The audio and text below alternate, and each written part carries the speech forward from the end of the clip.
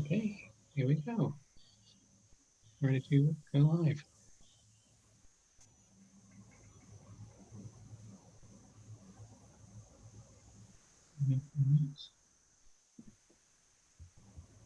Yes, here we go. Okay, let's get that ready. Okay, hello to you all, wherever you are in the world right now, and welcome to our live marathon readathon of Jane Austen's Pride and Prejudice. Can you hear us okay? Just let us know in the comments. Yes, we will be starting the marathon read in a few minutes' time, but before that, we'd just like to touch upon a few points, outlining who we are, what this project is, and why we're doing it. We will also be taking a moment to introduce our first group of performer readers and our very special guest at this time. Oh, that's me standing in my live feed. But before we do that, we'd like to offer a very special thank you to Emily Ingram, Sarah Peachy, and Rob Miles of The Show Must Go Online for being a significant driving force in pioneering the art form of the live stream Zoom performance, and for also offering us some very helpful advice when it comes to hosting such an event. We'd like to also like to thank those who organised the 48-hour Globe Readathon, which we participated in back in May, also a very inspiring team. And thank you finally to everyone who signed up to participate in this event, and to anybody who has expressed their support over the last couple of weeks. It's very much appreciated. So first of all, we are Sun and Moon Theatre, a small independent theatre company based in the southwest of England. I'm David Johnson. And I'm Melissa Barrett. Theatres are in crisis right now and are under threat of mass redundancies and closures. A world without our theatres is unimaginable. The goal of this marathon read is to raise awareness and play a part in saving our theatres, our arts venues. And this is where you, watching at home, wherever you are, come in. What we would like for you to do is to take a moment to visit the website of your local theatre or any theatre or arts venue which has a particular significance to you, and click on their donate button or equivalent and give whatever you can to support them through this really difficult time. If there is no donate link, then click contact, get in touch with your theatre or arts venue of choice, asking them how you can help. Take a few minutes out of your day to make a big difference. If you do donate, please share in the chat. We'd love to hear from you, or please share on Twitter with the hashtags #Austen Readathon, #Save the Arts. And if you tag us at Sun Moon Theatre, we will like and retweet. Also, please share your thoughts throughout the day on social media and in the chat, because we'd love to hear. Finally, why Pride and Prejudice for a theatre fundraiser? Well, it seems a bit unusual. Well, Jane Austen herself loved theatre. She frequently attended the theatre. She acted in private performances, wrote plays, and even her novels have a theatrical sensibility, especially Pride and Prejudice. Speaking of, Pride and Prejudice will be read and formed today by an international community of over 100 performer readers. How it will work is we will have different groups of performer readers in 2-hour slots. So this first group will be with us until 2 p.m. and then a new group will be joining us from 2 p.m, the next from 4 p.m, the next from 6 p.m, the next from 8 p.m, and the last group, surprisingly, from 10 p.m. Now, assuming everything runs to time, which fingers crossed it will. Now, please welcome our brilliant performer readers for this first section of the novel. First off, Bryony Reynolds. Hi there, I'm Bryony Reynolds and I'm based in Oxfordshire. Scarlett Archer. Hello, I'm Scarlett Archer and I'm from Sheffield. Jennifer Glover. Hi, I'm Jennifer Glover and I'm based in Falkirk. Michael John Warne. Hi, I'm Michael Warren and I'm based in Glasgow. Ali Croker. Hi, I'm Ali Croker. I'm in London. Mark and Mimi Cassidy. Hello, I'm Mark. I'm Mimi. We're based in Exeter. Emily Carding. Hi, I'm Emily Carding. I'm based in Hastings. Carmen Paddock. Hi, I'm Carmen Paddock. I'm based in Edinburgh. Eva Jacobi. Hi, I'm Eva Jacobi and I'm based in London. Ruth Page. Hi everyone, I'm Ruth Page and I am currently based in Nottingham. Lane Graciano.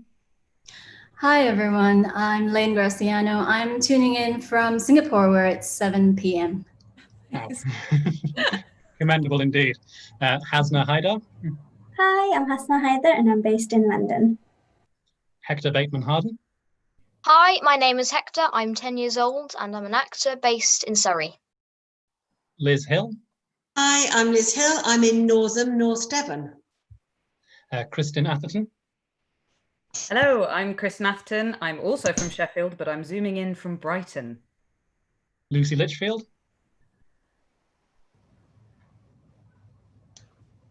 Hi, I'm Lucy Litchfield and I'm based in Stockport. And Alicia Juliet. Hi, I'm Alicia Juliet and I'm based in Yorkshire at the moment. Fantastic. Wonderful. Thank you all so much for introducing yourselves from so many different places all over the world. And now, just before we begin, allow us to take a moment to introduce our very special guest at this time, who played Mary Bennet in the much-loved BBC miniseries of Pride and Prejudice, now celebrating its 25th anniversary, Lucy Briers. Hello. Thank you. Hi. Hello. Thank you so much, Lucy, for joining us today and for agreeing to participate in this theatre fundraiser. Would you be happy to say a few words before we begin? Absolutely. I'm thrilled to be here. I'm so sorry it took me a while to get my technology working. And it's just delightful to revisit all the happy memories that I have from filming that wonderful series. And it's also such a brilliant thing to be doing today, and thank you so much for creating this fundraiser, because every theatre, despite the government's lifeline, every theatre needs our help, and life without theatre and the performing live arts would be a very, very poor place indeed. So thank you so much. And I will be, although I'm based in London, I am going to be donating to the Oxford Playhouse. Wonderful. Thank you so much, Lucy. That's amazing. And that actually reminds me as well, if you're donating to any specific theatres or arts venues, let us know. We'd love to hear. And also, Lucy, as it's the 25th anniversary of the miniseries, do you, just out of interest, do you have a favourite memory of being involved in Pride and Prejudice? The first one that comes to mind is that Colin Firth is actually quite a good, well, he's actually a very good close magic person. He can do kind of magic tricks, and we spent many a hilarious evening at the hotel where we were all staying with Mr. Firth doing some very good magic tricks for dinner. That was one of my happiest memories, and the fact that I have some very good friends from that time that are still very good friends of mine. So yeah, it was an extremely happy, wonderful experience. I was 18 months out of drama school, and it was a dream come true. But we never thought it would be the success that it became when we were filming it. We just had no idea. So yeah, it was wonderful. Oh, wonderful. Thank you so much, Lucy. And your Mary was absolutely iconic in every way. I'm sure everyone agrees. In fact, in the comments, if anyone wants to share their favorite Mary memories, right along. I love her. Mary's I think she's the best. I just love that woman. Yeah, well, thank you so much, Lucy. That was absolutely fantastic. So now on to the business of the day. So please settle in and enjoy Jane Austen's Pride and Prejudice. Chapter 1. It is a truth universally acknowledged that a single man in possession of good fortune must be in want of a wife. However little known the feelings or views of such a man may be on his first entering a neighbourhood, this truth is so well fixed in the minds of the surrounding families that he is considered the rightful property of some one or other of their daughters. "My dear Mr. Bennet," said his lady to him one day, "have you heard that Netherfield Park is let at last?" Mr. Bennet replied that he had not. "But it is," returns she. "For Mrs. Long has just been here and she told me all about it." Mr. Bennet made no answer. "Do you not want to know who has taken it?" cried his wife impatiently. You want to tell me, and I have no objection hearing it. This was invitation enough. "Why, my dear, you must know Miss Long says that Netherfield is taken by a young man of large fortune from the north of England, that he came down on Monday in a chaise and four to see the place, and was so much delighted with it that he agreed with Mr. Morris immediately that he is to take possession before Michaelmas, and some of his servants are to be in the house by the end of next week." What is his name? "Bingley." Is he married or single? "Oh, single, my dear, to be sure. A single man of large fortune, 4,000 or 5,000 a year. What a fine thing for our girls." How so? How can it affect them? "My dear Mr. Bennet," replied his wife, "how can you be so tiresome? You must know that I am thinking of his marrying one of them." Is that his design in settling here? Design? Nonsense, how can you talk so? But it is very likely that he may fall in love with one of them, and therefore you must visit him as soon as he comes. I see no occasion for that. You and the girls may go, or you may send them by themselves, which perhaps will still be better. For as you are as handsome as any of them, Mr. Bingley may like you the best of the party. Oh, my dear, you flatter me.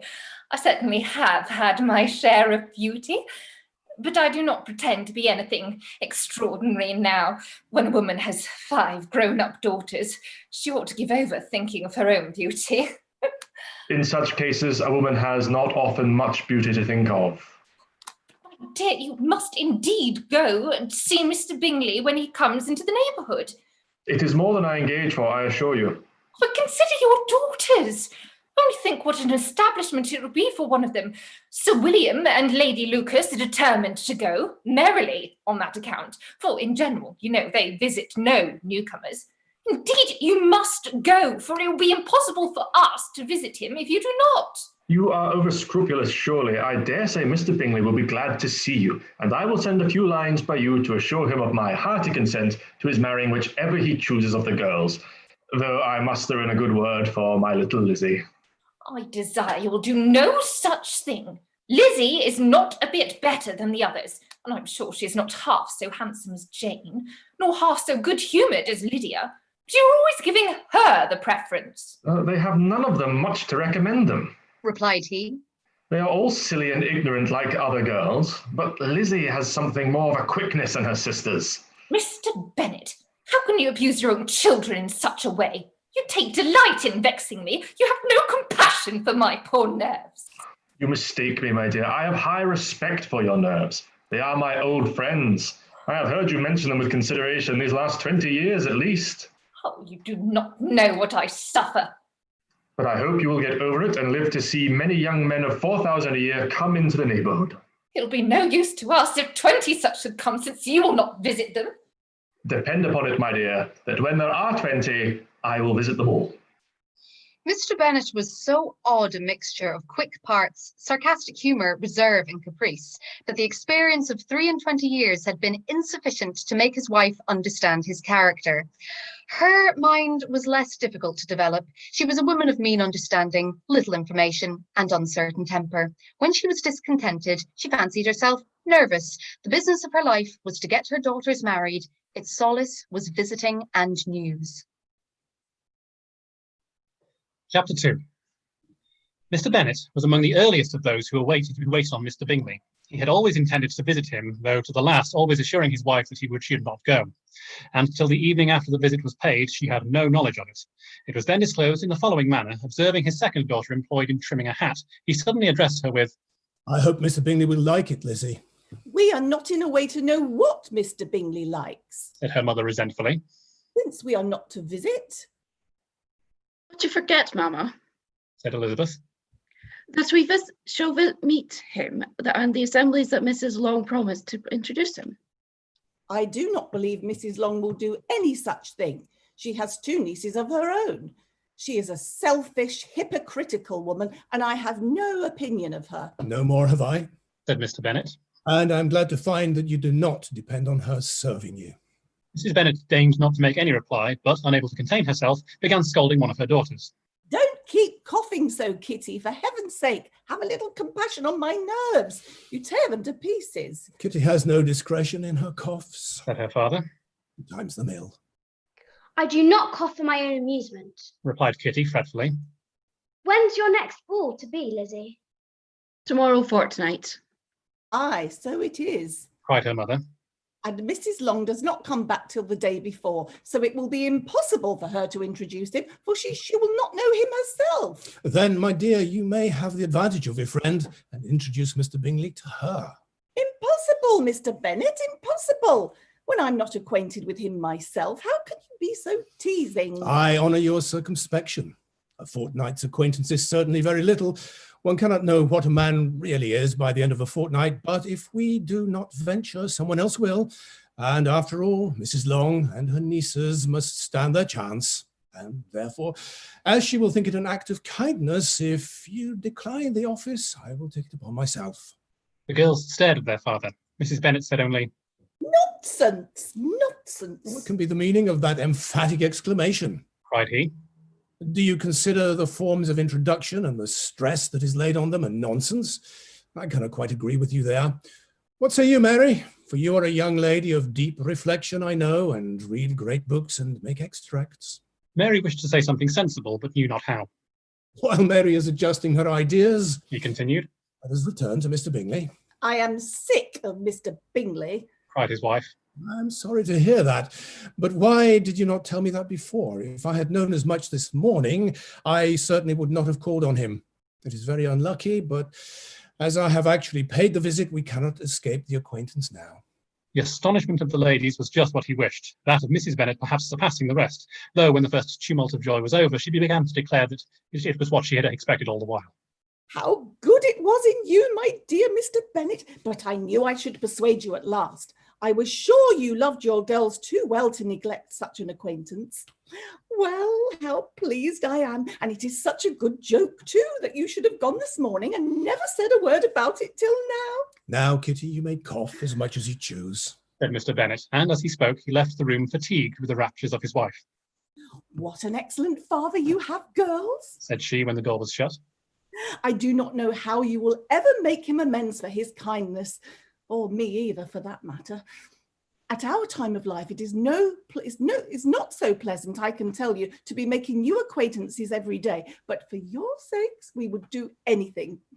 Lydia, my love, though you are the youngest, I dare say Mr. Bingley will dance with you at the next ball. Oh, I am not afraid, for thou, I am the youngest. I'm the tallest. The rest of the evening was spent in conjecturing how soon he would return Mr. Bennet's visit and determining when they should ask him to dinner. Chapter 3. Not all that Mrs. Bennet, however, with the assistance of her 5 daughters, could ask on the subject was sufficient to draw from her husband any satisfactory description of Mr. Bingley. They attacked him in various ways, with barefaced questions, ingenious suppositions, and distant surmises, but he eluded the skill of them all, and they were at last obliged to accept the second-hand intelligence of their neighbour, Lady Lucas. Her report was highly favourable. Sir William had been delighted with him. He was quite young, wonderfully handsome, extremely agreeable, and to crown the whole, he meant to be at the next assembly with a large party. Nothing could be more delightful. To be fond of dancing was a certain step towards falling in love, and very lively hopes of Mr. Bingley's heart were entertained. If I can but see one of my daughters happily settled at Netherfield, said Mrs. Bennet to her husband, and all the others equally well married, I shall have nothing to wish for. In a few days, Mr. Bingley returned Mr. Bennet's visit and sat about 10 minutes with him in his library. He had entertained hopes of being admitted to a sight of the young ladies, of whose beauty he had heard much, but he saw only the father. The ladies were somewhat more fortunate, for they had the advantage of ascertaining from an upper window that he wore a blue coat and rode a black horse. An invitation to dinner was soon afterwards dispatched, and already had Mrs. Bennet planned the courses that were to do credit to her housekeeping, when an answer arrived which deferred it all. Mr. Bingley was obliged to be in town the following day, and consequently unable to accept the honour of their invitation, etc. Mrs. Bennet was quite disconcerted. She could not imagine what business he could have in town so soon after his arrival in Hertfordshire, and she began to fear that he might be always flying about from one place to another, and never settled at Netherfield as he ought to be. Lady Lucas quieted her fears a little by starting the idea of his being gone to London only to get a large party for the ball, and a report soon followed that Mr. Bingley was to bring 12 ladies and 7 gentlemen with him to the assembly. The girls grieved over such a number of ladies, but were comforted the day before the ball by hearing that instead of 12, he brought only 6 with him from London, his 5 sisters and a cousin. And when the party entered the assembly room, it consisted of only 5 altogether: Mr. Bingley, his 2 sisters, the husband of the eldest, and another young man. Mr. Bingley was good-looking and gentlemanlike. He had a pleasant countenance and easy, unaffected manners. His sisters were fine women with an air of decided fashion. His brother-in-law, Mr. Hurst, merely looked the gentleman. But his friend, Mr. Darcy, soon drew the attention of the room by his fine, tall person, handsome features, noble mien, and the report, which was in general circulation within 5 minutes after his entrance, of his having 10,000 a year. The gentleman pronounced him to be a fine figure of a man. The ladies declared he was much handsomer than Mr. Bingley, and he was looked at with great admiration for about half the evening, till his manners gave a disgust which turned the tide of his popularity. For he was discovered to be proud, to be above his company and above being pleased, and not all his large estate in Derbyshire could then save him from having a most forbidding, disagreeable countenance and being unworthy to be compared with his friend. Mr. Bingley had soon made himself acquainted with all the principal people in the room. He was lively and unreserved, danced every dance, was angry that the ball closed so early, and talked of giving one himself at Netherfield. Such amiable qualities must speak for themselves. What a contrast between him and his friend! Mr. Darcy danced only once with Mrs. Hurst and once with Miss Bingley, declined being introduced to any other lady, and spent the rest of the evening in walking about the room, speaking occasionally to one of his own party. His character was decided. He was the proudest, most disagreeable man in the world, and everybody hoped that he would never come there again. Amongst the most violent against him was Mrs. Bennet, whose dislike of his general behaviour was sharpened into particular resentment by his having slighted one of her daughters. Elizabeth Bennet had been obliged, by the scarcity of gentlemen, to sit down for 2 dances, and during part of that time Mr. Darcy had been standing near enough for her to hear a conversation between him and Mr. Bingley, who came from the dance for a few minutes to press his friend to join it. "Come, Darcy," said he. "I must have you dance. I hate to see you standing about by yourself in this stupid manner. You had much better dance." I certainly shall not. You know how I detest it, unless I am particularly acquainted with my partner. At such an assembly as this, it would be unsupportable. Your sisters are engaged, and there is not another woman in the room whom it would not be a punishment to me to stand up with. "I would not be so fastidious as you are," cried Mr. Bingley. "For a kingdom! Upon my honour, I never met with so many pleasant girls in my life as I have this evening, and there are several of them, you see, uncommonly pretty." You are dancing with the only handsome girl in the room, said Mr. Darcy, looking at the eldest Miss Bennet. "Oh, she is the most beautiful creature I ever beheld. But there is one of her sisters sitting down behind you, who is very pretty, and I dare say very agreeable. Do let me ask my partner to introduce you." Which do you mean? And turning round, he looked for a moment at Elizabeth, till catching her eye, he withdrew his own and coldly said, "She is tolerable, but not handsome enough to tempt me. I am in no humour at present to give consequence to young ladies who are slighted by other men. You had better return to your partner and enjoy her smiles, for you are wasting your time with me." Mr. Bingley followed his advice. Mr. Darcy walked off, and Elizabeth remained with no very cordial feelings toward him. She told the story, however, with great spirit among her friends, for she had a lively, playful disposition which delighted in anything ridiculous. The evening altogether passed off pleasantly to the whole family. Mrs. Bennet had seen her eldest daughter much admired by the Netherfield party. Mr. Bingley had danced with her twice, and she had been distinguished by his sisters. Jane was as much gratified by this as her mother could be, though in a quieter way. Elizabeth felt Jane's pleasure. Mary had heard herself mentioned to Miss Bingley as the most accomplished girl in the neighbourhood, and Catherine and Lydia had been fortunate enough never to be without partners, which was all that they had yet learnt to care for at a ball.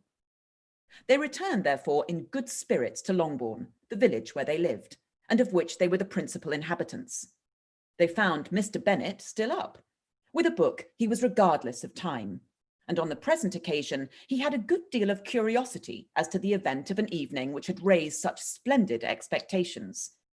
He had rather hoped that his wife's views on the stranger would be disappointed, but he soon found out that he had a different story to hear. Oh, my dear Mr. Bennet, as she entered the room. We have had a most delightful evening, a most excellent ball. I wish you'd been there. Jane was so admired. Nothing could be like it. Everybody said how well she looked, and Mr. Bingley thought her quite beautiful, and she was the only creature in the room that he asked a second time. First of all, he asked Miss Lucas. I was so vexed to see him stand up with her, but however, he did not admire her at all. Indeed, nobody can, you know, and he seemed quite struck with Jane as she was going down the dance. So he inquired who she was and got introduced and asked her for the 2 next. Then the 2/3 he danced with Miss King, and the 2/4 with Maria Lucas, and the 2/5 with Jane again, and the 2/6 with Lizzie, and the boulanger. If he had any compassion for me, cried her husband impatiently, he would not have danced half so much. For God's sake, say no more of his partners. Oh, that he'd sprained his ankle in the first dance. Oh, my dear, I'm quite delighted with him. He is so excessively handsome, and his sisters are charming women. I never in my life saw anything more elegant than their dresses. I dare say the lace upon Mrs. Hurst's gown. Here she was interrupted again. Mr. Bennet protested against any description of finery. She was therefore obliged to seek another branch of the subject, and related with much bitterness of spirit and some exaggeration the shocking rudeness of Mr. Darcy. But I can assure you, she added, that Lizzie does not lose much by not suiting his fancy, for he is a most disagreeable, horrid man, not at all worth pleasing, so high and conceited that there was no enduring him. He walked here and he walked there, fancying himself so very great. Not handsome enough to dance with. I wish you had been there, my dear, to have given him one of your set-downs. I quite detest the man. Chapter 4. When Jane and Elizabeth were alone, the former, who had been cautious in her praise of Mr. Bingley before, expressed to her sister just how very much she admired him. He is just what a young man ought to be, said she. Sensible, good-humoured, lively, and I never saw such happy manners. So much ease, with such perfect good breeding. He's also handsome, replied Elizabeth. Which a young man ought to, likewise to be, if possibly can. His character is thereby complete. I was very much flattered by his asking me to dance a second time. I did not expect such a compliment. Did you not? I did for you. But that is one great difference between us. Compliments always take you by surprise, and me never. What could be more natural than his asking you again? He could not help seeing that you were about 5 times as pretty as every other woman in the room. No, thanks to his gallantry for that. Well, he certainly is very agreeable, and I give you leave to like him. You have liked many stupider person. Dear Lizzie. Oh, you are a great deal too apt. You know, to like people in general, you never see fault in anybody. All the world are good and agreeable in your eyes. I never heard you speak ill of a human being in your life. I would not wish to be hasty in censuring anyone, but I always speak what I think. I know you do, and it is that which makes the wonder, with your good sense, to be so honestly blind to the follies and nonsense of others. Affectation of candour is common enough. One meets with it everywhere, and to be candid without ostentation or design, to take the good of everybody's character and make it still better, and say nothing of the bad, belongs to you alone. And so you like this man's sister too, do you? Their manners are not equal to his. Certainly not, at first, but they are very pleasing women when you converse with them. Miss Bingley is to live with her brother and keep his house, and I am much mistaken if we shall not find a very charming neighbour in her. Elizabeth listened in silence, but was not convinced. Their behaviour at the assembly had not been calculated to please in general, and with more quickness of observation and less pliancy of temper than her sister, and with a judgment too unassailed by any attention to herself, she was very little disposed to approve them. They were, in fact, very fine ladies, not deficient in good humour when they were pleased, nor in the power of making themselves agreeable where they chose it, but proud and conceited. They were rather handsome, had been educated in one of the first private seminaries in town, had a fortune of £20,000, were in the habit of spending more than they ought and of associating with people of rank, and were therefore in every respect entitled to think well of themselves and meanly of others. They were of a respectable family in the north of England, a circumstance more deeply impressed on their memories than that their brother's fortune and their own had been acquired by trade. Mr. Bingley inherited property to the amount of nearly £100,000 from his father, who had intended to purchase an estate, but did not live to do it. Mr. Bingley intended it likewise, and sometimes made choice of his county, but as he was now provided with a good house and the liberty of a manor, it was doubtful to many of those who best knew the easiness of his temper, whether he might not spend the remainder of his days at Netherfield and leave the next generation to purchase. His sisters were anxious for his having an estate of his own, but though he was now only established as a tenant, Miss Bingley was by no means unwilling to preside at his table, nor was Mrs. Hurst, who had married a man of more fashion than fortune, less disposed to consider his house as her home when it suited her. Mr. Bingley had not been of age 2 years when he was tempted by an accidental recommendation to look at Netherfield House. He did look at it, and into it, for half an hour, was pleased with the situation and the principal rooms, satisfied with what the owner said in its praise, and took it immediately. Between him and Darcy, there was a very steady friendship, in spite of great opposition of character. Bingley was endeared to Darcy by the easiness, openness, and ductility of his temper, though no disposition could offer a greater contrast to his own, and though with his own he never appeared dissatisfied. On the strength of Darcy's regard, Bingley had the firmest reliance, and of his judgment the highest opinion. In understanding, Darcy was the superior. Bingley was by no means deficient, but Darcy was clever. He was, at the same time, haughty, reserved, and fastidious, and his manners, though well-bred, were not inviting. In that respect, his friend had greatly the advantage. Bingley was sure of being liked wherever he appeared. Darcy was continually giving offence. The manner in which they spoke of the Meryton assembly was sufficiently characteristic. Bingley had never met with more pleasant people or prettier girls in his life. Everybody had been most kind and attentive to him. There had been no formality, no stiffness. He had soon felt acquainted with all the room. And as to Miss Bennet, he could not conceive an angel more beautiful. Darcy, on the contrary, had seen a collection of people in whom there was little beauty and no fashion, for none of whom he had felt the smallest interest, and from none received either attention or pleasure. Miss Bennet he acknowledged to be pretty, but she smiled too much.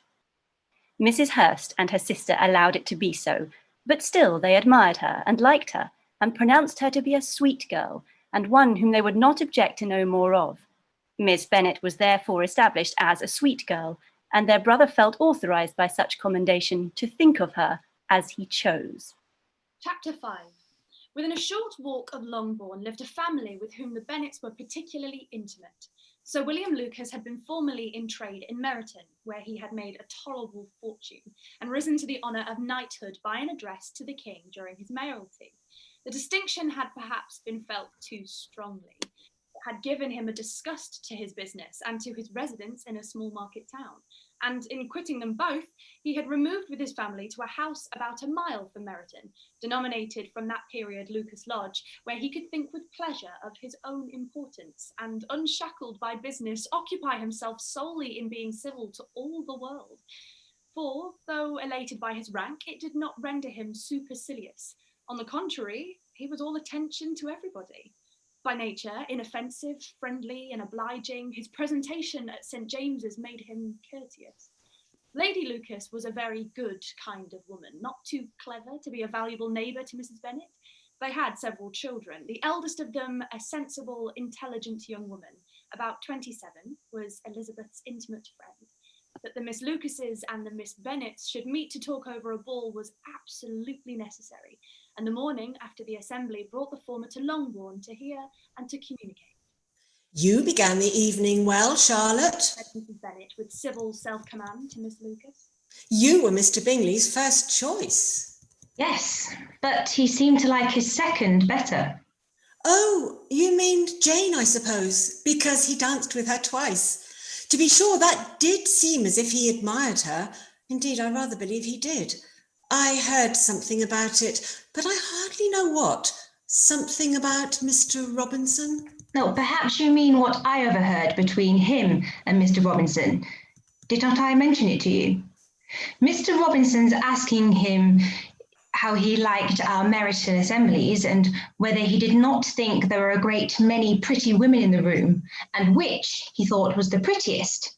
And his answering immediately to the last question, "Oh, the eldest Miss Bennet, beyond a doubt. There cannot be two opinions on that point."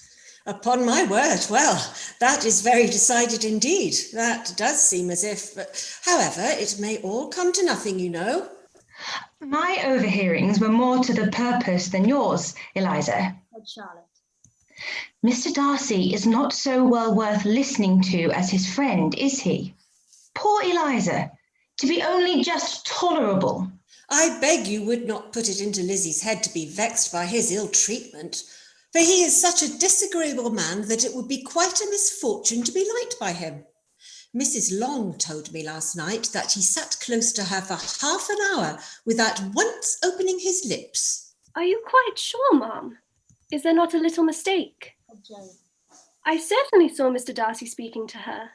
Aye, because she asked him at last how he liked Netherfield, and he could not help answering her. But she said he seemed quite angry at being spoke to. Miss Bingley told me that he never speaks much, unless among his intimate acquaintances. With them, he is remarkably agreeable. I do not believe a word of it, my dear. If he had been so very agreeable, he would have talked to Mrs. Long. But I can guess how it was. Everybody says that he is eat up with pride, and I dare say he had heard somehow that Mrs. Long does not keep a carriage and had come to the ball in a hack chaise. I do not mind his not talking to Mrs. Long. Said Miss Lucas. But I wish he had danced with Eliza. Another time, Lizzie. Said her mother. I would not dance with him if I were you.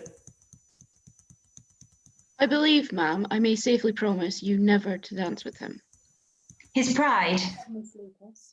does not offend me so much as pride often does, because there is an excuse for it. One cannot wonder that so very fine a young man with family, fortune, everything in his favour should think highly of himself. If I may so express it, he has a right to be proud. That is very true. And I could easily forgive his pride if he had not mortified mine. Pride, observed Mary, who piqued herself upon the solidity of her reflections, is a very common failing, I believe. By all that I have ever read, I am convinced that it is very common indeed, that human nature is particularly prone to it, and that there are very few of us who do not cherish a feeling of self-complacency on the score of some quality or other, real or imaginary. Vanity and pride are different things, though the words are often used synonymously. A person may be proud without being vain. Pride relates more to our opinion of ourselves, vanity to what we would have others think of us. If I were as rich as Mr. Darcy, cried a young Lucas who came with his sisters, I should not care how proud I was. I would keep a pack of foxhounds and drink a bottle of wine a day. Then you would drink a great deal more than you ought. said Mrs. Bennet. And if I were to see you at it, I should take away your bottle directly. The boy protested that she should not. She continued to declare that she would, and the argument ended only with the visit. Chapter 6. The ladies of Longbourn soon waited on those of Netherfield. The visit was soon returned in due form. Miss Bennet's pleasing manners grew on the goodwill of Mrs. Hurst and Miss Bingley, and though the mother was found to be intolerable, and the younger sisters not worth speaking to, a wish of being better acquainted with them was expressed towards the two eldest. By Jane, this attention was received with the greatest pleasure, but Elizabeth still saw superciliousness in their treatment of everybody, hardly excepting even her sister, and could not like them.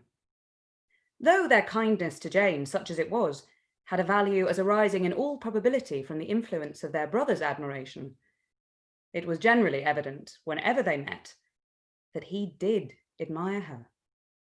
And, to her, it was equally evident that Jane was yielding to the preference which she had begun to entertain for him from the first, and was in a way to be very much in love. But she considered with pleasure that it was not likely to be discovered by the world in general, since Jane united, with great strength of feeling, a composure of temper and a uniform cheerfulness of manner, which would guard her from the suspicions of the impertinent. She mentioned this to her friend, Miss Lucas. It may perhaps be pleasant, replied Charlotte, to be able to impose on the public in such a case, but it is sometimes a disadvantage to be so very guarded. If a woman conceals her affection with the same skill from the object of it, she may lose the opportunity of fixing him, and it will then be but poor consolation to believe the world equally in the dark. There is so much of gratitude or vanity in almost every attachment that it is not safe to leave any to itself. We can all begin freely. A slight preference is natural enough. But there are very few of us who have heart enough to really be in love without encouragement. In 9 cases out of 10, a woman had better show more affection than she feels. Bingley likes your sister, undoubtedly, but he may never do more than like her if she does not help him on.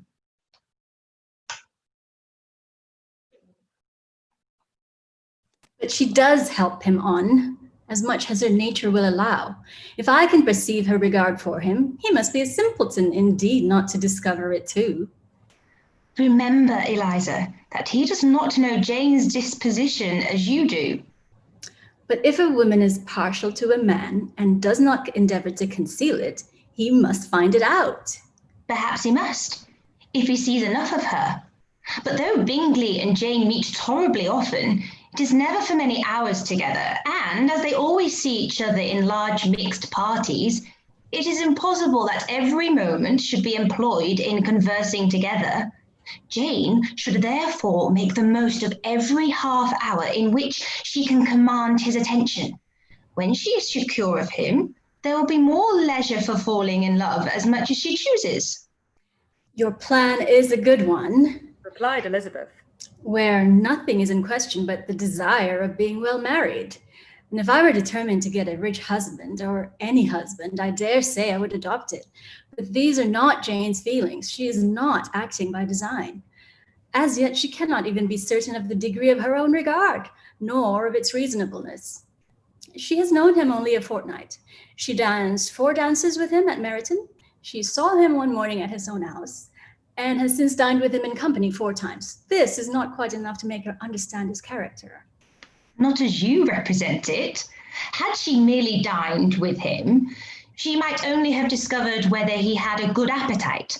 But you must remember that 4 evenings have also been spent together, and 4 evenings may do a great deal. Yes, these 4 evenings have enabled them to ascertain that they both like Bantam better than commerce. But with any respect to any other leading characteristic, I do not imagine that much has been unfolded. Well, said Charlotte, I wish Jane success with all my heart. And if she were married to him tomorrow, I should think she had as good a chance of happiness as if she were to be studying his character for a 12-month. Happiness in marriage is entirely a matter of chance. If the dispositions of the parties are ever so well known to each other, or ever so similar beforehand, it does not advance their felicity in the least. They always continue to grow sufficiently, unlike afterwards, to have their share of vexation. And it is better to know as little as possible of the defects of the person with whom you are to pass your life. You make me laugh, Charlotte, but it is not sound. You know it is not sound, and that you would never act in this way yourself. Elizabeth was far from suspecting that she was herself becoming an object of some interest in the eyes of his friend. Mr. Darcy had at first scarcely allowed her to be pretty. He had looked at her without admiration at the ball, and when they next met, he looked at her only to criticise. But no sooner had he made it clear to himself and his friends that she hardly had a good feature in her face, then he began to find it was rendered uncommonly intelligent by the beautiful expression of her dark eyes. To this discovery succeeded some others equally mortifying. Though he had detected with a critical eye more than one failure of her perfect symmetry of her form, he was forced to acknowledge her figure to be light and pleasing. And in spite of his asserting that her manners were not those of the fashionable world, he was caught by their easy playfulness. Of this she was perfectly unaware. To her, he was only the man who made himself agreeable nowhere, and who had not thought her handsome enough to dance with. He began to wish he knew more of her, and as a step towards conversing with her himself, attended to her conversation with others. His doing so drew her notice. It was at Sir William Lucas's, where a large party were assembled. What does Mr. Darcy mean? She said to Charlotte. By listening to my conversation with Colonel Forster? That is a question which Mr. Darcy only can answer. If he does it anymore, I shall certainly let him know that I see what he is about. He has a very satirical eye, and if I do not begin by being impertinent myself, I shall soon grow afraid of him. On his approach, soon afterwards, though without seeming to have any intention of speaking, Miss Lucas defied her friend to mention such a subject to him, which immediately provoking Elizabeth to do it, she turned to him and said, Did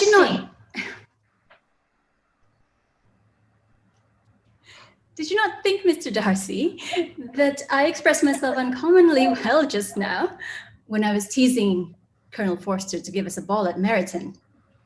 With great energy, but it is always a subject which makes a lady energetic. You are severe with us. It will be her turn soon to be teased, said Miss Lucas. I'm going to open the instrument, Eliza, and you know what follows. You are a very strange creature by way of a friend, always wanting me to play and sing before anybody and everybody. If my vanity had taken a musical turn, you would have been invaluable. But as it is, I would really not rather sit down before those who must be in the habit of hearing the very best performers. On Miss Lucas's persevering, however, she added, Very well, if it must be so, it must. And gravely glancing at Mr. Darcy. There is a fine old saying, which everybody here is of course familiar with. Keep your breath to cool your porridge. And I shall keep mine to swell my song. Her performance was pleasing, though by no means capital. After a song or two, and before she could reply to the entreaties of several that she would sing again, she was eagerly succeeded at the instrument by her sister Mary, who, having, in consequence of being the only plain one in the family, worked hard for knowledge and accomplishments, was always impatient for display. Mary had neither genius nor taste, and though vanity had given her application, it had given her likewise a pedantic air and conceited nature, which would have injured a higher degree of excellence than she had reached. Elizabeth, easy and unaffected, had been listened to with much more pleasure, though not playing half so well. And Mary, at the end of a long concerto, was glad to purchase praise and gratitude by Scotch and Irish airs at the request of her younger sisters, who, with some of the Lucases and 2 or 3 officers, joined eagerly in dancing at one end of the room. Mr. Darcy stood near them in silent indignation at such a mode of passing the evening, to the exclusion of all conversation, and was too much engrossed by his thoughts to perceive that Sir William Lucas was his neighbour, till Sir William thus began. What a charming amusement for young people this is, Mr. Darcy. There is nothing like dancing after all. I consider it as one of the first refinements of polished society. Certainly, sir, and it has the advantage also of being in vogue amongst the less polished societies of the world. Every savage can dance. Sir William only smiled. Your friend performs delightfully. He continued after a pause, on seeing Bingley join the group. And I doubt not that you're an adept in the science yourself, Mr. Darcy. You saw me dance at Meryton, I believe, sir? Yes, indeed, and received no inconsiderable pleasure from the sight. Do you often dance at St. James's? Never, sir. Do you not think it would be a proper compliment to the place? It is a compliment which I never pay to any place if I can avoid it. You have a house in town, I conclude. Mr. Darcy bowed. I had once had some thought of fixing in town myself, for I am fond of superior society, but I did not feel quite certain that the air of London would agree with Lady Lucas. He paused in hope of an answer, but his companion was not disposed to make any, and Elizabeth, at that instant, moving towards them, he was struck with the action of doing a very gallant thing, and called out to her. My dear Miss Eliza, why are you not dancing? Mr. Darcy, you must allow me to present this young lady to you as a very desirable partner.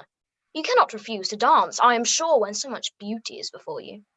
And taking her hand, he would have given it to Mr. Darcy, who, though extremely surprised, was not unwilling to receive it, when she instantly drew back and said with some discomposure to Sir William, Indeed, sir, I have not the least intention of dancing.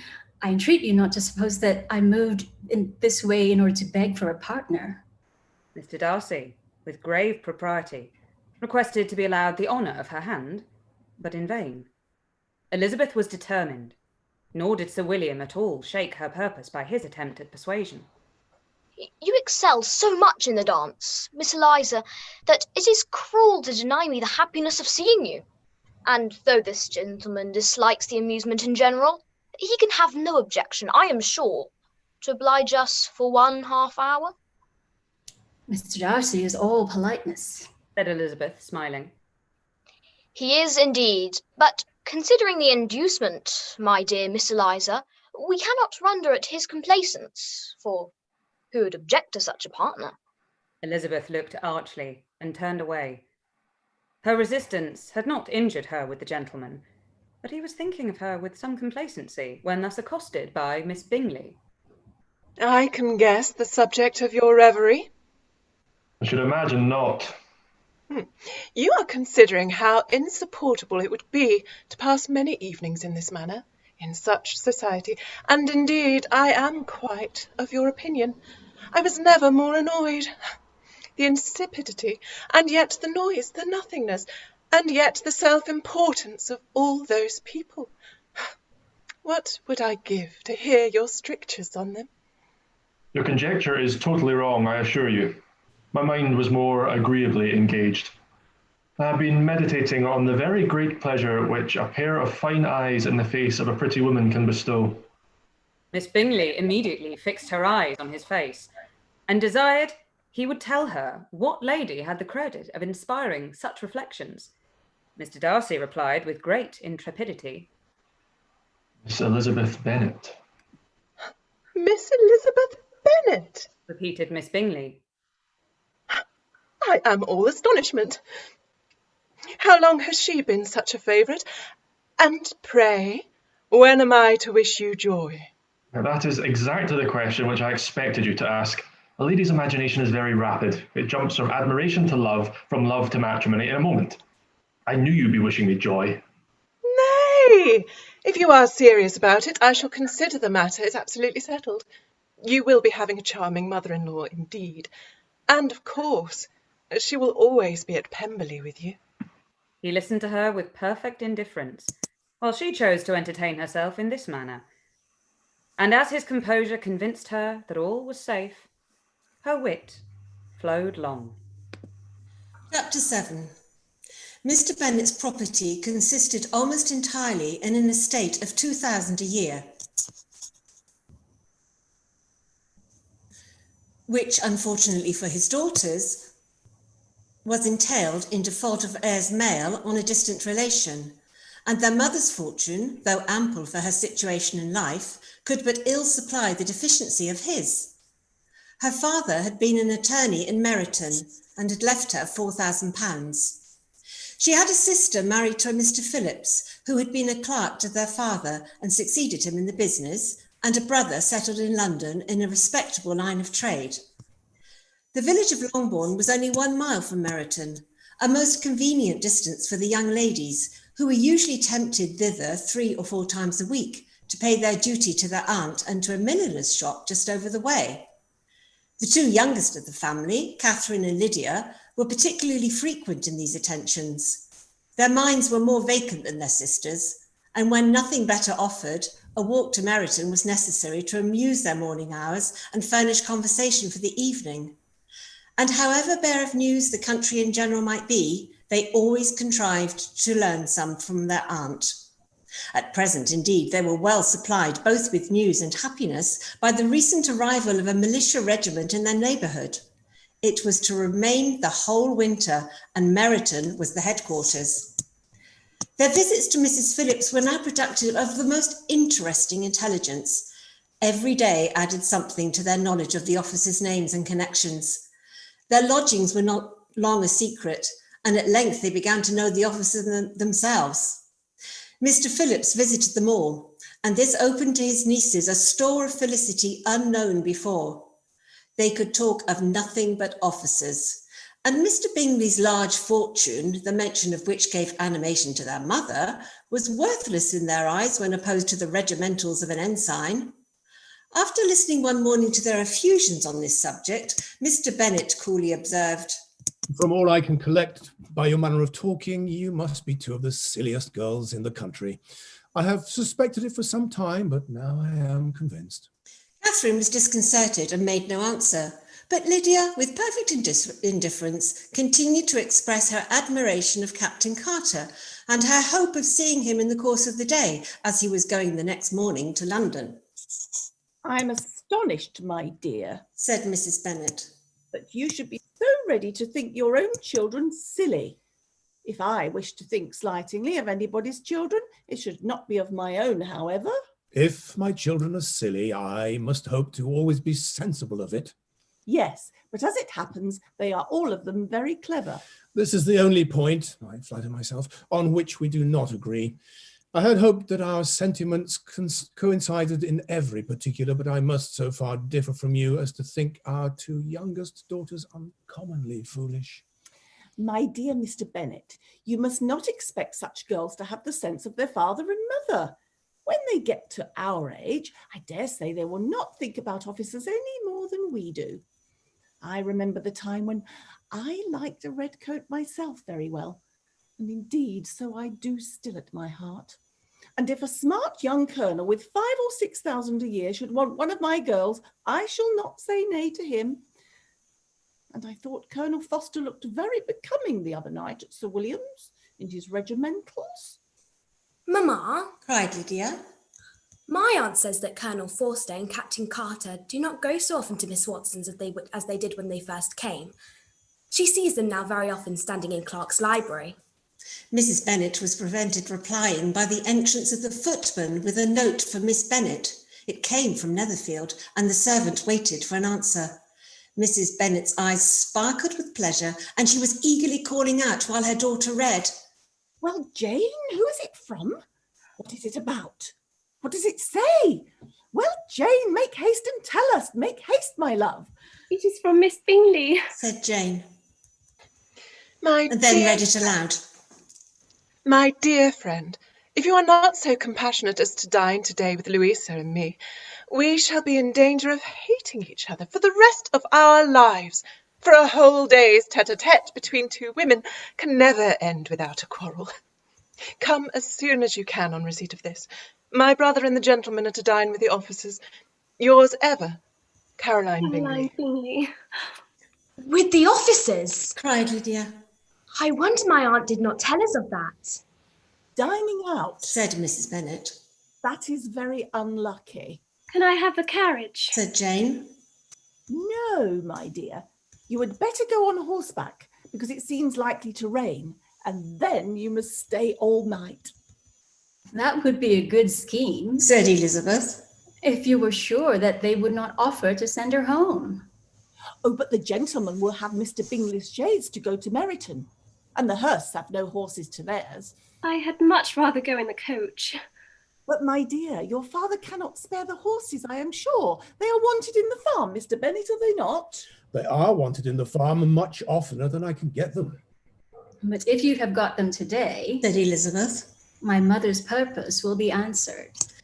She did at last extort from her father an acknowledgement that the horses were engaged. Jane was therefore obliged to go on horseback, and her mother attended her to the door with many cheerful prognostics of a bad day. Her hopes were answered. Jane had not been gone long before it rained hard. Her sisters were uneasy for her, but her mother was delighted. The rain continued the whole evening without intermission. Jane certainly could not come back. This was a lucky idea of mine indeed, said Mrs. Bennet more than once, as if the credit of making it rain were all her own. Till the next morning, however, she was not aware of all the felicity of her contrivance. Breakfast was scarcely over when a servant from Netherfield brought the following note for Elizabeth. My dearest Lizzie, I find myself very unwell this morning, which, I suppose, is to be imputed to my getting wet through yesterday. My kind friends will not hear of my returning till I am better. They insist also on my seeing Mr. Jones. Therefore do not be alarmed if you should hear of his having been to me. And, excepting a sore throat and a headache, there is not much the matter with me. Yours, etc. Well, my dear, said Mr. Bennet when Elizabeth had read the note aloud, if your daughter should have a dangerous fit of illness, if she should die, it would be a comfort to know that it was all in pursuit of Mr. Bingley and under your orders. Oh, I'm not afraid of her dying. People do not die of little trifling colds. She will be taken good care of. As long as she stays there, it is all very well. I would go and see her if I could have the carriage. Elizabeth, feeling really anxious, was determined to go to her, though the carriage was not to be had.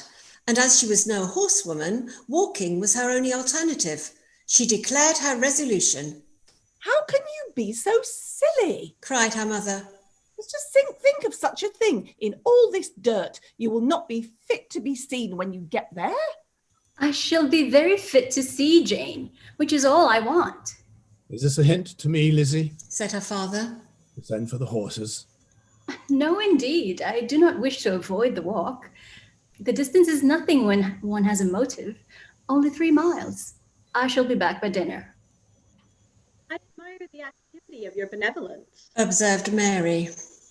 But every impulse of feeling should be guided by reason, and, in my opinion, exertion should always be in proportion to what is required.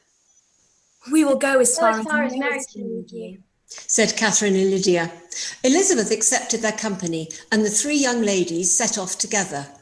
If we make haste, said Lydia as they walked along, perhaps we may see something of Captain Carter before he goes.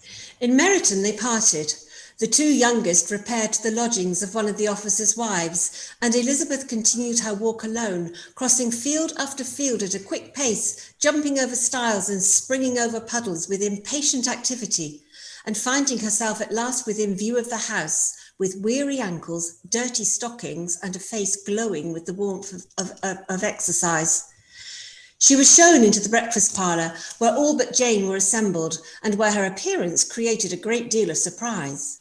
That she should have walked 3 miles so early in the day in such dirty weather and by herself was almost incredible to Mrs. Hurst and Miss Bingley, and Elizabeth was convinced that they held her in contempt for it. She was received, however, very politely by them, and in their brother's manners there was something better than politeness. There was good humour and kindness. Mr. Darcy said very little, and Mr. Hurst nothing at all. The former was divided between admiration of the brilliancy which exercise had given to her complexion and doubt as to the occasions justifying her coming so far alone. The latter was thinking only of his breakfast. Her inquiries after her sister were not very favourably answered. Miss Bennet had slept ill, and though up, was very feverish, and not well enough to leave her room. Elizabeth was glad to be taken to her immediately, and Jane, who had only been withheld by the fear of giving alarm or inconvenience from expressing in her note how much she longed for such a visit, was delighted at her entrance.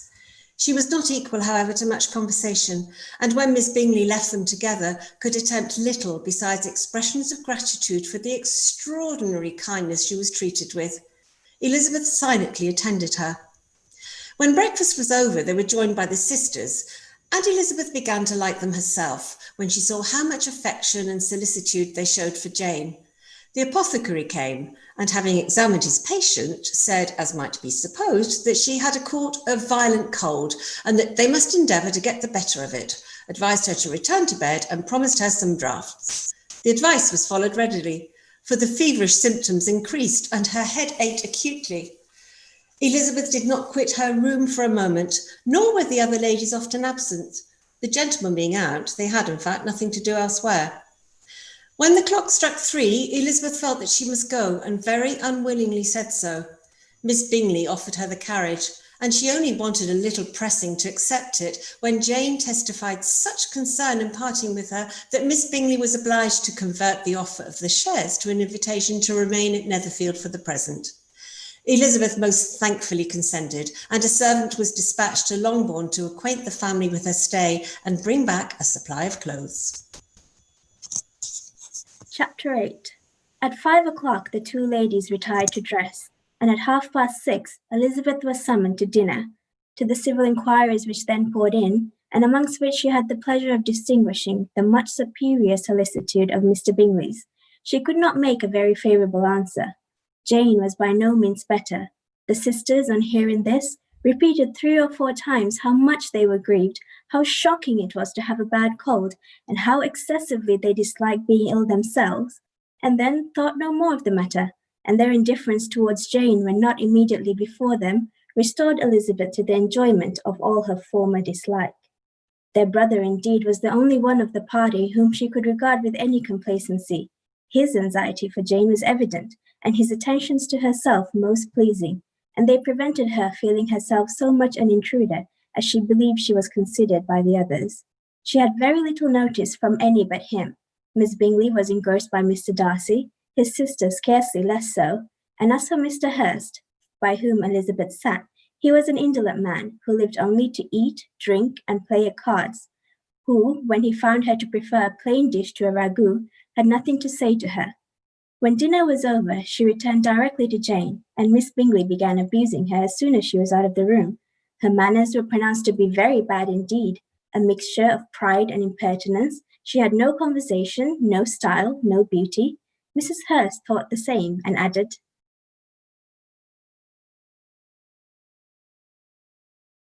He has nothing, in short, to recommend her, but being an excellent walker. I shall never forget her appearance this morning. She really looked almost wild. You did indeed, Louisa. I could hardly keep my countenance. Very nonsensical to come at all. Why must she be scampering about the country because her sister had a cold? Her hair so untidy, so blousy. Yes, and her petticoat. I hope you saw her petticoat. 6 inches deep in mud, I am absolutely certain. And the gown which had been let down to hide it, not doing its office. Picture may be very exact, Louisa, said Bingley, but this was all lost upon me. I thought Miss Elizabeth Bennet looked remarkably well, and when she came into the room this morning, her dirty petticoat quite escaped my notice. You observed it, Mr. Darcy, I am sure, said Miss Bingley. And I am inclined to think that you would not wish to see your sister make such an exhibition. Certainly not. To walk 3 miles, or 4 miles, or 5 miles, or whatever it is, above her ankles in dirt, and alone, quite alone. What could she mean by it? Seems to me to show an abominable sort of conceited independence, a most country town indifference to decorum. It shows an affection for her sister that is very pleasing, said Bingley. I'm afraid, Mr. Darcy, observed Miss Bingley in a half whisper, this adventure has rather affected your admiration of her fine eyes. Not at all, he replied. They were brightened by the exercise. A short pause followed this speech, then Mrs. Hurst began again. I have an excessive regard for Miss Jane Bennet. She is really a very sweet girl, and I wish with all my heart she were well settled.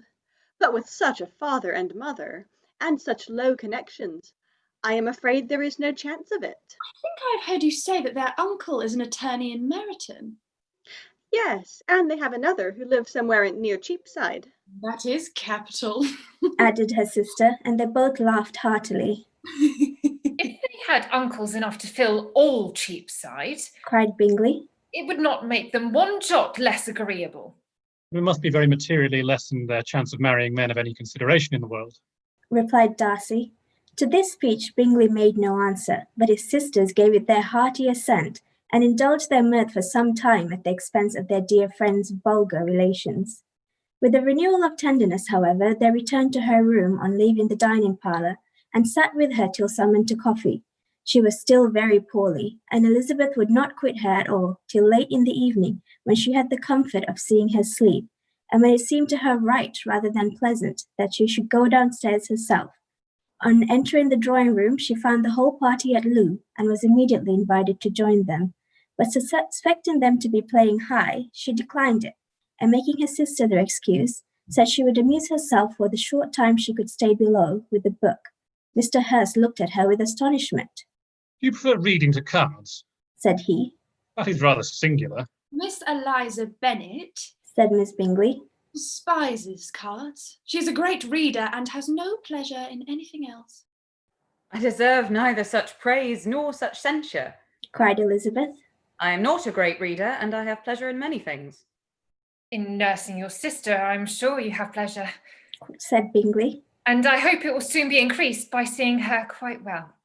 Elizabeth thanked him from her heart, then walked towards the table where a few books were lying. He immediately offered to fetch her others, all that his library offered. And I wish my collection were larger for your benefit and my own credit, but I'm an idle fellow, and though I have not many, I have more than I've ever looked into.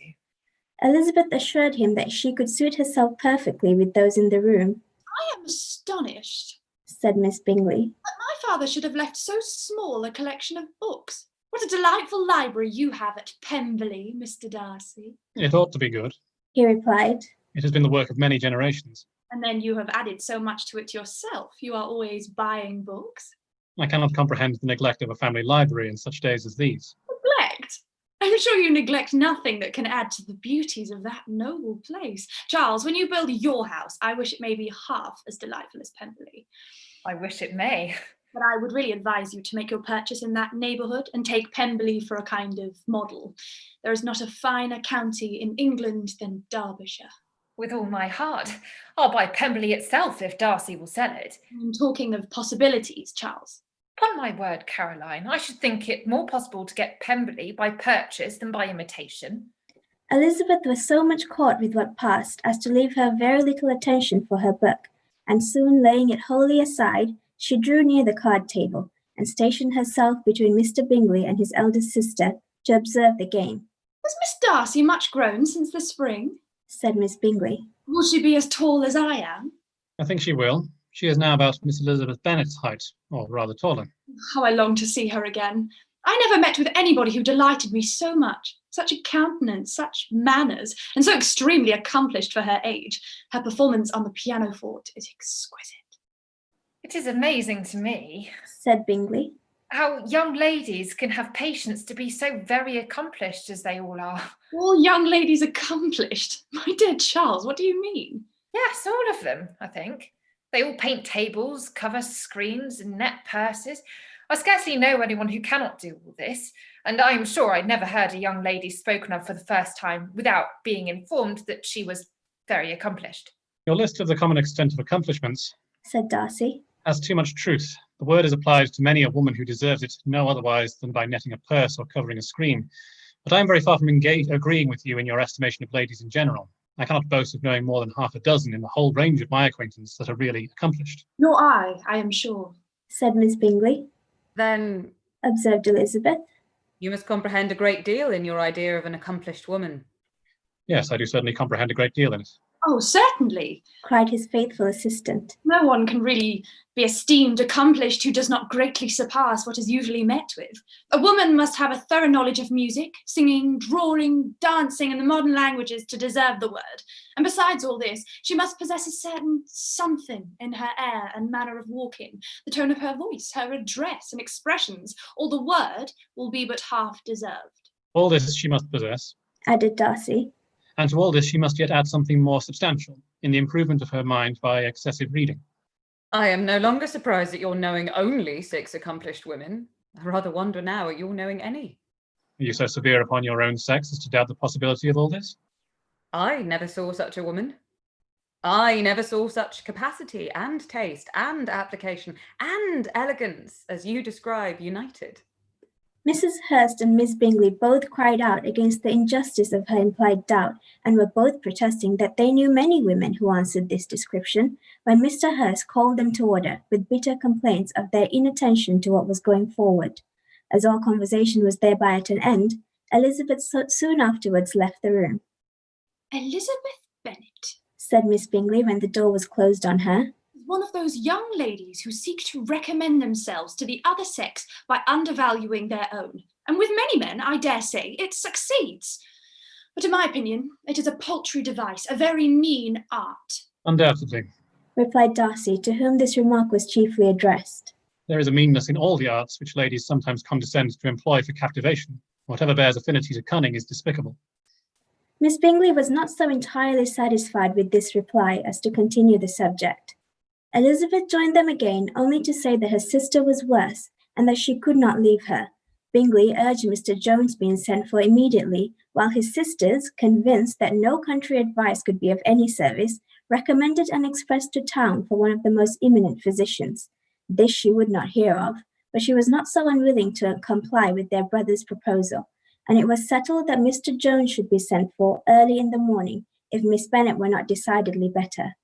Bingley was quite uncomfortable. His sisters declared that they were miserable. They solaced their wretchedness, however, by duets after supper, while he could find no better relief to his feelings than by giving his housekeeper directions that every attention might be paid to the sick lady and her sister. Chapter 9. Elizabeth passed the chief of the night in her sister's room, and in the morning had the pleasure of being able to send a tolerable answer to the inquiries which she very early received from Mr. Bingley by a housemaid, and some time afterwards from the two elegant ladies who waited on his sisters. In spite of this amendment, however, she requested to have a note sent to Longbourn, desiring her mother to visit Jane, and form her own judgment of her situation. The note was immediately dispatched, and its contents as quickly complied with. Mrs. Bennet, accompanied by her two youngest girls, reached Netherfield soon after the family breakfast. Had she found Jane in any apparent danger, Mrs. Bennet would have been very miserable. But being satisfied on seeing her that her illness was not alarming, she had no wish of her recovering immediately, as her restoration to health would probably remove her from Netherfield. She would not listen, therefore, to her daughter's proposal of being carried home. Neither did the apothecary, who arrived about the same time, think it at all advisable. After sitting a little while with Jane, on Miss Bingley's appearance and invitation, the mother and three daughters all attended her into the breakfast parlour. Bingley met them with hopes that Mrs. Bennet had not found Miss Bennet worse than she expected. Indeed I have, sir, was her answer. She is a great deal too ill to be moved. Mr. Jones says we must not think of moving her. We must trespass a little longer on your kindness. Removed? Cried Bingley. It must not be thought of. My sister, I am sure, will not hear of her removal. You may depend upon it, madam, said Miss Bingley with cold civility, that Miss Bennet will receive every possible attention while she remains with us. Mrs. Bennet was profuse in her acknowledgment. I am sure, she added, if it was not for such good friends, I do not know what would become of her, for she is very ill indeed, and suffers a vast deal, though with the greatest patience in the world, which is always the way with her, for she has without exception the sweetest temper I have ever met with. I often tell my other girls they are nothing to her. You have a sweet room here, Mr. Bingley, and a charming prospect over the gravel walk. I do not know a place in the country that is equal to Netherfield. You will not think of quitting it in a hurry, I hope, though you have but a short lease. Whatever I do is done in a hurry, replied he. And therefore, if I should resolve to quit Netherfield, it should probably be off in 5 minutes. At present, however, I consider myself as quite fixed here. Is exactly what I would have supposed of you, said Elizabeth. You begin to comprehend me, do you? Cried he, turning towards her. Oh, yes, I understand you perfectly. I wish I might take this for a compliment, but to be so easily seen through, I am afraid, is pitiful. That is as it happens. It does not follow that a deep, intricate character is more or less estimable than such a one as yours. Lizzie, cried her mother, remember where you are and do not run on in the wild manner that you are suffered to do at home. I did not know before, continued Bingley immediately, that you were a studier of character. It must be an amusing study. Yes, but intricate characters are the most amusing. They have at least that advantage. The country said Darcy, can in general supply but a few subjects for such a study. In a country neighbourhood, you move in a very confined and unvarying society. But people themselves alter so much that there is something new to be observed in them forever. Yes, indeed, cried Mrs. Bennet, offended by his manner of mentioning a country neighbourhood. I assure you there is quite as much of that going on in the country as in town. Everybody was surprised, and Darcy, after looking at her for a moment, turned silently away. Mrs. Bennet, who fancied she had gained a complete victory over him, continued her triumph. I cannot see that London has any great advantage over the country for my part, except the shops and public places. The country is a vast deal pleasanter, is it not, Mr. Bingley? When I'm in the country, he replied, I never wish to leave it, and when I'm in town, it's pretty much the same. They each have their advantages, and I can be equally happy in either. Aye, that is because you have the right disposition, but that gentleman, looking at Darcy, seemed to think the country was nothing at all.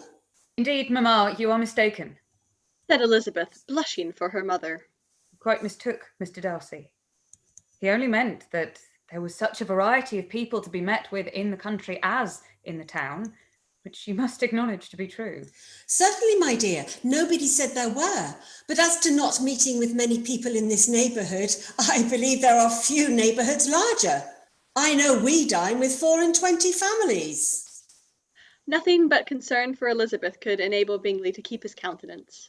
His sister was less delicate, and directed her eyes towards Mr. Darcy with a very expressive smile. Elizabeth, for the sake of saying something that might turn her mother's thoughts, now asked her if Charlotte Lucas had been at Longbourn since her coming away. Yes, she called yesterday with her father. What an agreeable man Sir William is, Mr. Bingley, is not he? So much the man of fashion, so genteel and easy. He has something to say to everybody. That is my idea of good breeding. And those persons who fancy themselves very important and never open their mouths quite mistake the matter. Did Charlotte dine with you? No, she would go home. I fancy she was wanted about the mince pies. For my part, Mr. Bingley, I always keep servants that can do their own work. My daughters are brought up very differently. But everybody is to judge for themselves, and the Lucases are very good sort of girls, I assure you. It is a pity they're not handsome. Not that I think Charlotte's so very plain, but then she is our particular friend. She seems a very pleasant young woman. Oh dear, yes. But you must own she is very plain. Lady Lucas herself has often said so and envied me Jane's beauty. I do not like to boast of my own child, but to be sure, Jane, well, one does not often see anybody better looking. It is what everybody says. I do not trust my own partiality. When she was only 15, there was a man at my brother Gardner's in town so much in love with her that my sister-in-law was sure he would make her an offer before we came away. But however, he did not. Perhaps he thought her too young. However, he wrote some verses on her, and very pretty they were. And so ended his affection, said Elizabeth impatiently. There has been a one, I fancy, overcome in the same way. I wonder who first discovered the efficacy of poetry in driving away love. I have been used to consider poetry as the food of love, said Darcy. Of a fine, stout, healthy love it may. Everything nourishes what is strong already. But it be only a slight, thin sort of inclination, I am convinced, that one good sonnet will starve it entirely away. Darcy only smiled, and the general pause which ensued made Elizabeth tremble lest her mother should be exposing herself again. She longed to speak, but could think of nothing to say.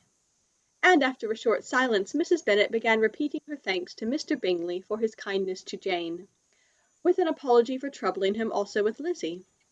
Mr. Bingley was unaffectedly civil in his answer, and forced his younger sister to be civil also, and say what the occasion required. She performed her part indeed without much graciousness, but Mrs. Bennet was satisfied, and soon afterwards ordered her carriage. Upon this signal, the youngest of her daughters put herself forward. The two girls had been whispering to each other during the whole visit, and the result of it was that the youngest should tax Mr. Bingley with having promised on his first coming into the country to give a ball at Netherfield. Lydia was a stout, well-grown girl of 15, with a fine complexion and good-humoured countenance, a favourite with her mother, whose affection had brought her into the public at an early age. She had high animal spirits, and a good sort of natural self-consequence, which the attention of the officers, to whom her uncle's good dinners and her own easy manners recommended her, had increased into assurance. She was very equal, therefore, to address Mr. Bingley on the subject of the ball, and abruptly reminded him of his promise, adding that it would be the most shameful thing in the world if he did not keep it.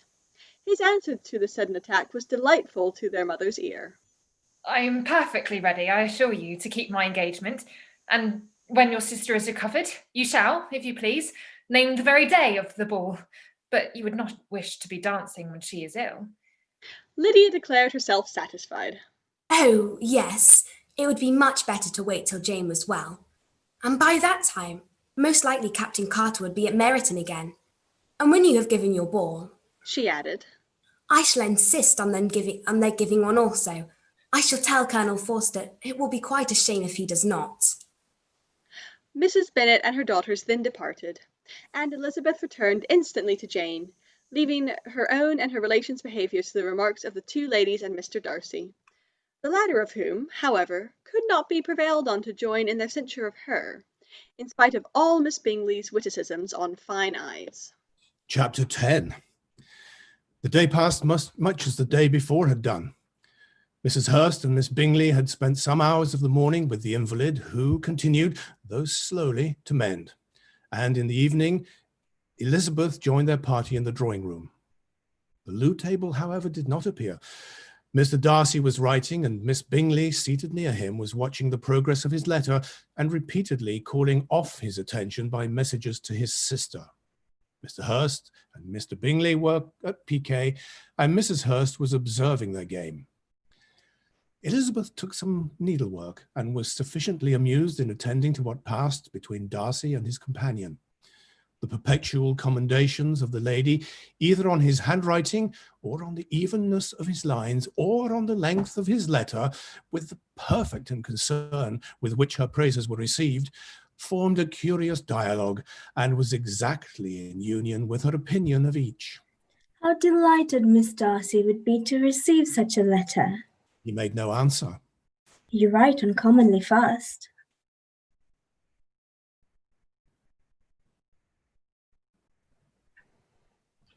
You are mistaken. I write rather slowly. How many letters you must have occasion to write in the course of a year. Letters of business, too. How odious I should think them. It is fortunate, then, that they fall to my lot instead of yours. Pray tell your sister that I long to see her. I have already told her once so, by your desire. I'm afraid you do not like your pen. Let me mend it for you. I mend pens remarkably well. Thank you, but I always mend my own. How can you contrive to write so even? He was silent. Tell your sister I am delighted to hear of her improvement on the harp, and pray let her know that I am quite in raptures with her beautiful little design for a table, and think it infinitely superior to Miss Grantley's.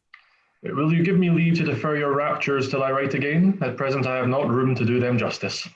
Oh, it is of no consequence. I shall see her in January. But do you always write such charming long letters to her, Mr. Darcy? They are generally long, but whether always charming, it is not for me to determine. It is a rule with me that a person who can write a long letter with ease cannot write ill. That will not do for a compliment to Darcy, Caroline, cried her brother. Because he does not write with ease. He studies too much for words for 4 syllables. Do not you, Darcy? My style of writing is very different from yours. Oh, cried Miss Bingley. Charles writes in the most careless way imaginable. He leaves out half his words and blots the rest. My ideas flow so rapidly that I have not time to express them, by which means my letters sometimes convey no ideas at all to my correspondents. Your humility, Mr. Bingley. said Elizabeth. Must disarm reproof. Nothing is more deceitful, said Darcy, than the appearance of humility. It is often only carelessness of opinion and sometimes an indirect boast. Which of the two do you call my little recent piece of modesty? The indirect boast. For you are really proud of your defects in writing because you consider them as proceeding from a rapidity of thought and carelessness of execution, which, if not estimable, you think at least highly interesting. The power of doing anything with quickness is always prized much by the possessor, and often without any attention to the imperfection of the performance. When you told Mrs. Bennet this morning that if you ever resolved upon quitting Netherfield, you should be gone in 5 minutes, you meant it to be a sort of panegyric of compliment to yourself. And yet, what is there so very laudable in the precipitance which must leave very necessary business undone and can be of no real advantage to yourself or anyone else? Nay, cried Bingley. This is too much, to remember at night all the foolish things that were said in the morning. And yet, upon my honour, I believe that what I said of myself to be true, and I believe it at this moment. At least, therefore, I did not assume the character of needless precipitance merely to show off before the ladies. I dare say you believed it, but I am by no means convinced that you would be gone with such celerity. Your conduct would be quite as dependent on chance as that of any man I know. And if, as you were mounting your horse, a friend were to say, Bingley, you had better stay till next week, you would probably do it. You would probably not go, and at another word, might stay a month. You have only proved, cried Elizabeth, that Mr. Bingley did not do justice to his own disposition. You have shown him off now much more than he did himself. I am exceedingly gratified. Said Bingley, by your converting what my friend says into a compliment on the sweetness of my temper. But I'm afraid you are giving it a turn which that gentleman did by no means intend. For he would certainly think better of me if under such a circumstance I were to give a flat denial and ride off as fast as I could. Would Mr. Darcy then consider the rashness of your original intentions as atoned for by your obstinacy in adhering to it? Upon my word, I cannot exactly explain the matter. Darcy must speak for himself. You expect me to account for opinions which you chose to call mine, but which I have never acknowledged. Allowing the case, however, to stand according to your representation, you must remember, Miss Bennet, that the friend who is supposed to desire his return to the house and the delay of his plan has merely desired it, asked it without offering one argument in favour of its propriety. To yield readily, easily, the persuasion of a friend is no merit with you. To yield without conviction is no compliment to the understanding of either. You appear to me, Mr. Darcy, to allow nothing for the influence of friendship and affection. A regard for the requester would often make one readily yield to a request, without waiting for arguments to reason one into it. I'm not particularly speaking of such a case as you have supposed about Mr. Bingley. We may as well wait, perhaps, till the circumstance occurs before we discuss the discretion of his behaviour thereupon. But in general and ordinary cases between friend and friend, where one of them is desired by the other to change a resolution of no very great moment, should you think ill of that person for complying with the desire without waiting to be argued into it? Will it not be advisable, before we proceed on this subject, to arrange with rather more precision the degree of importance which is to appertain to the request, as well as the degree of intimacy subsisting between the two parties? By all means, cried Bingley. Let us hear all the particulars, not forgetting their comparative height and size. That will have more weight in the argument, Miss Bennet, than you may be aware of. I assure you that if Darcy were not such a great tall fellow in comparison with myself, I should not pay him half so much deference. I declare I do not know a more awful object than Darcy on particular occasions and in particular places, at his own house especially, on of a Sunday evening when he has nothing to do. Mr. Darcy smiled, but Elizabeth thought that she could perceive that he was rather offended, and therefore checked her laugh. Miss Bingley warmly resented the indignity he had received in an expostulation with her brother for talking such nonsense. I see your design, Bingley, said his friend. You dislike an argument and want to silence us. Perhaps I do. Arguments are too much like disputes. If you and Miss Bennet will defer yours till I am out of the room, I shall be very thankful. And then you may say whatever you like of me. What you ask, said Elizabeth, is no sacrifice on my side, and Mr. Darcy had much better finish his letter. Mr. Darcy took her advice and did finish his letter.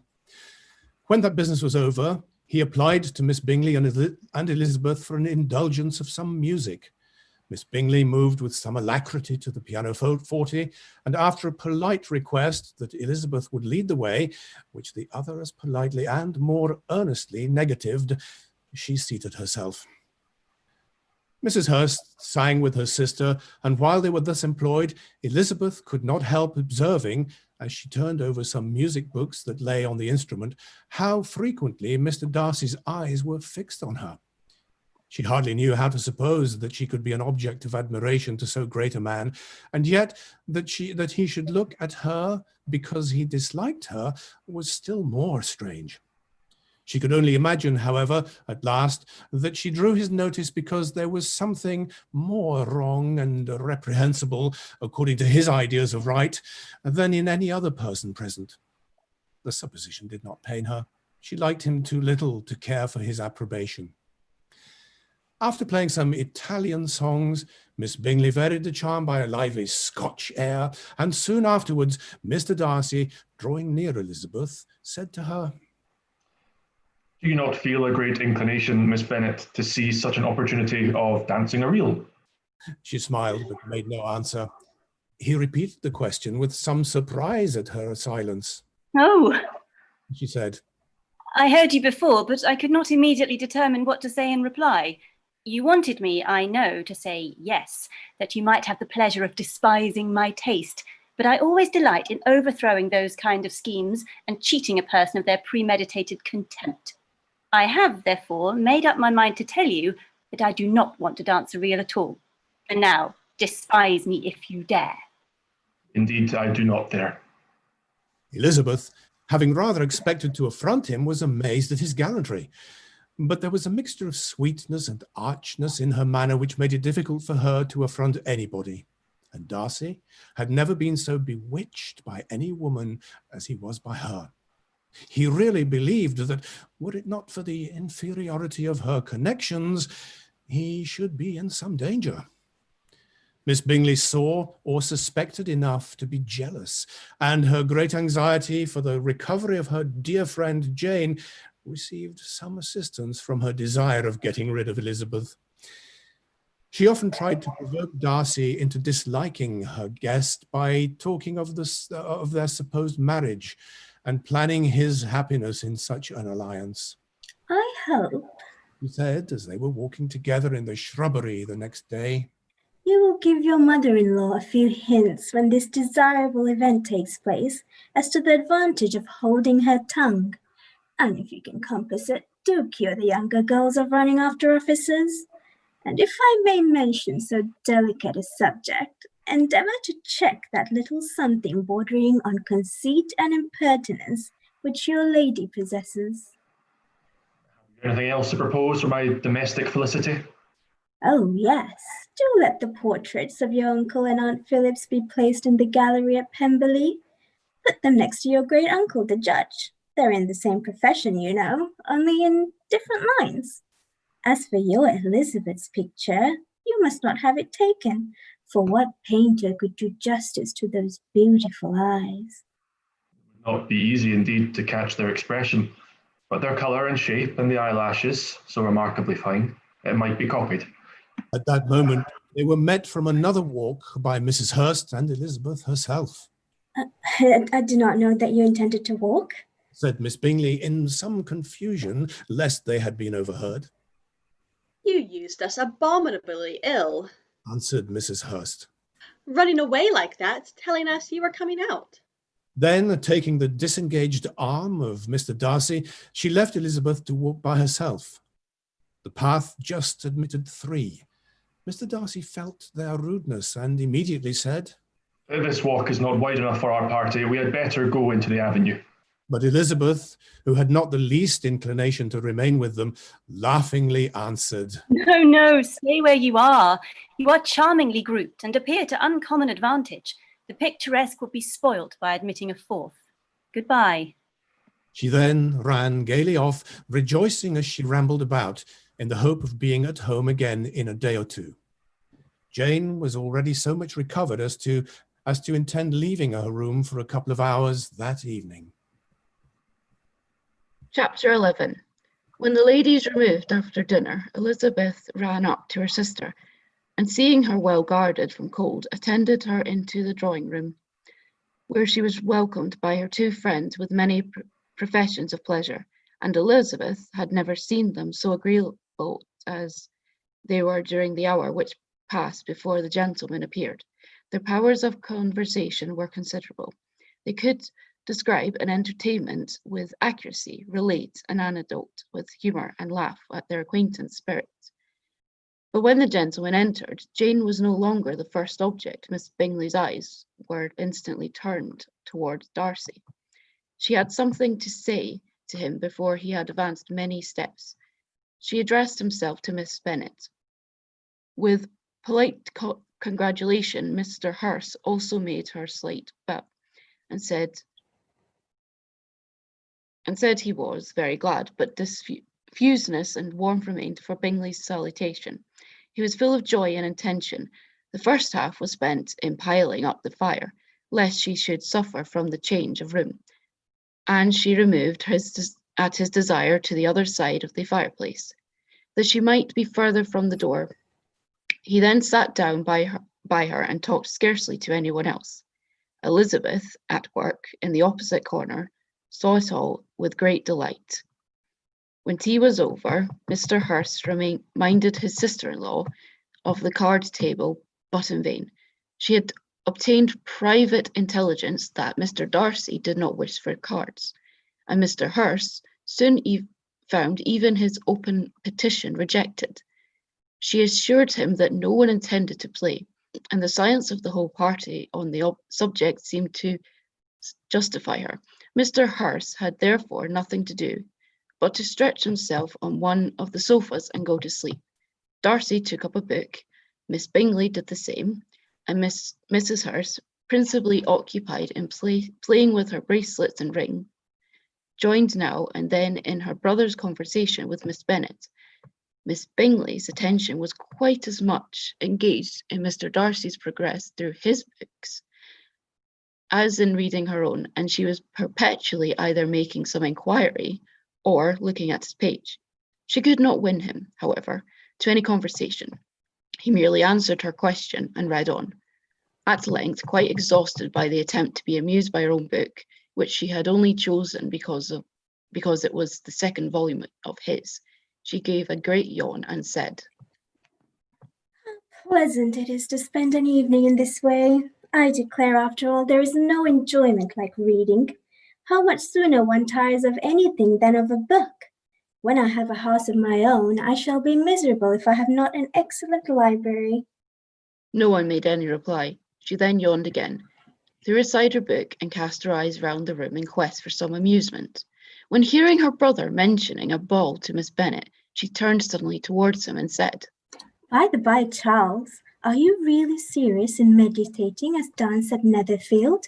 I would advise you, before you determine on it, to consult the wishes of the present party. I am much mistaken if there are not some among us to whom a ball would be rather a punishment than a pleasure." If you mean Darcy, cried her brother, he may go to bed if he chooses before it begins. But as for the ball, it is quite a settled thing. And as soon as Nichols has made white soup enough, I shall send round my cards.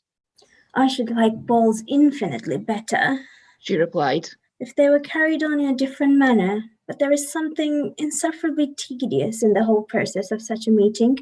It would surely be much more rational if conversation instead of dining were made the order of the day."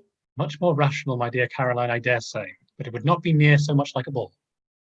Miss Bingley made no answer, and soon afterwards she got up and walked about the room. Her figure was elegant, and she walked well. But Darcy, at whom it was all aimed, was still inflexibly studious. In the desperation of her feelings, she resolved no one effort more, and turning to Elizabeth, said, "Miss Eliza Bennet, let me persuade you to follow my example and take a turn about the room. I assure you it is very refreshing after sitting so long in one attitude."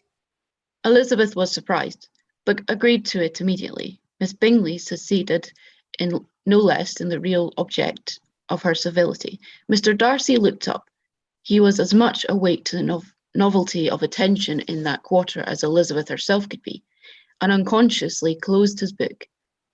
He was directly invited to join their party, but he declined it, observing that he could imagine but two motives for their choosing to walk up and down the room together, with either of which motives his joining them would interfere. What could he mean? She was dying to know what could be his meaning. And asked Elizabeth whether she could at all understand him. Not at all, was her answer. Depend upon it, he means to be severe on us, and our surest way of disappointing him will be to ask nothing about it. Miss Bingley, however, was incapable of disappointing Mr. Darcy in anything, and persevered, therefore, in requiring an explanation of his two motives. I have not the smallest objection to explaining them, said he, as soon as she allowed him to speak. You either choose this method of passing the evening because you are in each other's confidence and have secret affairs to discuss, or because you are conscious that your figures appear to the greatest advantage in walking. If the first, I would be completely in your way, and if the second, I can admire you much better as I sit by the fire. Oh, shocking! cried Miss Bingley. I never heard anything so abominable. How shall we punish him for such a speech? Nothing so easy, if you have but the inclination, said Elizabeth. We can all plague and punish one another. Tease him, laugh at him. Intimate as you are, you must know how it is to be done. But upon my honour, I do not. I do assure you that my intimacy has not yet taught me that. Tease, calmness of manner and presence of mind. No, I feel he may defy us there. And as to laughter, we will not expose ourselves, if you please, by attempting to laugh without a subject. Mr. Darcy may hug himself. Mr. Darcy is not to be laughed at, cried Elizabeth. That is an uncommon advantage, and uncommon I hope it will continue, for it will be a great loss to me to have many such acquaintances. I dearly love a laugh. Miss Bingley, said he, has given me more credit than can be. The wisest and best of men, nay, the wisest and best of their actions, may be rendered ridiculous by a person whose first object in life is a joke. Certainly, replied Elizabeth. There are such people, but I hope I am not one of them. I hope I never ridicule what is wise and good. Follies and nonsense, whims and inconsistencies do divert me, I own, and I laugh at them whenever I can. But these, I suppose, are precisely what you are without. Perhaps it is not possible for anyone, but it has been the study of my life to avoid those weaknesses which often expose a strong understanding to ridicule. Such as vanity and pride. Yes, vanity is a weakness indeed, but pride, where there is a real superiority of mind, pride will be always under good regulation. Elizabeth turned away to hide a smile. Your examination of Mr. Darcy is over, I presume? Said Miss Bingley. And pray, what is the result? I am perfectly convinced by it that Mr. Darcy has no defect. He owns it himself without disguise. No, said Darcy. I have made no such pretension. I have faults enough, but they are not, I hope, of understanding. My temper I dare not vouch for. It is, I believe, too little yielding, certainly too little for the convenience of the world. I cannot forget the follies and vices of others so soon as I ought, nor their offences against myself. My feelings are not puffed about with every attempt to move them. My temper would perhaps be called resentful. My good opinion once lost is lost forever. That is a failing indeed, cried Elizabeth. Implacable resentment is a shade in a character, but you have chosen your fault well. I really cannot laugh at it. You are safe from me. There is, I believe, in every disposition a tendency to some particular evil, a natural defect which not even the best education can overcome. And your defect is to hate everybody. And yours, he replied with a smile, is willfully to misunderstand them. Do let us have a little music, cried Miss Bingley, tired of a conversation in which she had no share. Louisa, you would not mind my waking Mr. Hurst? Her sister had not the smallest objection, and the pianoforte was open, and Darcy, after a few moments' recollection, was not sorry for it. He began to feel the danger of paying Elizabeth too much attention. Chapter 12.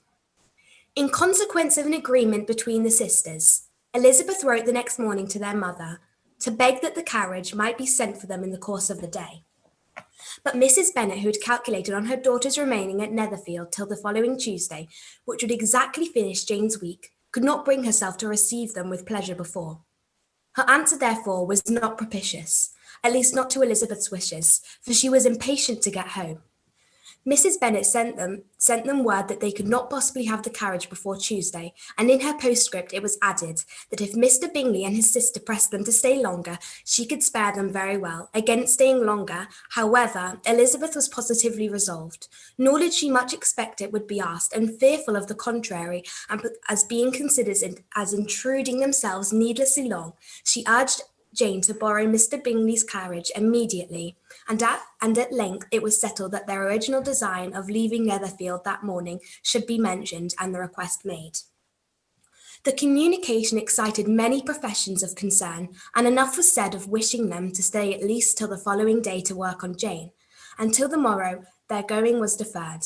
Miss Bingley was then sorry that she had proposed the delay, for her jealousy and dislike of one sister much exceeded her affection for the other.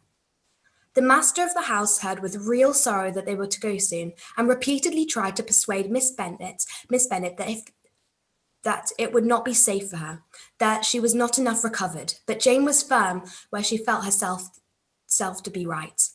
To Mr. Darcy it was welcome intelligence. Elizabeth had been at Netherfield long enough. She attracted him more than he liked, and Miss Bingley was uncivil to her, and more teasing than usual to himself. He wisely resolved to be particularly careful that no sign of admiration should now escape him, nothing that could elevate her with the hope of influencing his felicity, sensible that if such an idea had been suggested, his behaviour during the last day must have material weight in confirming or crushing it. Steady to his purpose, he scarcely spoke 10 words to her through the whole of Saturday, and though they were at one time left by themselves for half an hour, he adhered most conscientiously to his book and would not even look at her. On Sunday, after morning service, the separation, so agreeable to almost all, took place. Miss Bingley's civility to Elizabeth increased at last very rapidly, as well as her affection for Jane, and when they parted, after assuring the latter of the pleasure it would always give her to see her either at Longbourn or Netherfield, and embracing her most tenderly, she even shook hands with the former Elizabeth and took leave of the whole party in the liveliest of spirits. They were not welcomed home very cordially by their mother. Mrs. Bennet wondered at their coming, and thought them very wrong to give so much trouble, and was sure Jane would have caught a cold again. But their father, though very laconic in his expressions of pleasure, was very glad to see them. He had felt their importance in the family circle. The evening conversation, when they were all assembled, had lost much of its animation, and almost all its sense by the absence of Jane and Elizabeth. They found Mary, as usual, deep in the study of Thoroughbath and human nature, and had some extracts to admire, and new observations of threadbare morality to listen to. Catherine and Lydia of a different sort. Much had been done, and much had been said in the regiment since the preceding Wednesday. Several of the officers had dined lately with their uncle, a privilege had been flogged, and it had actually been hinted that Colonel Foster was going to be married.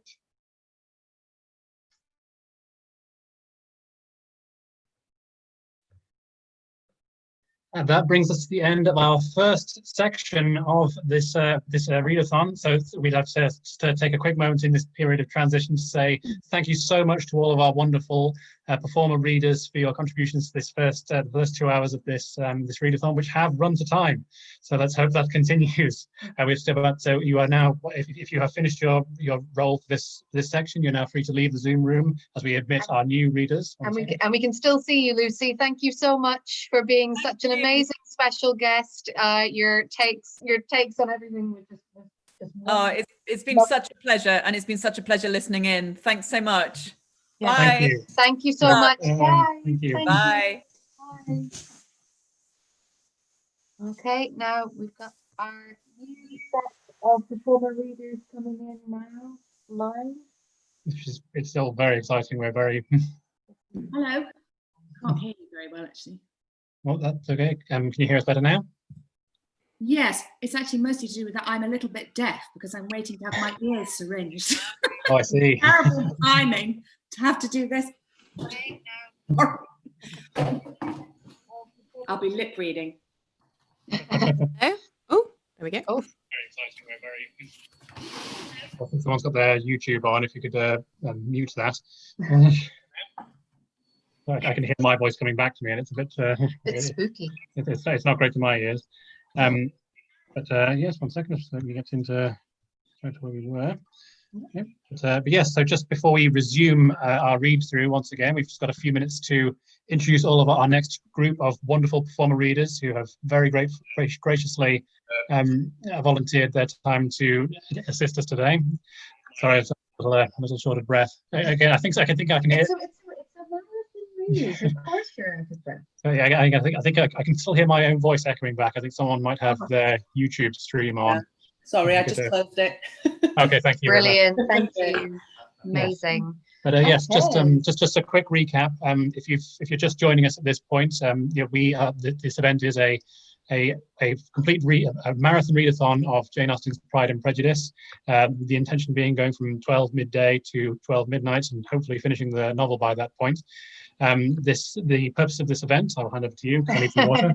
So the purpose of this event is that we want to encourage everyone who's tuning in right now to donate to theatres who are in need right now. As I said earlier on, theatres are in crisis, under threat of mass redundancies and closures, and a world without our theatres is just unthinkable. So the goal of this is to raise awareness and play a part in saving our wonderful arts venues who need us right now. So those of you who have just started tuning in now, they're watching at home, please do what you can to take a moment to visit the website of your local theatre, or any theatre or arts venue that has a particular meaning and significance to you. Click on their donate button, give whatever you can. If there's no donate link, get in touch with them, call them, email them, and say that you want to help in some way. Take a few minutes out of your day to make a big difference to them.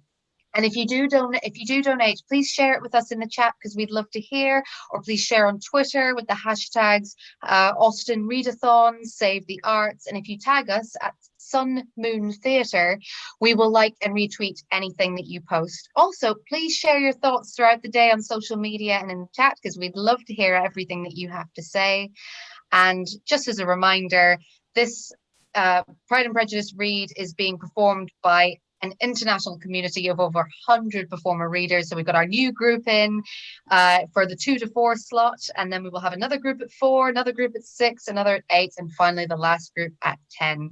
So without further ado, introduce our next group. Yes, so I'll read out your name. So please announce yourself and say where you are based. So yes, so Melanie Lamb. Hello, hi, I'm Melanie Lamb. I'm based in London. Fantastic. Oh, one second, so I need to add someone else in. Emma Zado. Hi, I'm Emma. I'm based in Norfolk, UK. Claire Calverley. Hi, yeah, I'm Claire Calverley. I'm from Huddersfield, but I'm based in East Cornwall. Yeah, I'm very happy to hear someone from Huddersfield, just like me. Lovely, hi. Hi. Lily Roberts. You're in. Roberts. Lily, are you in? Okay, we can see you. Lily, is your sound on?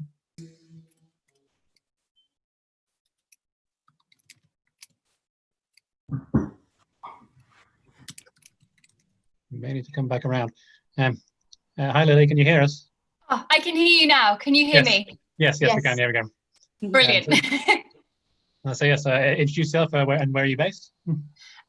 I'm Lily. I'll be reading Lydia Bennet in chapter 14 and Caroline Bingley in chapters 18 and 21. I'm based at home in Stratford-upon-Avon usually, but I'm on holiday in Dartmouth at the moment with my family. So that's where I am right now. Fantastic. James and Michelle Alsop. Hi, I'm Shell. I'm in Exeter. I'm James, and I am also in Exeter. You might have told by we're in the same room. Would have been quite a feat if you were in different places. Lauren Jansen Parks. Hello, I'm Lauren, and I'm based in Birmingham. Fantastic. Mark McMinn. Hi, I'm Mark McMinn. I'm a Scottish actor, and I live in Glasgow. Gary Andrews. Hello, I'm Gary. I'm in Hawley in Surrey in the shadow of Gatwick Airport. Mary Geraldine Houghton. Hi, I'm Mary Geraldine Houghton. I'm from Hull, but I'm based in Manchester. Marianne O'Brien. Hello, I'm Marianne and I am in London. Philip Kingscott. Hi, I'm Philip Kingscott and I'm based in Edinburgh. Kathy A. Smedley. Hi, I'm Kathy and I'm based in Crewe. Eleanor Nayland.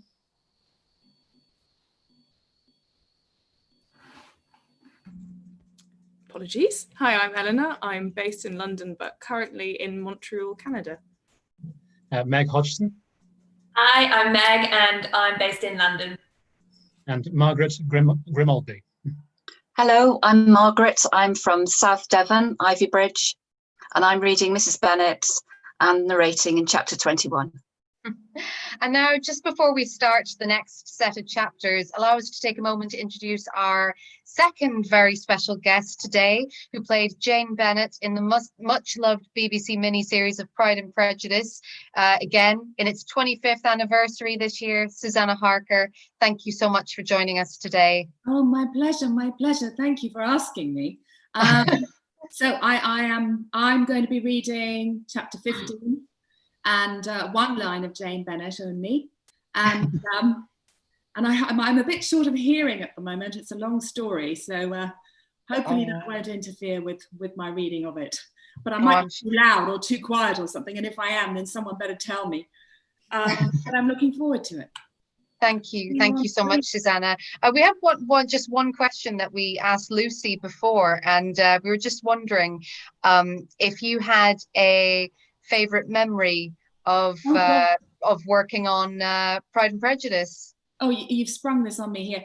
Well, I was pregnant with my son, who is now 6'5" and 25 years old. So I have lots of different memories, but my most prevailing memory, I suppose, obviously would be being pregnant with him, not being able to lie down and being in a corset and having my hair kind of put into this, basket weaving in the makeup chair every day, not feeling the best, I can tell you, but a wonderful sense of camaraderie, all the girls together. It was a bit like being back at my convent, I seem to remember. And the most amazing summer filming, a bit like it is at the moment, this extraordinary weather, really. So I have very fond memories, yeah. Wonderful. Thank you so much, Susannah, and thank you again for being a special guest for us today. We're so chuffed. Tell me if I'm too quiet or too loud. Will do. Myself. Okay. Let you know in the chat. Thank you so much. So without further ado, let's start the next set of chapters. So, chapter 13. I hope, my dear, said Mr. Bennet to his wife as they were at breakfast the next morning, that you have ordered a good dinner today, because I have reason to expect an addition to our family party. Who do you mean, my dear? I know of nobody that is coming, I am sure, unless Charlotte Lucas should happen to call in. And I hope my dinners are good enough for her. I do not believe she often sees such at home. The person of whom I speak is a gentleman and a stranger. Mrs. Bennet's eyes sparkled. A gentleman and a stranger? It is Mr. Bingley, I am sure. Well, I am sure I shall be extremely glad to see Mr. Bingley, but good Lord, how unlucky! There is not a bit of fish to be got today. Lydia, my love, ring the bell. I must speak to Hill this moment. It is not Mr. Bingley, said her husband.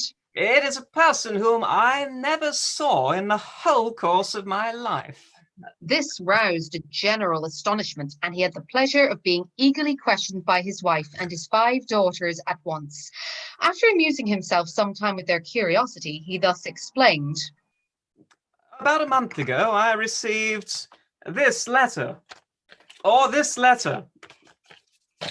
And about 2 weeks ago, I responded to it, for I thought it a case of some delicacy and requiring early attention. But if you will listen to this letter, which is in front of me right now as I read, right here, right in front of me, there we are. It is from my cousin, Mr. Collins, who, when I am dead, may turn you all out of the house as soon as he pleases. Oh, my dear! Cried his wife. I I cannot bear to hear that mentioned. Pray do not talk of that odious man. I do think it is the hardest thing in the world that your estate should be entailed away from your own children. And I am sure if I had been you, I should have tried long ago to do something or other about it. Jane and Elizabeth tried to explain to her the nature of an entail. They had often attempted to do it before, but it was a subject on which Mrs. Bennet was beyond the reach of reason, and she continued to rail bitterly against the cruelty of settling an estate away from a family of 5 daughters in favour of a man whom nobody cared anything about. It is certainly a most iniquitous affair, said Mr. Bennet. And nothing can clear Mr. Collins from the guilt of inheriting Longbourn. But if you will listen to his letter, you may perhaps be a little softened by his manner of expressing himself. No, that I am sure I shall not, and I think it is very impertinent of him to write to you at all. Very hypocritical. I hate such false friends. Why could he not just keep on quarrelling with you as his father did before him? Why, indeed. He does seem to have had some filial scruples on that head, as you will hear. Hunsford, near Westerham, Kent, 15th of October, dear sir. The disagreement subsisting between yourself and my late honoured father always gave me much uneasiness, and since I have had the misfortune to lose him, I have frequently wished to heal the breach. But for some time I was kept back by my own doubts, fearing lest it might seem disrespectful to his memory, not now, for me to be on good terms with anyone with whom it had always pleased him to be at variance. There, Mrs. Bennet. My mind, however, is now made up on the subject, for having received ordination at Easter, I have been so fortunate as to be distinguished by the patronage of the Right Honourable Lady Catherine de Bourgh, widow of Sir Lewis de Bourgh, whose bounty and beneficence has preferred me to the valuable rectory of this parish, where it shall be my earnest endeavour to demean myself with grateful respect towards her ladyship, and be ever ready to perform those rites and ceremonies which are instituted by the Church of England. As a clergyman, moreover, I feel it my duty to promote and establish the blessing of peace in all families within the reach of my influence. And on these grounds, I flatter myself that my present overtures are highly commendable, and that the circumstance of my being next in the entail of Longbourn estate will be kindly overlooked on your side, and not lead you to reject the offered olive branch. I cannot be otherwise than concerned at being the means of injuring your amiable daughters, and beg leave to apologise for it, as well as to assure you of my readiness to make them every possible amends, but of this hereafter. If you should have no objection to receive me to your house, I propose myself the satisfaction of waiting on you and your family Monday, November 18th by 4 o'clock, and shall probably trespass on your hospitality till next Saturday, 7 night following, which I can do without any inconvenience, as Lady Catherine is far from objecting to my occasional absence on a Sunday, provided that some other clergyman is engaged to do the duty of the day. I remain, dear sir, with respectful compliments to your lady and daughters, your well-wisher and friend, William Collins. 4 o'clock, therefore, we may expect this peacemaking gentleman, said Mr. Bennet as he folded up the letter. He seems to be a most conscientious and polite young man, upon my word, and I doubt not will prove a valuable acquaintance, especially if Lady Catherine should be so indulgent as to let him come to us again. There is some sense in what he says about the girls. However, if he is disposed to make them any amends, I shall not be the person to discourage him. Oh, it is difficult, said Jane, to guess in what way he can mean to make us the atonement he thinks our due. The wish is certainly to his credit. Elizabeth was chiefly struck by his extraordinary deference for Lady Catherine and his kind intention of christening, marrying, and burying his parishioners wherever it were required. He must be an oddity, I think, said she. I cannot make him out.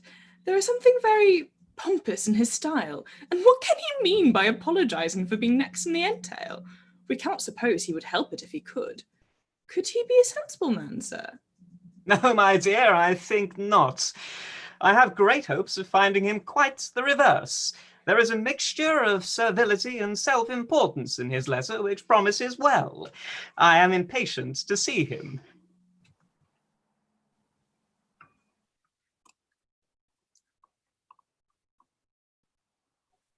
Mary? I am impatient to hear from Mary.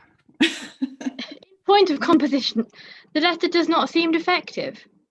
The idea of an olive branch. Oh.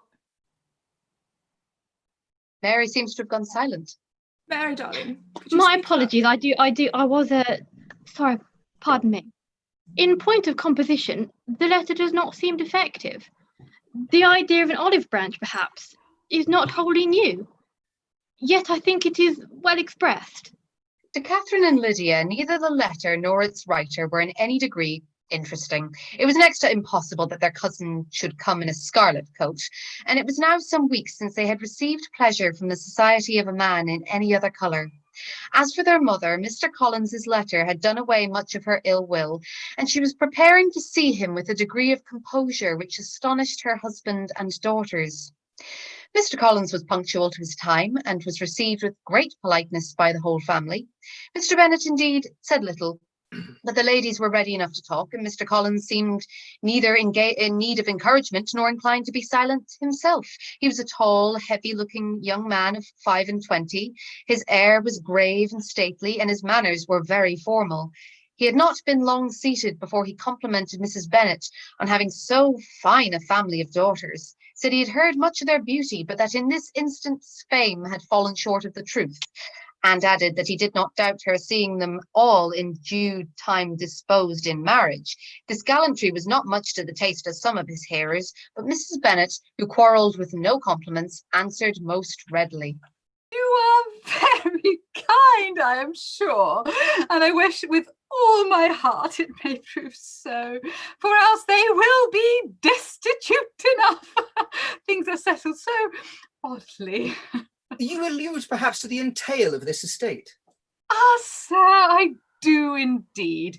It is a grievous affair to my poor girls, you must confess.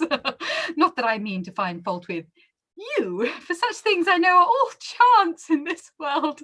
There is no knowing how estates will go when once they come to be entailed. I am very sensible, madam, of the hardship to my fair cousins, and could say much on the subject, but that I am cautious of appearing forward and precipitate. But I can assure the young ladies I come prepared to admire them. At present I will not say more, but perhaps when we are better acquainted. He was interrupted by a summons to dinner, and the girls smiled on each other. They were not the only objects of Mr. Collins's admiration. The hall, the dining room, and all its furniture were examined and praised, and his commendation of everything would have touched Mrs. Bennet's heart, but for the mortifying supposition of his viewing it all as his own future property. The dinner, too, in its turn, was highly admired, and he begged to know which of his fair cousins the excellency of its cooking was owing. But he was set right there by Mrs. Bennet, who assured him with some asperity that they were very well able to keep a good cook, and that her daughters had nothing to do in the kitchen. He begged pardon for having displeased her. In a softened tone, she declared herself not at all offended, but he continued to apologise for about a quarter of an hour. Chapter 14. During dinner, Mr. Bennet scarcely spoke at all, but when the servants were withdrawn, he thought it time to have some conversation with his guest, and therefore started a subject in which he expected him to shine by observing that he seemed very fortunate in his patroness. Lady Catherine de Bourgh's attention to his wishes and consideration for his comfort appeared very remarkable. Mr. Bennet could not have chosen better. Mr. Collins was eloquent in her praise. The subject elevated him to more than usual solemnity of manner, and with a most important aspect, he protested that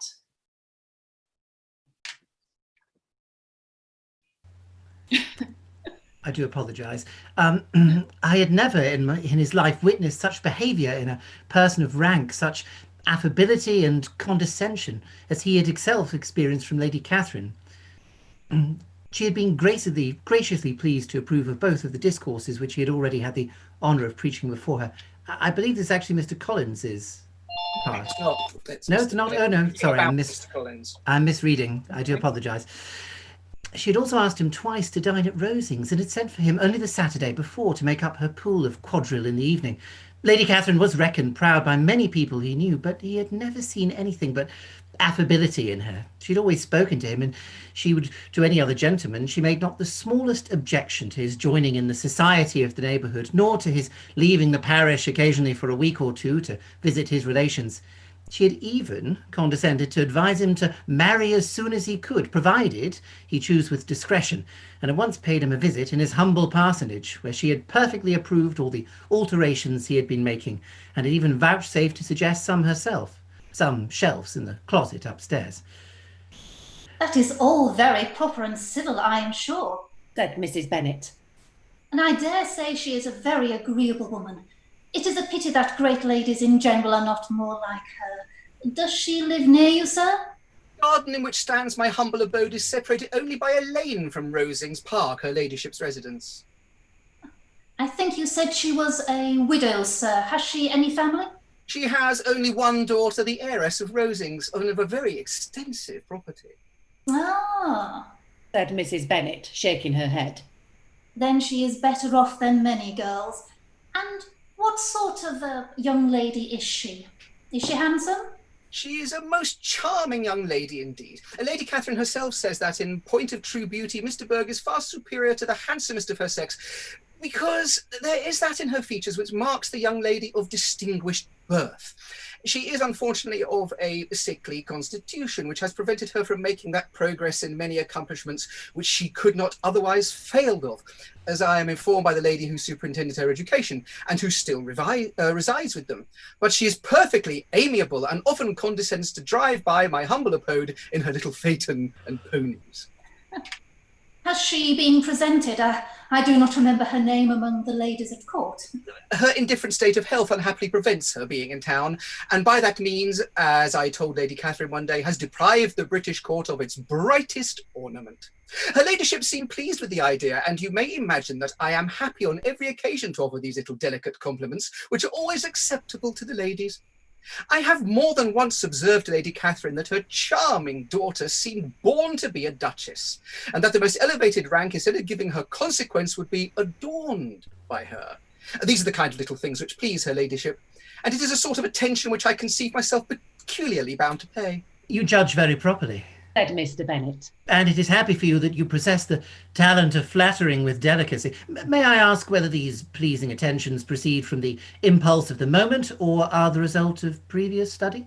They arise chiefly from what is passing at the time, and though I sometimes amuse myself with suggesting and arranging such little elegant compliments as may be adapted to ordinary occasions, I always wish to give them as unstudied an air as possible. Mr. Bennet's expectations were fully answered. His cousin was as absurd as he had hoped, and he listened to him with the keenest enjoyment, maintaining at the same time the most resolute composure of countenance, and accepting an occasional glance at Elizabeth, requiring no partner in his pleasure. By tea time, however, the dose had been enough, and Mr. Bennet was glad to take his guest into the drawing room again, and when tea was over, glad to invite him to read aloud to the ladies. Mr. Collins readily assented, and a book was produced, but on beholding it, for everything announced it to be from a circulating library, he started back and, begging pardon, protested that he never read novels. Kitty stared at him, and Lydia exclaimed. Other books were produced, and after some deliberation, he chose Fordyce's Sermons. Lydia gaped as he opened the volume, and before he had, with very monotonous solemnity, read 3 pages, she interrupted him with, "You know, Mamma, that my Uncle Phillips talks of turning away Richard. And if he does, Colonel Forster will hire him. My aunt told me so herself on Saturday. I shall walk to Meryton tomorrow to hear more about it and to ask when Mr. Denny comes back from town." Lydia was bid by her 2 eldest sisters to hold her tongue, but Mr. Collins, much offended, laid aside his book and said, I have often observed how little young ladies are interested in books of a serious stamp, though written solely for their benefit. It amazes me, I confess, for certainly there can be nothing so advantageous to them as instruction. But I will no longer importune my young cousin. Then, turning to Mr. Bennet, he offered himself as his antagonist at backgammon. Mr. Bennet accepted the challenge, observing that he acted very wisely in leaving the girls to their own trifling amusements. Mrs. Bennet and her daughters apologised most civilly for Lydia's interruption and promised that it should not occur again if he would resume his book. But Mr. Collins, after assuring them that he bore his young cousin no ill will and should never resent her behaviour as any affront, seated himself at the table with Mr. Bennet and prepared for backgammon. Chapter 15. Mr. Collins was not a sensible man, and the deficiency of nature had been but little assisted by education or society, the greatest part of his life having been spent under the guidance of an illiterate and miserly father. And though he belonged to one of the universities, he had merely kept the necessary terms, without forming at it any useful acquaintance. The subjection in which his father had brought him up had given him originally great humility of manner, but it was now a good deal counteracted by the self-conceit of a weak head, living in retirement, and the consequential feelings of early and unexpected prosperity.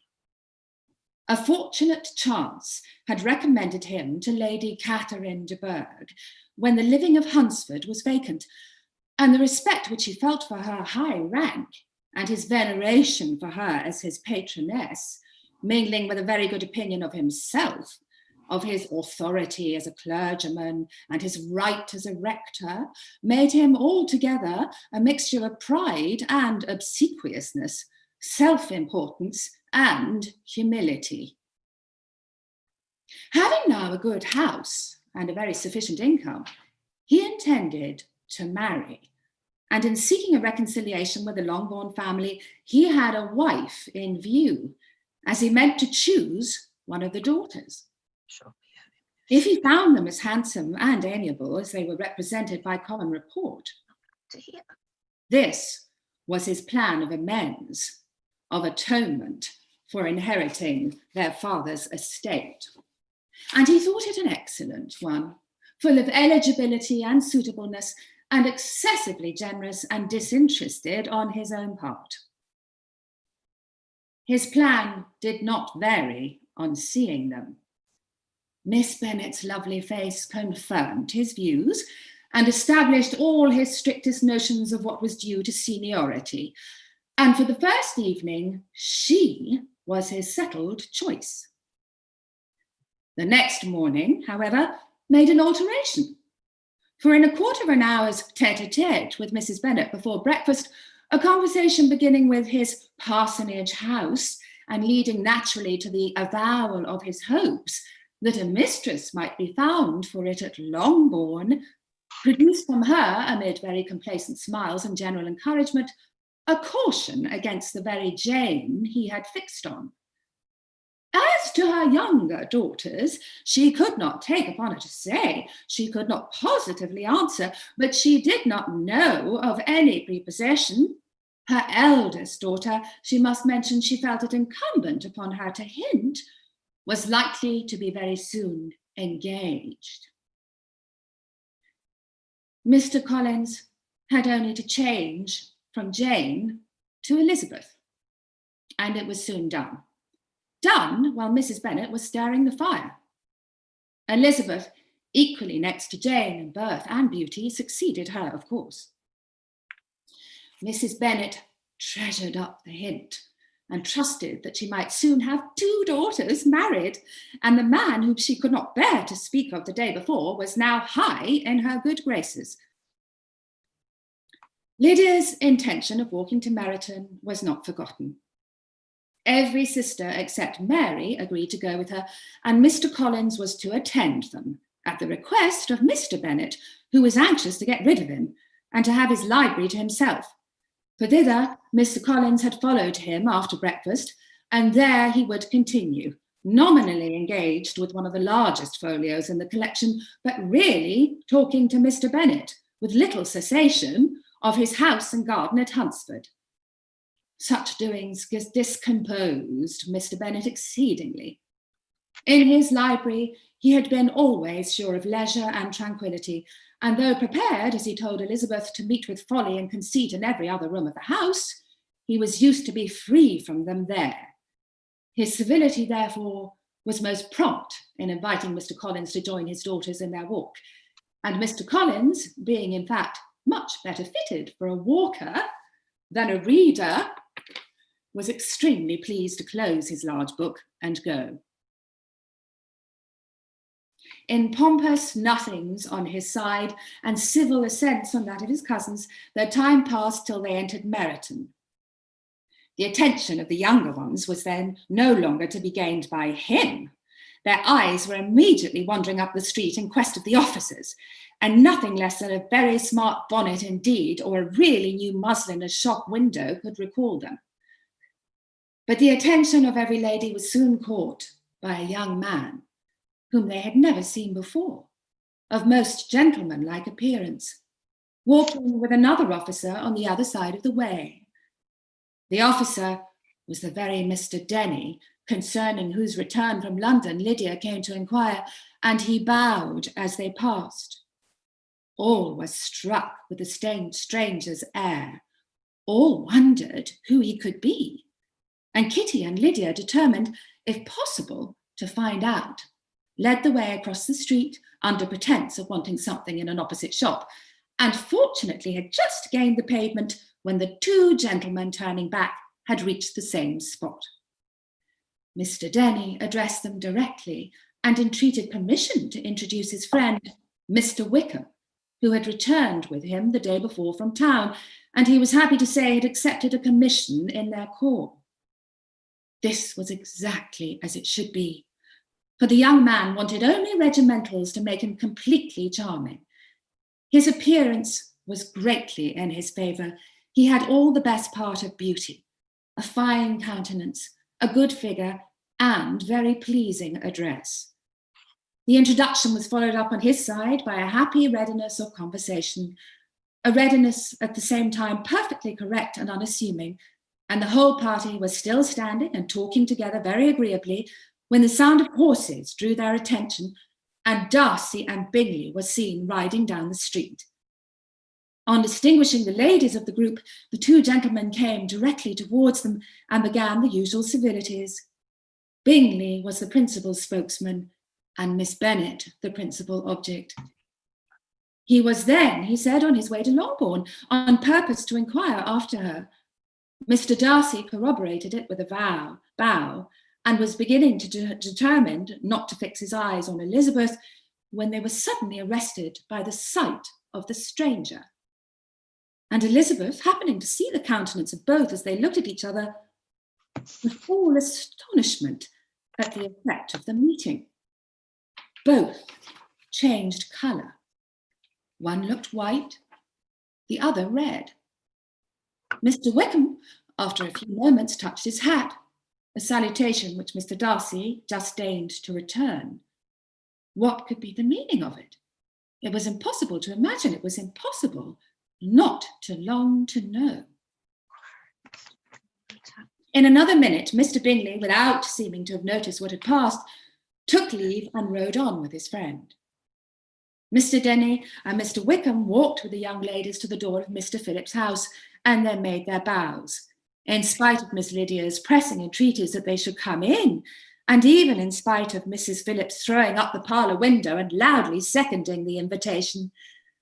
Mrs. Phillips was always glad to see her nieces, and the two eldest from their recent absence were particularly welcome, and she was eagerly expressing her surprise at their sudden return home, which, as their own carriage had not fetched them, she should have known nothing about if she had not happened to see Mr. Jones's shopboy in the street, who told her that they were not to send any more drafts to Netherfield because the Miss Bennets were come away, when her civility was claimed towards Mr. Collins by Jane's introduction of him. She received him with her very best politeness, which he returned with as much more, apologising for his intrusion without any previous acquaintance with her, which he could not help flattering himself, however, might be justified by his relationship to the young ladies who introduced him to her notice. Mrs. Phillips was quite awed by such an excess of good breeding, but her contemplation of one stranger was soon put to an end by exclamations and inquiries about the other, of whom, however, she could only tell her nieces what they already knew, that Mr. Denny had brought him from London and that he was to have a lieutenant's commission in the Shire. She had been watching him the last hour, she said, as he walked up and down the street, and had Mr. Wickham appeared, Kitty and Lydia would certainly have continued the occupation, but unluckily no one passed windows now, except a few of the officers, who, in comparison with the stranger, were become stupid, disagreeable fellows. Some of them were to dine with the Phillipses the next day, and their aunt promised to make her husband call on Mr. Wickham and to give him an invitation also if the family from Longbourn would come in the evening. This was agreed to, and Mrs. Phillips protested that they would have a nice, comfortable, noisy game of lottery tickets and a little bit of hot supper afterwards. The prospect of such delights was very cheering, and they parted in mutual good spirits. Mr. Collins repeated his apologies in quitting the room, and was assured with unwearying civility that they were perfectly needless. As they walked home, Elizabeth related to Jane what she had seen pass between the two gentlemen. But though Jane would have defended either or both, had they appeared to be in the wrong, she could no more explain such behaviour than her sister. Mr. Collins, on his return, highly gratified Mrs. Bennet by admiring Mrs. Phillips's manners and politeness. He protested that, except Lady Catherine and her daughter, he had never seen a more elegant woman, for she had not only received him with the utmost civility, but even pointedly included him in her invitation for the next evening, although utterly unknown to her before. Something, he supposed, might be attributed to his connection with them, but yet he had never met with so much attention in the whole course of his life. Chapter 16.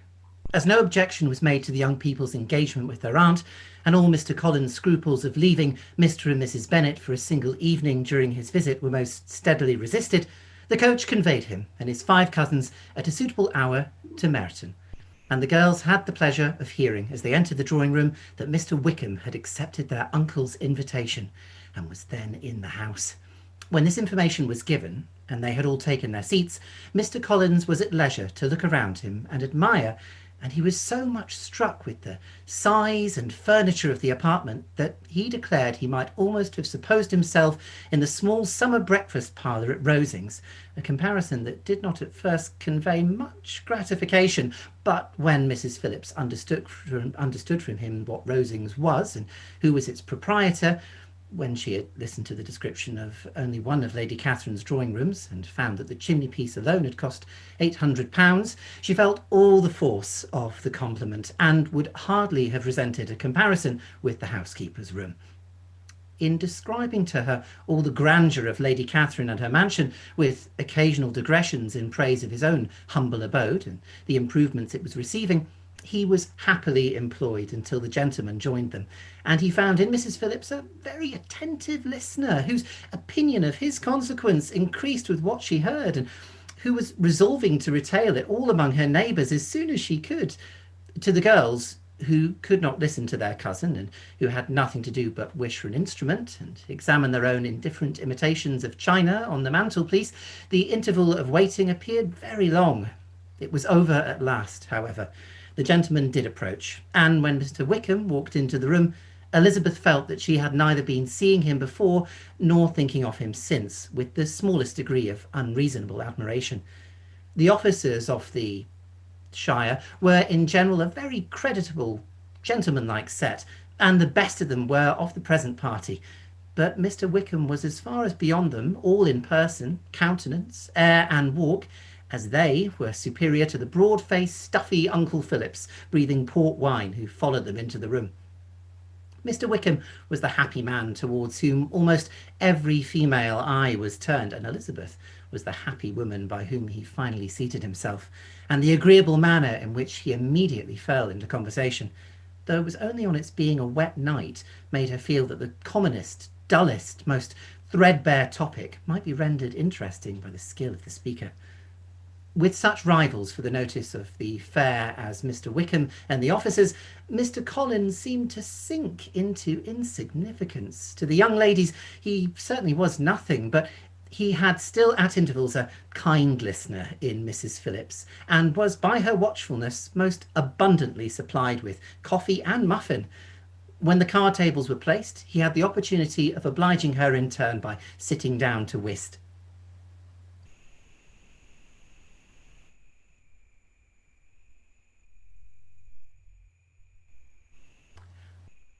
"I know a little of the game at present," said he, "but I shall be glad to improve myself for my situation in life."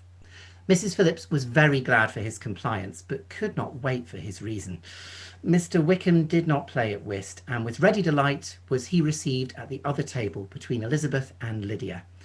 At first there seemed danger of Lydia's engrossing him entirely, for she was a most determined talker, but being likewise extremely fond of lottery tickets, she soon grew too much interested in the game, too eager in making bets and exclaiming after prizes to have attention for anyone in particular. Allowing for the common demands of the game, Mr. Wickham was therefore at leisure to talk to Elizabeth, and she was very willing to hear him, though what she chiefly wished to hear she could not hope to be told: the history of his acquaintance with Mr. Darcy. She dared not even mention that gentleman. Her curiosity, however, was unexpectedly relieved. Mr. Wickham began the subject himself. He inquired how far Netherfield was from Meryton, and after receiving her answer, asked in a hesitating manner how long Mr. Darcy had been staying there. "About a month," said Elizabeth, and then, unwilling to let the subject drop, added, "He is a man of very large property in Derbyshire, I understand." "Yes," replied Mr. Wickham. "His estate there is a noble one. A clear 10,000 per annum. You could not have met with a person more capable of giving you certain information on that head than myself, for I have been connected with his family in a particular manner from my infancy." Elizabeth could not but look surprised. "You may well be surprised, Miss Bennet, at such an assertion, after seeing, as you probably might, the very cold manner of our meeting yesterday. Are you much acquainted with Mr. Darcy?" "As much as I ever wish to be," cried Elizabeth very warmly. "I have spent 4 days in the same house with him, and I think him very disagreeable." "I have no right to give my opinion," said Wickham, "as to his being agreeable or otherwise. I am not qualified to form one. I have known him too long and too well to be a fair judge. It is impossible for me to be impartial, but I believe your opinion of him would in general astonish, and perhaps you would not express it quite so strongly were you anywhere else. Here you are among your own family." "On my word, I say no more here than I might say in any house in the neighbourhood, except Netherfield. He is not at all liked in Hertfordshire. Everybody is disgusted by his pride. You will not find him more favourably spoken by anyone." "I cannot pretend to be sorry," said Wickham, after a short interruption, "that he or any man should be not estimated beyond their deserts, but with him I believe it does not often happen.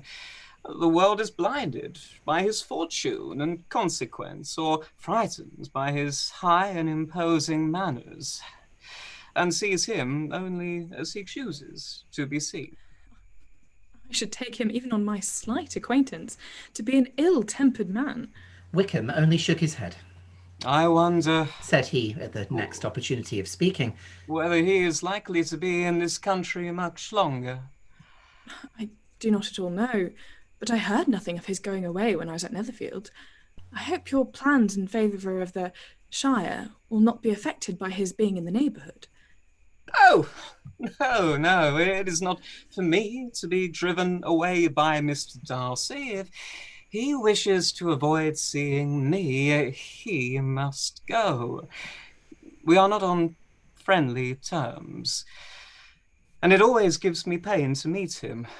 but I have no reason for avoiding him but what I might proclaim before all the world, with a sense of very great ill usage and most painful regrets at his being what he is.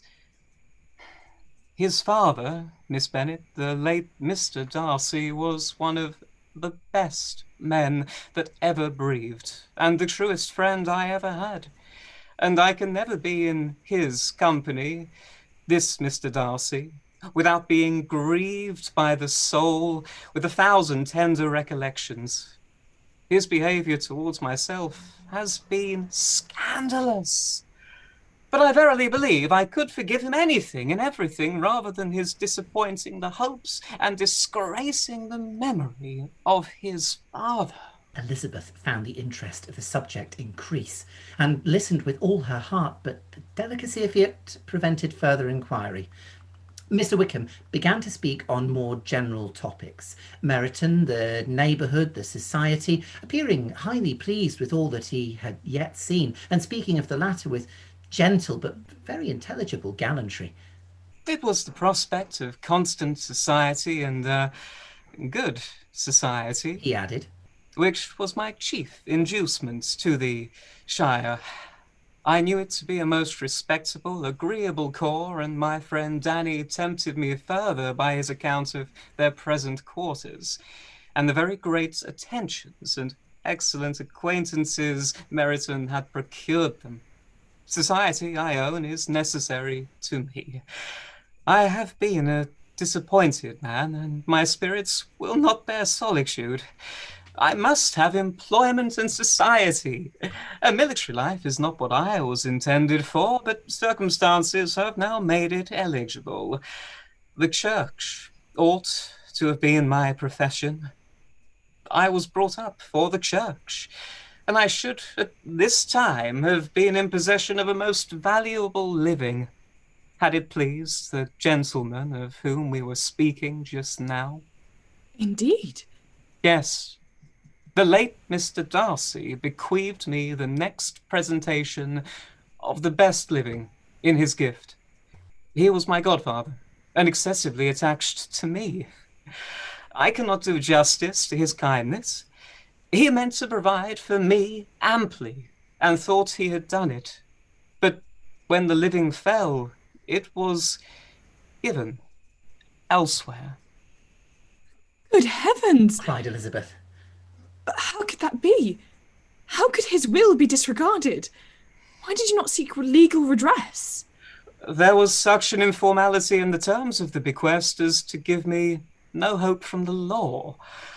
A man of honour could not have doubted the intention, but Mr. Darcy chose to doubt it, or to treat it as a mere conditional recommendation, and to assert that I had forfeited all claim to it by extravagance, imprudence, in short, anything or nothing. Certain it is that the living became vacant 2 years ago, exactly as I was of an age to hold it, and that it was given to another man. And no less certain is it that I cannot accuse myself of having really done anything to deserve it. I have a warm, unguarded temper, and I may have spoken my opinion of him and to him too freely. I can recall nothing worse. But the fact is that we are very different sort of men, and that he hates me. This is quite shocking. I mean, he deserves to be publicly disgraced. Sometime or other he will be. But it shall not be by me. Till I can forget his father, I can never defy or expose him. Elizabeth honoured him for such feelings and thought him handsomer than ever as he had expressed them. But what, said she after a pause, can have been his motive? What can have induced him to behave so cruelly?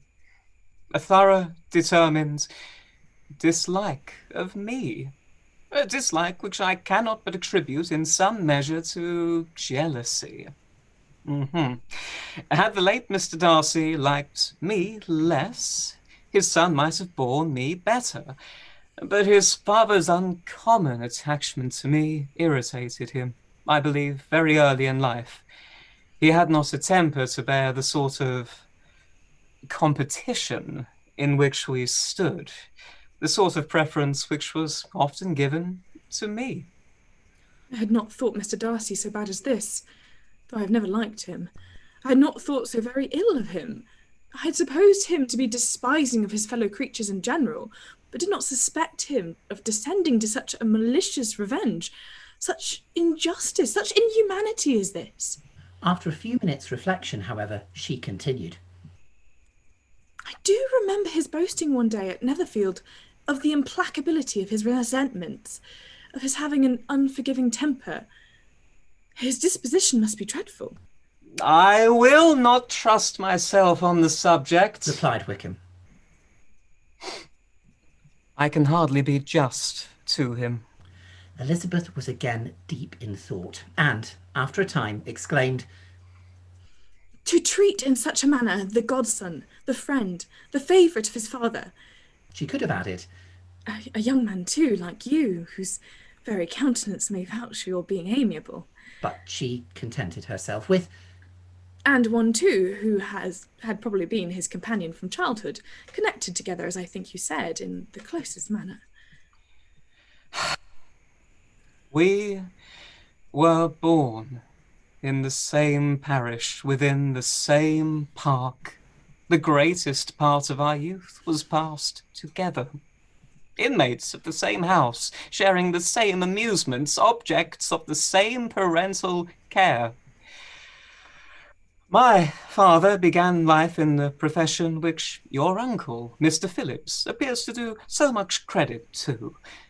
But he gave up everything to be of use to the late Mr. Darcy, and devoted all his time to the care of the Pemberley property. He was most highly esteemed by Mr. Darcy, a most intimate, confidential friend. Mr. Darcy often acknowledged himself to be under the greatest obligations to my father's active superintendence, and when, immediately before my father's death, Mr. Darcy gave him a voluntary promise of providing for me. I am convinced that he felt it to be as much a debt of gratitude towards him as his affection to myself. How strange, cried Elizabeth. How abominable. I wonder that the very pride of this Mr. Darcy has not made him just to you. If from no better motive than he should have been too proud to be dishonest. For dishonesty, I must call it. It is wonderful, replied Wickham. For almost all his actions may be traced to pride. And pride had often been his best friend. It has connected him nearer with virtue than with any other feeling. But we are none of us consistent, and in his behaviour to me there were stronger impulses even than pride. Such abominable pride as his have ever done him good? Yes. It has often led him to be liberal and generous, to give his money freely, to display hospitality, to assist his tenants and relieve the poor. Family pride, filial pride, for he is very proud of what his father was. They have done this. Not to appear to disgrace his family, to degenerate from the popular qualities, or lose the influence of Pemberley House, is a powerful motive. He has also brotherly pride, which, with some brotherly affection, makes him a very kind and careful guardian of his sister. And you'll hear him generally cried up as the most attentive of brothers. What sort of girl is Miss Darcy? He shook his head. I wish I could call her amiable. It gives me pain to speak ill of a Darcy, but she is too much like her brother. Very, very proud. As a child, she was affectionate and pleasing, and extremely fond of me. And I have devoted hours and hours to her amusement, but she is nothing to me now. She's a handsome girl, about 15 or 16, and I understand highly accomplished. Since her father's death, her home has been London, where a lady lives with her and superintends her education. After many pauses and many trials of other subjects, Elizabeth could not help reverting once more to the first and saying, I am astonished at his intimacy with Mr. Bingley. How can Mr. Bingley, who seems good humour itself and is, I really believe, truly amiable, be in friendship with such a man? How can they suit each other? Do you know Mr. Bingley? Not at all. He is a sweet-tempered, amiable, charming man. He cannot know what Mr. Darcy is. Probably not. But Mr. Darcy can please where he chooses. He does not want abilities. He can be a conversable companion if he thinks it worth his while. Among those who are his equals, in consequence, he is a very different man from what he is to the less prosperous. His pride never deserts him. But with the rich, he is liberal-minded, just, sincere, rational, honourable, and perhaps even agreeable, allowing something for fortune and figure. The whist party soon afterwards breaking up, the players gathered round the other table, and Mr. Collins took his station between his cousin Elizabeth and Mrs. Phillips. The usual inquiries as to his success were made by the latter. It had not been very great. He had lost every point, but when Mrs. Phillips began to express her concern thereupon, he assured her with much earnest gravity that it was not of the least importance, that he considered the money as a mere trifle, and begged that she would not make herself uneasy. I know very well, madam, said he, that when persons sit down to a card table, they must take their chances of these things, and happily I am not in such circumstances as to make 5 shillings as any object. There are undoubtedly many who could not say the same, but thanks to Lady Catherine de Bourgh, I am removed far beyond the necessity of regarding little matters. Mr. Wickham's attention was caught, and after observing Mr. Collins for a few moments, he asked Elizabeth in a low voice whether her relation was very intimately acquainted with the family of de Bourgh. Lady Catherine de Bourgh, she replied, has very lately given him a living. I hardly know how Mr. Collins was first introduced to her notice, but he certainly has not known her long. You know, of course, that Lady Catherine de Bourgh and Lady Anne Darcy were sisters, consequently that she is aunt to the present Mr. Darcy. No, indeed I did not. I knew nothing at all of Lady Catherine's connections. I never heard of her existence till the day before yesterday. Her daughter, Miss de Bourgh, will have a very large fortune, and it is believed that she and her cousin will unite the 2 estates. This information made Elizabeth smile as she thought of poor Miss Bingley. Vain, indeed, must be all her attentions, vain and useless her affection for his sister, and her praise of himself, if he were already self-destined for another. Mr. Collins, said she, speaks highly both of Lady Catherine and her daughter, but from some particulars that he has related of her ladyship, I suspect his gratitude misleads him, and that in spite of her being his patroness, she is an arrogant, conceited woman. I believe her to be both, in great degree, replied Wickham. I have not seen her for many years, but I very well remember that I never liked her, and that her manners were dictatorial and insolent. But I've said that already. I shan't repeat myself. She has the reputation of being remarkably sensible and clever, but I rather believe she derives part of her abilities from her rank and fortune, part from her authoritative manner, and the rest from pride for her nephew, who chooses that everyone connected with him should have an understanding of the first class. Elizabeth allowed that he had given a very rational account of it, and they continued talking together with mutual satisfaction till supper put an end to cards, and gave the rest of the ladies their share of Mr. Wickham's attentions. There could be no conversation in the noise of Mrs. Phillips's supper party, but his manners recommended him to everybody.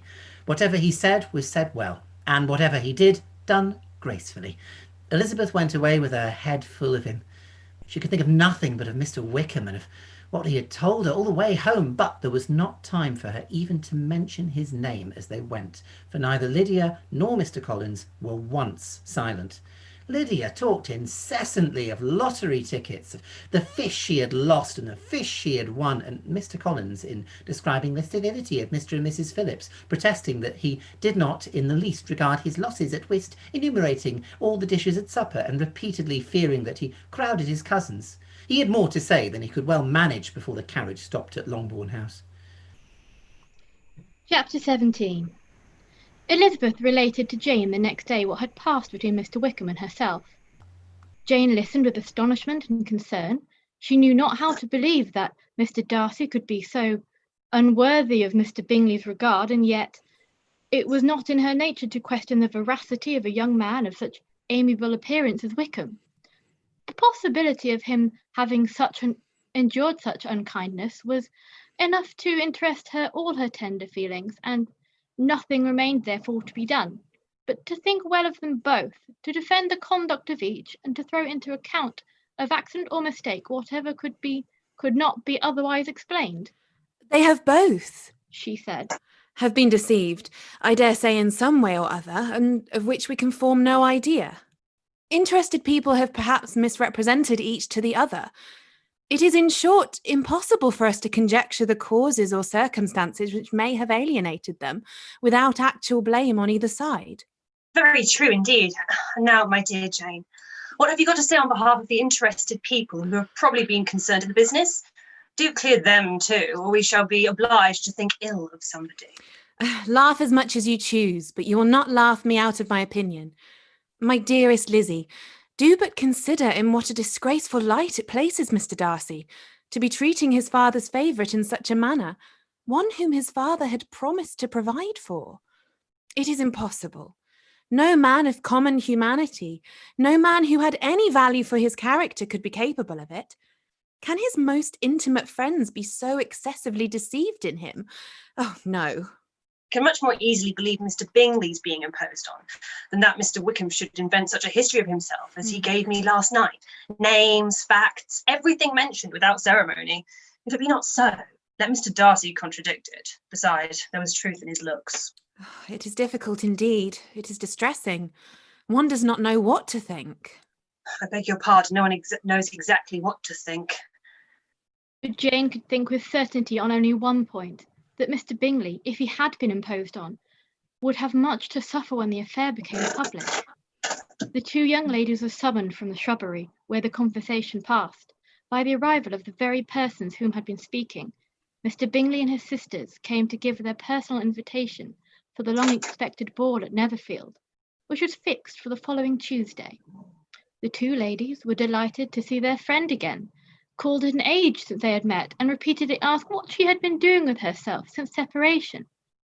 To the rest of the family they paid little attention, avoiding Mrs. Bennet where possible, saying not very much to Elizabeth and nothing at all to the others. They were soon gone again, rising from their seats with an activity which took their brother by surprise, and hurrying off as eager to escape from Mrs. Bennet's civilities. The prospect of a Netherfield ball was extremely agreeable to every female of the family. Mrs. Bennet chose to consider it as giving a compliment to their eldest daughter, and was particularly flattered by receiving the invitation from Mr. Bingley himself, instead of a ceremonious card. Jane pictured to herself a happy evening in the society of her two friends, and the attentions of their brother, and Elizabeth thought with the pleasure of dancing a great deal with Mr. Wickham, and seeing the confirmation of everything in Mr. Darcy's look and behaviour. The happiness anticipated by Catherine and Lydia depended less on a single event or a single person, but though they each, like Elizabeth, meant to dance half the evening with Mr. Wickham, He was by no means the only partner who could satisfy them, and a ball, at any rate, is a ball, and even Mary could assure her family that she had no disinclination for it. "While I can have my mornings to myself," said she, "it is enough. I think it is no sacrifice to join occasionally in evening engagements. Society has claims on us all, and I profess myself one of those who consider intervals of recreation and amusement as desirable for everybody." Elizabeth's spirits were so high on this occasion that, though she did not speak unnecessarily to Mr. Collins, she could not help asking him whether he intended to accept Mr. Bingley's invitation, and if he did, whether he would think it proper to join in the evening's amusement. And she was rather surprised to find that he entertained no scruple whatever on that head, and was very far from dreading a rebuke either from the Archbishop or Lady Catherine de Bourgh by venturing to dance. "I am by no means of the opinion, I assure you," said he, "that a ball of this kind given by a young man of character to respectable people can have any evil tendency, and I am so far from objecting to dancing myself that I shall hope to be honoured with the hands of all my fair cousins in the course of the evening, and I take this opportunity of soliciting yours, Miss Elizabeth, for the first 2 dances especially, a preference which I trust my cousin Jane will attribute to the right cause and not to any disrespect to her." Elizabeth felt herself completely taken in. She had fully proposed being engaged to Mr. Wickham for those very dances, and to have Mr. Collins instead, her liveliness would have never been worse timed. There was no help for it, however. Mr. Wickham's happiness and her own were perforce delayed a little longer, and Mr. Collins' proposal accepted it with as good a grace as she could. She was not the better pleased with his gallantry from the idea that it was suggestive of something more. It now first struck her that she was selected from amongst her sisters as worthy of being mistress of Hunsford Parsonage, and of assisting to form a quadruple table at the Rosings, in absence of more eligible visitors. The idea soon reached conviction as she observed his increasing civilities towards herself and heard his frequent attempt at compliment on her wit and vivacity, and though more astonished than gratified herself by this effect of her charms, it was not long before her mother gave her to understand that the probability of their marriage was extremely agreeable to her. Elizabeth, however, did not choose to take the hint, being well aware that the serious dispute must be the consequence of any reply. Mr. Collins might never make the offer until he did. It was useless to quarrel about him. If there had not been a Netherfield ball to prepare for and talk of, the younger Mrs. Bennet would have been very pitiable state at this time, for from the day of invitation to the day of the ball, there was such a succession of rain as prevented their walking to Meryton once. No aunt, no officers, no news to be sought after. The very shoe roses for Netherfield were got by proxy. Even Elizabeth might have found some trial of her patience in weather which totally suspended the improvement of her acquaintance with Mr. Wickham, and nothing less than a dance on Tuesday could have made a Friday, Saturday, Sunday, and Monday endurable to Kitty and Lydia. Chapter 18. Till Elizabeth entered the drawing-room at Netherfield and looked in vain for Mr. Wickham among the cluster of red coats there assembled, a doubt of his being present had never occurred to her. The certainty of meeting him had not been checked by any of those recollections that might not unreasonably have alarmed her. She had dressed with more than usual care, and prepared in the highest spirits for the conquest of all that remained unsubdued of his heart, trusting that it was not more than might be won in the course of the evening. But in an instant arose the dreadful suspicion of his being purposely omitted for Mr. Darcy's pleasure in the Bingleys' invitation to the officers, and though this was not exactly the case, the absolute fact of his absence was pronounced by his friend Denny, to whom Lydia eagerly applied, and who told them that Wickham had been obliged to go to town on business the day before, and was not yet returned, adding, with a significant smile, "I do not imagine his business would have called him away just now, if he had not wanted to avoid a certain gentleman here." This part of his intelligence, though unheard by Lydia, was caught by Elizabeth, and as it assured her that Darcy was not less answerable for Wickham's absence than if her first surmise had been just, every feeling of displeasure against the former was so sharpened by immediate disappointment that she could hardly reply with tolerable civility to the polite inquiries which he directly afterwards approached to make. Attendance, forbearance, patience with Darcy was injury to Wickham. She was resolved against any sort of conversation with him, and turned away with a degree of ill humour which she could not wholly surmount, even in speaking to Mr. Bingley, whose blind partiality provoked her. But Elizabeth was not formed for ill humour, and though every prospect of her own was destroyed for the evening, it could not dwell long on her spirits, and having told all her griefs to Charlotte Lucas, whom she had not seen for a week, she was soon able to make a voluntary transition to the oddities of her cousin, and to point him out to her particular notice. The first 2 dances, however, brought a return of distress. They were dances of mortification.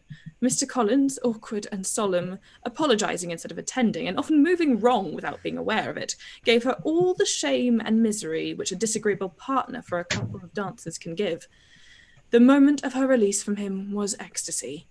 She danced next with an officer, and had the refreshment of talking of Wickham, and hearing that he was universally liked. When those dances were over, she returned to Charlotte Lucas, and was in conversation with her, when she found herself suddenly addressed by Mr. Darcy, who took her so much by surprise in his application for her hand, that, without knowing what she did, she accepted him. He walked away again immediately, and she was left to fret over her own want of presence of mind. Charlotte tried to console her. I dare say you will find him very agreeable. Heaven forbid! That would be the greatest misfortune of all, to find a man agreeable whom one is determined to hate. Do not wish me such an evil. When the dancing recommenced, however, and Darcy approached to claim her hand, Charlotte could not help cautioning her in a whisper not to be a simpleton, and allow her fancy for Wickham to make her appear unpleasant in the eyes of a man 10 times his consequence. Elizabeth made no answer, and took her place in the set, amazed at the dignity to which she was arrived in being allowed to stand opposite to Mr. Darcy, and reading in her neighbour's looks their equal amazement at beholding it. They stood for some time without speaking a word, and she began to imagine that their silence was to last through the 2 dances, and at first was resolved not to break it, till suddenly fancying that it would be the greater punishment to her partner to oblige him to talk, she made some slight observation on the dance. He replied, and was again silent. After a pause of some minutes, she addressed him a second time with, It is your turn to say something now, Mr. Darcy. I talked about the dance, and you ought to make some sort of remark on the size of the room or the number of couples. He smiled, and assured her that whatever she wished him to say should be said. Very well. That reply will do that for the present. Perhaps by and by I may observe that private balls are much pleasanter than public ones. But now we may be silent. You talk about role then, while you're dancing. Sometimes one must speak a little, you know. It would look odd to be entirely silent for half an hour together, and yet for the advantage of some, conversation ought to be so arranged as that they may have the trouble of saying as little as possible. Are you consulting your own feelings in the present case, or do you imagine that you are gratifying mine? Both, replied Elizabeth archly. For I've always seen a great similarity in the turn of our minds. We are each of an unsocial, taciturn disposition, unwilling to speak, unless we expect to say something that will amaze the whole room and be handed down to posterity with all the eclat of a proverb. This is no very striking resemblance of your own character, I am sure, said he. How near it may be to mine, I cannot pretend to say. You think it a faithful portrait, undoubtedly. I must not decide on my own performance. He made no answer, and they were again silent till they had gone down the dance. When he asked her if she and her sisters did not very often walk into Meryton, she answered in the affirmative, and, unable to resist the temptation, added, When you met us the other day, we had just been forming a new acquaintance. The effect was immediate. A deeper shade of hauteur overspread his features, but he said not a word, and Elizabeth, though blaming herself for her own weakness, could not go on. At length Darcy spoke, and in a constrained manner said, Mr. Wickham is blessed with such happy manners as may ensure his making friends. Whether he may be equally capable of retaining them is less certain. He has been so unlucky as to lose your friendship, replied Elizabeth with emphasis. and in a manner which he is likely to suffer from all his life. Darcy made no answer, and seemed desirous of changing the subject. At that moment, Sir William Lucas appeared close to them, meaning to pass through the set to the other side of the room, but on perceiving Mr. Darcy, he stopped with a bow of superior courtesy to compliment him on his dancing and his partner. I have been most highly gratified indeed, my dear sir. Such very superior dancing is not very often seen. It is evident that you belong to the first circles. Allow me to say, however, that your fair partner does not disgrace you, and that I must hope to have this pleasure often repeated, especially when a certain desirable effect, my dear Eliza, glancing at her sister in Bingley, shall take place. What congratulations will then flow in? I appeal to Mr. Darcy, but let me not interrupt you, sir. You will not thank me for detaining you from the bewitching converse of that young lady whose bright eyes are so also upbraiding me.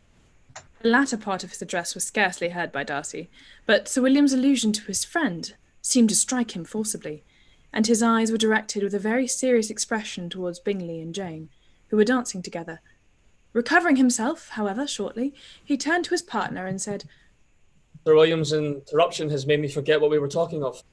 I do not think we were speaking about anything at all. Sir William could not have interrupted two people in the room who had less to say for themselves. We have tried 2 or 3 subjects already without success, and what we are to talk of next, I cannot imagine.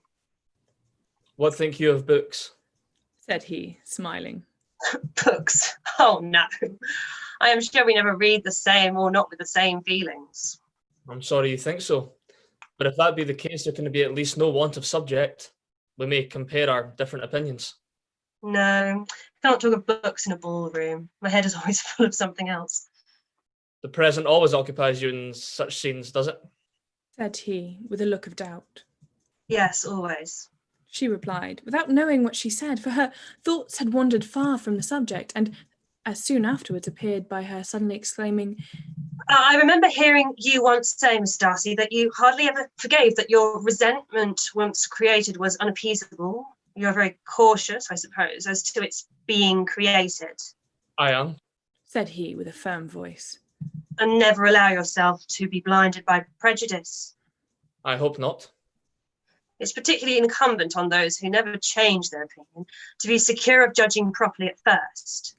May I ask what these questions tend? Merely to the illustration of your character, said she, endeavouring to shake off her gravity. I am trying to make it out. And what is your success? She shook her head. I did not get on at all. I hear such different accounts of you as puzzle me exceedingly. I can readily believe, answered he gravely. That reports me very greatly with respect to me, and I could wish, Miss Bennet, that you were not to sketch my character at the present moment, and there is reason to fear that the performance would reflect no credit on either. But if I do not take your likeness now, I may never have another opportunity. I would by no means suspend any pleasure of yours. He coldly replied. She said no more, and they went down the other dance and parted in silence, and on each side satisfied, though not to an equal degree, for in Darcy's breast there was a tolerably powerful feeling towards her, which soon procured her pardon, and directed all his anger against another. They had not long separated when Miss Bingley came towards her, and with an expression of civil disdain accosted her. Oh, Miss Eliza, I hear you are quite delighted with George Wickham. Your sister has been talking to me about him and asking me 1,000 questions. And I find the young man quite forgot to tell you, amongst his other communication, that he was the son of old Wickham, the late Mr. Darcy's steward. Let me recommend you as a friend. Do not give implicit confidence to all his assertions, for as to Mr. Darcy's using him ill, it is perfectly false.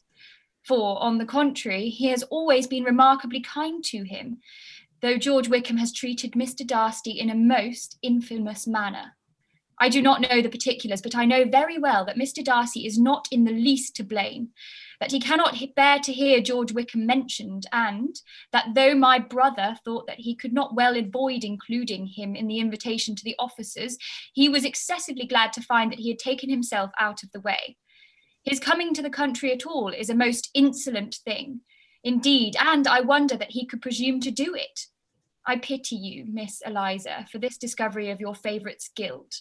But really, considering his descent, one could not expect much better. His guilt and his descent appear, by your account, to be the same, said Elizabeth angrily. For I have heard you accuse him of nothing worse than of being the son of Mr. Darcy's steward, and of that, I can assure you, he informed me himself. I beg your pardon, replied Miss Bingley, turning away with a sneer. Excuse my interference. It was kindly meant. Insolent girl, said Elizabeth to herself. You are much mistaken if you expect to influence me by such a paltry attack as this. I see nothing in it but your own wilful ignorance and the malice of Mr. Darcy. She then sought her elder sister, who had undertaken to make inquiries on the same subject of Bingley. Jane met her with a smile of such sweet complacency, a glow of such happy expression, as sufficiently marked how well she was satisfied with the occurrences of the evening. Elizabeth instantly read her feelings, and at that moment solicitude for Wickham, resentment against his enemies, and everything else gave way before the hope of Jane's being in the fairest way for happiness. I want to know, said she, with a countenance no less smiling than her sister's. What have you learnt about Mr. Wickham? But perhaps you've been too pleasantly engaged to think of any third person, in which case you may be sure of my pardon. No, replied Jane. I have not forgotten him, but I have nothing satisfactory to tell you. Mr. Bingley does not know the whole of his history and is quite ignorant of the circumstances which have principally offended Mr. Darcy. But he will vouch for the good conduct, the probity, and the honour of his friend, and is perfectly convinced that Mr. Wickham has deserved much less attention from Mr. Darcy than he has received. And I am sorry to say, by his account as well as his sister's, Mr. Wickham is by no means a respectable young man. I am afraid he has been very imprudent and has deserved to lose Mr. Darcy's regard. Mr. Bingley does not know Mr. Wickham himself? No, he never saw him till the other morning at Meryton. This account then is what he has received from Mr. Darcy. I'm satisfied. But what does he say of the living? He does not exactly recollect the circumstances, though he has heard them from Mr. Darcy more than once, but he believes that it was left to him conditionally only. I have not a doubt of Mr. Bingley's sincerity, said Elizabeth warmly. But you must excuse my not being convinced by assurances only. Mr. Bingley's defence of his friend was a very able one, I dare say, but since he is unacquainted with several parts of the story and has learnt the rest from that friend himself, I shall venture to still think of both gentlemen as I did before. She then changed the discourse to one more gratifying to each, and on which there could be no difference of sentiment. Elizabeth listened with delight to the happy, though modest hopes which Jane entertained of Mr. Bingley's regard, and said all in her power to heighten her confidence in it. On their being joined by Mr. Bingley himself, Elizabeth withdrew to Miss Lucas, to whose inquiry after the pleasantness of her last partner she had scarcely replied, before Mr. Collins came up to them and told her with great exultation that he had just been so fortunate as to make a most important discovery. I have found out, said he, by a singular accident, that there is now in the room a near relation of my patroness. I happened to overhear the gentleman himself mentioning to the young lady who does the honour of the house the names of his cousin, Miss de Bourgh, and of her mother, Lady Catherine. How wonderfully these sort of things occur. Who would have thought of my meeting with perhaps a nephew of Lady Catherine de Bourgh in this assembly? I am most thankful that the discovery is made in time for me to pay my respects to him, which I am now going to do, and trust he will excuse my not having done it before. My total ignorance of the connection must plead my apology. You are not going to introduce yourself to Mr. Darcy? Oh, indeed I am. I shall entreat his pardon for not having done it earlier. I believe him to be Lady Catherine's nephew. It will be in my power to assure him that her ladyship was quite well yesterday's night. Elizabeth tried hard to dissuade him from such a scheme, assuring him that Mr. Darcy would consider his addressing him without introduction as an impertinent freedom, rather than a compliment to his aunt, that it was not in the least necessary there should be any notice on either side, and if it were, it must belong to Mr. Darcy, the superior in consequence, to begin the acquaintance. Mr. Collins listened to her with a determined air of following his own inclination, and, when she ceased speaking, replied thus. My dear Miss Elizabeth, I have the highest opinion in the world of your excellent judgment in all matters within the scope of your understanding, but permit me to say that there must be a wide difference between the established forms of ceremony amongst the laity of those which regulate the clergy. For, give me leave to observe that I consider the clerical office as equal in point of dignity with the highest rank in the kingdom, provided that a proper humility of behaviour is at the same time maintained. You must therefore allow me to follow the dictates of my conscience on this occasion, which leads me to perform what I look on as a point of duty. Pardon me for neglecting to profit by your advice, which on every other subject will be my constant guide, though in the case before us I consider myself more fitted by education and habitual study to decide on what is right than a young lady like yourself. And with a low bow he left her to attack Mr. Darcy, whose reception of his advances she eagerly watched, and whose astonishment at being so addressed was very evident. Her cousin prefaced his speech with a solemn bow, and though she could not hear a word of it, she felt as if hearing it all, and saw in the motion of his lips the word Hunsford, and Lady Catherine de Bourgh. It vexed her to see him expose himself to such a man. Mr. Darcy was eyeing him with unrestrained wonder, and when at last Mr. Collins allowed him time to speak, replied with an air of distant civility. Mr. Collins, however, was not discouraged from his speaking again, and Mr. Darcy's contempt seemed abundantly increasing with the length of his second speech, and at the end of it he only made him a slight bow, and moved another way. Mr. Collins then returned to Elizabeth. I have no reason, I assure you, said he, to be dissatisfied with my reception. Mr. Darcy seemed much pleased with the attention. He answered me with the utmost civility, and even paid me the compliment of saying that he was so well convinced of Lady Catherine's discernment as to be certain she could never bestow a favour unworthily. It was really a very handsome thought. Upon the whole, I am much pleased with him. As Elizabeth had no longer any interest of her own to pursue, she turned her attention almost entirely on her sister and Mr. Bingley, and the train of agreeable reflections which her observations gave birth to made her perhaps almost as happy as Jane. She saw her in idea settled in that very house, in all the felicity which a marriage of true affection could bestow, and she felt capable, under such circumstances, of endeavouring even to like Mr. Bingley's two sisters. Her mother's thoughts, she plainly saw, were bent the same way, and she determined not to venture near her, lest she might hear too much. When they sat down to supper, therefore, she considered it a most unlucky perverseness which placed them within one of each other, and deeply was she vexed to find that her mother was talking to that one person, Lady Lucas, freely, openly, and of nothing else but her expectation that Jane would soon be married to Mr. Bingley. It was an animating subject, and Mrs. Bennet seemed incapable of fatigue while enumerating the advantages of the match. His being such a charming young man, and so rich, and living but 3 miles from them, were the first points of self-congratulation. And then it was such a comfort to think how fond the two sisters were of Jane, and to be certain that they must desire the connection as much as she could do. It was, moreover, such a promising thing for her younger daughters, as Jane's marrying so greatly must throw them in the way of other rich men. And lastly, it was so pleasant at her time of life to be able to consign her single daughters to the care of their sister, that she might not be obliged to go into company more than she liked. It was necessary to make this circumstance a matter of pleasure, because on such occasions it is the etiquette.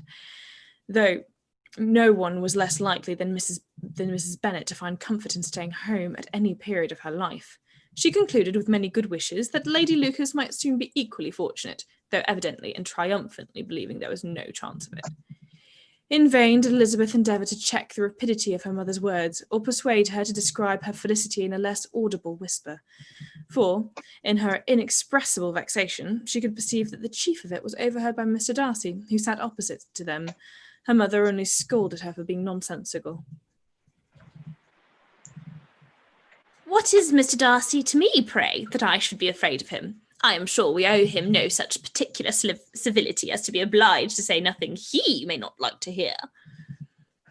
For heaven's sake, madam, speak lower. What advantage can it be for you to offend Mr. Darcy? You'll never recommend yourself to his friend by so doing. Nothing that she could say, however, had any influence. Her mother would talk of her views in the same intelligible tone. Elizabeth blushed and blushed again with shame and vexation. She could not help frequently glancing her eye at Mr. Darcy, though every glance convinced her of what she dreaded, for though he was not always looking at her mother, She was convinced that his attention was invariably fixed by her. The expression of his face changed gradually from indignant contempt to a composed and steady gravity. At length, however, Mrs. Bennet had no more to say, and Lady Lucas, who had been long yawning at the repetition of delights which she saw no likelihood of sharing, was left to the comforts of cold ham and chicken. Elizabeth now began to revive, but not long was the interval of tranquillity, for, when supper was over, singing was talked of, and she had the mortification of seeing Mary, after very little entreaty, preparing to oblige the company. By many significant looks and silent entreaties did she endeavour to prevent such a proof of complaisance, but in vain. Mary would not understand them. Such an opportunity of exhibiting was delightful to her, and she began her song. Elizabeth's eyes were fixed on her with most painful sensations, and she watched her progress through the several stanzas with an impatience which was very ill rewarded at their close. For Mary, on receiving amongst the thanks of the table the hint of a hope that she might be prevailed on to favour them again, after the pause of half a minute began another. Mary's powers were by no means fitted for such a display. Her voice was weak, and her manner affected. Elizabeth was in agonies. She looked at Jane to see how she bore it, but Jane was very composedly talking to Bingley. She looked at his two sisters and saw them making signs of derision at each other and at Darcy, who continued, however, imperturbably grave. She looked at her father to entreat his interference, lest Mary should be singing all night. He took the hint, and when Mary had finished her second song, said aloud, "That will do extremely well, child. You've delighted us long enough. The other young ladies have time to examine." Thank you. Mary, though pretending not to hear, was somewhat disconcerted, and Elizabeth, sorry for her and sorry for her father's speech, was afraid her anxiety had done no good. Others of the party were now applied to. If I, said Mr. Collins, were so fortunate as to be able to sing, I should have great pleasure, I am sure, in obliging the company with an air, for I consider music as a very innocent diversion, and perfectly compatible with the profession of a clergyman. I do not mean, however, to assert that we can be justified in devoting too much of our time to music, for there are certainly other things to be attended to. The rector of a parish has much to do. In the first place, he must make such an agreement for tithes as may be beneficial to himself and not offensive to his patron. He must write his own sermons, and the time that remains will be too much for his parish duties, and the care and improvement of his dwelling, which he cannot be excused from making as comfortable as possible. But I do not think of it light importance that he should have attentive and conciliatory manners towards everybody, especially towards those whom he owes his preferment. I cannot acquit him of that duty, nor could I think well of the man who should omit an occasion of testifying his respect towards anybody connected with the family. And with a bow to Mr. Darcy, he concluded his speech, which had been spoken so loud as to be heard by half the room. Many stared, many smiled, but no one looked more amused than Mr. Bennet himself, while his wife seriously commended Mr. Collins for having spoken so sensibly, and observed in a half-whisper to Lady Lucas that he was a remarkably clever, good kind of young man. To Elizabeth, it appeared that, had her family made an agreement to expose themselves as much as they could during the evening, it would have been impossible for them to play their parts with more spirit or finer success. And happy did she think it for Bingley and her sisters that some of the exhibition had escaped his notice, and that his feelings were not of a sort to be much distressed by the folly which he must have witnessed. That his two sisters and Mr. Darcy, however, should have such an opportunity of ridiculing her relations was bad enough, and she could not determine whether the silent contempt of the gentlemen or the insolent smiles of the ladies were more intolerable. The rest of the evening brought her little amusement. She was teased by Mr. Collins, who continued most perseveringly by her side, and though he could not prevail on her to dance with him again, put it out of her power to dance with others. In vain did she entreat him to stand up with somebody else and offer to introduce him to any young lady in the room. He assured her that as to dancing, he was perfectly indifferent to it, that his chief object was by delicate attentions to recommend himself to her, and that he should therefore make a point of remaining close to her the whole evening. There was no arguing upon such a project. She owed her greatest relief to her friend Miss Lucas, who often joined them, and good-naturedly engaged Mr. Collins's conversation to herself. She was the least she was at least free from the offence of Mr. Darcy's further notice. Though often standing within a very short distance of her, quite disengaged, he never came near enough to speak. She felt it to be the probable consequence of her allusions to Mr. Wickham, and rejoiced in it. The Longbourn party were the last of all the company to depart, and, by a manoeuvre of Mrs. Bennet, had to wait for their carriage a quarter of an hour after everybody else was gone, which gave them time to see how heartily they were wished away by some of the family. Mrs. Hurst and her sisters scarcely opened their mouths except to complain of fatigue, and were evidently impatient to have the house to themselves. They repulsed every attempt of Mrs. Bennet at conversation, and by so doing threw a languor over the whole party, which was very little relieved by the long speeches of Mr. Collins, who was complimenting Mr. Bingley and his sisters on the elegance of their entertainment, and the hospitality and politeness which had marked their behaviour to their guests. Darcy said nothing at all. Mr. Bennet, in silence, was enjoying the scene. Mr. Bingley and Jane were standing together, a little detached from the rest, and talked only to each other. Elizabeth preserved as steady a silence as either Mrs. Hurst or Miss Bingley, and even Lydia was too much fatigued to utter more than the occasional exclamation of, "Lord, how tired I am!" accompanied by a violent yawn. When at length they arose to take leave, Mrs. Bennet was most pressingly civil in her hope of seeing the whole family soon at Longbourn, and addressed herself especially to Mr. Bingley, to assure him how happy he would make them by eating a family dinner with them at any time, without the ceremony of a formal invitation. Bingley was all grateful pleasure, and he readily engaged for taking the earliest opportunity of waiting on her, after his return from London, whither he was obliged to go the next day for a short time. Mrs. Bennet was perfectly satisfied, and quitted the house under the delightful persuasion that, allowing for the necessary preparations of settlements, new carriages, and wedding clothes, she should undoubtedly see her daughter settled at Netherfield in the course of 3 or 4 months. Of having another daughter married to Mr. Collins, she thought with equal certainty, and with considerable, though not equal, pleasure. Elizabeth was the least dear to her of all her children, and though the man and the match were quite good enough for her, the worth of each was eclipsed by Mr. Bingley and Netherfield. Chapter 19. The next day opened a new scene at Longbourn. Mr. Collins made his direct declaration in form, having resolved to do it without loss of time, as his leave of absence extended only to the following Saturday, and having no feelings of diffidence to make it distressing to himself even at the moment, he set about it in a very orderly manner, with all the observances which he supposed a regular part of the business. On finding Mrs. Bennet, Elizabeth, and one of the younger girls together soon after breakfast, he addressed the mother in these words. May I hope, madam, for your interest with your fair daughter Elizabeth, when I solicit for the honour of a private audience with her in the course of this morning? Before Elizabeth had time for anything but a blush of surprise, Mrs. Bennet answered instantly.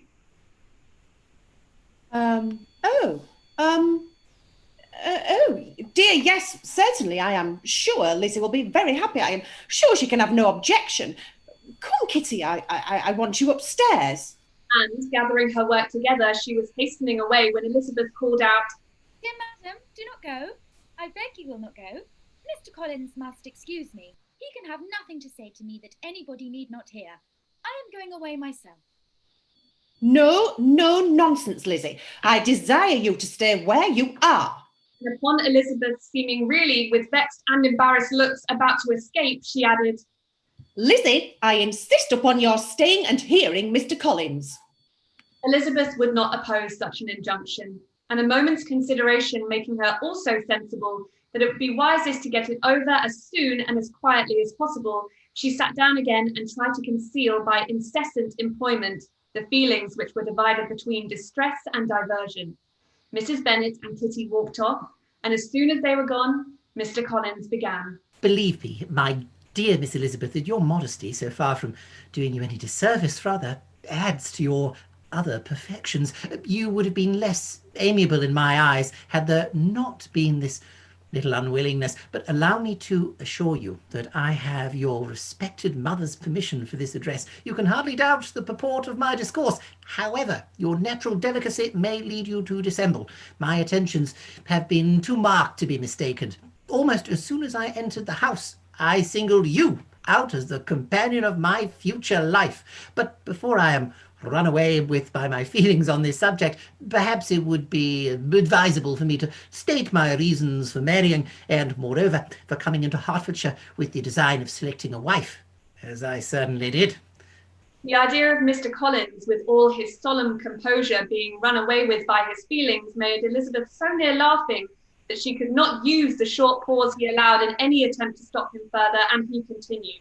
My reasons for marrying are, first, that I think it a right thing for every clergyman in easy circumstances, like myself, to set the example of matrimony in his parish. Secondly, that I am convinced that it will add very greatly to my happiness. And thirdly, which perhaps I ought to have mentioned earlier, that it is the particular advice and recommendation of the very noble lady whom I have the honour of calling patroness.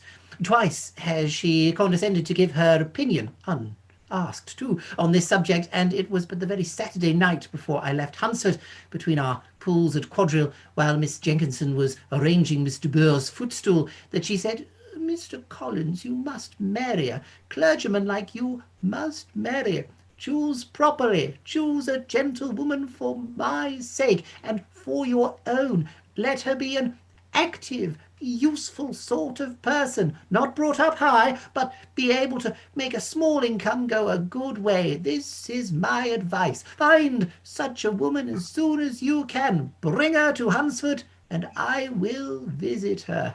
Allow me, by the way, to observe, my fair cousin, that I do not reckon the notice and kindness of Lady Catherine de Bourgh as amongst the least of the advantages in my power to offer. You will find her manners beyond anything I can describe, and your wit and vivacity, I think, must be acceptable to her, especially when tempered with the silence and respect which her rank will inevitably excite.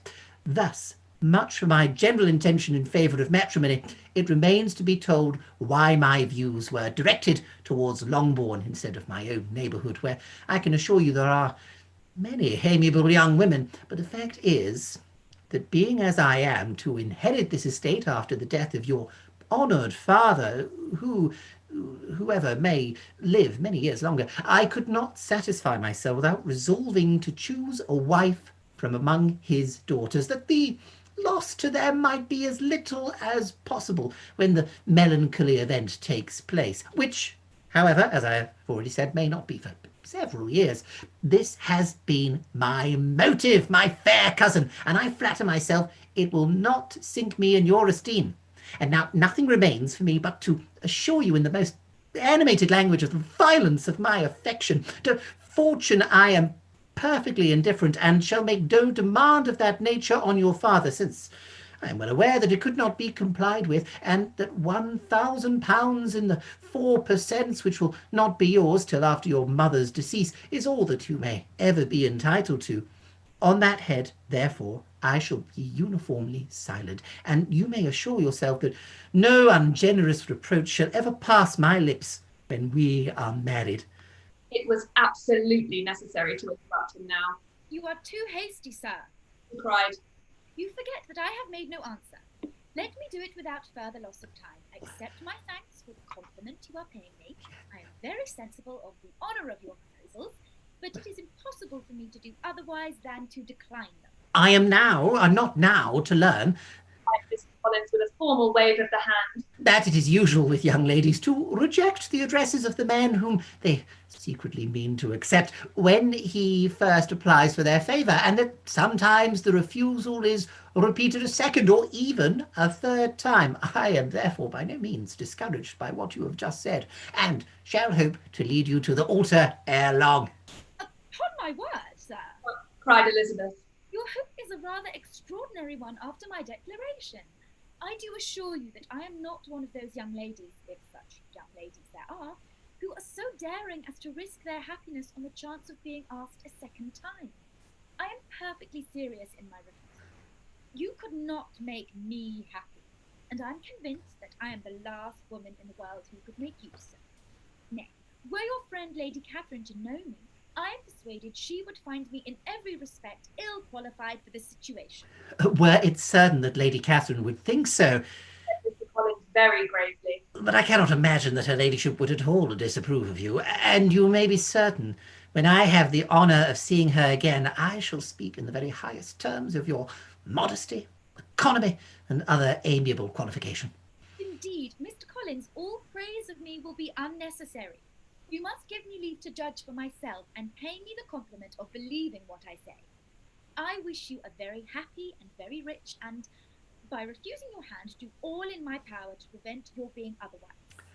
In making me the offer, you must have satisfied the delicacy of your feelings with regard to my family, and may take possession of Longbourn estate whenever it falls, without any self-reproach. This matter may be considered, therefore, as finally settled. And rising as she thus spoke, she would have quitted the room, had Mr. Collins not thus addressed her. When I do myself the honour of speaking to you next on the subject, I shall hope to receive a more favourable answer than you have now given me, though I am far from accusing you of cruelty at present, because I know it not to be the established custom of your sex to reject a man on the first application. And perhaps you have even now said as much to encourage my suit as would be consistent with the true delicacy of the female character. Really, Mr. Collins? Cried Elizabeth with some warmth. You puzzle me exceedingly. If what I have hitherto said can appear to you in the form of encouragement, I know not how to express my refusal in such a way as to convince you of its being one. You must give me leave to flatter myself, my dear cousin, that your refusal of my address is merely words, of course. My reasons for believing it are briefly these. It does not appear to me that my hand is unworthy of your acceptance, or that the establishment I can offer would be any other than highly desirable. My situation in life, my connections with the family of de Burgh, and my relationship to your own are circumstances highly in my favour, and you should take it into further consideration that in spite of your manifold attractions, it is by no means certain that another offer of marriage may ever be made to you. Your portion is unhappily so small that it will in all likelihood undo the effects of your loveliness and amiable qualifications, and I must therefore conclude that you are not serious in your rejection of me. I shall choose to attribute it to your wish of increasing my love by suspense, according to the usual practice of elegant females. I do assure you, sir, that I have no pretensions whatever to the kind of elegance which consists in tormenting a respectable man.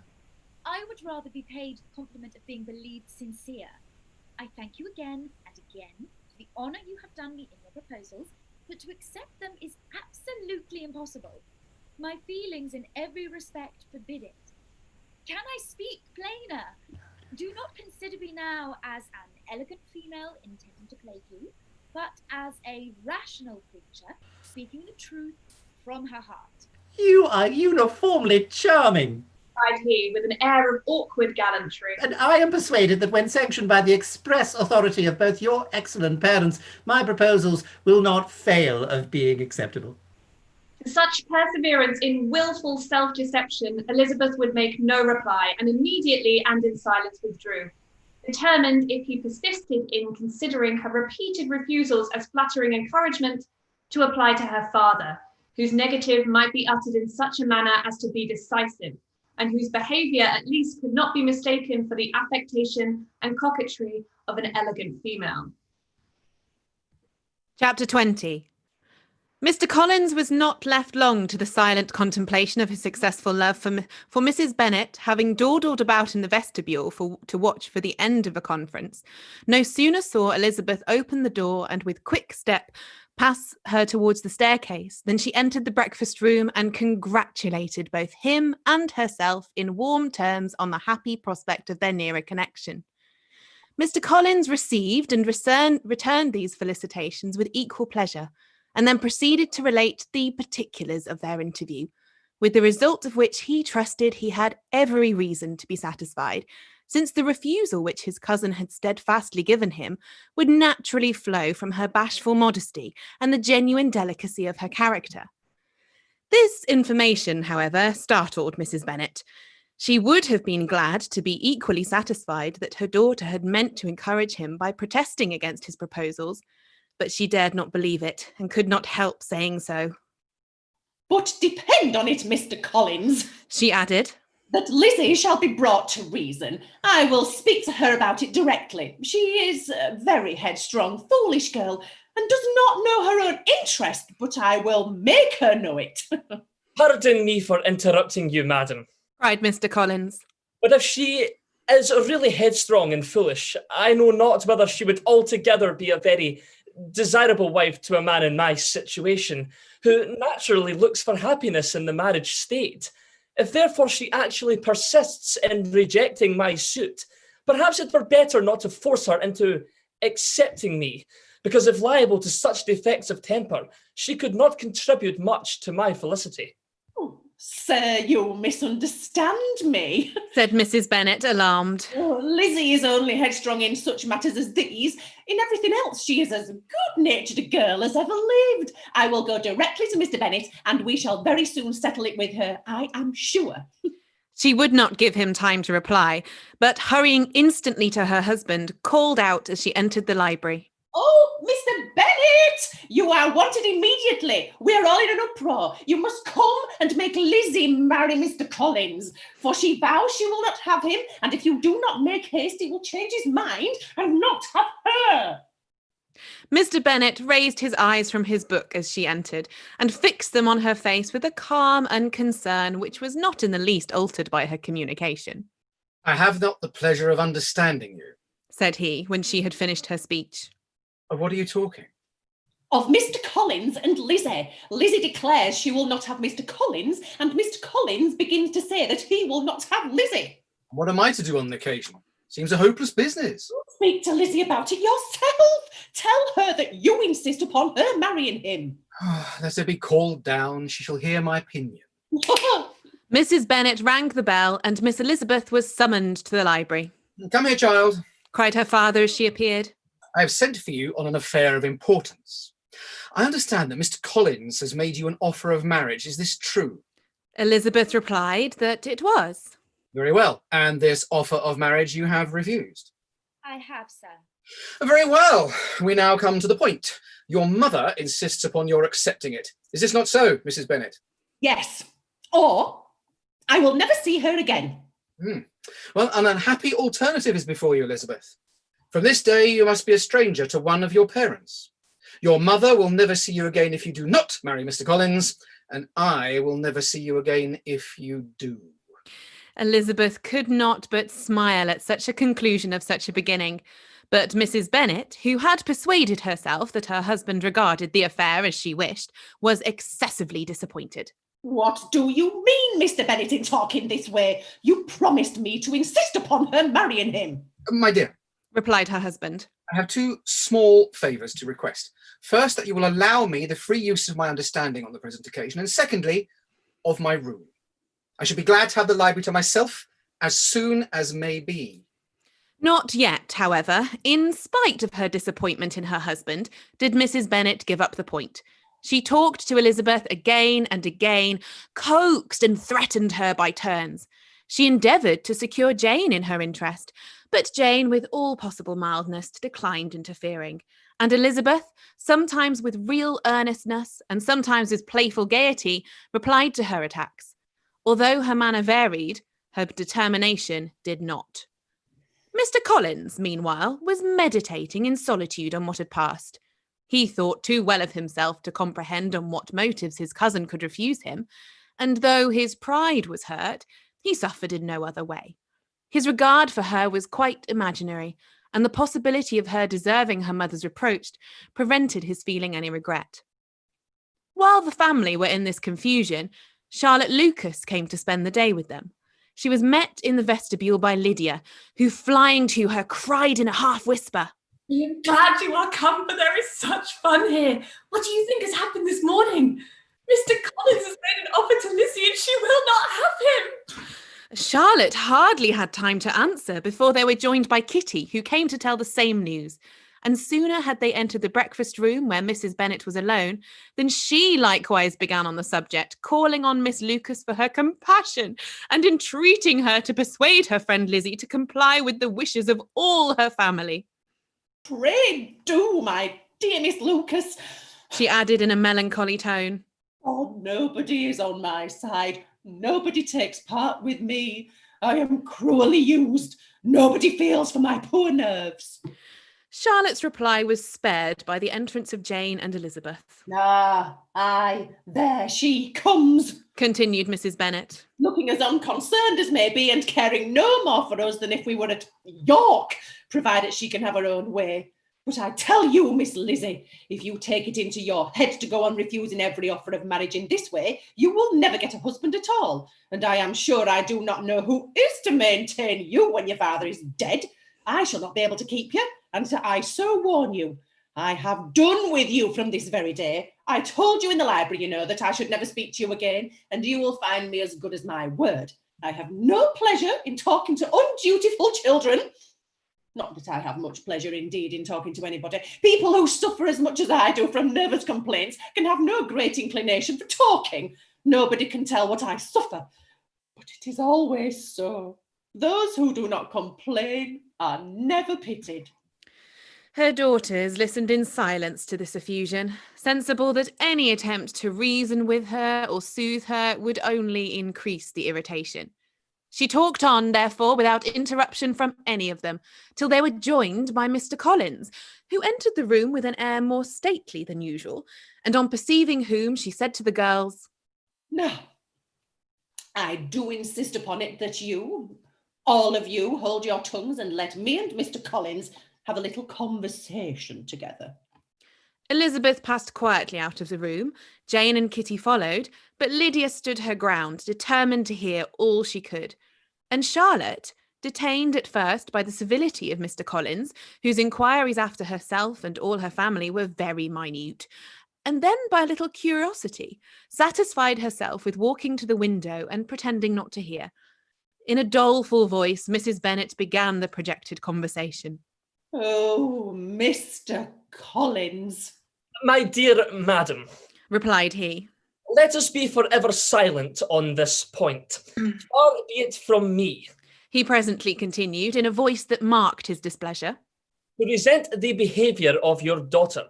Resignation to inevitable evils is the duty of us all.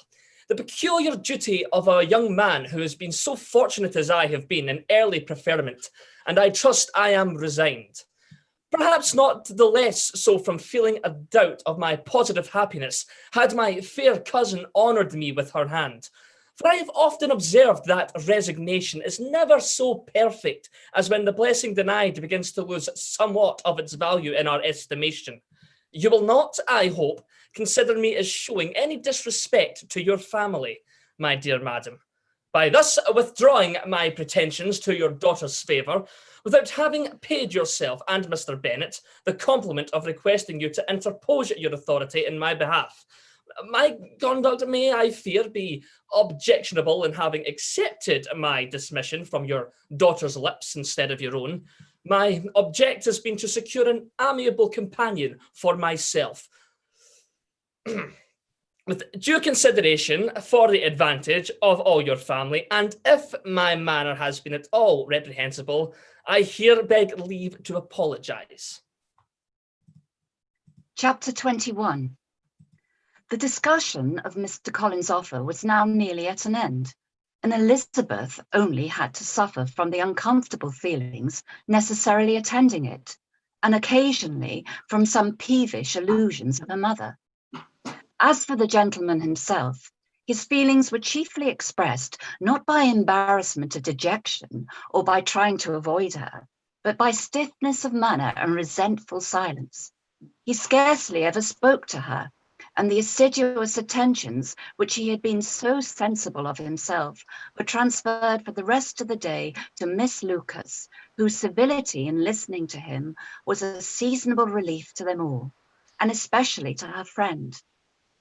The morrow produced no abatement of Mrs. Bennet's ill humour or ill health. Mr. Collins was also in the same state of angry pride. Elizabeth had hoped that by his resentment might shorten his visit, but his plan did not appear in the least affected by it. He would always have to gone on Saturday, and to Saturday he meant to stay. After breakfast, the girls walked to Meryton to inquire if Mr. Wickham were returned, and to lament over his absence from the Netherfield ball. He joined them on their entering the town and attending them to their aunts, where his regret and vexation and the concern of everybody was well talked over. To Elizabeth, however, he voluntarily acknowledged that the necessity of his absence had been self-imposed. I found, said he, as the time drew near, that I had better not meet Mr. Darcy, that to be in the same room, the same party as him, for so many hours together might be more than I could bear, and that scenes might arise unpleasant to more than myself. She highly approved his forbearance, and they had leisure for a full discussion of it, and for all the commendation which they civilly bestowed on each other as Wickham and another officer walked back with them to Longbourn. And during the walk, he particularly attended to her. His accompanying them was a double advantage. She felt all the compliment it offered to herself, and it was most acceptable as an occasion of introducing him to her father and mother. Soon after their return, a letter was delivered to Miss Bennet. It came from Netherfield. The envelope contained a sheet of elegant little hot-pressed paper, well covered with a lady's fair flowing hand. And Elizabeth saw her sister's countenance change as she read it, and saw her dwelling intently on some particular passages. Jane recollected herself soon, and putting the letter away, tried to join with her usual cheerfulness in the general conversation. But Elizabeth felt an anxiety on the subject, which drew off her attention even from Wickham. And no sooner had he and his companion taken leave than a glance from Jane invited her to follow her upstairs. When they gained their own room, Jane, taking the letter out, said, "This is from Caroline Bingley. What it contains has surprised me a good deal. The whole party have left Netherfield by this time and are on their way to town, and without any intention of coming back again. You shall hear what she says." She then read the first sentence aloud, which comprised the information of their having just resolved to follow their brother to town directly, and of their meaning to dine in Grosvenor Street, where Mr. Hurst had a house. The next was in these words: I do not pretend to regret anything I shall leave in Hertfordshire, except your society, my dearest friend. But we will hope, at some future period, to enjoy many returns of that delightful intercourse we have known, and in the meanwhile may lessen the pain of separation by a very frequent and most unreserved correspondence. I depend on you for that. To these high-flown expressions, Elizabeth listened with all the insensibility of distrust, and though the suddenness of their removal surprised her, she saw nothing in it really to lament. It was not to be supposed that their absence from Netherfield would prevent Mr. Bingley's being there, and as to the loss of their society, she was persuaded that Jane must cease to regard it in the enjoyment of his. "It is unlucky," said she after a short pause, "that you should not be able to see your friends before they leave the country. But may we not hope that the period of future happiness to which Miss Bingley looks forward may arrive earlier than she is aware, and that the delightful intercourse you have known as friends will be renewed with yet greater satisfaction as sisters? Mr. Bingley will not be detained in London by them." Caroline decidedly says that none of the party will return into Hertfordshire this winter. I will read it to you. When my brother left us yesterday, he imagined that the business which took him to London might be concluded in 3 or 4 days, but as we are certain it cannot be so, and at the same time convinced that when Charles gets to town he will be in no hurry to leave it again, we have determined on following him thither, that he may not be obliged to spend his vacant hours in a comfortless hotel. Many of my acquaintances are there already for the winter. I wish that I could hear that you, my dearest friend, had any intention of making one of the crowd, but of that I despair. I sincerely hope your Christmas in Hertfordshire may be abound in the gaieties which that season generally brings, and that your beaux will be so numerous as to prevent your feeling the loss of the three of whom we shall deprive you. It is evident by this, added Jane, he comes back no more this winter. It is only evident that Miss Bingley does not mean that he should. Why would you think so? It must be his own doing. He is his own master. But you do not know all. I will read you the passage which particularly hurts me. I will have no reserves from you. Mr. Darcy is impatient to see his sister, and to confess the truth, we are scarcely less eager to meet her again. I really do not think Georgiana Darcy has her equal for beauty, elegance, and accomplishments, and the affection she inspires in Louisa and myself is heightened into something still more interesting, from the hope we dare entertain of her being hereafter our sister. I do not know whether I ever before mentioned to you my feelings on this subject, but I will not leave the country without confiding them, and I trust that you will not esteem them unreasonable. My brother admired her greatly already. He will have the frequent opportunity now of seeing her on the most intimate footing. Her relations all wish the connection as much as his own, and a sister's partiality is not misleading me, I think, when I call Charles most capable of engaging any woman's heart. With all these circumstances to favour an attachment and nothing to prevent it, am I wrong, my dearest Jane, in indulging the hope of an event which will secure the happiness of so many? What do you think of this sentence, my dear Lizzie? said Jane as she finished it. Is it not clear enough? Does it not expressly declare that Caroline neither expects nor wishes me to be her sister, that she is perfectly convinced of her brother's indifference, and that if she suspects the nature of my feelings for him, she means most kindly to put me on my guard? Can there be any other opinion on the subject? Yes, there can. For mine is totally different. Will you hear it? Most willingly. You shall have it in a few words. Miss Bingley sees that her brother is in love with you and wants him to marry Miss Darcy. She follows him to town in hope of keeping him there and tries to persuade you that he does not care about you. Jane shook her head. Indeed, Jane, you ought to believe me. No one who has ever seen you together can doubt his affection. Miss Bingley, I am sure, cannot. She is not such a simpleton. Could she have seen half as much love in Mr. Darcy for herself, she would have ordered her wedding clothes. But the case is this. We are not rich enough or grand enough for them, and she is the more anxious to get Miss Darcy for her brother, for the notion that when there has been a one intermarriage, she may have less trouble in achieving a second, in which there is certainly some ingenuity, and I dare say would succeed if Mr. Bourke were out of the way. But, my dearest Jane, you cannot seriously imagine that because Miss Bingley tells you her brother greatly admires Miss Darcy, he is in the smallest degree less sensible of your merit, that when he took leave of you on Tuesday, or that it will be in her power to persuade him that instead of being in love with you, he is very much in love with her friend. If we thought alike of Miss Bingley, replied Jane, your representation of all this might make me quite easy. But I know the foundation is unjust. Caroline is incapable of wilfully deceiving anyone. And all that I can hope in this case is that she is deceiving herself. That is right. You could not have started a more happy idea. Since you will not take comfort in mine, believe her to be deceived by all means. You have now done your duty by her and must fret no longer. But my dear sister, can I be happy even supposing the best in accepting a man whose sisters and friends are all wishing him to marry elsewhere?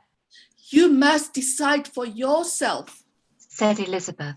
And if upon mature deliberation you find that the misery of disobliging his two sisters is more than equivalent to the happiness of being his wife, I advise you by all means to refuse him. How can you talk so? Said Jane, faintly smiling. You must know that though I should be exceedingly grieved at their disapprobation, I could not hesitate.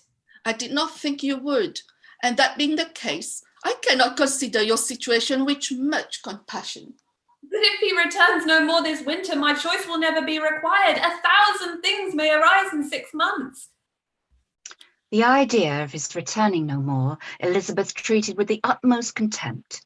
It appeared to her merely the suggestion of Caroline's interested wishes, and she could not for a moment suppose that those wishes, however openly or artfully spoken, could influence a young man so totally independent of everyone.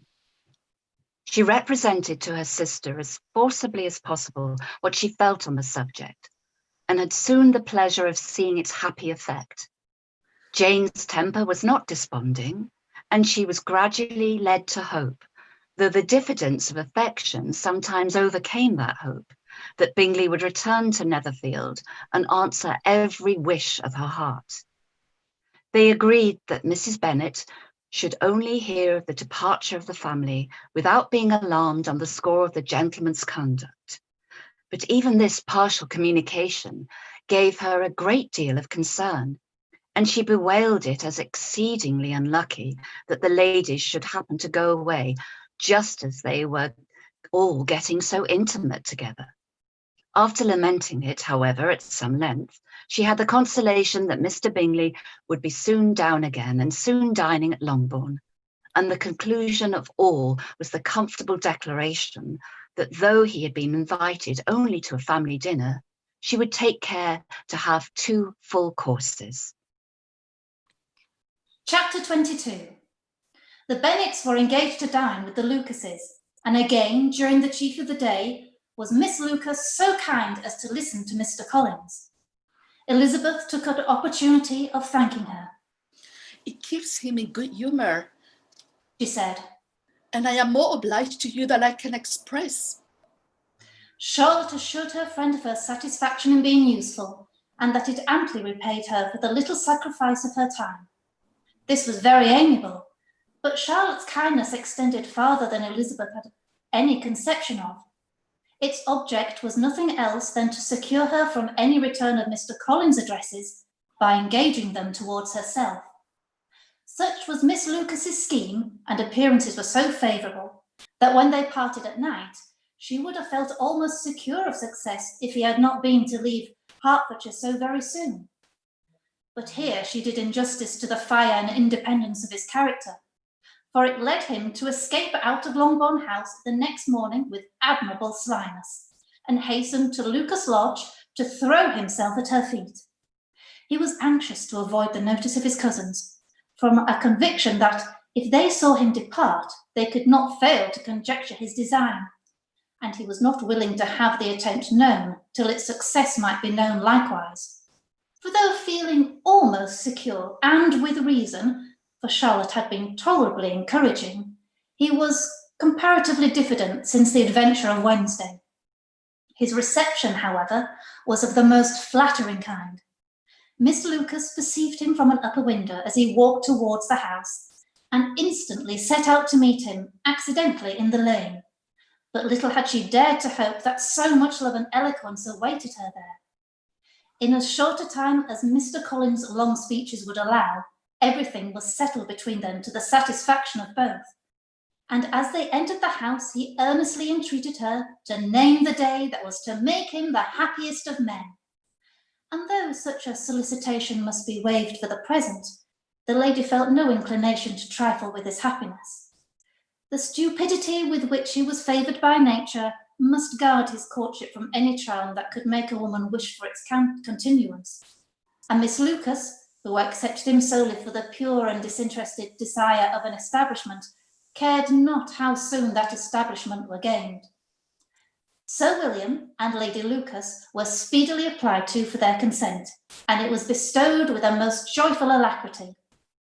Mr. Collins's present circumstances made it a most eligible match for their daughter, to whom they could give little fortune, and his prospects of future wealth were exceedingly fair. Lady Lucas began directly to calculate, with more interest than a matter had ever excited before, how many years longer Mr. Bennet was likely to live, and Sir William gave it as his decided opinion that whenever Mr. Collins should be in possession of the Longbourn estate, it would be highly expedient that both he and his wife should make their appearance at St. James's. The whole family, in short, were properly overjoyed on the occasion. The young girls formed hopes of coming out a year or two sooner than they might otherwise have done, and the boys were relieved from their apprehension of Charlotte's dying an old maid. Charlotte herself was tolerably composed. She had gained her point and had time to consider of it. Her reflections were in general satisfactory. Mr. Collins, to be sure, was neither sensible nor agreeable. His society was irksome, and his attachment to her must be imaginary. But still, he would be her husband. Without thinking highly either of men or matrimony, marriage had always been her object. It was the only provision for the well-educated young women of small fortune, and, however uncertain of giving happiness, must be their pleasantest preservative from want. This preservative she had now obtained, and at the age of 27, without having ever been handsome, she felt all the good luck of it. The least agreeable circumstance in the business was the surprise it must occasion to Elizabeth Bennet, whose friendship she valued beyond that of any other person. Elizabeth would wonder and probably would blame her, and though her resolution was not to be shaken, her feelings must be hurt by such a disapprobation. She resolved to give her the information herself, and therefore charged Mr. Collins, when he returned to Longbourn to dinner, to drop no hint of what had passed before any of the family. A promise of secrecy was of course very dutifully given, but it could not be kept without difficulty, for the curiosity excited by his long absence burst forth in such very direct questions on his return as required some ingenuity to evade, and he was at the same time exercising great self-denial, for he was longing to publish his prosperous love. As he was to begin his journey too early on the morrow to see any of the family, the ceremony of leave-taking was performed when the ladies moved for the night, and Mrs. Bennet, with great politeness and cordiality, said how happy they should be to see him at Longbourn again, whenever his engagements might allow him to visit them. My dear madam, He replied, this invitation is particularly gratifying, because it is what I have been hoping to receive, and you may be very certain that I shall avail myself of it as soon as possible.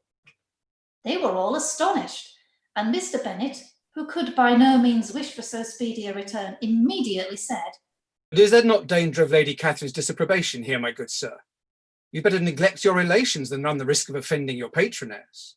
My dear sir, replied Mr. Collins, I am particularly obliged to you for this friendly caution, and you may depend upon my not taking so material a step without her ladyship's occurrence. You cannot be too much upon your guard. Risk anything rather than her displeasure, and if you find it likely to be raised by your coming to us again, which I should think exceedingly probable, stay quietly at home and be satisfied that we shall take no offence. Believe me, my dear sir, my gratitude is warmly excited by such affectionate attention, and depend upon it, you will speedily receive from me a letter of thanks for this, and for every other mark of your regard during my stay in Hertfordshire. As for my fair cousins, though my absence may not be long enough to render it necessary, I shall now take the liberty of wishing them health and happiness, not excepting my cousin Elizabeth.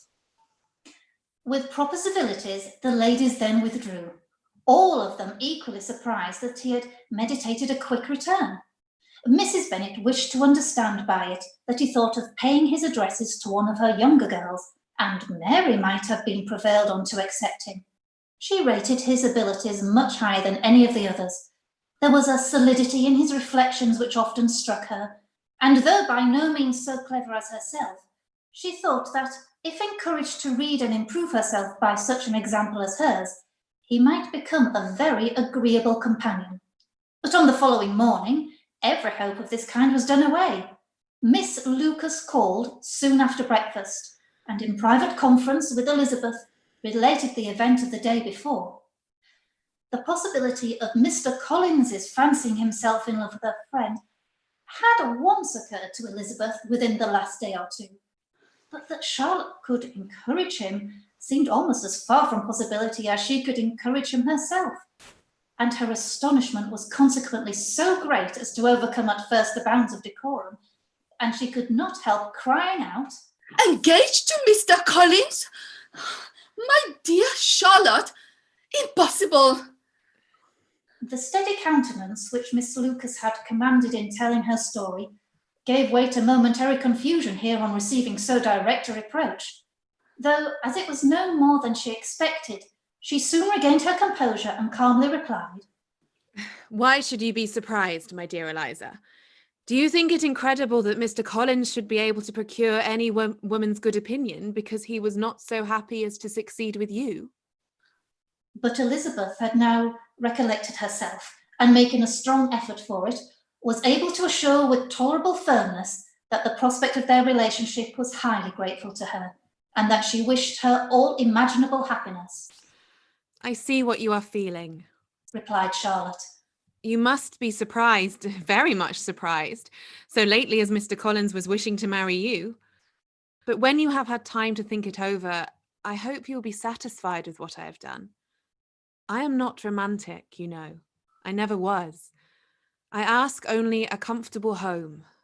And considering Mr. Collins' character, connection, and situation in life, I am convinced that my chance of happiness with him is as fair as most people can boast on entering the marriage state." Elizabeth quietly answered, "Undoubtedly." And after an awkward pause, they returned to the rest of the family. Charlotte did not stay much longer, and Elizabeth was then left to reflect on what she had heard. It was a long time before she became at all reconciled to the idea of so unsuitable a match. The strangeness of Mr. Collins's making 2 offers of marriage within 3 days was nothing in comparison of his being now accepted.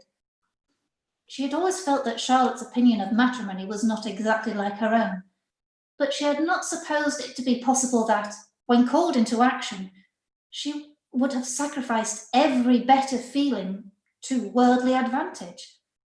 Charlotte, the wife of Mr. Collins, was a most humiliating picture, and to the pang of a friend disgracing herself and sunk in her esteem, was added the distressing conviction that it was impossible for that friend to be tolerably happy in the lot she had chosen.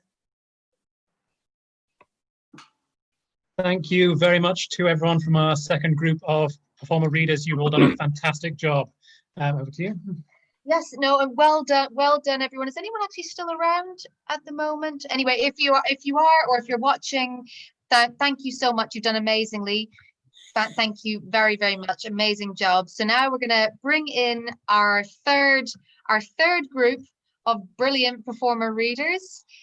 Let's get, they're all coming in now. This is very exciting. Yes, we are running slightly behind now, but between 15 and 20 minutes. But nil esperandum, I'm sure we're up to the challenge of remaking some of that time. In the meantime, just a quick recap of as to what this event is all about. Theatres are currently in a state of crisis, and actually this is your bit. You're doing fine. Yes, theatres are in crisis right now, under threat of mass redundancies and closures, which is horrible. And the idea of a world without our theatres is unimaginable. And the goal of this marathon read is that we want to raise awareness and play a part in saving our theatres by doing this marathon read of Pride and Prejudice. So wherever you are right now, please take a moment to donate to your local theatre. Visit their website, call them, just help theatres right now. They need it. It's only a couple of minutes out of your day, but it can make a difference to so many people and to theatres staying alive. And if you do donate, please share it with us in the chat. We'd love to hear, or please share on Twitter with the hashtags Austen Readathon, Save the Arts. And if you tag us at Sun Moon Theatre on Twitter, we will like and retweet. Please share your thoughts throughout the day on social media and in the chat as well. We've really been enjoying the comments that have been coming in from you all. They've been really, really enjoyable to read throughout the day, so keep posting. And on to you. Yes, so now we would like to welcome our next group of wonderful performer readers for the 4 till 6 p.m. slot. So yes, if you could please unmute your microphones and sound off as I call your name. Just say who you are and where you are speaking to us from today. So Catherine Girvin. Hi, I'm Catherine Girvin and I'm based in London. Maslin George. Hello, I'm Maslin George. I'm based in Exmouth in Devon. Duncan Hess. Hello, I'm Duncan and I'm in Watford. Philippa Hammond. Hi, I'm Philippa Hammond of Sussex Playwrights, supporting Brighton Open Air Theatre and the Rialto. Julie Martis. Hi, I'm Julie and I'm based in Glasgow. Lindsay Beauchamp. Hi, it's Lindsay Beecham here, and I live in Norfolk. Jamie Richard Stewart. Hi there, Jamie Richard Stewart, based in Edinburgh, a very quiet Edinburgh, usually buzzing at this time of the year. Garkay Lung. Hello, everyone. My name is Garkay. I'm a PhD student based in Coventry. Fantastic. MJ Lee. Hi, my name is MJ Lee, and I'm based in London. Hannah Ellis. Hi, I'm Hannah Ellis, and I'm based in London. Rosemary Lippard. I'm Rosemary Lippard, and I'm based in London. Tamara Thiessen. Hi, I'm Tamara. I'm based in London and Munich, and currently I'm in Munich. Joanna Clark. Hiya, I'm Joanna, and I'm also based in London. Francesca Baker. Hiya, I'm Francesca, and I'm based in Dorset. Sasha Cooper. Hello, I'm Sasha, and I'm based in Brighton, and likewise supporting the Rialto and Brighton Open Air Theatre. And Joe Selman Lever.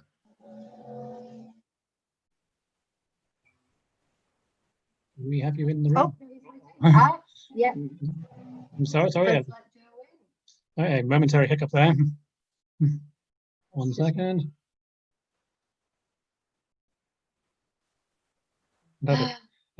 Hello, Joe. We're just about to introduce you. Say who you are and where you're calling from. Oh, you disappeared again. Hello, I'm Joe. I'm based in London and Devon, currently in London. Fantastic. And now, just before we start. Oh yeah, just before we start, the third section of readers, allow us to take a moment to introduce our very special guest, our third special guest, who played Louisa Hurst in the much-loved BBC miniseries of Pride and Prejudice, currently celebrating its 25th anniversary. Where has the time gone? Lucy Robinson, thank you so much for coming. Oh, great pleasure. Thanks for having me. What a fantastic project. Congratulations for organising it. Oh, thank you, Lucy. I just wonder if you had any words to say, or actually, no, I had what was it? Oh yes, we have asked our previous special guests about this in terms of the original miniseries. Do you have a favourite memory of working on Pride and Prejudice? Oh my God, so many memories. It was just the most brilliant opportunity, and obviously nobody knew at the time. We were just young actors having a fantastic laugh in the country over weeks and weeks and weeks with beautiful costumes. But there's so many memories. I've got one visual memory in my mind. With filming, there's lots of downtime, lots of kind of long go while you're waiting for your go, and with a huge cast as well. So I've got a wonderful visual memory of people take up things, people do crosswords, people read books, they share things. We didn't have iPads and our phones in those days, so people did things with their hands. And in a kind of life imitating art way, somebody started a craze of taking up cross stitch, and suddenly everybody was doing little cross stitches. And there's a wonderful image somewhere, I can't think where it is, of everybody backstage in full Regency costume, but also with hairnets over their wigs and their skirts tucked unceremoniously up into their pants, doing cross stitch. And there's everyone. There's Alison Steadman, there's Julia Sawala, there's, I'm sure Susannah was there as well, and Lucy Briers, all the Lucys, Lucy Scott, Lucy Davis, Lucy Robinson. It was kind of the Lucy show. So that was one of the hilarious images of sort of, as I say, life imitating art somewhat. Great fun. Great fun. Oh, wonderful! Thank you so much. I mean, it's so iconic, and it's just wonderful. I mean, we're both huge fans of it, and I'm sure loads of people watching right now are massive fans, not only of the novel but also the series. So thank you so much for coming in and being a special guest. So great pleasure. Thank you. So now, with a bit of a time gap to close, we'll hand you over to our next group of readers to continue the novel. Over to you guys. Chapter 23. Elizabeth was sitting with her mother and sisters, reflecting on what she had heard, and doubting whether she was authorised to mention it, when Sir William Lucas himself appeared, sent by his daughter to announce her engagement to the family. With many compliments to them and much self-gratulation on the prospect of a connection between the houses, he unfolded the matter to an audience not merely wondering, but incredulous. For Mrs. Bennet, with more perseverance than politeness, protested he must be entirely mistaken, and Lydia, always unguarded and often uncivil, boisterously exclaimed, "Good Lord, Sir William, how can you tell such a story? Do not you know that Mr. Collins wants to marry Lizzie?" Nothing less than the complacence of a courtier could have borne without anger such treatment, but Sir William's good breeding carried him through it all, and though he begged leave to be positive as to the truth of his information, he listened to all their impertinence with the most forbearing courtesy. Elizabeth, feeling it incumbent on her to relieve him from so unpleasant a situation, now put herself forward to confirm his account by mentioning her prior knowledge of it from Charlotte herself, and endeavoured to put a stop to the exclamations of her mother and sisters by the earnestness of her congratulations to Sir William, in which she was readily joined by Jane, and by making a variety of remarks on the happiness that might be expected from the match, the excellent character of Mr. Collins, and the convenient distance of Hunsford from London. Mrs. Bennet was in fact too much overpowered to say a great deal while Sir William remained, but no sooner had he left them than her feelings found a rapid vent. In the first place, she persisted in disbelieving the whole of the matter. Secondly, she was very sure that Mr. Collins had been taken in.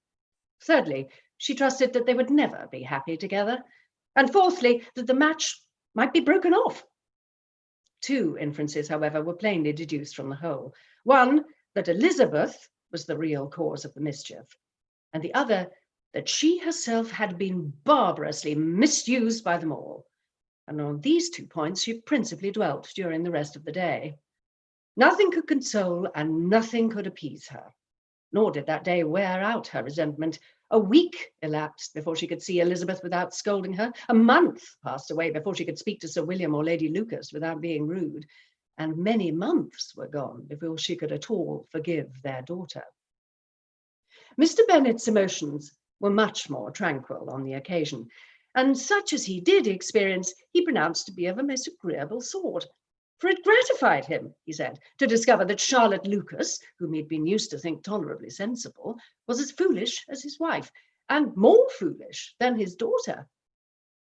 Jane confessed it herself a little surprised at the match, but she said less of her astonishment than of her earnest desire for their happiness.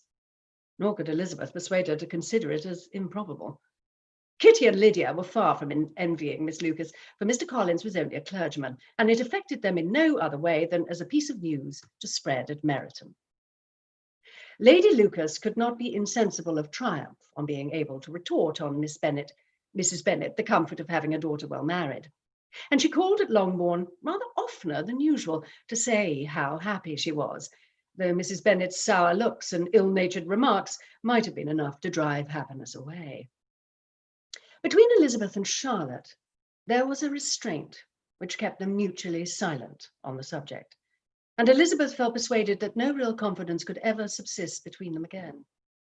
Her disappointment in Charlotte made her turn with fonder regard to her sister, of whose rectitude and delicacy she was sure her opinion could never be shaken, and for whose happiness she grew daily more anxious, as Bingley had now been gone a week, and nothing more was heard of his return.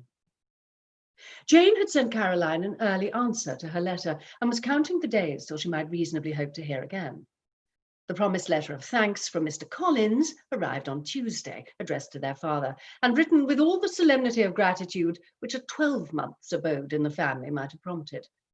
After discharging his conscience on that head, he proceeded to inform them, with many rapturous expressions, of his happiness in having obtained the affection of their amiable neighbour, Miss Lucas, and then explained that it was merely with the view of enjoying her society that he had been so ready to close with their kind wish of seeing him again at Longbourn, whither he hoped to be able to return on Monday fortnight. For Lady Catherine, he added, so heartily approved his marriage that she wished it to take place as soon as possible, which he trusted would be an unanswerable argument with his amiable Charlotte to name an early day for making him the happiest of men. Mr. Collins' return into Hertfordshire was no longer a matter of pleasure to Mrs. Bennet. On the contrary, she was as much disposed to complain of it as her husband. It was very strange that he should come to Longbourn instead of to Lucas Lodge. It was also very inconvenient and exceedingly troublesome. She hated having visitors in the house while her health was so indifferent, and lovers were of all people the most disagreeable. Such were the gentle murmurs of Mrs. Bennet, and they gave way only to the greater distress of Mr. Bingley's continued absence. Neither Jane nor Elizabeth were comfortable on this subject. Day after day passed away without bringing any other tidings of him than the report which shortly prevailed in Meryton of his coming no more to Netherfield the whole winter, a report which highly incensed Mrs. Bennet and which she never failed to contradict as a most scandalous falsehood. Even Elizabeth began to fear, not that Bingley was indifferent, but that his sisters would be successful in keeping him away. Unwilling as she was to admit an idea so destructive of Jane's happiness and so dishonourable to the stability of her lover, she could not prevent its frequently occurring. The united efforts of his two unfeeling sisters and of his overpowering friend, assisted by the attractions of Miss Darcy and the amusements of London, might be too much, she feared, for the strength of his attachment. As for Jane, her anxiety under this suspense was, of course, more painful than Elizabeth's. But whatever she felt, she was desirous of concealing, and between herself and Elizabeth, therefore, the subject was never alluded to. But as no such delicacy restrained her mother, an hour seldom passed in which she did not talk of Bingley, express her impatience for his arrival, or even require Jane to confess that if he did not come back, she would think herself very ill-used. It needed all Jane's steady mildness to bear these attacks with tolerable tranquillity. Mr. Collins returned most punctually on Monday fortnight, but his reception at Longbourn was not quite so gracious as it had been on his first introduction. He was too happy, however, to need much attention, and luckily for the others, the business of love-making relieved them from a great deal of his company. The chief of every day was spent by him at Lucas Lodge, and he sometimes returned to Longbourn only in time to make an apology for his absence before the family went to bed. Mrs. Bennet was really in a most pitiable state. The very mention of anything concerning the match threw her into an agony of ill humour, and wherever she went, she was sure of hearing it talked of. The sight of Miss Lucas was odious to her. As her successor in that house, she regarded her with jealous abhorrence. Whenever Charlotte came to see them, she concluded her to be anticipating the hour of possession, and whenever she spoke in a low voice to Mr. Collins, was convinced that they were talking of the Longbourn estate, and resolving to turn herself and her daughters out of the house as soon as Mr. Bennet were dead. She complained bitterly of all of this to her husband. "Indeed, Mr. Bennet," said she, "it is very hard to think that Charlotte Lucas should ever be mistress of this house, that I should be forced to make way for her and live to see her take her place in it." My dear, do not give way to such gloomy thoughts. Let us hope for better things. Let us flatter ourselves that I may be the survivor. This was not very consoling to Mrs. Bennet, and therefore, instead of making any answer, she went on as before. "I cannot bear to think that they should have all this estate. If it was not for the entail, I should not mind it." What should not you mind? "I should not mind anything at all." Let us be thankful that you are preserved from such a state of insensibility. "I can never be thankful, Mr. Bennet, for anything about the entail. How anyone could have the conscience to entail away an estate from one's own daughters, I cannot understand.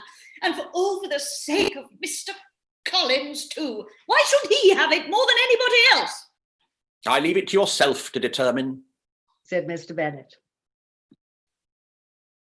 Chapter 24. Miss Bingley's letter arrived and put an end to doubt. The very first sentence conveyed the assurance of their being all settled in London for the winter, and concluded with her brother's regret at not having had time to pay his respects to his friends in Hertfordshire before he left the country. Hope was over, entirely over, and when Jane could attend to the rest of the letter, she found little except the professed affection of the writer that could give her any comfort. Miss Darcy's praise occupied the chief of it. Her many attractions were again dwelt on, and Caroline boasted joyfully of their increasing intimacy, and ventured to predict the accomplishment of the wishes which had been unfolded in her former letter. She wrote also with great pleasure of her brother's being an inmate of Mr. Darcy's house, and mentioned with raptures some plans of the latter with regard to new furniture. Elizabeth, to whom Jane very soon communicated the chief of all this, heard it in silent indignation. Her heart was divided between concern for her sister and resentment against all others. To Caroline's assertion of her brother's being partial to Miss Darcy, she paid no credit. That he was really fond of Jane, she doubted no more than she had ever done.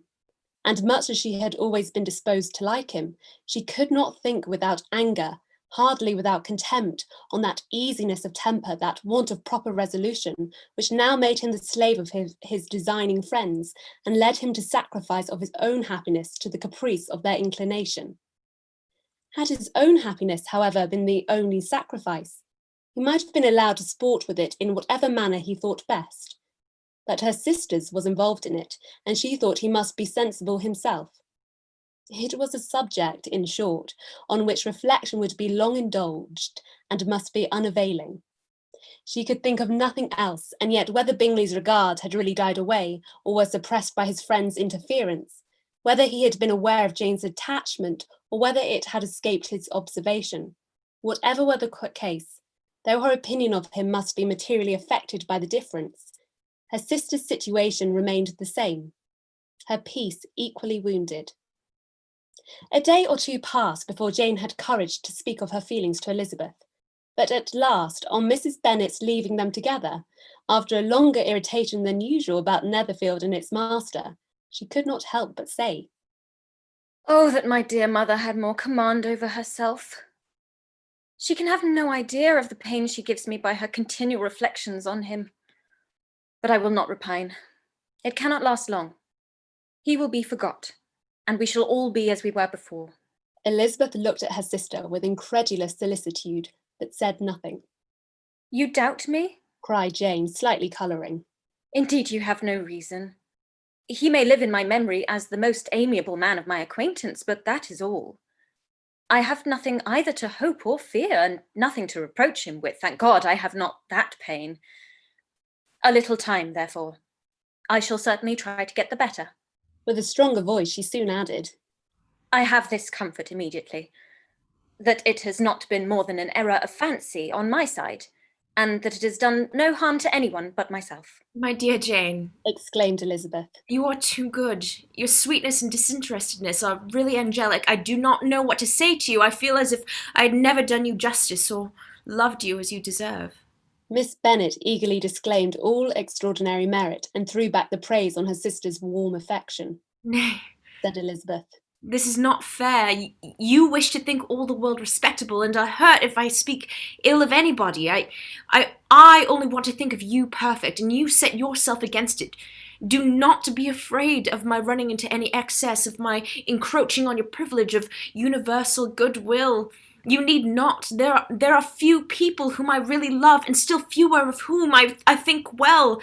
The more I see of the world, the more I am dissatisfied with it, and every day confirms my belief of the inconsistency of all human characters, and of the little dependence that can be placed on the appearance of merit or sense. I have met with 2 instances lately. One I will not mention. The other is Charlotte's marriage. It is unaccountable. In every view, it is unaccountable." "My dear Lizzie, do not give way to such feelings as these. They will ruin your happiness. You do not make allowance enough for difference of situation and temper. Consider Mr. Collins's respectability and Charlotte's steady, prudent character. Remember that she is one of a large family, and that as to fortune, it is a most eligible match. And be ready to believe, for everybody's sake, that she may feel something like regard and esteem for our cousin." To oblige you, I would try to believe almost anything, but no one else could be benefited by such a belief as this. For I were persuaded that Charlotte had any regard for him, I should only think worse of her understanding than I now do of her heart.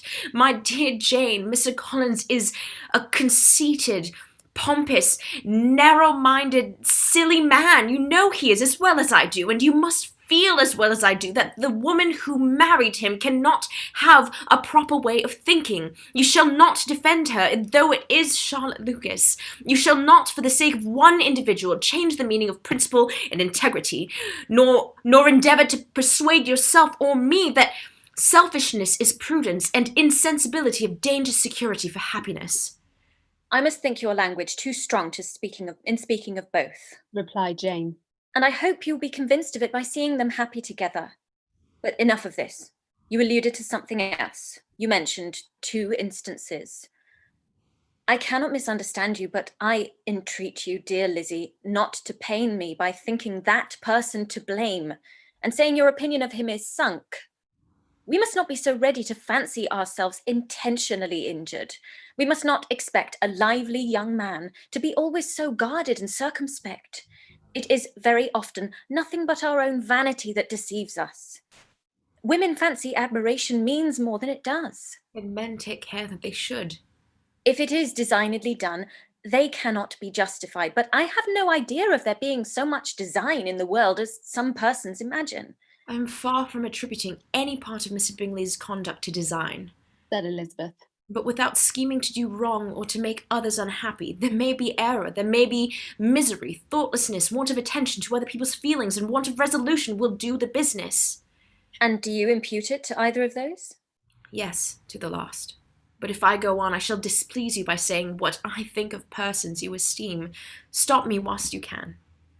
You persist, then, in supposing his sisters influence him? Yes, in conjunction with his friend. I cannot believe it. Why would they try to influence him? They can only wish his happiness, and if he is attached to me, no other woman can secure it. Your first position is false. They may wish many things besides his happiness. They may wish his increase of wealth and consequence. They may wish him to marry a girl who has all the importance of money, great connections, and pride. Beyond a doubt, they do wish him to choose Miss Darcy, replied Jane. But this may be from better feelings than you are supposing. They have known her much longer than they have known me. No wonder if they love her better. But whatever may be their own wishes, it is very unlikely they should have opposed their brothers. What sister would think herself at liberty to do it, unless there was something very objectionable? If they believe him attached to me, they would not try to part us. If he were so, they could not succeed. By supposing such an affection, you make everybody acting unnaturally and wrong, and me most unhappy. Do not distress me by the idea. I am not ashamed of having been mistaken, or at least it is light. It is nothing in comparison of what I should feel in thinking ill of him or his sisters. Let me take it in the best light, in the light in which it may be understood. Elizabeth could not oppose such a wish, and from this time Mr. Bingley's name was scarcely ever mentioned between them. Mrs. Bennet still continued to wonder and repine at his returning no more, and though a day seldom passed in which Elizabeth did not account for it clearly, there was little chance of her ever considering it with less perplexity. Her daughter endeavoured to convince her of what she did not believe herself, that his attentions to Jane had been merely the effect of a common and transient liking, which ceased when he saw her no more. But though the probability of the statement was admitted at the time, she had the same story to repeat every day. Mrs. Bennet's best comfort was that Mr. Bingley must be down again in the summer. Mr. Bennet treated the matter differently. So, Lizzie, your sister is crossed in love, I find. I congratulate her. Next to being married, a girl likes to be crossed a little in love now and then. It's something to think of, and it gives her a sort of distinction among her companions. When is your turn to come? You will hardly bear to be long outdone by Jane. Now is your time. Here are officers enough in Meryton to disappoint all the young ladies in the country. Let Wickham be your man. He's a pleasant fellow and would jilt you creditably. Thank you, sir, but a less agreeable man would satisfy me. We must not all expect Jane's good fortune. True, said Mr. Bennet. But it is a comfort to think that whatever of that kind may befall you, you have an affectionate mother who will make the most of it. Mr. Wickham's society was of material service in dispelling the gloom which the late perverse occurrences had thrown on many of the Longbourn family. They saw him often, and to his other recommendations was now added that of general unreserve.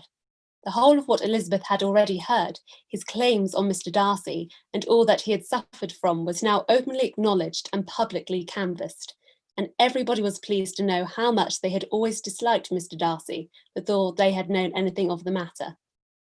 Miss Bennet was the only creature who could suppose there might be any extenuating circumstances in this case, unknown to the Society of Hertfordshire. Her mild and steady candour always pleaded for allowances and urged the possibility of mistakes, but by everybody else, Mr. Darcy was condemned as the worst of men. Chapter 25. After a week spent in professions of love and schemes of felicity, Mr. Collins was called from his amiable Charlotte by the arrival of Saturday.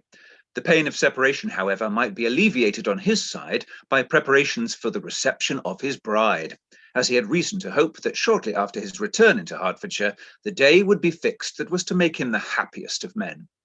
He took leave of his relations at Longbourn with as much solemnity as before, wished his fair cousins health and happiness again, and promised their father another letter of thanks. On the following Monday, Mrs. Bennet had the pleasure of receiving her brother and his wife, who came as usual to spend the Christmas at Longbourn. Mr. Gardiner was a sensible, gentlemanlike man, greatly superior to his sister, as well by nature as education. The Netherfield ladies would have had difficulty in believing that a man who lived by trade and within view of his own warehouses could have been so well-bred and agreeable. Mrs. Gardiner, who was several years younger than Mrs. Bennet and Mrs. Phillips, was an amiable, intelligent, elegant woman, and a great favourite with all her Longbourn nieces. Between the two eldest and herself especially, there subsisted a particular regard. They had frequently been staying with her in town. The first part of Mrs. Gardiner's business on her arrival was to distribute her presents and describe the newest fashions. When this was done, she had a less active part to play. It became her turn to listen. Mrs. Bennet had many grievances to relate and much to complain of. They had all been very ill-used since she had last seen her sister. 2 of her girls had been up to the point of marriage, and after all, there was nothing in it.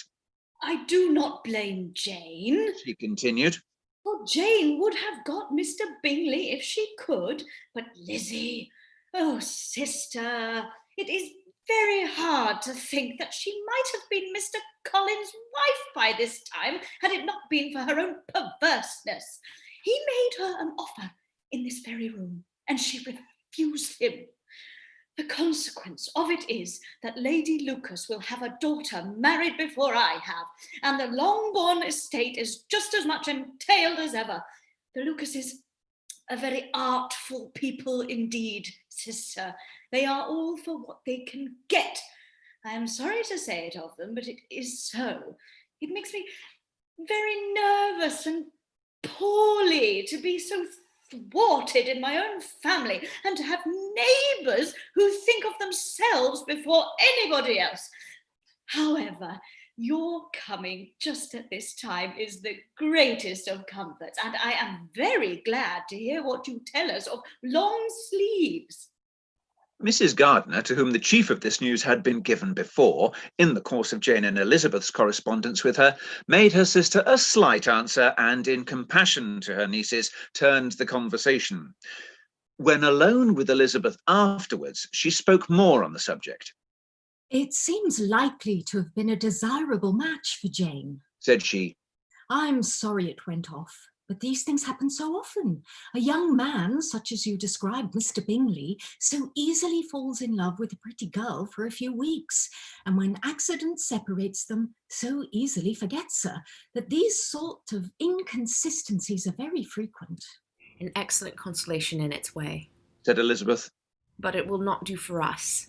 We do not suffer by accident. It does not often happen that the interference of friends will persuade a young man of independent fortune to think no more of a girl whom he is violently in love with only a few days before. But that expression of violently in love is so hackneyed, so doubtful, so indefinite that it gives me very little idea.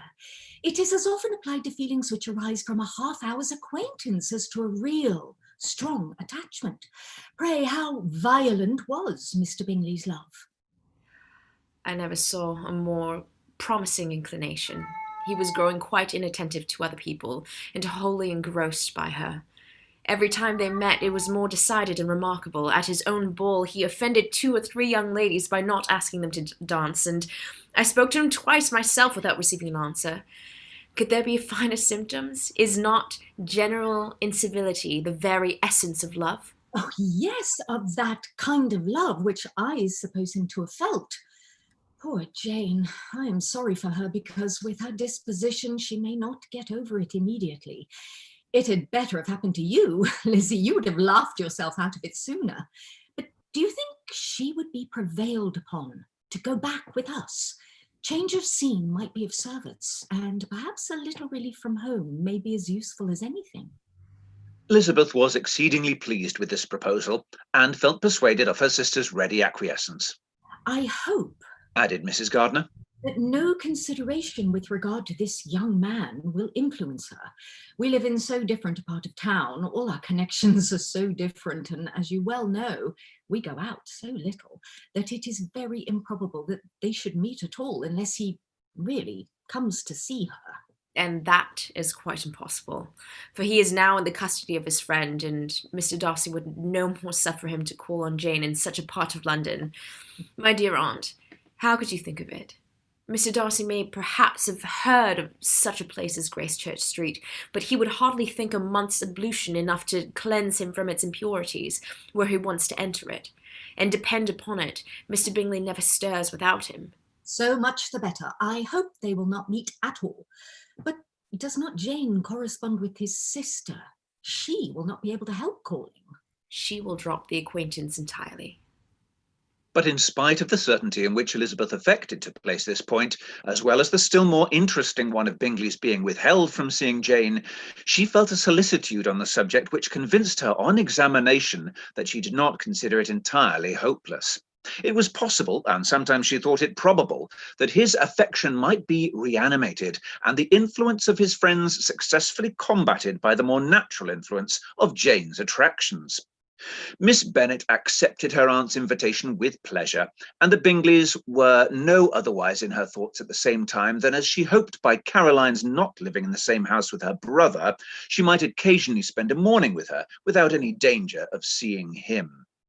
The Gardiners stayed a week at Longbourn, and what with the Phillipses, the Lucases, and the offices, there was not a day without its engagement. Mrs. Bennet had so carefully provided for the entertainment of her brother and sister that they did not once sit down to a family dinner. When the engagement was for home, some of the officers always made part of it, of which officers Mr. Wickham was sure to be one. And on these occasions, Mrs. Gardiner, rendered suspicious by Elizabeth's warm commendation, narrowly observed them both.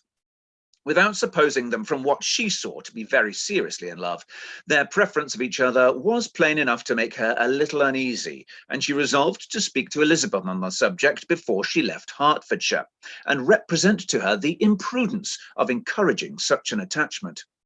To Mrs. Gardiner, Wickham had one means of affording pleasure unconnected with his general prowess. About 10 or a dozen years ago, before her marriage, she had spent a considerable time in that very part of Derbyshire to which he belonged. They had, therefore, many acquaintances in common, and though Wickham had been little there since the death of Darcy's father, it was yet in his power to give her fresher intelligence of her former friends than she had been in the way of procuring. Mrs. Gardiner had seen Pemberley and known the late Mr. Darcy by character perfectly well.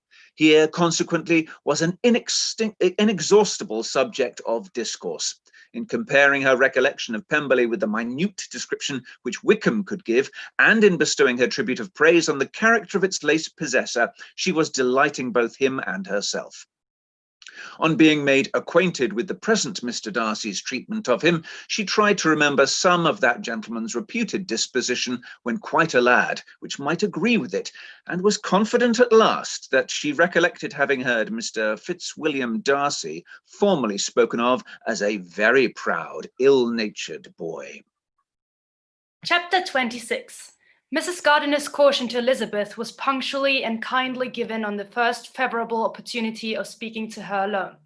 After honestly telling her what she thought, she thus went on. You're too sensible a girl, Lizzie, to fall in love merely because you're warned against it, and therefore I'm not afraid of speaking openly. Seriously, I would have you be on your guard. Do not involve yourself or endeavour to involve him in an affection which the want of fortune would make so very imprudent. I've nothing to say against him. He is a most interesting young man, And if he had the fortune he ought to have, I should think you could not do better. But as it is, you must not let your fancy run away with you. You have sense, and we will expect you to use it. Your father would depend on your resolution and good conduct, I'm sure. You must not disappoint your father. My dear aunt, this is being serious indeed. Yes, and I hope to engage you to be serious likewise. Well, then you need not be under any alarm. I will take care of myself, and of Mr. Wickham too. He shall not be in love with me, if I can prevent it. Elizabeth, you're not serious now. I beg your pardon. I will try again. At present, I am not in love with Mr. Wickham. No, I certainly am not. But he is, beyond all comparison, the most agreeable man I ever saw. And if he becomes really attached to me, I believe it will be better that he should not. I see the impudence of it. Oh, that abominable Mr. Darcy. My father's opinion of me does me the greatest honour, and I should be miserable to forfeit it. My father, however, is partial to Mr. Wickham. In short, my dear aunt, I should be very sorry to be the means of making you unhappy. But since we see every day that where there is affection, young people are seldom withheld by immediate want of fortune from entering into engagements with each other, how can I promise to be wiser than so many of my fellow creatures if I am tempted? Or how am I even to know that it would be wisdom to resist? All that I can promise you, therefore, is not to be in a hurry. I will not be in a hurry to believe myself his first object. When I am in company with him, I will not be wishing. In short, I will do my best.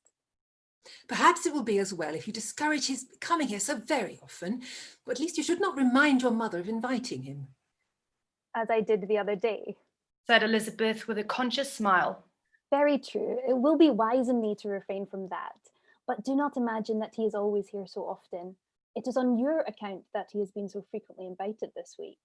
You know my mother's ideas as to the necessity of constant company for her friends. But really, and upon my honour, I will try to do whatever I think to be the wisest. And now I hope you are satisfied? Her aunt assured her that she was, and Elizabeth, having thanked her for the kindness of her hints, they parted. A wonderful instance of advice being given on such a point without being resented. Mr. Collins returned into Hertfordshire soon after it had been quitted by the Gardiners and Jane. But as he took up his abode with the Lucases, his arrival was no great inconvenience to Mrs. Bennet. His marriage was now fast approaching, and she was at length so far resigned as to think it inevitable, and even repeatedly to say, in an ill-natured tone, that she wished they might be happy. Thursday was to be the wedding day, and on Wednesday Miss Lucas paid her farewell visit. And when she rose to take leave, Elizabeth, ashamed of her mother's ungracious and reluctant good wishes, and sincerely affected herself, accompanied her out of the room. As they went downstairs together, Charlotte said, I shall depend on hearing from you very often, Eliza. That you certainly shall. And I have another favour to ask you. Will you come and see me? We shall often meet, I hope, in Hertfordshire. I am not likely to leave Kent for some time. Oh, promise me, therefore, to come to Hunsford. Elizabeth could not refuse, though she foresaw little pleasure in the visit. My father and Maria are coming to me in March, added Charlotte. I hope you will consent to be of the party. Indeed, Eliza, you will be as welcome as either of them. The wedding took place. The bride and bridegroom set off for Kent from the church door, and everybody had as much to say or to hear on the subject as usual. Elizabeth soon heard from her friend, and their correspondence was as regular and frequent as it had ever been. That it should be equally unreserved was impossible. Elizabeth could never address her without feeling that all the comfort of intimacy was over, and though determined not to slacken as a correspondent, it was for the sake of what had been rather than what was. Charlotte's first letters were received with a good deal of eagerness. There could not but be curiosity to know how she would speak of her new home, how she would like Lady Catherine, and how happy she would dare pronounce herself to be. Though, when the letters were read, Elizabeth felt that Charlotte expresses herself on every point exactly as she might have foreseen. She wrote cheerfully, seemed surrounded with comforts, and mentioned nothing which she could not praise. The house, furniture, neighborhood, and roads were all to her taste, and Lady Catherine's behavior was most friendly and obliging.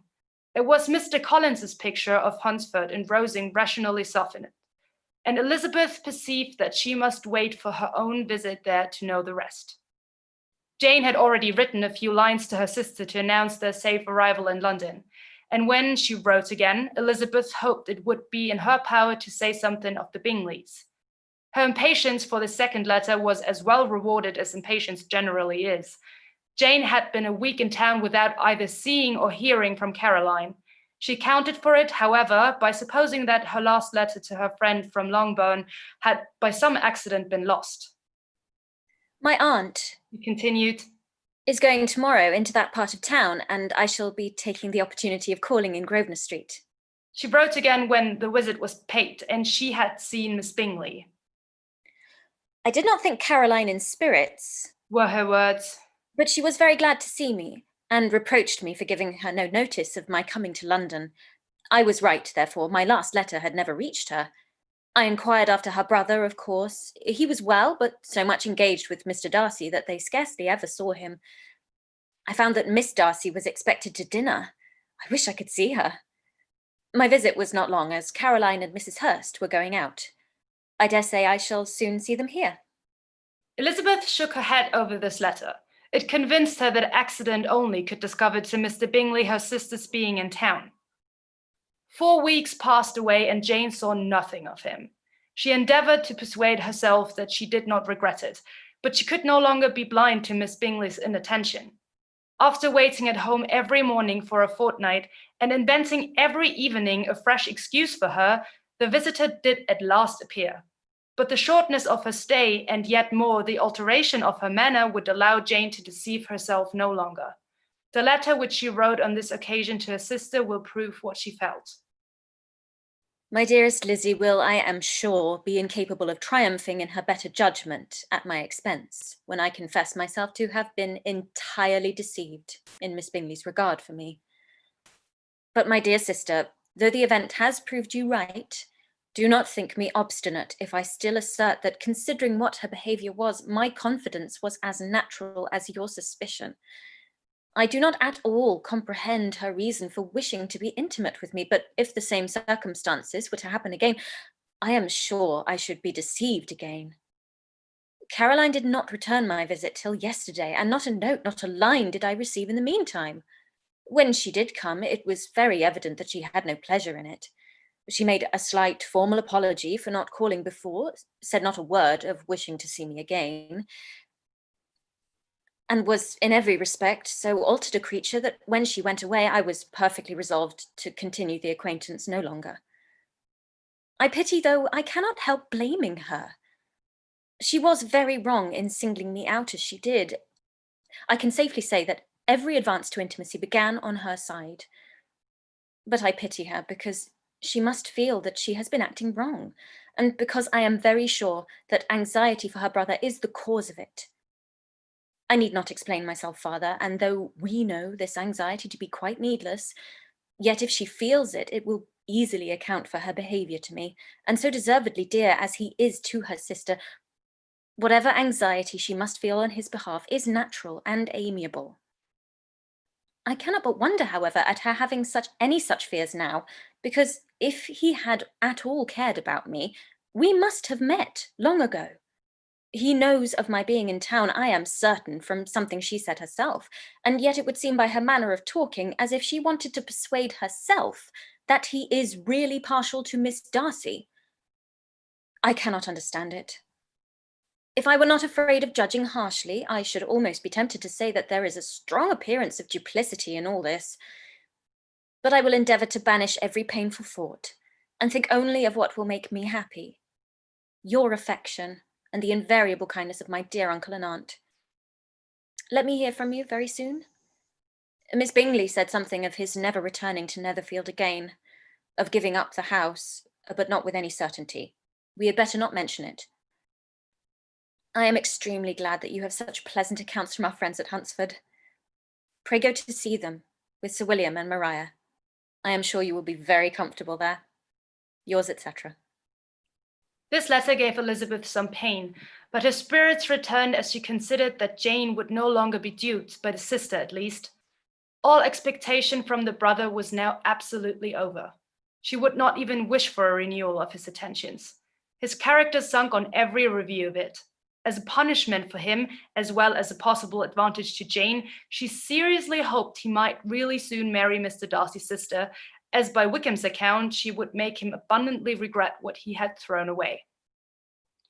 Mrs. Gardiner about this time reminded Elizabeth of her promise concerning that gentleman and required information, and Elizabeth had such to send as might rather give contentment to her aunt than to herself.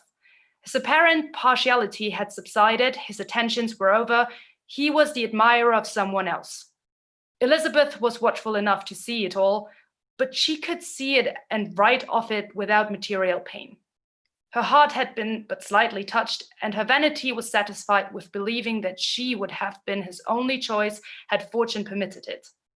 The sudden acquisition of £10,000 was the most remarkable charm of the young lady to whom he was now rendering himself agreeable, but Elizabeth, less clear-sighted perhaps in this case than in Charlotte's, did not quarrel with him for his wish of independence.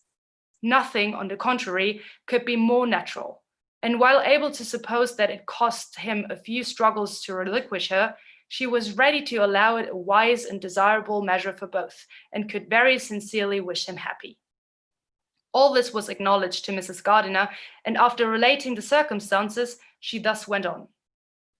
I am now convinced, my dear aunt, that I have never been much in love. For had I really experienced that pure and elevating passion, I should at present detest his very name, and wish him all manner of evil. But my feelings are not only cordial towards him, they are even impartial towards Miss King. I cannot find out that I hate her at all, or that I am in the least unwilling to think her a very good sort of girl. There can be no love in all this. My watchfulness has been effectual, and though I certainly should be a more interesting object to all my acquaintances, were I distractedly in love with him, I cannot say that I regret my comparative insignificance. Importance may sometimes be purchased too dearly.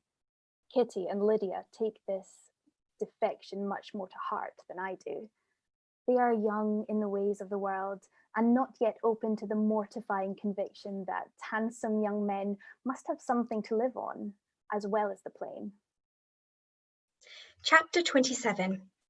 With no greater events than these in the Longbourn family, and otherwise diversified by little beyond the walks to Meryton, sometimes dirty and sometimes cold, to January and February pass away. March was to take Elizabeth to Hunsford.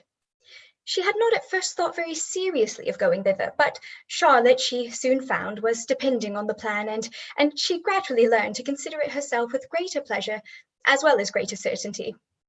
Absence had increased her desire of seeing Charlotte again, and weakened her disgust of Mr. Collins. There was novelty in the scheme, and as, with such a mother and such uncompanionable sisters, home could not be faultless, a little change was not unwelcome for its own sake. The journey would moreover give her a peep at Jane, and in short, as the time drew near, she would have been very sorry for any delay. Everything, however, went on smoothly, and was finally settled according to Charlotte's first sketch. She was to accompany Sir William and his second daughter. The improvement of spending a night in London was added in time, and the plan became perfect as plan could be. The only pain was in leaving her father, who would certainly miss her, and who, when it came to the point, so little liked her going that he told her to write to him, and almost promised to answer her letter. The farewell between herself and Mr. Wickham was perfectly friendly, on his side even more. His present pursuit could not make him forget that Elizabeth had been the first to excite and to deserve his attention, the first to listen and to pity, the first to be admired, and in his manner of bidding her adieu, wishing her every enjoyment, reminding her of what she was to expect in Lady Catherine de Bourgh, and trusting their opinion of her, their opinion of everybody, would always be concise.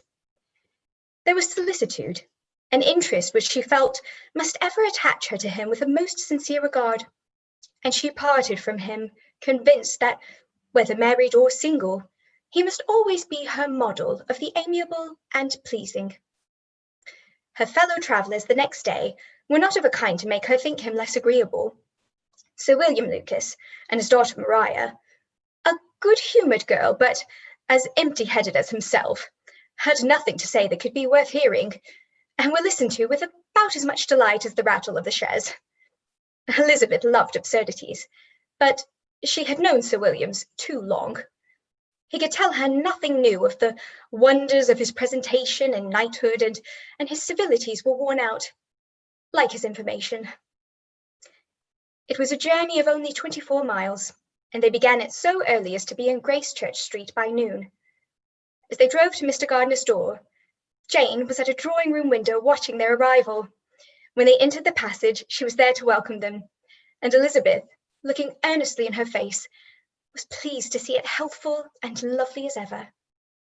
On the stairs were a troop of little boys and girls, whose eagerness for their cousin's appearance would not allow them to wait in the drawing-room, and whose shyness, as they had not yet seen her for a 12-month, prevented their coming lower. All was joy and kindness. The day passed more pleasantly away, the morning in bustle and shopping, and the evening at one of the theatres. Elizabeth then contrived to sit by her aunt. Their first object was her sister. She was more grieved than astonished to hear, in reply to her minute inquiries, that, though Jane had always struggled to support her spirits, there were periods of dejection. It was reasonable, however, to hope that they would not continue long.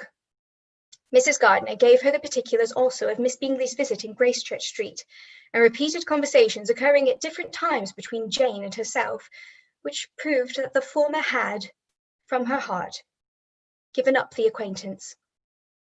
Mrs. Gardiner then rallied her niece on Wickham's desertion, and complimented her on bearing it so well.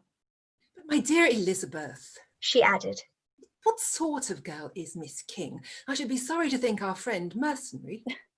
Pray, my dear aunt, what is the difference in matrimonial affairs between the mercenary and the prudent motive? Where does discretion end and avarice begin? Last Christmas you were afraid of his marrying me because it would be imprudent, and now because he is trying to get a girl with only £10,000, you want to find out that he is mercenary. If you will only tell me what sort of girl Miss King is, I shall know what to think. She is a very good kind of girl, I believe. I know no harm of her. But he paid her not the smallest attention till her grandfather's death made her mistress of this fortune. No, why should he? If it were not allowable for him to gain my affections because I had no money, what occasion could there be for making love to a girl whom he did not care about, and who was equally poor? But there seems an indelicacy in directing his attentions towards her so soon after this event. A man in distressed circumstances has not time for all those elegant decorums which other people may observe. If she does not object to it, why should we? Her not objecting does not justify him. It only shows her being deficient in something else, sense or feeling. Well, cried Elizabeth, have it as you choose. He shall be mercenary and she shall be foolish. No, Lizzie, that is what I do not choose. I should be sorry, you know, to think ill of a young man who's lived so long in Derbyshire. Oh, if that is all, I have a very poor opinion of young men who live in Derbyshire, and their intimate friends who live in Hertfordshire are not much better. I am sick of them all. Thank heaven. I am going tomorrow where I shall find a man who has not one agreeable quality, who has neither manner nor sense to recommend him. Stupid men are the only ones worth knowing after all. Take care, Lizzie, that speech savours strongly of disappointment. Before they were separated by the conclusion of the play, she had the unexpected happiness of an invitation to accompany her uncle and aunt in a tour of pleasure which they proposed taking in the summer. We've not determined how far it shall carry us, said Mrs. Gardiner. Perhaps to the lakes. No scheme could have been more agreeable to Elizabeth, and her acceptance of the invitation was most ready and grateful. Oh, my dear, dear aunt, she rapturously cried. What delight! What felicity! You give me fresh life and vigour. Adieu to disappointment and spleen. What are young men to rocks and mountains? Oh, what hours of transport we shall spend. And when we do return, it shall not be like other travellers, without being able to give one accurate idea of anything. We will know where we have gone. We will recollect what we have seen. Lakes, mountains, and rivers shall not be jumbled together in our imaginations, nor when we attempt to describe any particular scene will we begin quarrelling about its relative situation. Let our first effusions be less insupportable than those of the generality of travellers. Chapter 28. Every object in the next day's journey was new and interesting to Elizabeth, and her spirits were in a state of enjoyment, for she had seen her sister looking so well as to banish all fear for her health, and the prospect of her northern tour was a constant source of delight. When they left the high road for the lane to Hunsford, every eye was in search of the parsonage, and every turning expected to bring it into view. The palings of Rosings Park was their boundary on one side.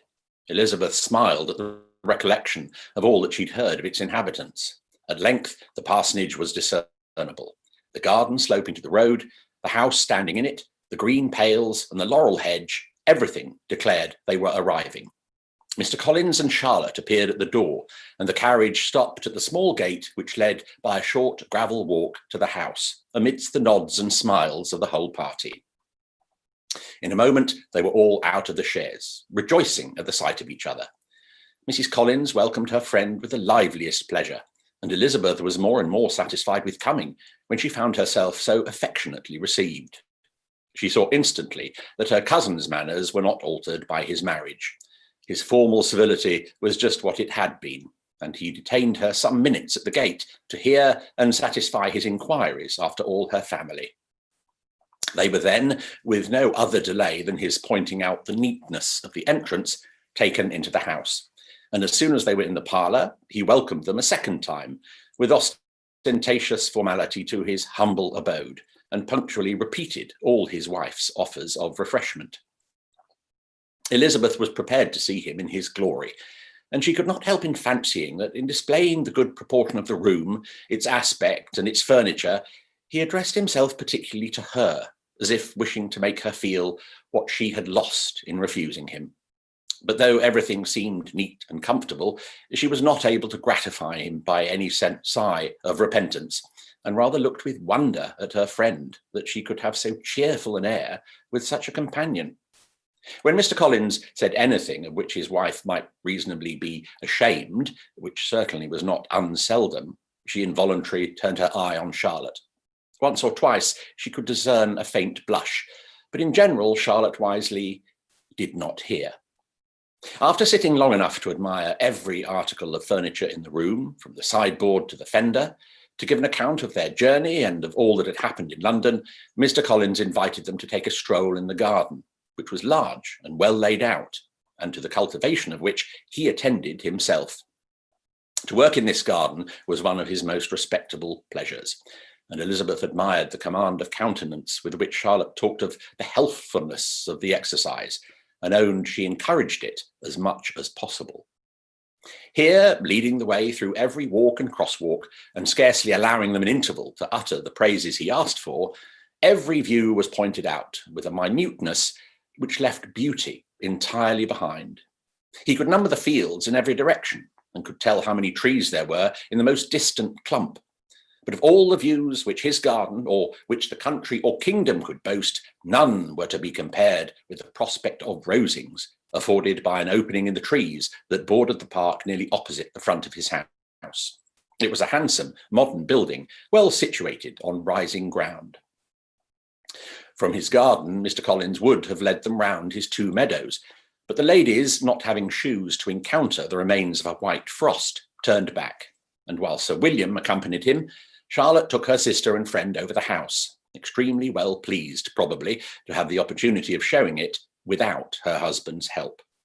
It was rather small, but well built and convenient, and everything was fitted up and arranged with a neatness and consistency of which Elizabeth gave Charlotte all the credit. When Mr. Collins could be forgotten, there was really an air of great comfort throughout, and by Charlotte's evident enjoyment of it, Elizabeth supposed he must be often forgotten. She had already learned that Lady Catherine was still in the country. It was spoken of again when they were at dinner, when Mr. Collins, joining in, observed, Yes, Miss Elizabeth, you will have the honour of seeing Lady Catherine de Bourgh on the evening Sunday at church, and I need not say you will be delighted with her. She is all affability and condescension, and I doubt not but you will be honoured with some portion of her notice when service is over. I have scarcely any hesitation in saying she will include you and my sister Maria in every invitation with which she honours us during your stay here. Her behaviour to my dear Charlotte is charming. We dine at Rosings twice every week and are never allowed to walk home. Her ladyship's carriage is regularly ordered for us. I should say one of her ladyship's carriages, for she has several. Lady Catherine is a very respectable, sensible woman indeed. Added Charlotte. And a most attentive neighbour.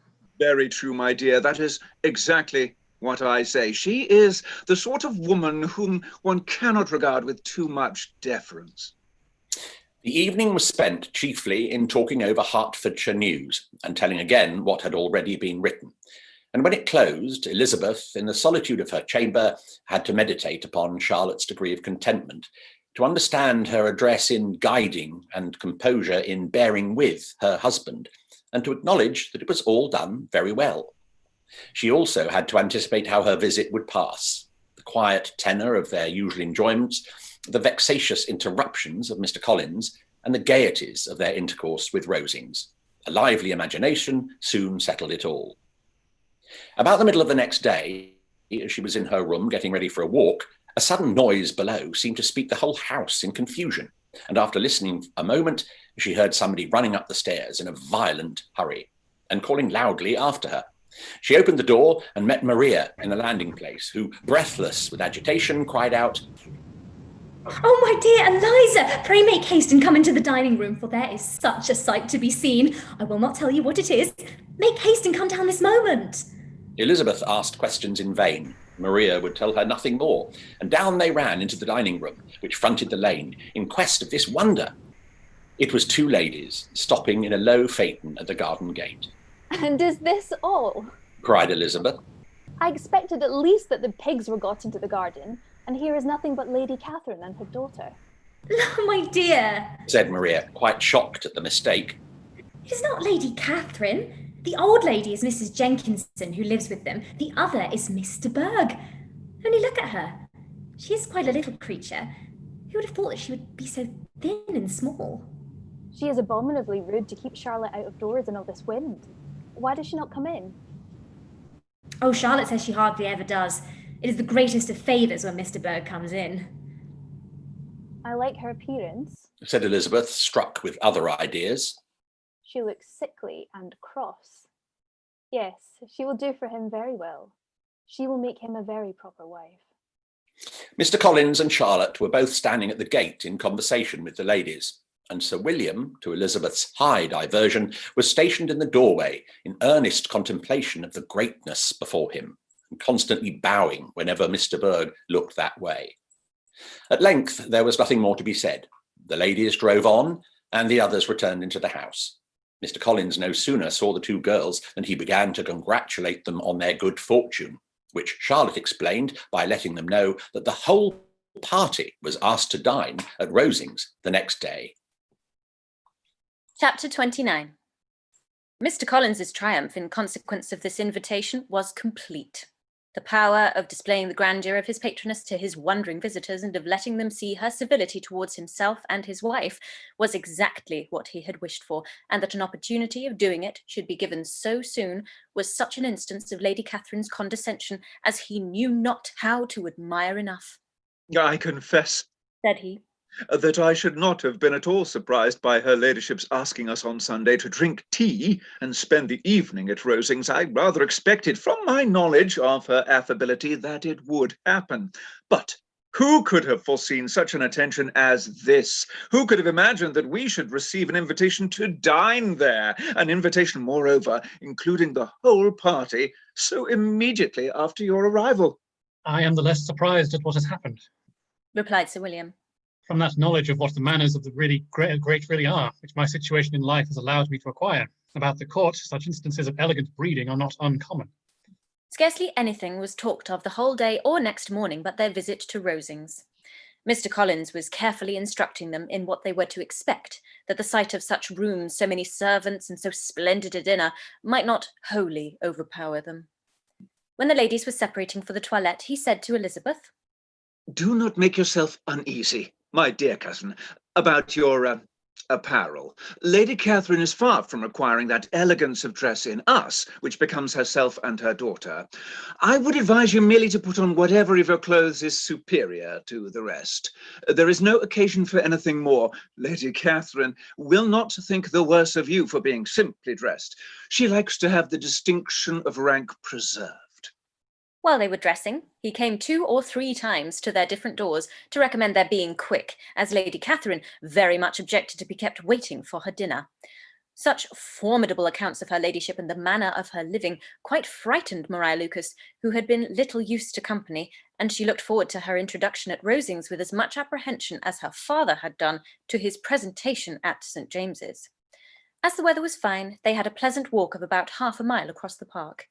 Every park has its beauty and its prospects, and Elizabeth saw much to be pleased with, though she could not be in such raptures as Mr. Collins expected the scene to inspire, and was but slightly affected by his enumeration of the windows in the front of the house, and his relation of what the glazing altogether had originally cost Sir Louis de Bourgh.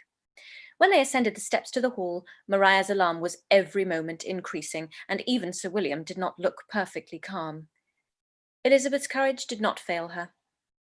She had heard nothing of Lady Catherine that spoke her awful from any extraordinary talents or miraculous virtue, and the mere stateliness of money or rank she thought she could witness without trepidation.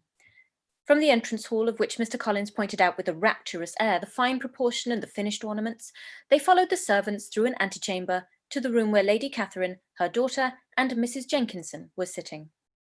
Her ladyship with great condescension arose to receive them, and as Mrs. Collins had settled it with her husband that the office of introduction should be hers, it was performed in a proper manner, without any of those apologies and thanks which he would have thought necessary. In spite of having been at St. James's, Sir William was completely awed by the grandeur surrounding him, that he had but just courage enough to make a very low bow and take his seat without saying a word. And his daughter, frightened almost out of her senses, sat on the edge of her chair, not knowing which way to look. Elizabeth found herself quite equal to the scene, and could observe the 3 ladies before her composedly. Lady Catherine was a tall, large woman with strongly marked features, which might once have been handsome. Her air was not conciliating, nor was her manner of receiving them such as to make her visitors forget their inferior rank. She was not rendered formidable by silence, but whatever she said was spoken in so authoritative a tone as marked her self-importance, and brought Mr. Wickham immediately to Elizabeth's mind, and from the observation of the day altogether, she believed Lady Catherine to be exactly what he represented. When, after examining the mother, in whose countenance and deportment she soon found some resemblance of Mr. Darcy, she turned her eyes on the daughter, she could almost have joined in Maria's astonishment at her being so thin and so small. There was neither in figure nor in face any likeness between the ladies. Miss de Bourgh was pale and sickly. Her features, though not plain, were insignificant, and she spoke very little except in a low voice to Mrs. Jenkinson, in whose appearance there was nothing remarkable, and who was entirely engaged in listening to what she said and placing a screen in the proper direction before her eyes. After sitting a few minutes, they were all sent to one of the windows to admire the view, Mr. Collins attending them to point out its beauties, and Lady Catherine kindly informing them that it was much better worth looking at in the summer.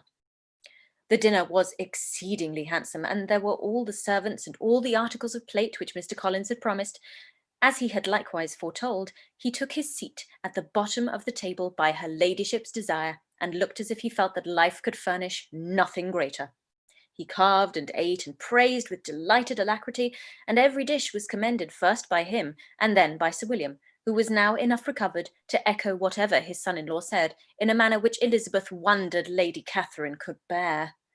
But Lady Catherine seemed gratified by their excessive admiration, and gave most gracious smiles, especially when any dish on the table proved a novelty to them. The party did not supply much conversation. Elizabeth was ready to speak whenever there was an opening, but she was seated between Charlotte and Mr. Bourgh, the former of whom was engaged in listening to Lady Catherine, and the latter said not a word to her all dinner time. Mrs. Jenkinson was chiefly employed in watching how little Mr. Berg ate, pressing her to try some other dish and fearing she was indisposed. Maria thought speaking out of the question, and the gentlemen did nothing but eat and admire. When the ladies returned to the drawing-room, there was little to be done but to hear Lady Catherine talk, which she did without any intermission till coffee came in, delivering her opinion on every subject in so decisive a manner as proved she was not used to having her judgment controverted. She inquired into Charlotte's domestic concerns familiarly and minutely, gave her a great deal of advice as to the management of them all, told her how everything ought to be regulated in so small a family as hers, and instructed her as to the care of her cows and her poultry. Elizabeth found that nothing was beneath this great lady's attention which could furnish her with an occasion of dictating to others. In the intervals of her discourse with Mrs. Collins, she addressed a variety of questions to Maria and Elizabeth, but especially to the latter, of whose connection she knew the least, and who she observed to Mrs. Collins was a very genteel, pretty sort of girl. She asked her at different times how many sisters she had, whether they were older or younger than herself, whether any of them were likely to be married, whether they were handsome, where they had been educated, what carriage her father kept, and what had been her mother's maiden name. Elizabeth felt all the impertinence of her questions, but answered them very composedly. Lady Catherine then observed, "Your father's estate is entailed on Mr. Collins, I think. For your sake," turning to Charlotte, "I am glad of it. Otherwise, I see no occasion for entailing estates from the female line. It was not thought necessary in Sir Louis de Bourgh's family. Do you play and sing, Miss Bennet?"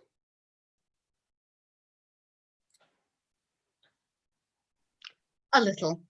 "Ah, then sometime or other we shall be happy to hear you. Our instrument is a capital one, probably superior to... You shall try it some day. Do your sisters play and sing?" "One of them does." "Why did you not all learn? You ought all to have learned. The Miss Webbs all play, and their father is not so good an income as yours.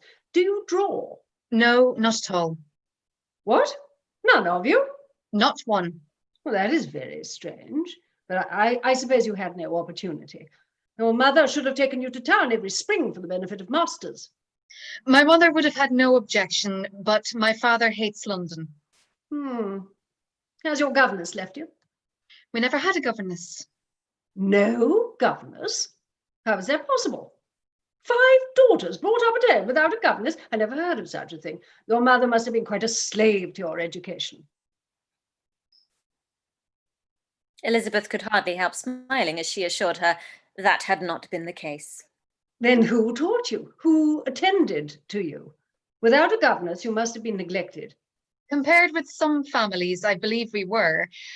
But such of us as wished to learn never wanted the means. We were always encouraged to read, and had all the masters that were necessary. Those who choose to be idle certainly might." "Aye, no doubt. But that is what a governess will prevent. And if I had known your mother, I should have advised her most strenuously to engage one. I always say that nothing is to be done in education without steady and regular instruction, and nobody but a governess can give it. It is wonderful how many families I have been the means of supplying in that way. I'm always glad to get a young person well placed out. 4 nieces of Mrs. Jenkinson are most delightfully situated through my means. And it was but the other day that I recommended another young person who was merely accidentally mentioned to me, and the family are quite delighted with her. Mrs. Collins, did I tell you of Lady Metcalfe's calling yesterday to thank me? She finds Miss Pope a treasure. Lady Catherine, said she, you have given me a treasure. Are any of your younger sisters out, Miss Bennet? Yes, ma'am, all. All? What, all 5 out at once? Very odd. And you only the second. The younger one's out before the elder ones are married. Your younger sisters must be very young. Yes, my youngest is not 16. Perhaps she is full young to be much in company. But really, ma'am, I think it would be very hard upon younger sisters that they should not have their share of society and amusement because the elder may not have the means or inclination to marry early. The last born has as good a right to the pleasures of youth as the first, and to be kept back on such a motive. I think it would not be very likely to promote sisterly affection or delicacy of mind. Upon my word, said her ladyship. You give your opinion very decidedly for so young a person. Pray, what is your age? With 3 younger sisters grown up, replied Elizabeth, smiling. Your ladyship can hardly expect me to own it. Lady Catherine seemed quite astonished at not having received a direct answer, and Elizabeth suspected herself to be the first creature who had ever dared to trifle with so much dignified impertinence. You cannot be more than 20, I'm sure, therefore you need not conceal your age. I am not 21. When the gentlemen had joined them and tea was over, the card tables were placed. Lady Catherine, Sir William, and Mr. and Mrs. Collins sat down to quadrille, and as Mr. Berg chose to play at casino, the 2 girls had the honour of assisting Mrs. Jenkinson to make up their party. Their table was superlatively stupid. Scarcely a syllable was uttered that did not relate to the game, except when Mrs. Jenkinson expressed her fears of Mr. Berg's being too hot or too cold, or having too much or too little light. A great deal more passed the other table. Lady Catherine was, generally speaking, stating the mistakes of the 3 others, or relating some anecdote of herself.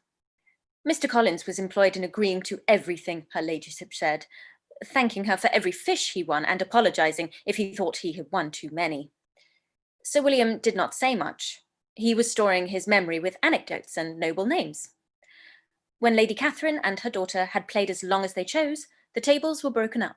The carriage was offered to Mrs. Collins, gratefully accepted and immediately ordered. The party then gathered around the fire to hear Lady Catherine determine what weather they were to expect on the morrow. From these instructions, they were summoned by the arrival of the coach, and with many speeches of thankfulness on Mr. Collins's side and as many bows on Sir William's, they departed. As soon as they had driven from the door, Elizabeth was called on by her cousin to give her opinion of all that she had seen at Rosings, which, for Charlotte's sake, she made more favourable than it really was. But her commendation, though costing her some trouble, could by no means satisfy Mr. Collins, and he was very soon obliged to take her ladyship's praise into his own hands. Chapter 30.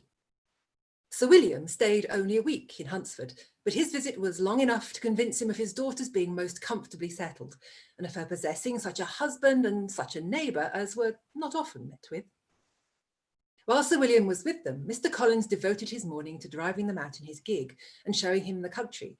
But when he went away, the whole family returned to their usual employments, and Elizabeth was thankful to find that they did not see more of her cousin by the alteration, for the chief of the time between breakfast and dinner was now passed by him, either at work in the garden or reading and writing, and looking out of the window in his own book room, which fronted the road. The room in which the ladies sat was backwards. Elizabeth had at first rather wondered that Charlotte should not prefer the dining parlour for common use. It was a better-sized room and had a more pleasant aspect, but she soon saw that her friend had an excellent reason for what she did, for Mr. Collins would undoubtedly have been much less in his own apartment had they sat in one equally lively, and she gave Charlotte credit for the arrangement. From the drawing-room they could distinguish nothing in the lane, and were indebted to Mr. Collins for the knowledge of what carriages went along, and how often especially Mr. Berg drove by in her phaeton, which he never failed coming to inform them of, though it happened almost every day. She not infrequently stopped at the parsonage and had a few minutes' conversation with Charlotte, but was scarcely ever prevailed upon to get out.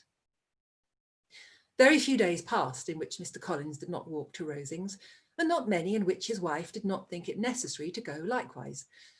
Until Elizabeth recollected that there might be other family livings to be disposed of, she could not understand the sacrifice of so many hours.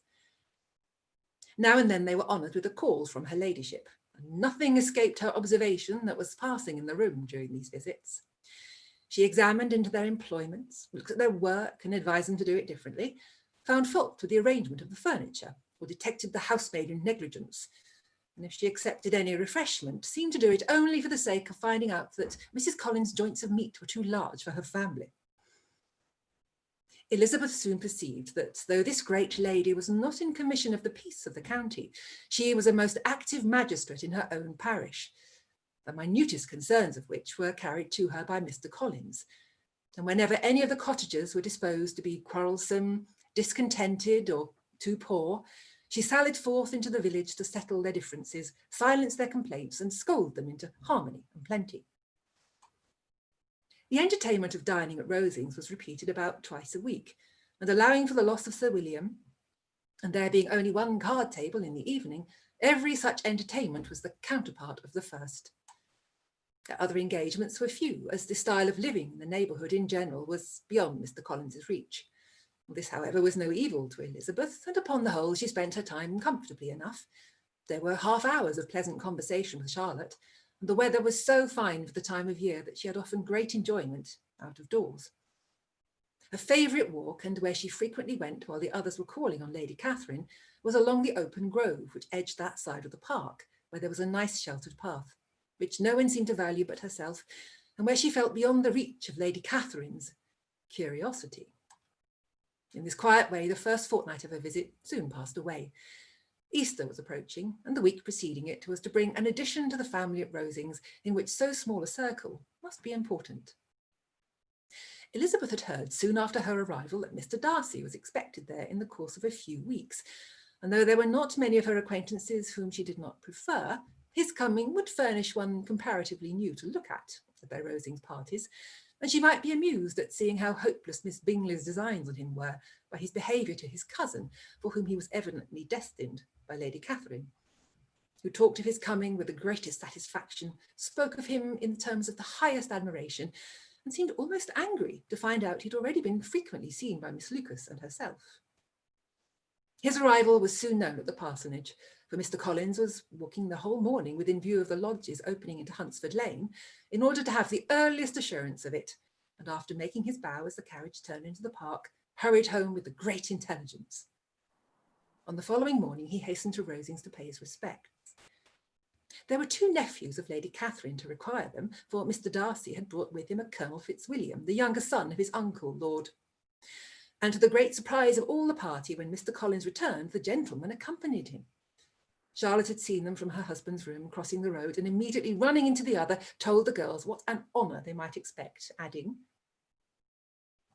I may thank you, Eliza, for this piece of civility. Mr. Darcy would never have come so soon to wait upon me.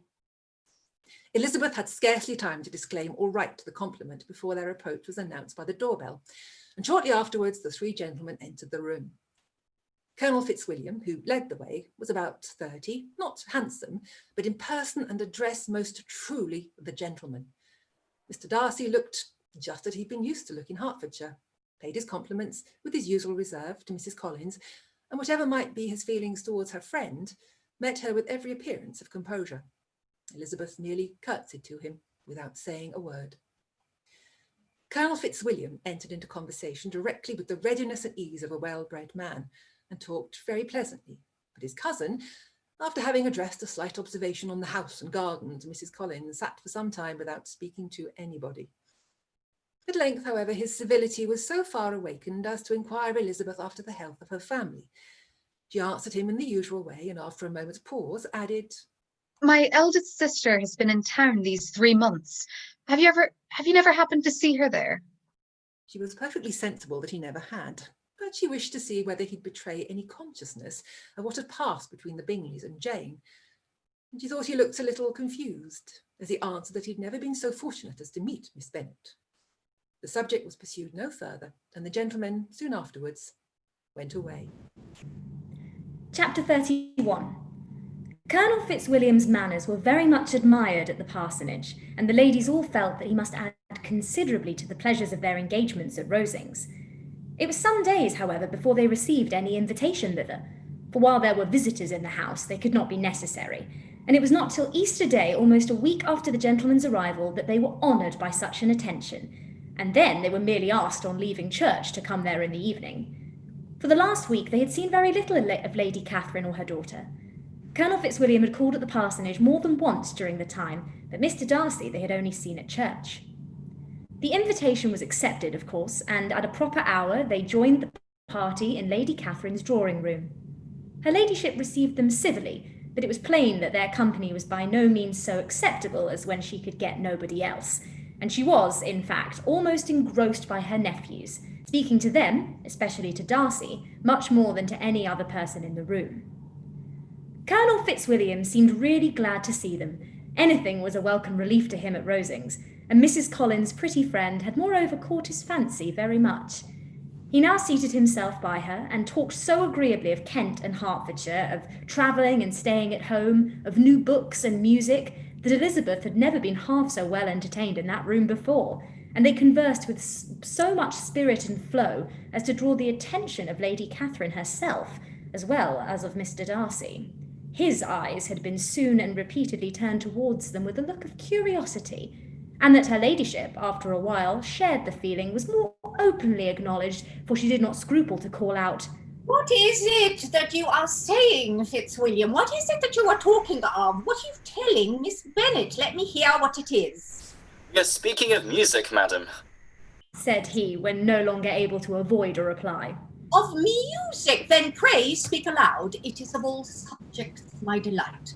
I must have my share in the conversation if you are speaking of music. There are few people in England, I suppose, who have more true enjoyment of music than myself, or a better natural taste. If I had ever learnt, I should have been a great proficient, and so would Anne if her health had allowed her to apply. I am confident that she would have performed delightfully. How does Georgiana get on, Darcy?" Mr. Darcy spoke with affectionate praise of his sister's proficiency. "I am very glad to hear such a good account of her," said Lady Catherine. "and pray tell her from me that she cannot expect to excel if she does not practice a good deal." I assure you, madam, he replied, that she does not need such advice. She practices very constantly. "So much the better. It cannot be done too much, and when I next write to her, I shall charge her not to neglect it on any account. I often tell young ladies that no excellence in music is to be acquired without constant practice. I have told Miss Bennet several times that she will never play really well unless she practices more, and though Mrs. Collins has no instrument, she is very welcome, as I have often told her, to come to Rosings every day and play on the pianoforte in Mrs. Jenkinson's room. She would be in nobody's way, you know, in that part of the house." Mr. Darcy looked a little ashamed of his aunt's ill-breeding and made no answer. When coffee was over, Colonel Fitzwilliam reminded Elizabeth of having promised to play to him, and she sat down directly to the instrument. He drew a chair near her. Lady Catherine listened to half a song, and then talked, as before, to her other nephew, till the latter walked away from her, and making with his usual deliberation towards the pianoforte, stationed himself so as to command a full view of the fair performer's countenance. Elizabeth saw what he was doing, and at the first convenient pause, turned to him with an arch smile and said, "You mean to frighten me, Mr. Darcy, by coming in all this state to hear me? I will not be alarmed, though your sister does play so well. There is a stubbornness about me that can never bear to be frightened at the will of others. My courage always rises at every attempt to intimidate me." I shall not say you are mistaken, he replied, because you could not really believe me to entertain any design of alarming you. And I have had the pleasure of your acquaintance long enough to know that you find great enjoyment in occasionally professing opinions which are in fact not your own. Elizabeth laughed heartily at this picture of herself and said to Colonel Fitzwilliam, "Your cousin will give you a very pretty notion of me and teach you not to believe a word I say. I am particularly unlucky in meeting with a person so able to expose my real character in a part of the world where I had hoped to pass myself off with some degree of credit. Indeed, Mr. Darcy, it is very ungenerous in you to mention all that you knew to my disadvantage in Hertfordshire, and give me leave to say, very impolitic too, for it is provoking me to retaliate, and such things may come out as will shock your relations to hear." I am not afraid of you, said he smilingly. Pray, let me hear what you have to accuse him of, cried Colonel Fitzwilliam. I should like to know how he behaves among strangers. "You shall hear then, but prepare yourself for something dreadful. The first time of my ever seeing him in Hertfordshire, you must know, was at a ball. And at this ball, what do you think he did? He danced only 4 dances, though gentlemen were scarce, and to my certain knowledge, more than one lady sitting down in want of a partner. Mr. Darcy, you cannot deny this fact. I had not at the time the honour of knowing any lady in the assembly beyond my own party. And nobody used in a ballroom. Well, Colonel Fitzwilliam, what do I play next? My fingers wait your orders. Perhaps said Darcy. I should have judged better had I sought an introduction, but I am ill qualified to recommend myself to strangers. Shall we ask your cousin the reason of this? Said Elizabeth, still addressing Colonel Fitzwilliam. Shall we ask him why a man of sense and education and who has lived in the world is ill qualified to recommend himself to strangers? I can answer your question, said Fitzwilliam. Without applying to him. It is because he will not give himself the trouble. I certainly have not the talent which some people possess, said Darcy. of conversing easily with those I have never seen before. I cannot catch their tone of conversation or appear interested in their concerns, as I often see done. My fingers, said Elizabeth, do not move over this instrument in the masterly manner which I see so many women's do. They have not the same force or rapidity and do not produce the same expression. But then I have always supposed it to be my own fault, because I will not take the trouble of practicing. It is not that I do not believe my fingers as capable as any other woman's of superior execution. Darcy smiled and said, You're perfectly right. You have employed your time much better. No one admitted to the privilege of hearing you can think anything wanting. We neither of us perform to strangers. Here they were interrupted by Lady Catherine, who called out to know what they were talking of. Elizabeth immediately began playing again. Lady Catherine approached and, after listening for a few minutes, said to Darcy, Miss Bennet would not play at all amiss if she practised more and could have the advantage of a London master. Very good notion of fingering, though her taste is not equal to Anne's. Anne would have been a delightful performer had her health allowed her to learn.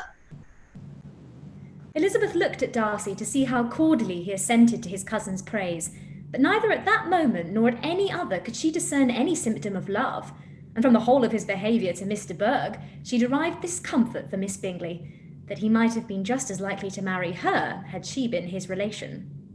Lady Catherine continued her remarks on Elizabeth's performance, mixing with them many instructions on execution and taste. Elizabeth received them with all the forbearance of civility, and, at the request of the gentleman, remained at the instrument till her ladyship's carriage was ready to take them all home. Chapter 32. Elizabeth was sitting by herself the next morning, and writing to Jane while Mrs. Collins and Maria were gone on business into the village, when she was startled by a ring at the door, the certain signal of a visitor. As she had heard no carriage, she thought it not unlikely to be Lady Catherine, and under that apprehension was putting away her half-finished letter that she might escape all impertinent questions, when the door opened, and, to her very great surprise, Mr. Darcy, and Mr. Darcy only, entered the room.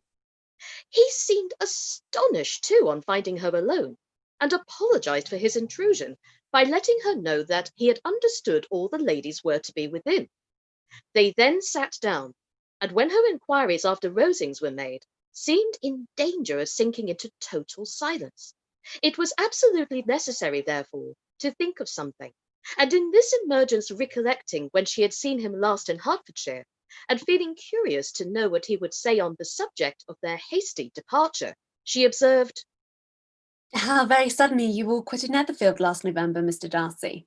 It must have been a most agreeable surprise to Mr. Bingley to see you all after him so soon. For if I recollect right, he went but the day before. He and his sisters were well, I hope, when you left to London? Perfectly so, I thank you.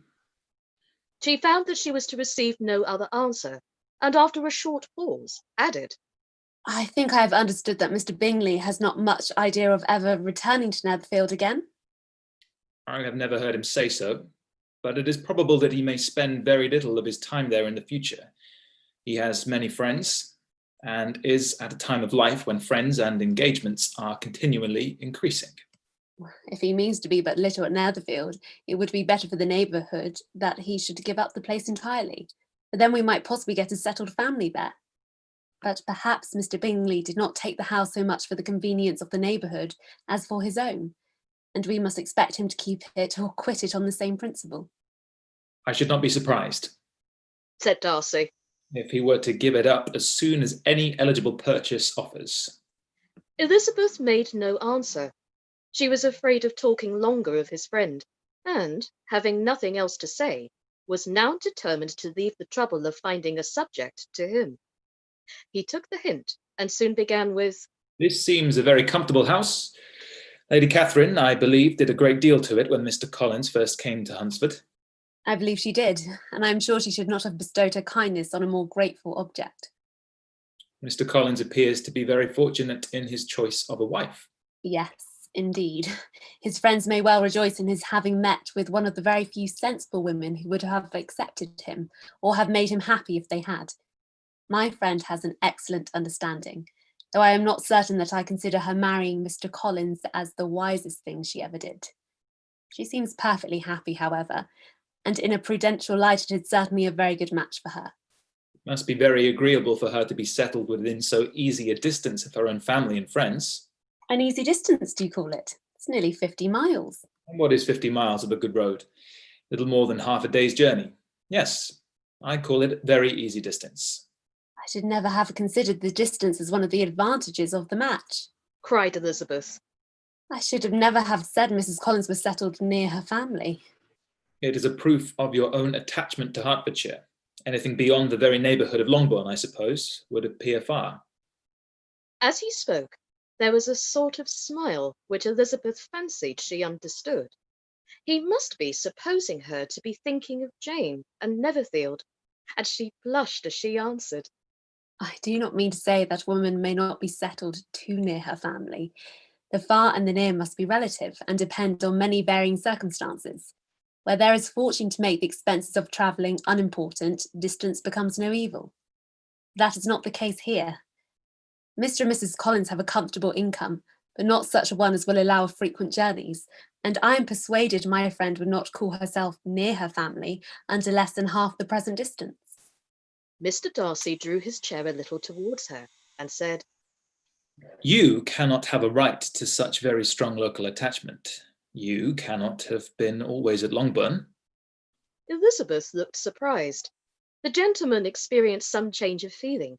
He drew back his chair, took a newspaper from the table, and glancing over it, said in a colder voice, Are you pleased with Kent? A short dialogue on the subject of the country ensued, on either side calm and concise, and soon put an end to by the entrance of Charlotte and her sister, just returned from her walk. The tete-a-tete surprised them. Mr. Darcy related the mistake which had occasioned his intruding on Miss Bennet, and after sitting a few minutes longer without saying much to anybody, went away. What can be the meaning of this? Said Charlotte as soon as he was gone. My dear Eliza, he must be in love with you, or he would never have called us in this familiar way. But when Elizabeth told of his silence, it did not seem very likely, even to Charlotte's wishes, to be the case, and after various conjectures, they could at last only suppose his visit to proceed from the difficulty of finding anything to do, which was the more probable from this time of year. All field sports were over. Within doors there was Lady Catherine, books, and a billiard table. But gentlemen cannot always be within doors, and in the nearness of the parsonage, or the pleasantness of the walk to it, or of the people who lived in it, the two cousins found a temptation from this period of walking thither almost every day. They called at various times of the morning, sometimes separately, sometimes together, and now and then accompanied by their aunt. It was plain to them all that Colonel Fitzwilliam came because he had pleasure in their society, a persuasion which of course recommended him still more, and Elizabeth was reminded by her own satisfaction in being with him, as well as by his evident admiration of her former favourite George Wickham, and though, in comparing them, she saw there was less captivating softness in Colonel Fitzwilliam's manners, she believed he might have the best informed mind. But why Mr. Darcy came so often to the parsonage, it was more difficult to understand. It could not be for society, as he frequently sat there 10 minutes together without opening his lips, and when he did speak, it seemed the effect of necessity rather than of choice, a sacrifice to propriety, not a pleasure to himself. He seldom appeared really animated. Mrs. Collins knew not what to make of him. Colonel Fitzwilliam's occasional laughing at his stupidity proved that he was generally different, which her own knowledge of him could not have told her. And as she would have liked to have believed the change the effect of love, and the object of that love her friend Eliza, she set herself seriously to work to find it out.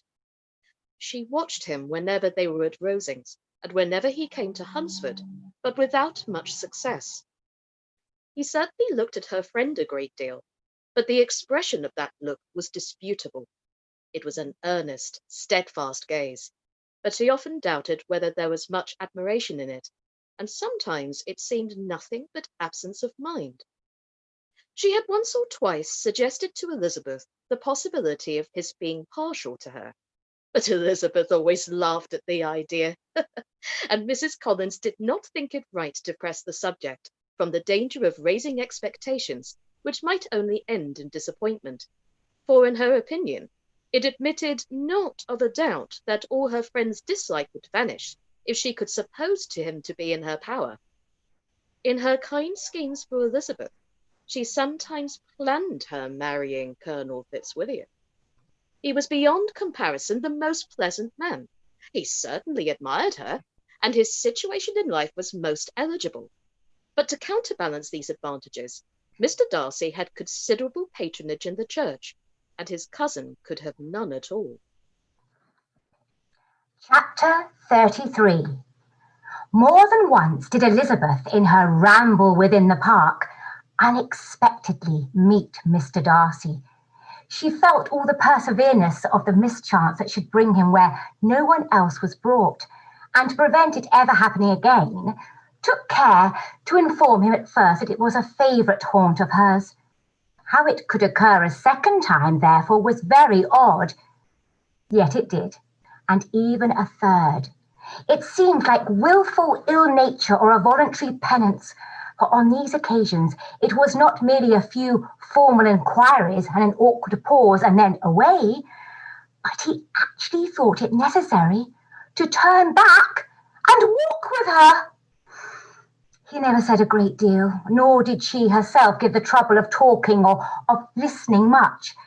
But it struck her in the course of their third rencontre that he was asking some odd, unconnected questions about her pleasure in being at Hunsford, her love of solitary walks, and her opinion of Mr. and Mrs. Collins' happiness, and that in speaking of Rosings and her not perfectly understanding the house, he seemed to expect that whenever she came into Kent again, she would be staying there too. His words seemed to imply it.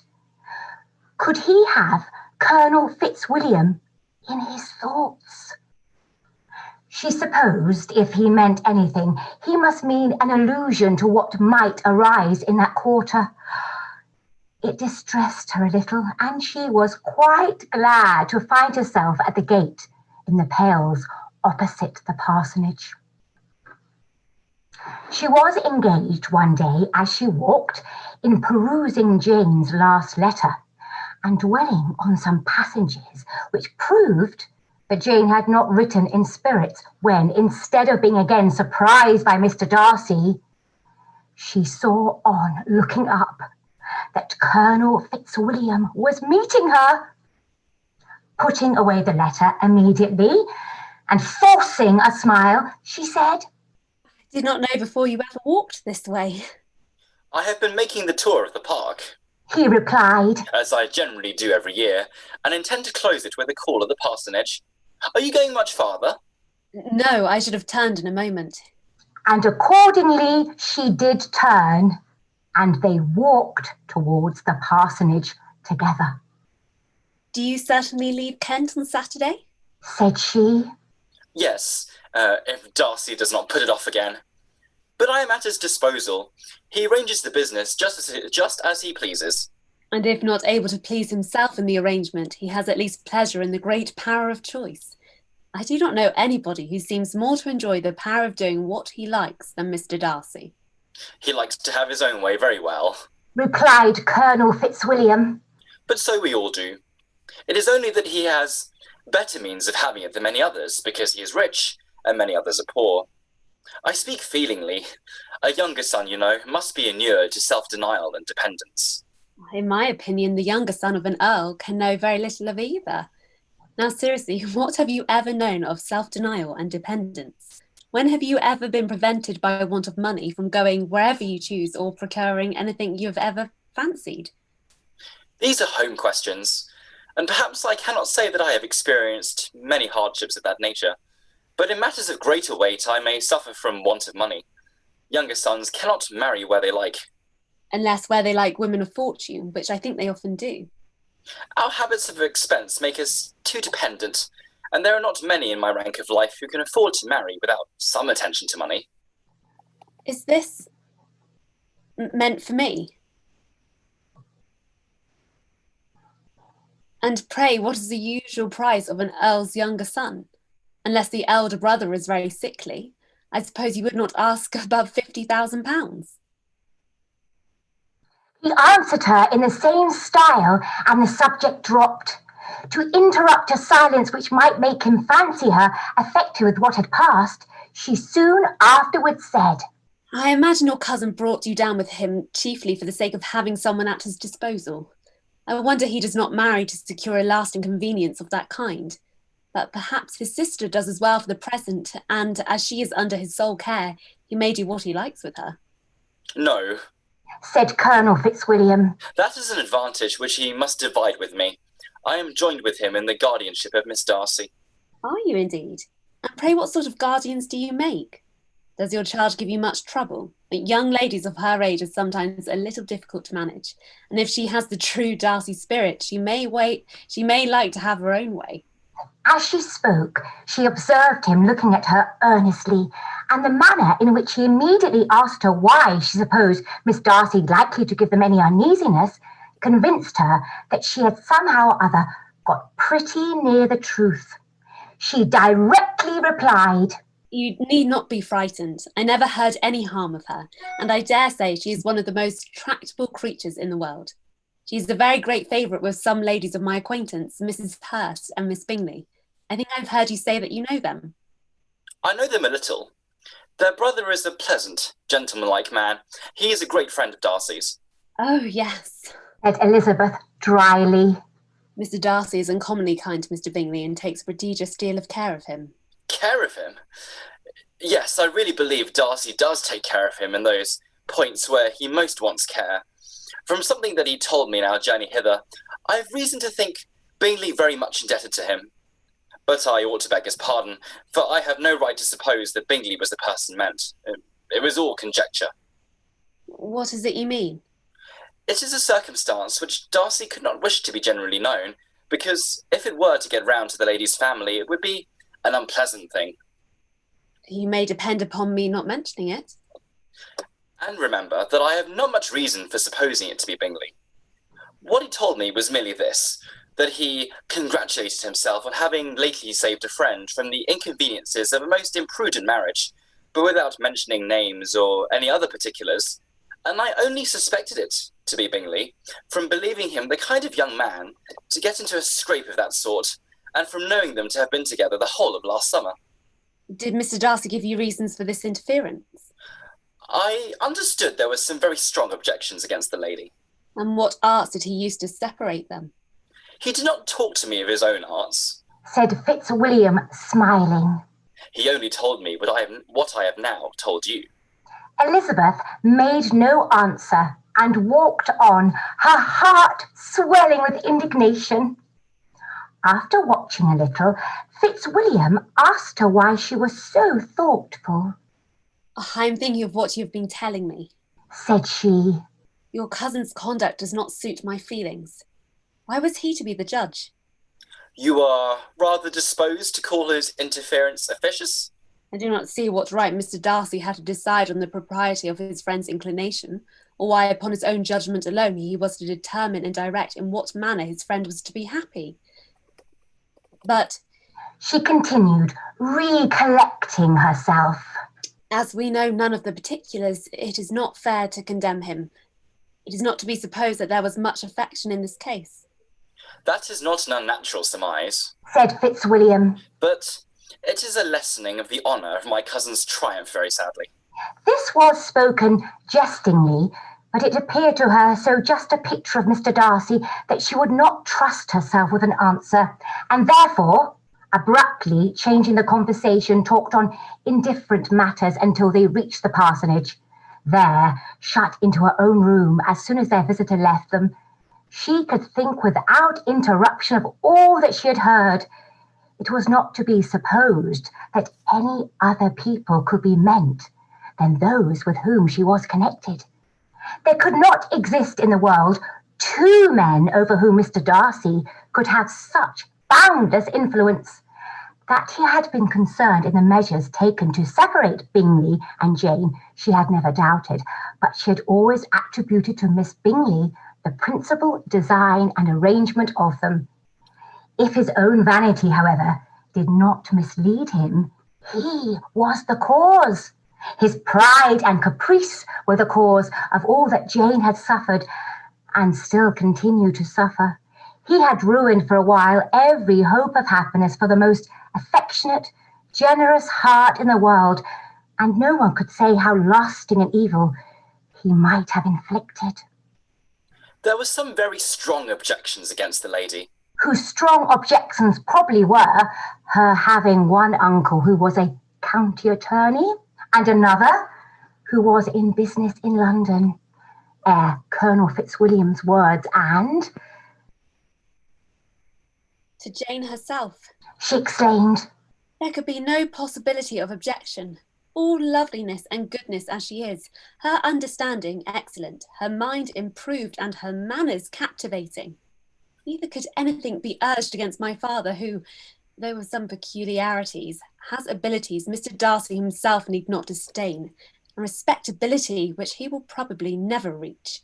When she thought of her mother, her confidence gave way a little, but she would not allow that any objections there had material weight with Mr. Darcy, whose pride, she was convinced, would receive a deeper wound from the want of importance in his friends' connections than from their want of sense.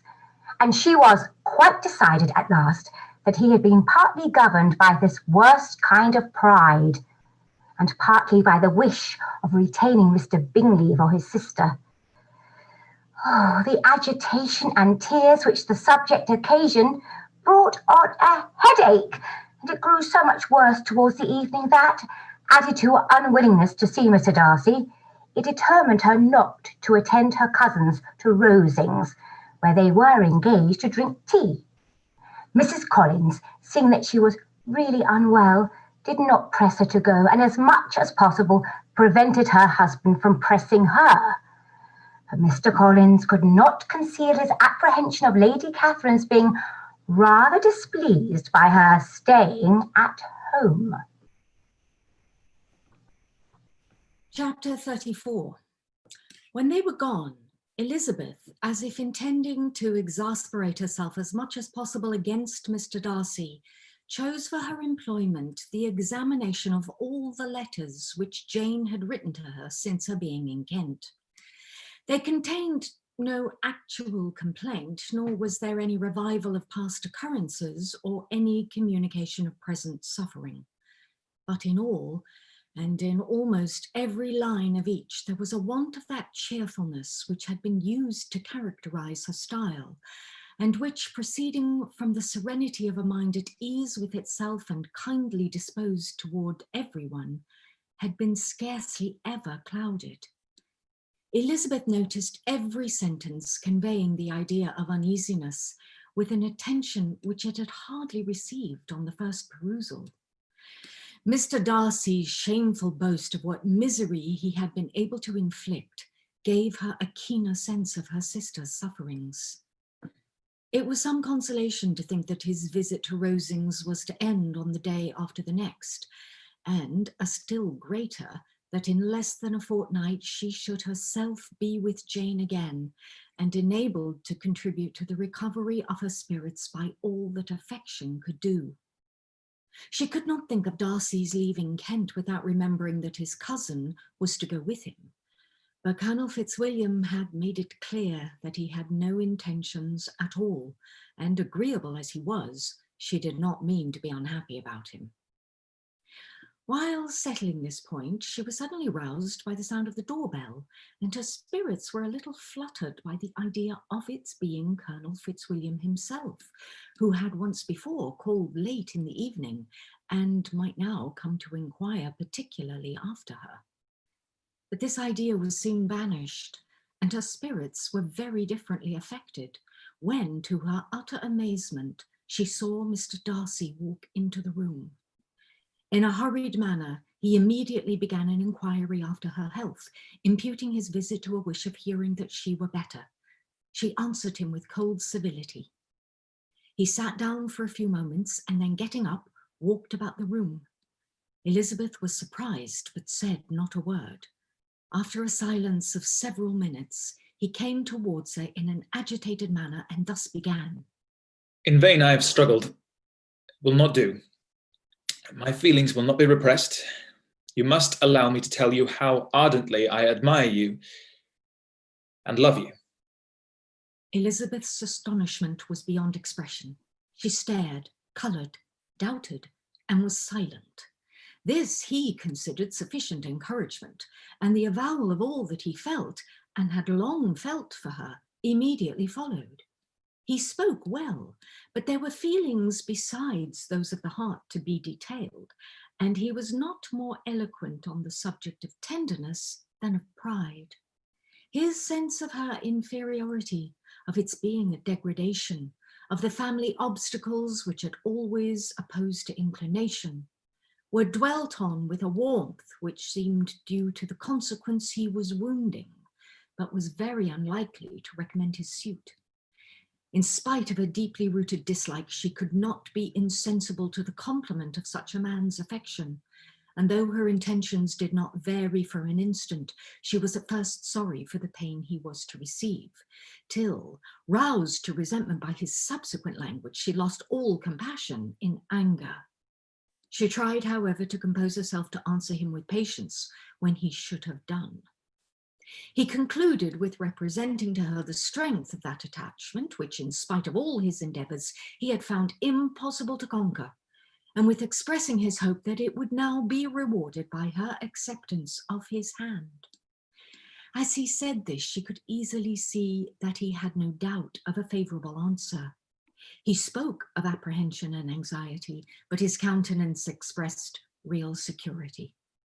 Such a circumstance could only exasperate father, and when he ceased, the colour rose into her cheeks, and she said, "In such cases as this, it is, I believe, the established mode to express a sense of obligation for the sentiments avowed, however unequally they may be returned. It is natural that obligation should be felt, and if I could feel gratitude, I would now thank you. But I cannot. I have never desired your good opinion, and you have certainly bestowed it most unwillingly. I am sorry to have occasioned pain to anyone. It has been most unconsciously done, however, and I hope will be of short duration. The feelings which, you tell me, have long prevented the acknowledgement of your regard, can have little difficulty in overcoming it after this explanation." Mr. Darcy, who was leaning against the mantelpiece with his eyes fixed on her face, seemed to catch her words with no less resentment than surprise. His complexion became pale with anger, and the disturbance of his mind was visible in every feature. He was struggling for the appearance of composure, and would not open his lips till he believed himself to have attained it. The pause was to Elizabeth's feelings dreadful. At length, with a voice of forced calmness, he said, "And this is all the reply which I am to have the honour of expecting. I might perhaps wish to be informed why, with so little endeavour at civility, I am thus rejected, but it is of small importance." "I might as well inquire," replied she, "why, with so evident a desire of offending and insulting me, you chose to tell me that you liked me against your will, against your reason, and even against your character. Was not this some excuse for incivility, if I was uncivil? But I have other provocations, you know I have. Had not my feelings decided against you, Had they been indifferent, or had they even been favourable, do you think that any consideration would tempt me to accept the man who has been the means of ruining, perhaps forever, the happiness of a most beloved sister? As she pronounced these words, Mr. Darcy changed colour, but the emotion was short, and he listened without attempting to interrupt her while she continued. I have every reason in the world to think ill of you. No motive can excuse the unjust and ungenerous part you acted there. You dare not, you cannot deny that you have been the principal, if not the only means of dividing them from each other, of exposing one to the censure of the world for caprice and instability, and the other to its derision for disappointed hopes, and involving them both in the misery of the acutest kind. She paused and saw with no slight indignation that he was listening with an air which proved him wholly unmoved by any feeling of remorse. He even looked at her with a smile of affected incredulity. Can you deny that you have done it? He repeated. With assumed tranquillity, he then replied, I have no wish of denying that I did everything in my power to separate my friend from your sister, or that I rejoice in my success. Towards him, I have been kinder than towards myself. Elizabeth disdained the appearance of noticing this civil reflection, but its meaning did not escape, nor was it likely to conciliate her. But it is not merely this affair, he continued, on which my dislike is founded. And long before it had taken place, my opinion of you was decided. Your character was unfolded in the recital which I received many months ago from Mr. Wickham. On this subject, what can you have to say? In what imaginary act of friendship can you have defend yourself? Or under what misrepresentation can you here impose upon others? You take an eager interest in that gentleman's concerns, said Darcy in a less tranquil tone and with a heightened colour. Who that knows what his misfortunes have been can help feeling an interest in him? His misfortunes? Repeated Darcy contemptuously. Yes, his misfortunes have been great indeed. And of your infliction? Cried Elizabeth with energy. You have reduced him to his present state of poverty, comparative poverty.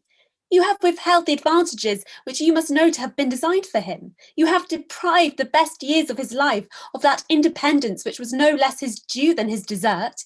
You have done all this, and yet you can treat the mention of his misfortune with contempt and ridicule.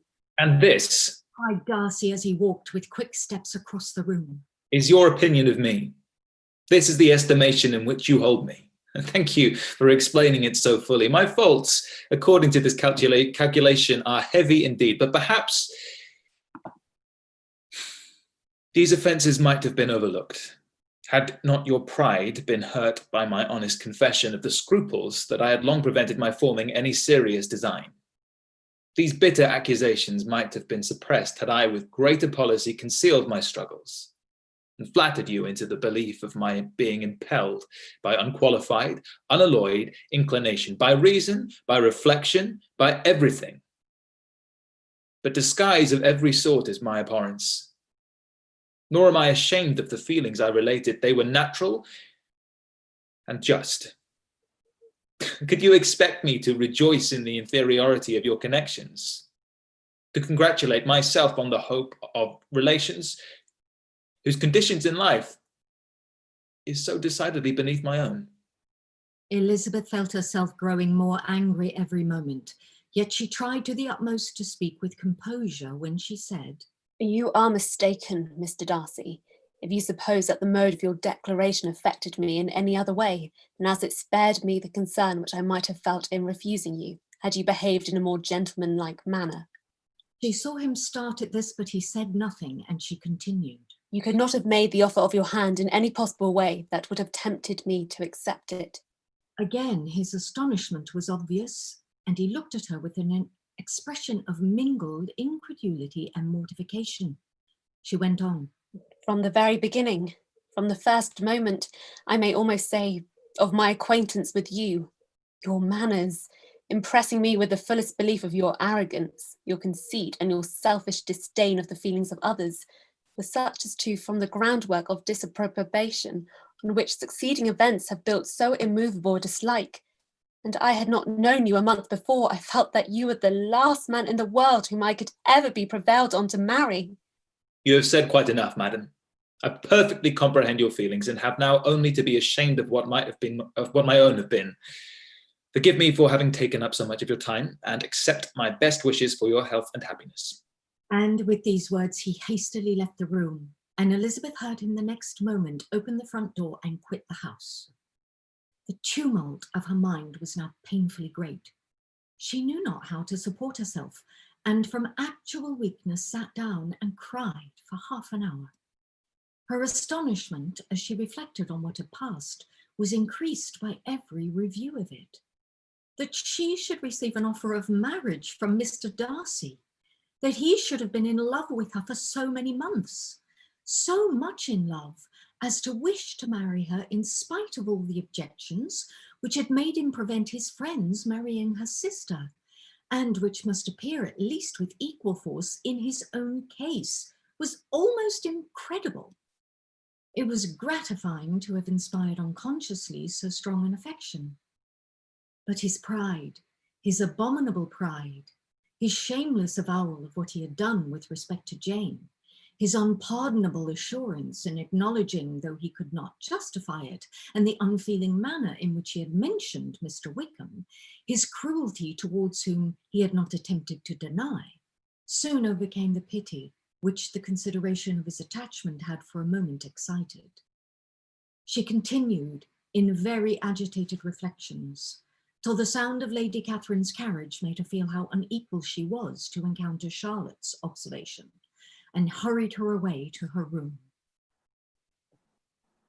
Capital, capital. Thank you so much to our wonderful third group of readers. You've done a fantastic job in maintaining a very steady pace throughout the last 2 hours.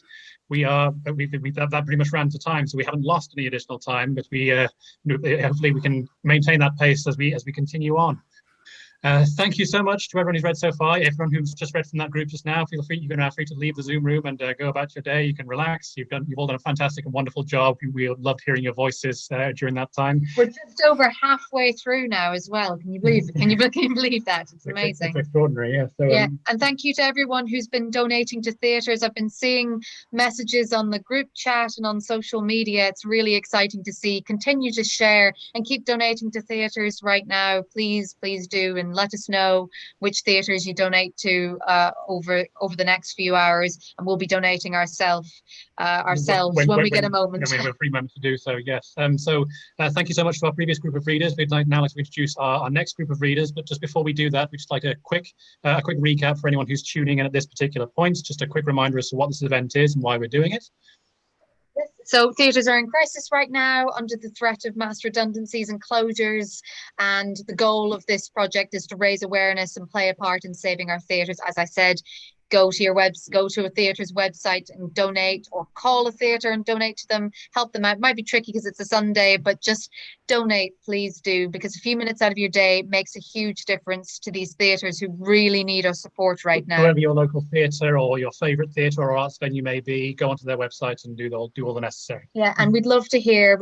Please share on Twitter, please share in the chat, #Austen Readathon, #SaveTheArts, and if you tag us at Sun Moon Theatre, we will like and retweet. And also keep sharing your thoughts throughout the day on social media and in the chat, because we're really enjoying the comments right now. We've been reading them as we've been going along, and they're just delightful to read. So now it is time to introduce our new group of readers, and also for us to find out that everyone's microphones are working.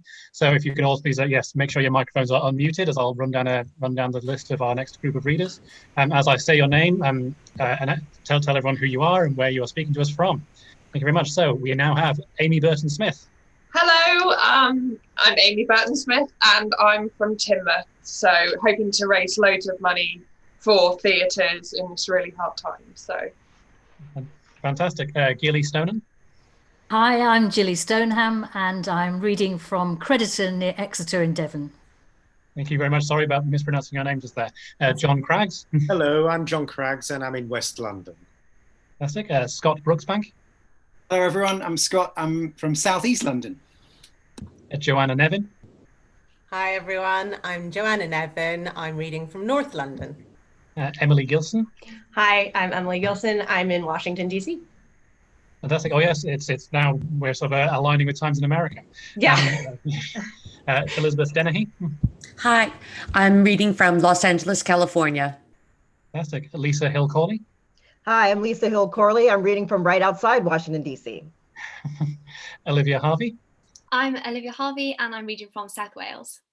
Fantastic. Rhiannon Willens. Hi, I'm Rhiannon Willens. I'm reading from Tunbridge in Kent. Fantastic. Veronica Hare. Hi everyone, I'm Veronica Hare and I'm reading from northeast London. Fantastic. Gabriella Gadsby.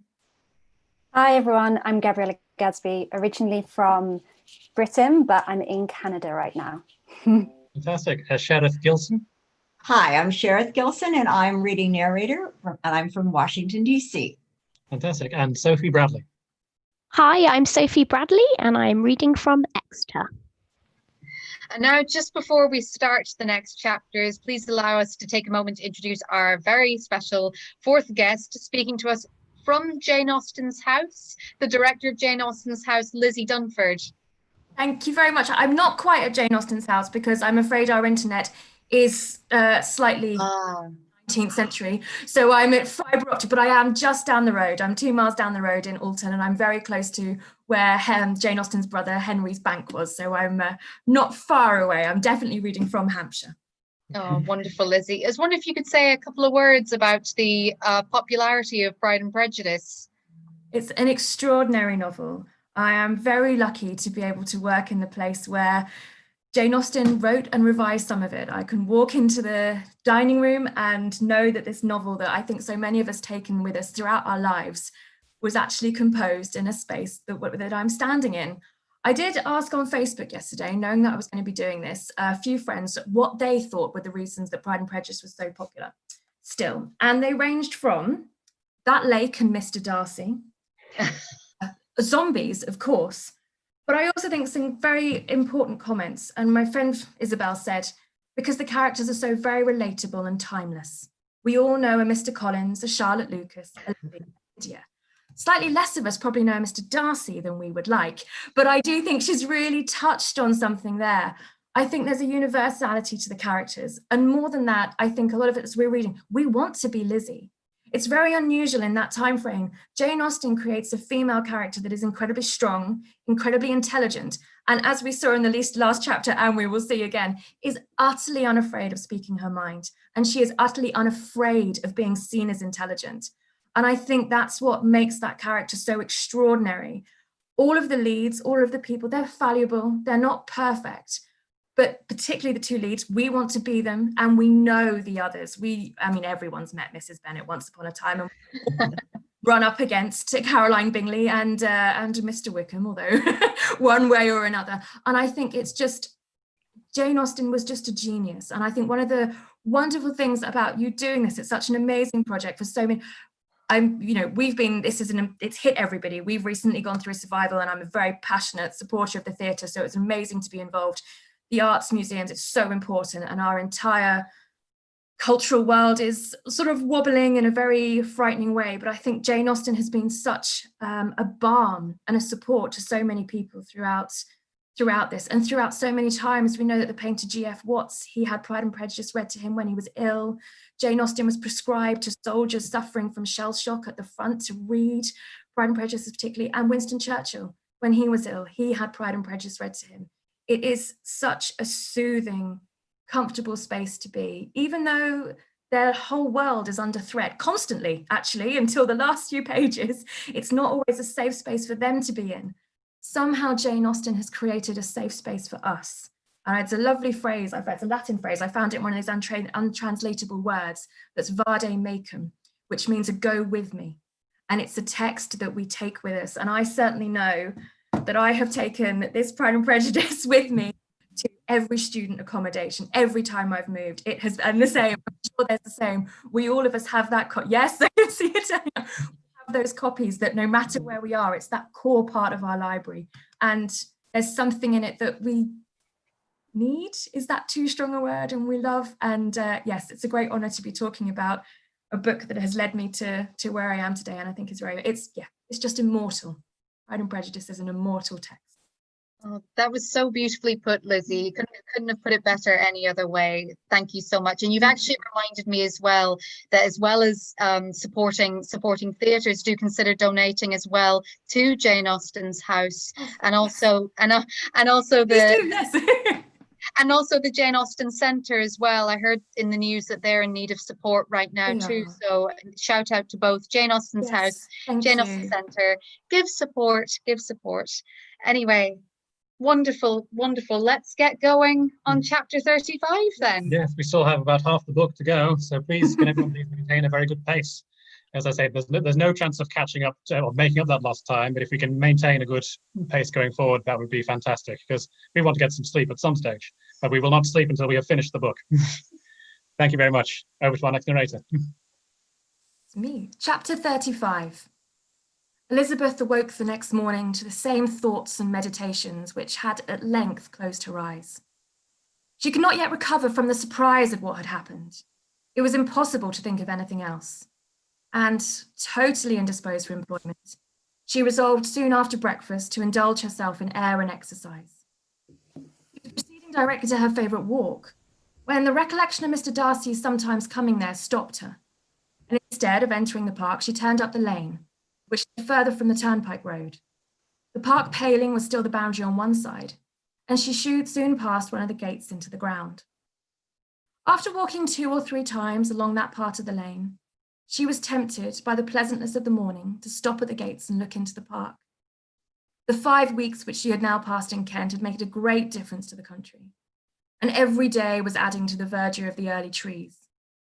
She was on the point of continuing her walk, when she caught a glimpse of a gentleman within the sort of grove which edged the park. He was moving that way, and fearful of its being Mr. Darcy, she was directly retreating. But the person who advanced was now near enough to see her, and stepping forward with eagerness, pronounced her name. She had turned away, but on hearing herself called, though in a voice which proved it to be Mr. Darcy, she moved again towards the gate. He had by that time reached it also, and holding out a letter which she instinctively took, said with a look of haughty composure, I have been walking in the grove some time in the hope of meeting you. Will you do me the honour of reading that letter? And then, with a slight bow, turned again into the plantation and was soon out of sight. With no expectation of pleasure, but with the strongest curiosity, Elizabeth opened the letter, and to her still increasing wonder, received an envelope containing 2 sheets of letter paper, written quite through in a very close hand. The envelope itself was likewise full. Pursuing her way along the lane, she began it. It was dated from Rosings at 8 o'clock in the morning, and was as follows. Be not alarmed, madam, on receiving this letter by the apprehension of its containing any repetition of those sentiments or renewal of those offers which were last night so disgusting to you. I write without intention of paining you or humbling myself by dwelling on wishes which, for the happiness of both, cannot be too soon forgotten, and the effort for which the formation and the perusal of this letter must occasion should have been spared, had not my character required it to be written and read. You must, therefore, pardon the freedom with which I demand your attention. Your feelings, I know, will bestow it unwillingly, but I demand it of your justice. 2 offences of a very different nature, and by no means of equal magnitude, you last night laid to my charge. The first mentioned was that, regardless of the sentiments of either, I had detached Mr. Bingley from your sister, and the other that I had, in defiance of various claims, in defiance of honour and humanity, ruined the immediate prosperity and blasted the prospects of Mr. Wickham. Wilfully and wantonly to have thrown off the companion of my youth, the acknowledged favourite of my father, a young man who had scarcely any other dependence than on our patronage, and who had been brought up to expect its exertion, would be a depravity to which the separation of 2 young persons whose affection could be the growth of only a few weeks could bear no comparison. But the severity of that blame which was last night so liberally bestowed respecting each circumstance, I shall hope to be in the future secured when the following account of my actions and their motives has been read. If in the explanation of them, which is due to myself, I am under the necessity of relating feelings which may be offensive to yours, I can only say that I am sorry. The necessity must be obeyed, and further apology would be absurd. I had not been long in Hertfordshire before I saw, in common with others, that Bingley preferred your elder sister to any other young woman in the country. But it was not till the evening of the dance at Netherfield that I had any apprehension of his feeling a serious attachment. I had often seen him in love before. At that ball, while I had the honour of dancing with you, I was first made acquainted by Sir William Lucas's accidental information that Bingley's attentions to your sister had given rise to a general expectation of their marriage. He spoke of it as a certain event, of which the time alone could be undecided. In that moment, I observed my friend's behaviour attentively, and I could then perceive that this partiality for Miss Bennet was beyond what I had ever witnessed in him. Your sister I also watched. Her look and manners were open, cheerful, and engaging as ever, but without any symptom of peculiar regard, and I remained convinced from the evening's scrutiny that though she received his attentions with pleasure, she did not invite them by any participation of sentiment. If you have not been mistaken here, I must have been in error. Your superior knowledge of your sister must make the latter probable. If it be so, if I have been misled by such error to inflict pain on her, your resentment has not been unreasonable. But I shall not scruple to assert that the serenity of your sister's countenance and the air was such as might have been the most acute observer a conviction that, however amiable her temper, her heart was not likely to be easily touched.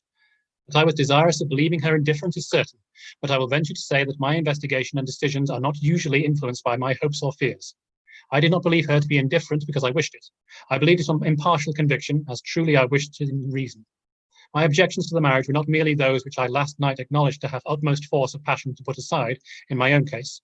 The want of connection could not be so great an evil to my friend as to me, but there were other causes of repugnance, causes which, though still existing and existing to an equal degree in both instances, I had myself endeavoured to forget because they were not immediately before me. These causes must be stated, though briefly. The situation of your mother's family, though objectionable, was nothing in comparison to that total want of propriety so frequently, so almost uniformly betrayed by herself, by your 3 younger sisters, and occasionally even by your father. Pardon me. It pains me to offend you. But amidst your concern for the defects of your nearest relations and your displeasure at this representation of them, let it give you consolation to consider that, to have conducted yourselves as to avoid any share of the like censure, is praise no less generally bestowed on you and your elder sister than it is honourable to the sense and disposition of both. I will only say farther that from what passed between that evening, my opinion of all parties was confirmed, and every inducement heightened which could have led me before to preserve my friend from what I esteemed a most unhappy connection. He left Netherfield for London on the day following, as you, I am certain, remember, with a design of soon returning. The part which I acted is now to be explained. His sister's uneasiness had been equally excited with my own. Our coincidence of feeling was soon discovered, and alike sensible that no time was to be lost in detaching their brother. We shortly resolved on joining him directly in London.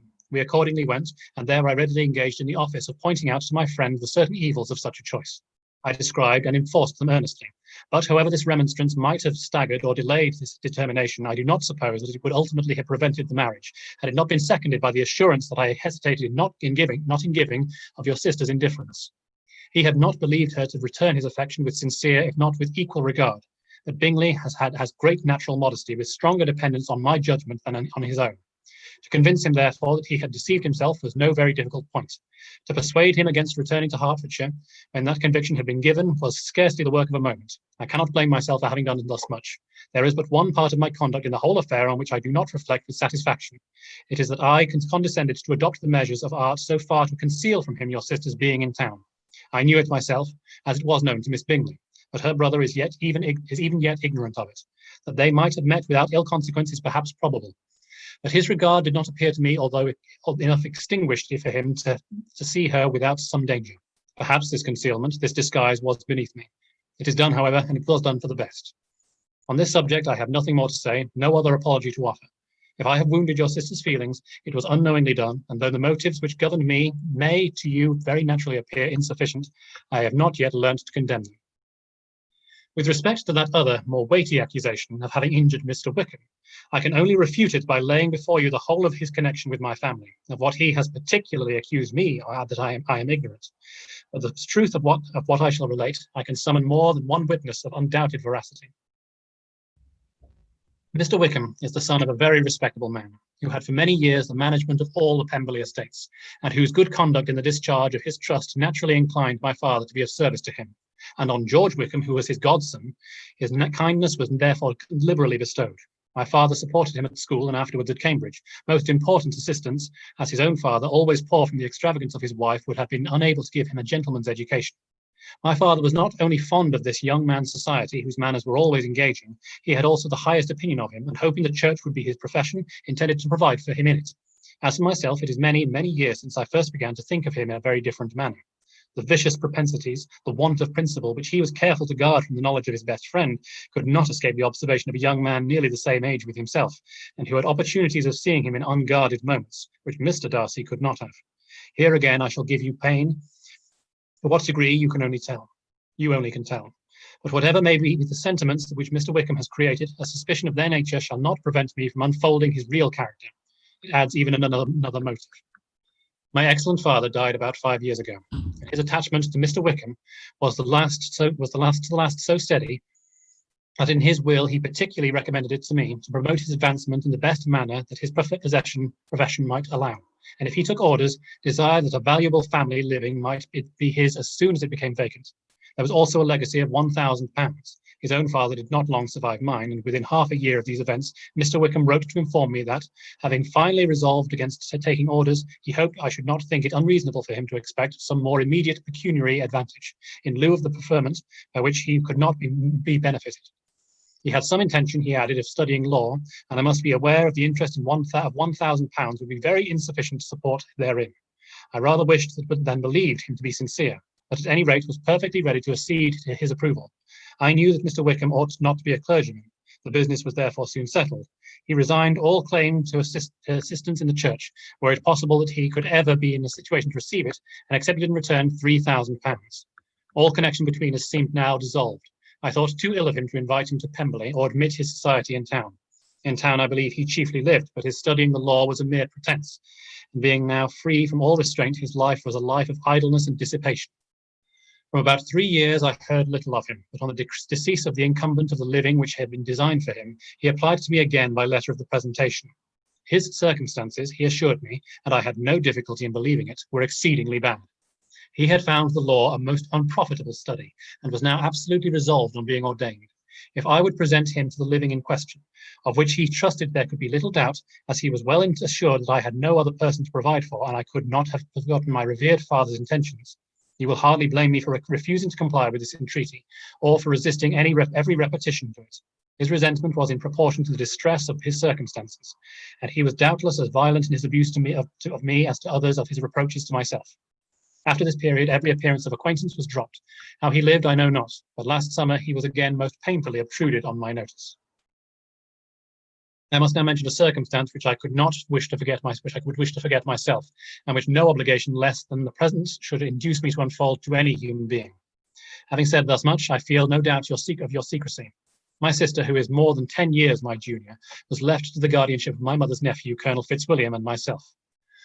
About a year ago, she was taken from school and an establishment conformed for her in London, and last summer she went with the lady who presided over it to Ramsgate, and thither also went Mr. Wickham, undoubtedly by design, for there proved to have been a prior acquaintance between him and Miss Young, in whose character we were most unhappily deceived.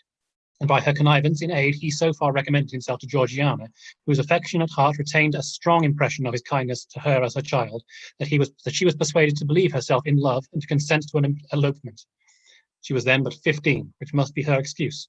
And after stating her imprudence, I am happy to add that I owed the knowledge of it to herself. I joined them unexpectedly a day or two before the intended elopement, and then Georgiana, unable to support the idea of grieving and offending a brother whom she almost looked up to as a father, acknowledged the whole to me. You may imagine what I felt and how I acted. Regard for my sister's credit and feelings prevented any public exposure. But I wrote to Mr. Wickham, who left the place immediately, and Mrs. Young was, of course, removed from her charge. Mr. Wickham's chief object was unquestionably my sister's fortune, which is £30,000. But I cannot help supposing that the hope of revenging himself on me was a strong inducement.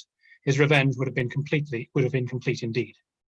This, madam, is a faithful narrative of every event in which we have been concerned together. And if you do not absolutely reject it as false, you will, I hope, acquit me henceforth of cruelty towards Mr. Wickham. I know not in what manner, under what form of falsehood he had imposed on you, but his success is not perhaps to be wondered at. Ignorant as you previously were of everything concerning either, detection could not be in your power, and suspicion certainly not in your inclination. You may possibly wonder why all this was not told you that last night, but I was not then master enough of myself to know what could or ought to be revealed.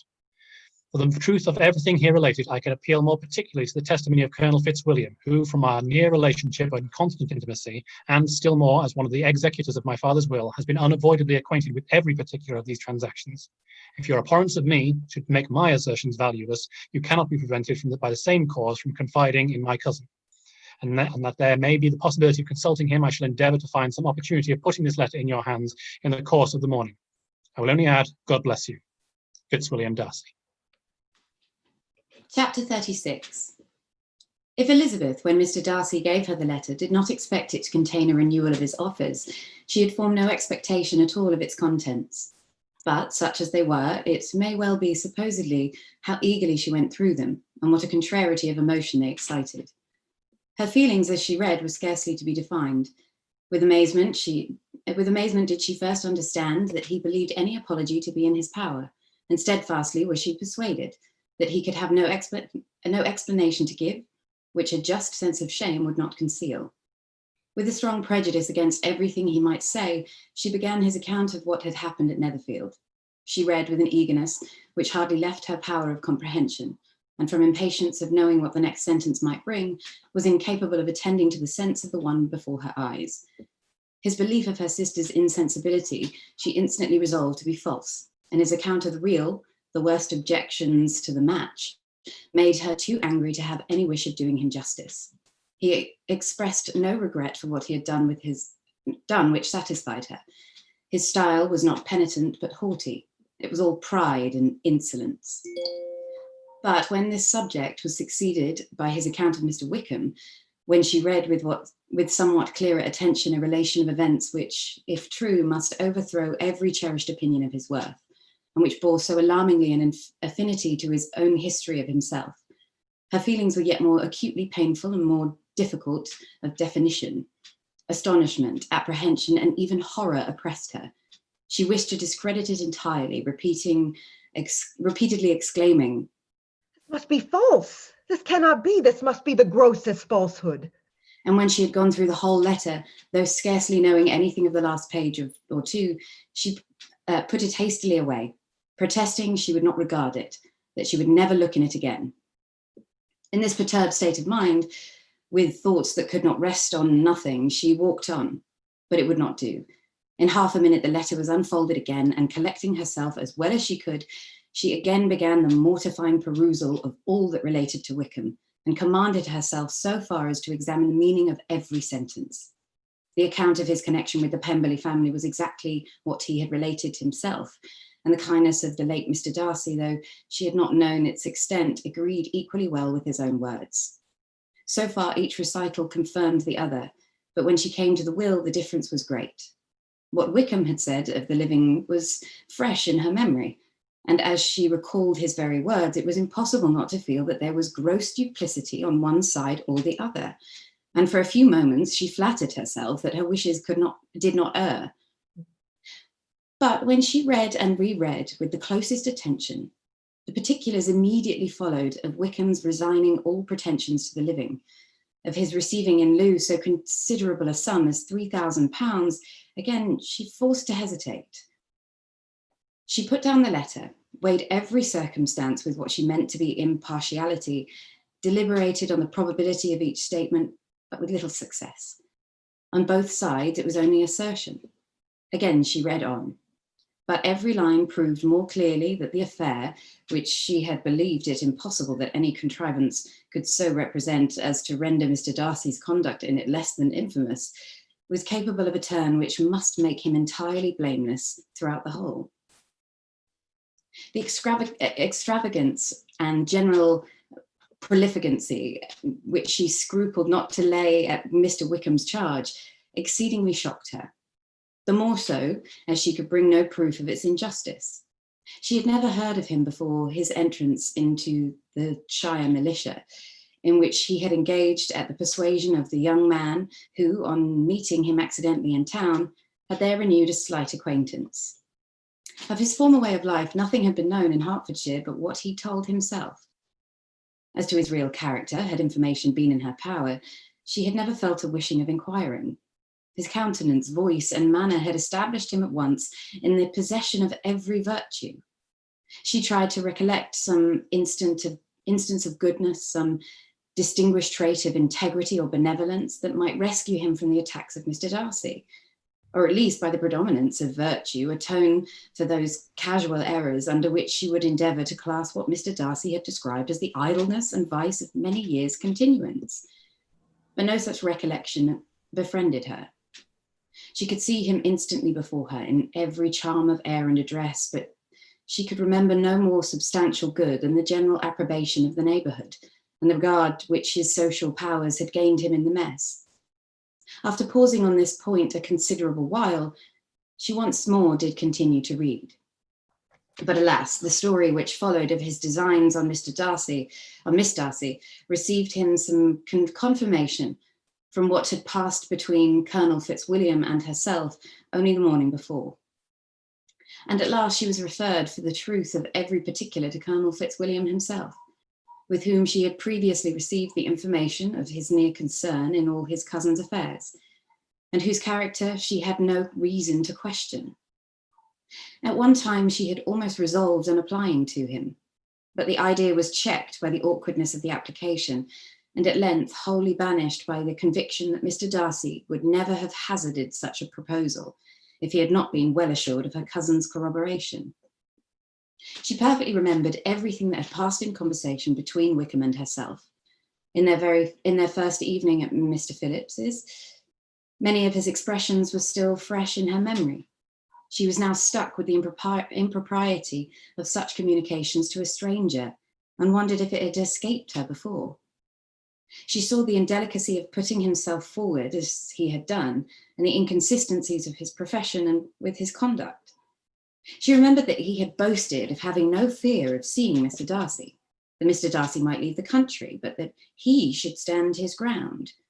Yet he had avoided the Netherfield ball the very next week. She remembered also that till the Netherfield family had quitted the country, he had told his story to no one but herself, but that after their removal, it had been everywhere discussed, that he had then no reserves, no scruples in sinking Mr. Darcy's character, though he had assured her that respect for the father would always prevent his exposing the son. How differently did everything now appear in which she was concerned. His attentions to Miss King were now the consequence of views solely and hatefully mercenary, and the mediocrity of her fortune proved no longer the moderation of his wishes, but his eagerness to grasp at anything. His behaviour to herself could now have no tolerable motive. He had either been deceived with regard to her fortune, or had been gratifying his vanity by encouraging the preference which she believed she had most incautiously shown. Every lingering struggle in his favour grew fainter and fainter, and in farther justification of Mr. Darcy, she could not but allow that Mr. Bingley, when questioned by Jane, had long ago asserted his blamelessness in the affair.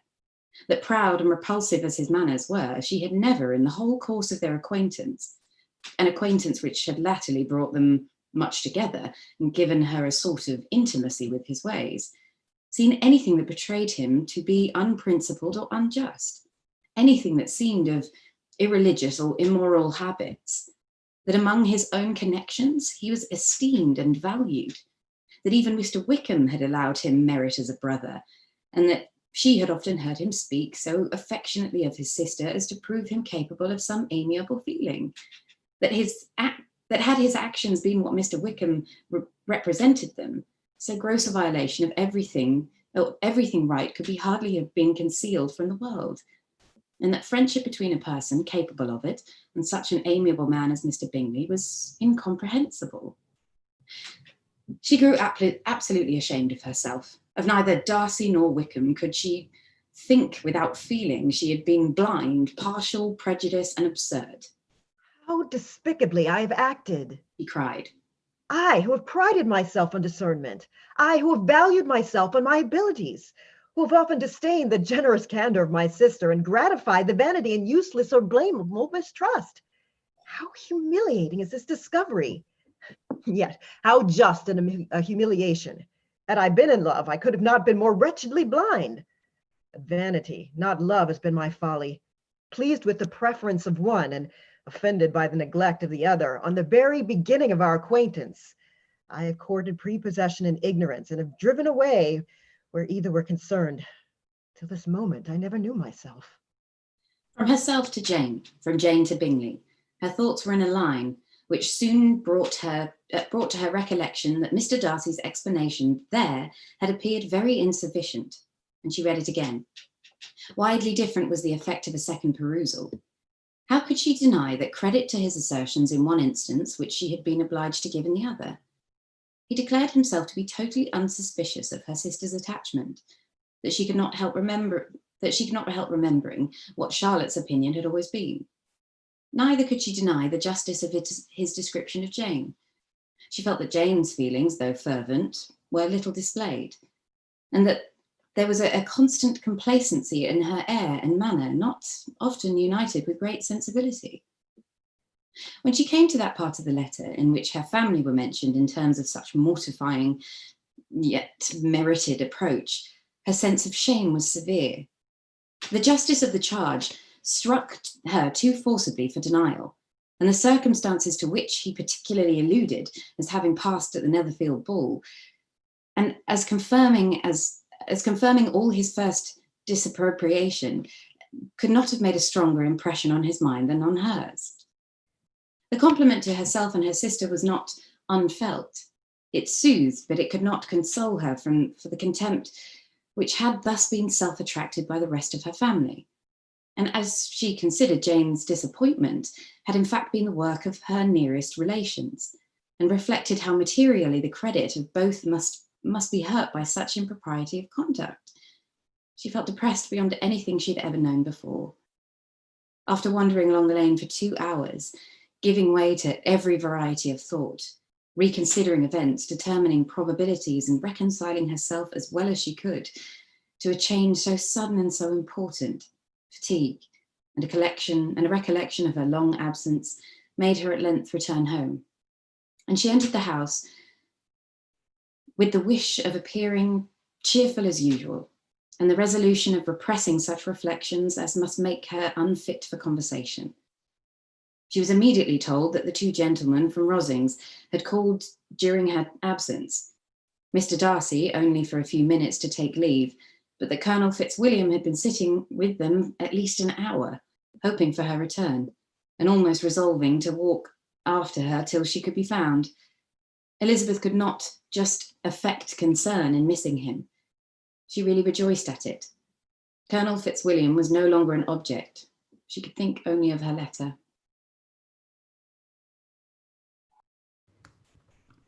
Chapter 37.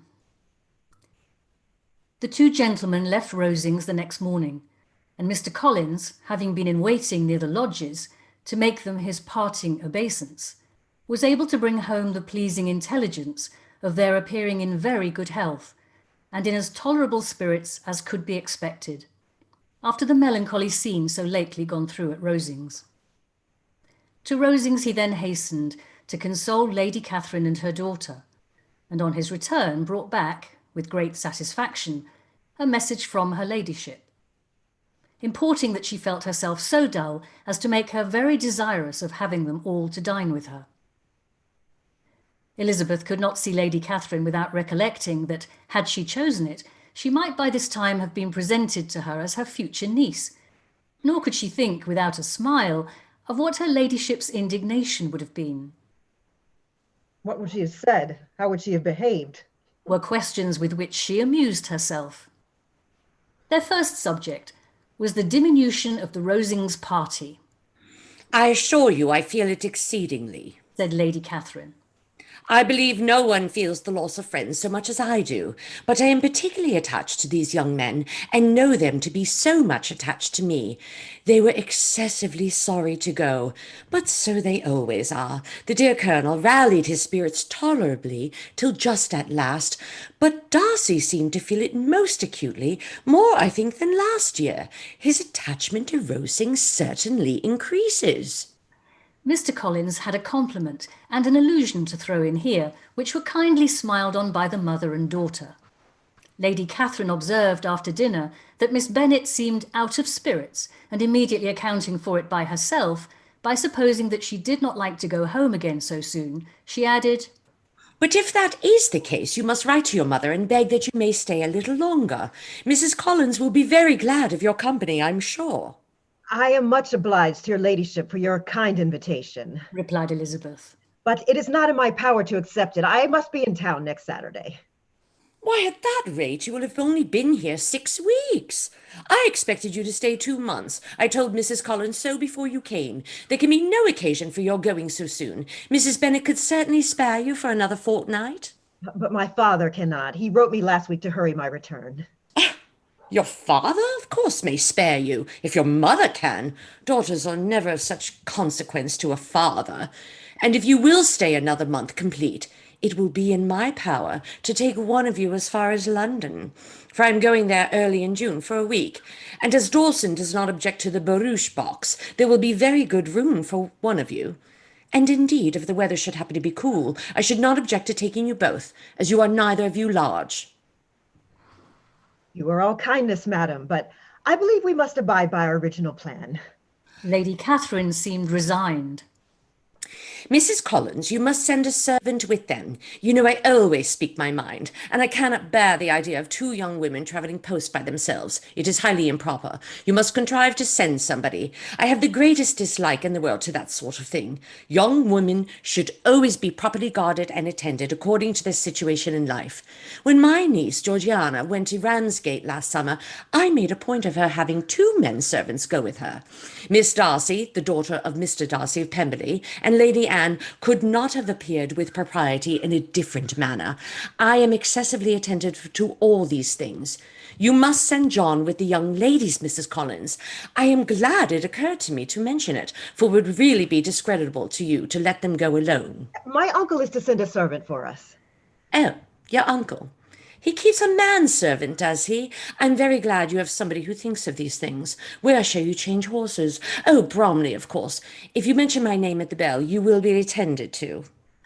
Lady Catherine had many other questions to ask respecting their journey, and as she did not answer them all herself, attention was necessary, which Elizabeth believed to be lucky for her. Or with a mind so occupied, she might have forgotten where she was. Reflection must be reserved for solitary hours. Whenever she was alone, she gave way to it as the greatest relief, and not a day went by without a solitary walk in which she might indulge in all the delight of unpleasant recollections. Mr. Darcy's letter she was in a fair way of soon knowing by heart.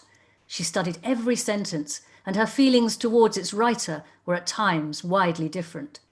When she remembered the style of his address, she was still full of indignation, but when she considered how unjustly she had condemned and upbraided him, her anger was turned against herself, and his disappointed feelings became the object of compassion. His attachment excited gratitude, his general character respect, but she could not approve him, nor could she for a moment repent her refusal or feel the slightest inclination ever to see him again. In her own past behaviour there was a constant source of vexation and regret, and in the unhappy defects of her family, a subject of yet heavier chagrin. They were hopeless of remedy. Her father, contented with laughing at them, would never exert himself to restrain the wild giddiness of his younger daughters, and her mother, with manners so far from right herself, was entirely insensible of the evil. Elizabeth had frequently united with Jane in an endeavour to check the imprudence of Catherine and Lydia, but while they were supported by their mother's indulgence, what chance could there be of improvement? Catherine, weak-spirited, irritable, and completely under Lydia's guidance, had been always affronted by their advice, and Lydia, self-willed and careless, would scarcely give them a hearing. They were ignorant, idle, and vain. While there was an officer in Meryton, they would flirt with him, and while Meryton was within a walk of Longbourn, they would be going there forever. Anxiety on Jane's behalf was another prevailing concern, and Mr. Darcy's explanation, by restoring Bingley to all her former good opinion, heightened the sense of what Jane had lost. His affection was proved to have been sincere, and his conduct cleared of all blame, unless any could attach to the implicitness of his confidence in his friend. How grievous then was the thought that of a situation so desirable in every respect, so replete with advantage, so promising for happiness, Jane had been deprived by the folly and indecorum of her own family. When to these recollections was added the development of Wickham's character, it may be easily believed that the happy spirits which had seldom been depressed before were now so much affected as to make it almost impossible for her to appear tolerably cheerful. Their engagements at Rosings were as frequent during the last week of her stay as they had been at first.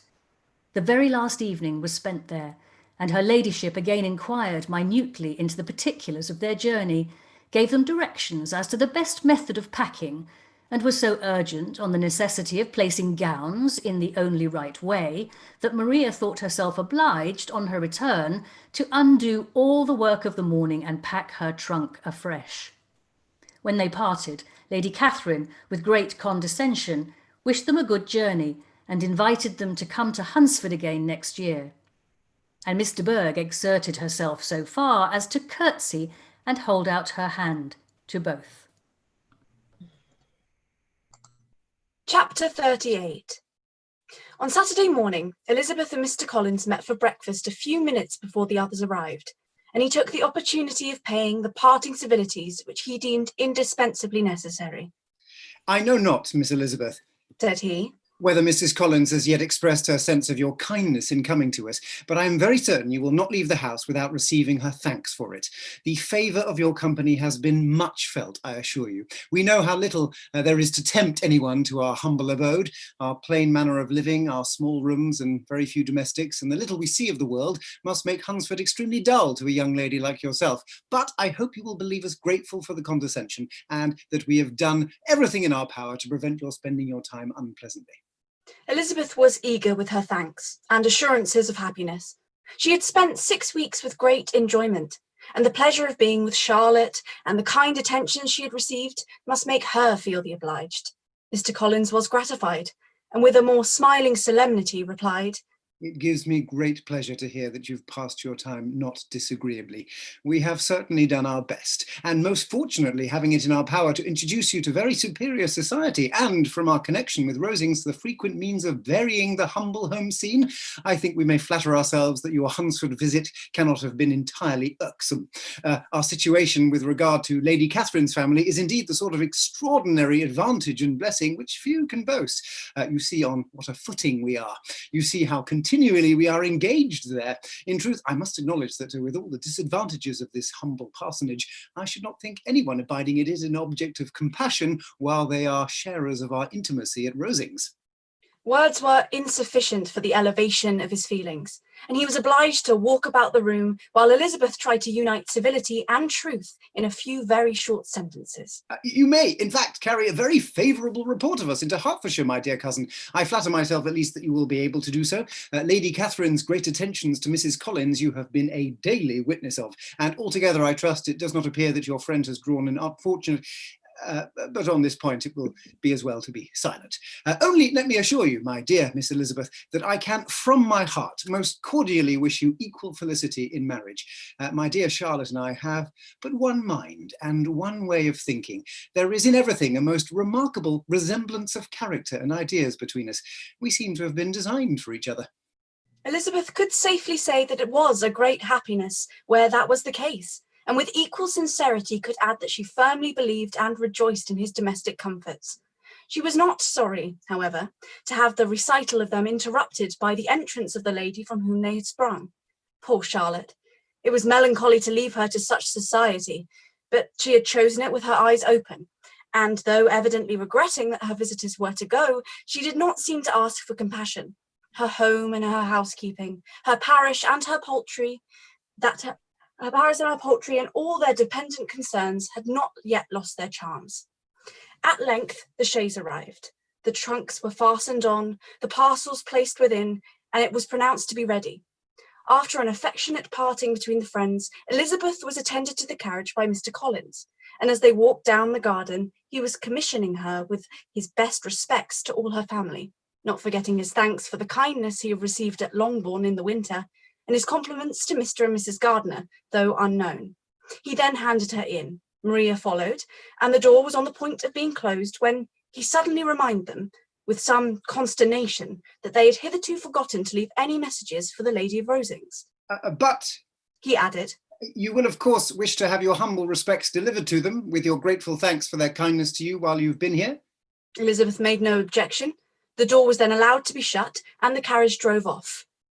Good gracious, cried Maria, after a few minutes' silence. It seems but a day or two since we first came, and yet how many things have happened? A great many indeed, said her companion with a sigh. We have dined 9 times at Rosings, besides drinking tea there twice, how much I shall have to tell, Elizabeth privately added. And how much I shall have to conceal.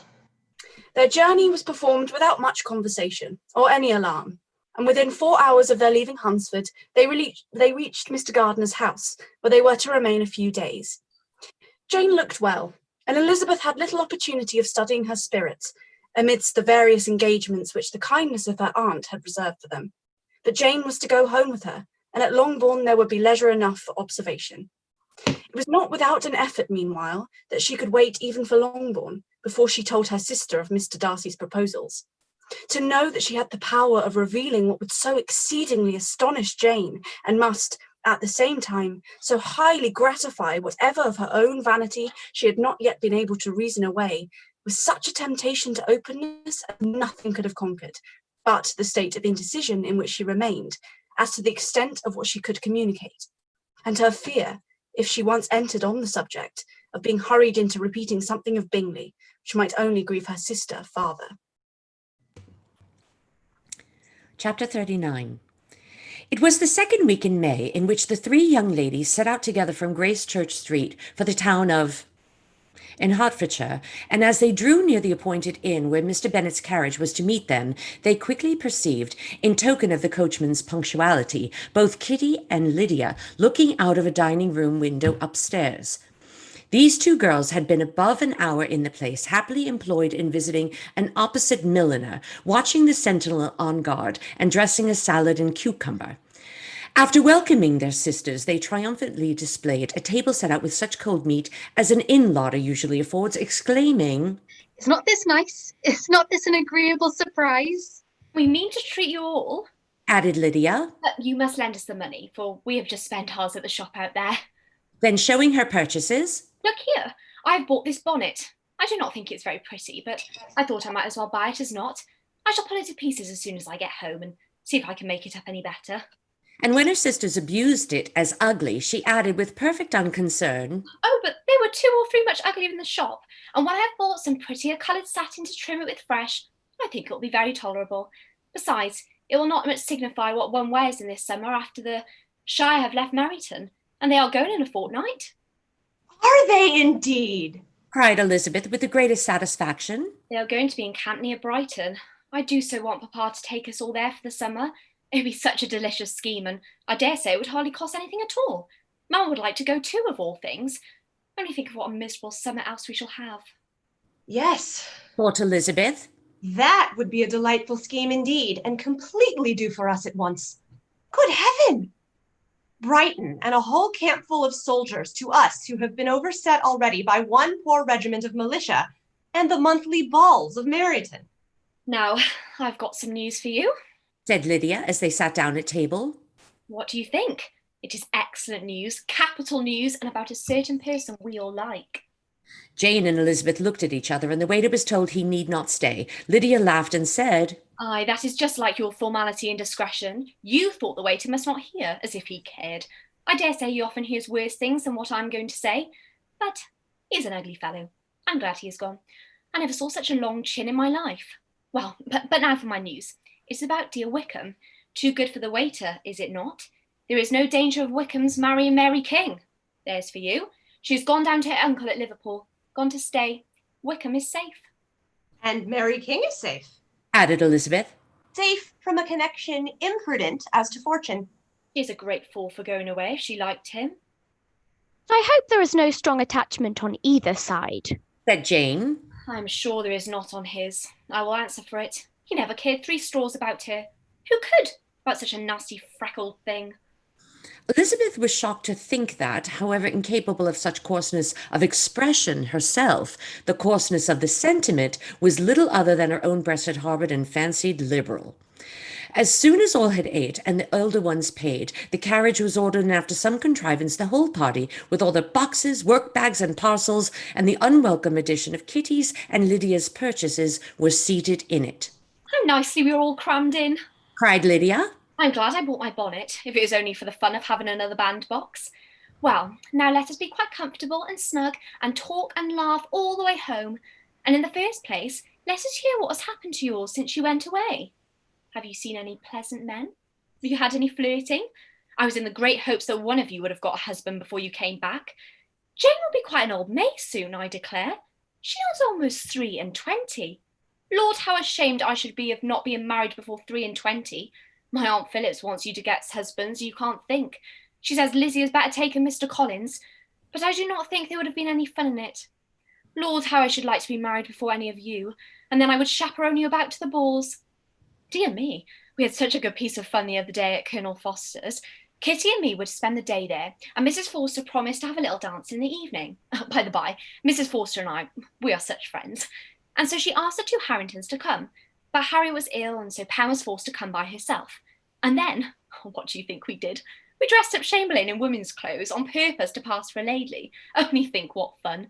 Not a soul knew of it but Colonel and Mrs. Forster and Kitty and me, except my aunt, for we were forced to borrow one of her gowns. And you cannot imagine how well he looked. When Denny and Wickham and Pratt and 2 or 3 more of the men came in, they didn't know it was him in the least. Lord, how I laughed, and so did Miss Forster. I thought I should have died. And that made the men suspect something, and they soon find out what's the matter. With such kinds of histories of their parties and good jokes did Lydia, assisted by Kitty's hints and additions, endeavour to amuse her companions all the way to Longbourn. Elizabeth listened as little as she could, but there was no escaping the frequent mention of Wickham's name. The reception at home was most kind. Mrs. Bennet rejoiced to see Jane in undiminished beauty, and more than once during dinner did Mr. Bennet say voluntarily to Elizabeth, "I'm glad you come back, Lizzie." Their party in the dining room was large, for almost all the Lucases came to meet Maria and hear the news, and various were the subjects that occupied them. Lady Lucas was inquiring of Maria after the welfare and poultry of her eldest daughter. Mrs. Bennet was doubly engaged, on one hand collecting an account of the present fashions from Jane, who sat some way below her, and on the other retailing them all to the younger Lucases. And Lydia, in a voice rather louder than any other person's, was enumerating the various pleasures of the morning to anybody who would hear her. Oh, Mary, said she. I wish you had gone with us, for we had such fun. As we went along, Kitty and I drew up the blinds and pretended there was nobody in the coach, and I should have gone so all the way if Kitty had not been sick. And when we got to the George, I do think we behaved very handsomely, for we treated the other 3 with the nicest cold luncheon in the world, and if you would have gone, we would have treated you too. And then when we came away, it was such fun. I thought we'd never have got into the coach. I was ready to die of laughter. And then we were so merry all the way home. We talked and laughed so loud that anybody might have heard us from 10 miles off. To this Mary very gravely replied, "Far be it from me, my dear sister, to depreciate such pleasures. They would doubtless be congenial with the generality of female minds, but I confess they would have no charms for me. I should infinitely prefer a book." But of this answer Lydia heard not a word. She seldom listened to anybody for more than half a minute, and never attended to Mary at all. In the afternoon, Lydia was urgent with the rest of the girls to walk to Meryton and to see how everybody went on, but Elizabeth steadily opposed the scheme. It should not be said that the Miss Bennets could not be at home half a day before they were in pursuit of the officers. There was another reason, too, for her opposition. She dreaded seeing Mr. Wickham again, and was resolved to avoid it for as long as possible. The comfort to her of the regiment's approaching removal was indeed beyond expression. In a fortnight they were to go, and once gone, she hoped there could be nothing more to plague her on his account. She had not been many hours at home before she found that the Brighton scheme, of which Lydia had given them a hint at the inn, was under frequent discussion between her parents. Elizabeth saw directly that her father had not the smallest intention of yielding, but his answers were at the same time so vague and equivocal that her mother, though often disheartened, had never yet despaired of succeeding at last.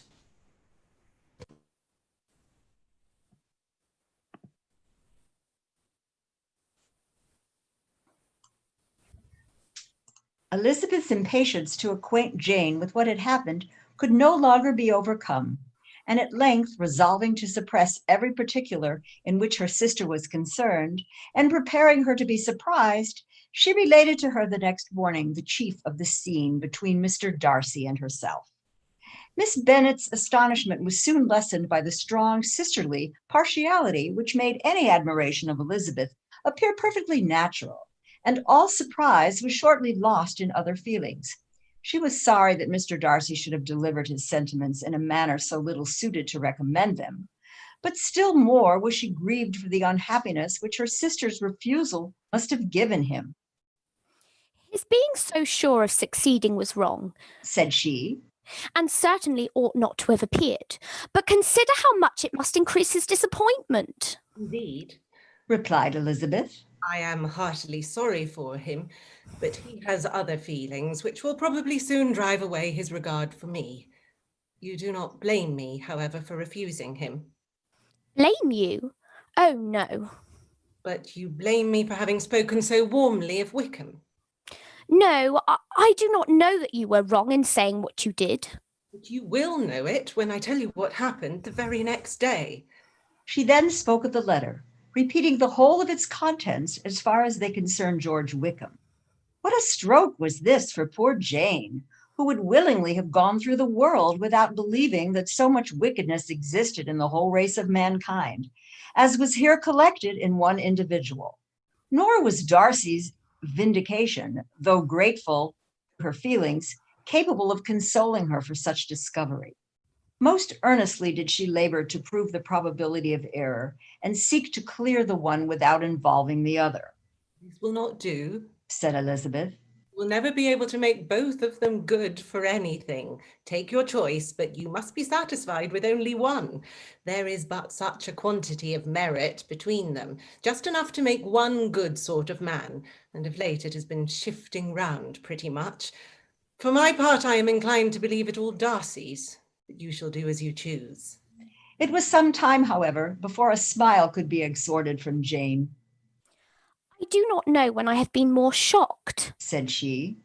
Wickham so very bad, it is almost past belief. And poor Mr. Darcy, dear Lizzie, only consider what he must have suffered. Such a disappointment, and with the knowledge of your ill opinion too, and having to relate such a thing of his sister, it really is too distressing. I am sure you must feel it so.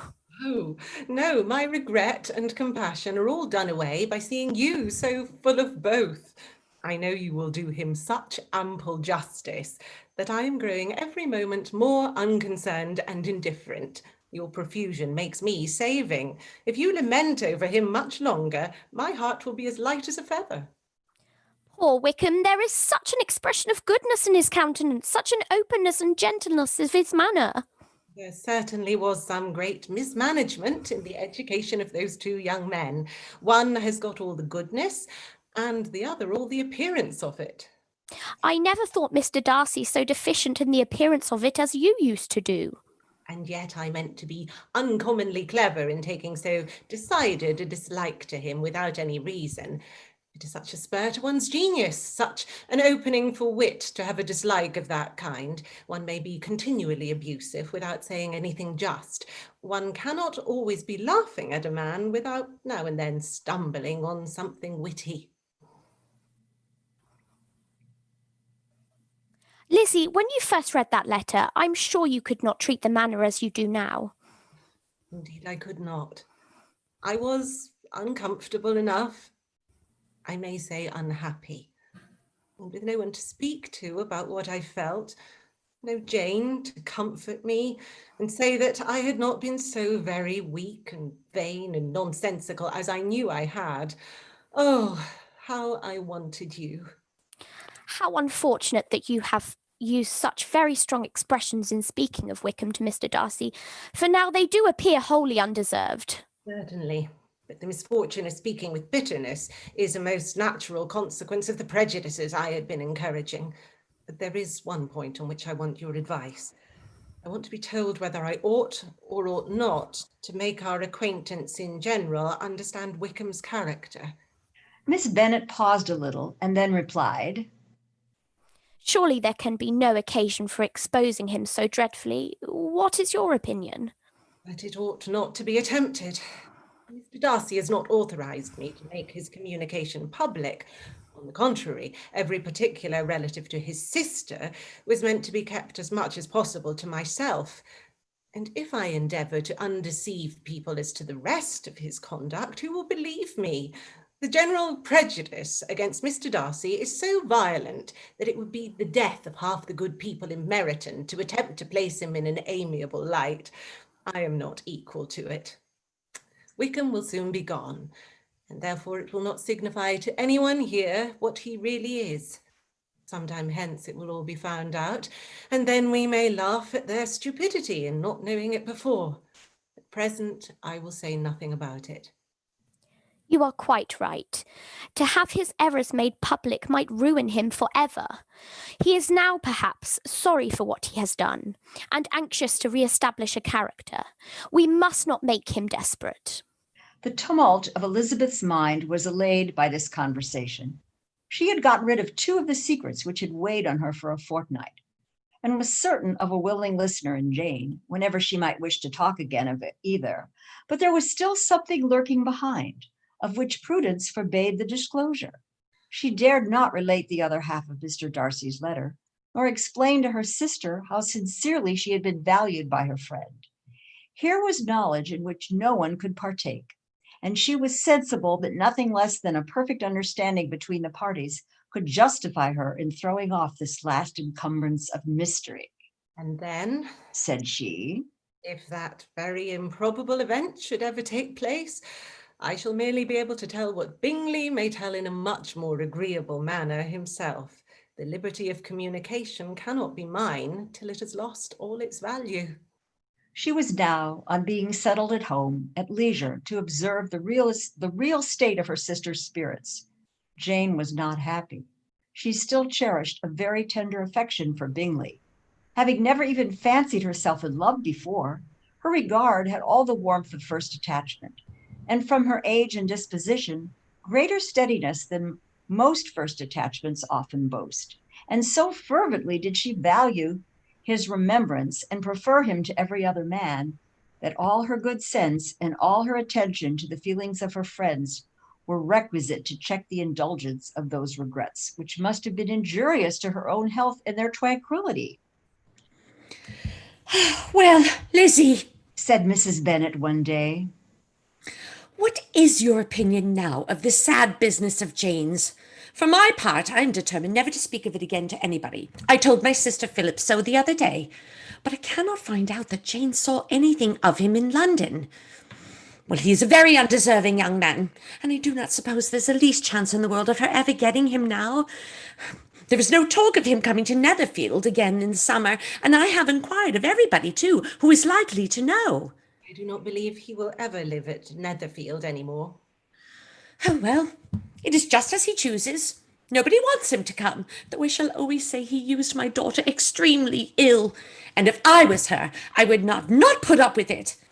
Well, my comfort is, I am sure Jane will die of a broken heart, and then he will be sorry for what he has done. But as Elizabeth could not receive comfort from any such expectation, she made no answer.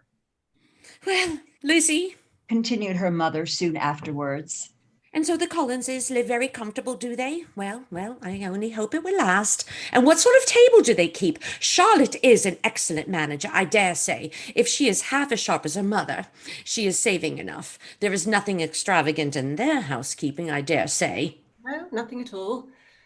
A great deal of good management, depend on it. Yes, they will take care not to outrun their income. They will never be distressed for money. Well, much good may it do them. And so I suppose they often talk of having Longbourn when your father is dead. They look upon it as quite their own, I dare say, whenever that happens. It is a subject which they could not mention before me. No, it would have been strange if they had, but I make no doubt they often talk of it between themselves. Well, if they can be easy with an estate that is not lawfully their own, so much the better. I should be ashamed of having one that was only entailed to me. Chapter 41. The first week of their return was soon gone. The second began. It was the last of the regiment's stay in Meryton, and all the young ladies in the neighborhood were drooping apace. The dejection was almost universal. The elder Miss Bennets alone were able to eat, drink, and sleep and pursue the usual course of their employments. Very frequently were they reproached for their insensibility by Kitty and Lydia, whose own misery was extreme, and could not comprehend such hard-heartedness in any of the family. Good heaven, what is to become of us? What are we to do? Would they often exclaim in the bitterness of woe. How can you be smiling so, Lizzie? Their affectionate mother shared all their grief. She remembered what she herself had endured on a similar occasion 25 years ago. I am sure, said she. I cried for 2 days together when Colonel Miller's regiment went away. I thought I should have broken my heart. I am sure I shall break mine, said Lydia. If one could but go to Brighton, observed Mrs. Bennet. Oh yes, if one could but go to Brighton, but Papa is so disagreeable. A little sea bathing would set me up forever. And my Aunt Phillips is sure it would do me a great deal of good, added Kitty. Such were the kind of lamentations resounding perpetually through Longbourn House. Elizabeth tried to be diverted by them, but all sense of pleasure was lost in shame. She felt anew the justice of Mr. Darcy's objections, and never had she been so disposed to pardon his interference in the views of his friend. But the gloom of Lydia's prospect was shortly cleared away, for she received an invitation from Mrs. Forster, the wife of the colonel of the regiment, to accompany her to Brighton. This invaluable friend was a very young woman and very lately married. A resemblance in good humor and good spirits had recommended her and Lydia to each other, and out of their 3 months of acquaintance, they had been intimate too. The rapture of Lydia on this occasion, her adoration of Mrs. Forster, the delight of Mrs. Bennet, and the mortification of Kitty are scarcely to be described. Wholly inattentive to her sister's feelings, Lydia flew about the house in restless ecstasy, calling for everyone's congratulations, laughing and talking with more violence than ever, whilst the luckless Kitty continued in the parlor, repined at her fate in terms as unreasonable as her accent was peevish. I cannot see why Mrs. Forster should not ask me as well as Lydia, said she. Though I'm not her particular friend, I have just as much right to be asked as she has, and more too, for I am 2 years older. In vain did Elizabeth attempt to make her reasonable, and Jane to make her resigned. As for Elizabeth herself, this invitation was far from exciting in her same feelings as in her mother and Lydia, as she considered it the death of warrant of all possibility of common sense for the latter, and detestable as such a step must make her were it known, and she could not help secretly advising her father not to let her go.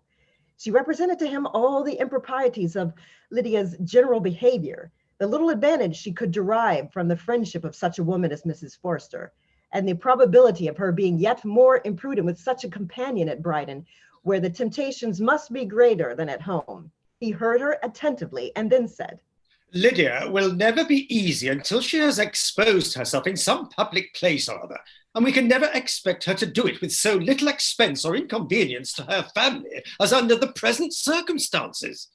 If you were aware, said Elizabeth, of the very great disadvantage to us all which must arise from the public notice of Lydia's unguarded and impudent manner, nay, which has already arisen from it, I am sure you would judge differently in the affair. Already risen? Repeated Mr. Bennet. What? Has she frightened away some of your lovers? Poor Lizzie! But do not be cast down. Such squeamish youths as cannot bear to be connected with little absurdity are not worth regret. Come, let me see the list of pitiful fellows who have been kept aloof by Liddy's folly. Indeed, you are mistaken. I have no such injuries to resent. It is not of particular, but of general evils which I am now complaining.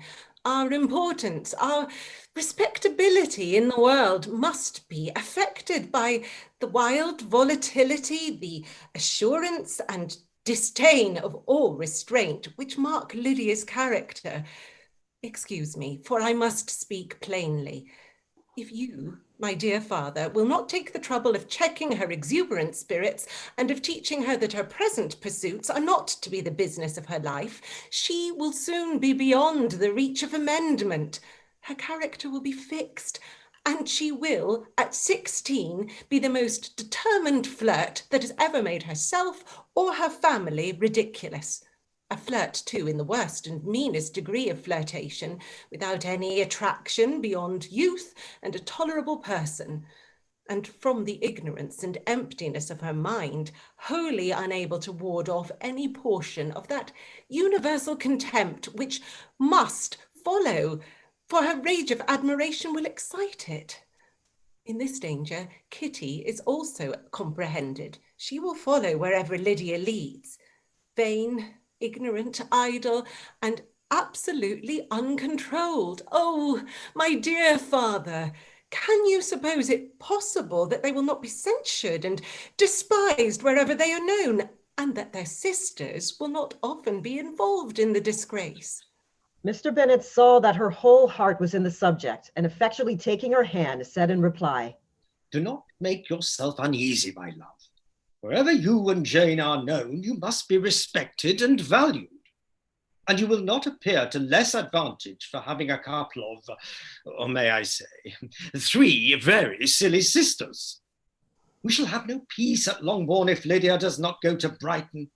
Let her go then. Colonel Forster is a sensible man and will keep her out of any real mischief, and she is luckily too poor to be an object of prey to anybody. At Brighton, she will be of less importance, even as a common flirt, than she has been here. The officers will find women better worth their notice. Let us hope, therefore, that her being there may teach her her own insignificance. At any rate, she cannot grow many degrees worse without authorizing us to lock her up for the rest of her life." With this answer, Elizabeth was forced to be content, but her own opinion continued the same as she left him disappointed and sorry. It was not in her nature, however, to increase her vexations by dwelling on them. She was confident of having performed her duty, and to fret over unavoidable evils or augment them by anxiety was no part of her disposition. Had Lydia and her mother known the substance of her conference with her father, their indignation would have hardly found an expression in their united volubility. In Lydia's imagination, a visit to Brighton comprised every possibility of earthly happiness. She saw, with the creative eye of fancy, the streets of that gay bathing place covered with officers. She saw herself the object of attention to tens and to scores of them at present unknown. She saw all the glories of the camp, its tents stretched forth in beauteous uniformity of lines, crowded with the young and the gay and dazzling with scarlet. And to complete the view, she saw herself seated beneath the tent, tenderly flirting with at least 6 officers at once. Had she known her sister sought to tear her from such prospects and such realities as these, what would have been her sensations? They could have been understood only by her mother, who might have felt nearly the same. Lydia's going to Brighton was all that consoled her for the melancholy conviction of her husband's never attending to go there himself. But they were entirely ignorant of what had passed, and their raptures continued with little intermission to the very day of Lydia's leaving home. Elizabeth was now to see Mr. Wickham for the last time. Having been frequently in her company with him since her return, agitation was pretty well over. The agitations of the former partially entirely so.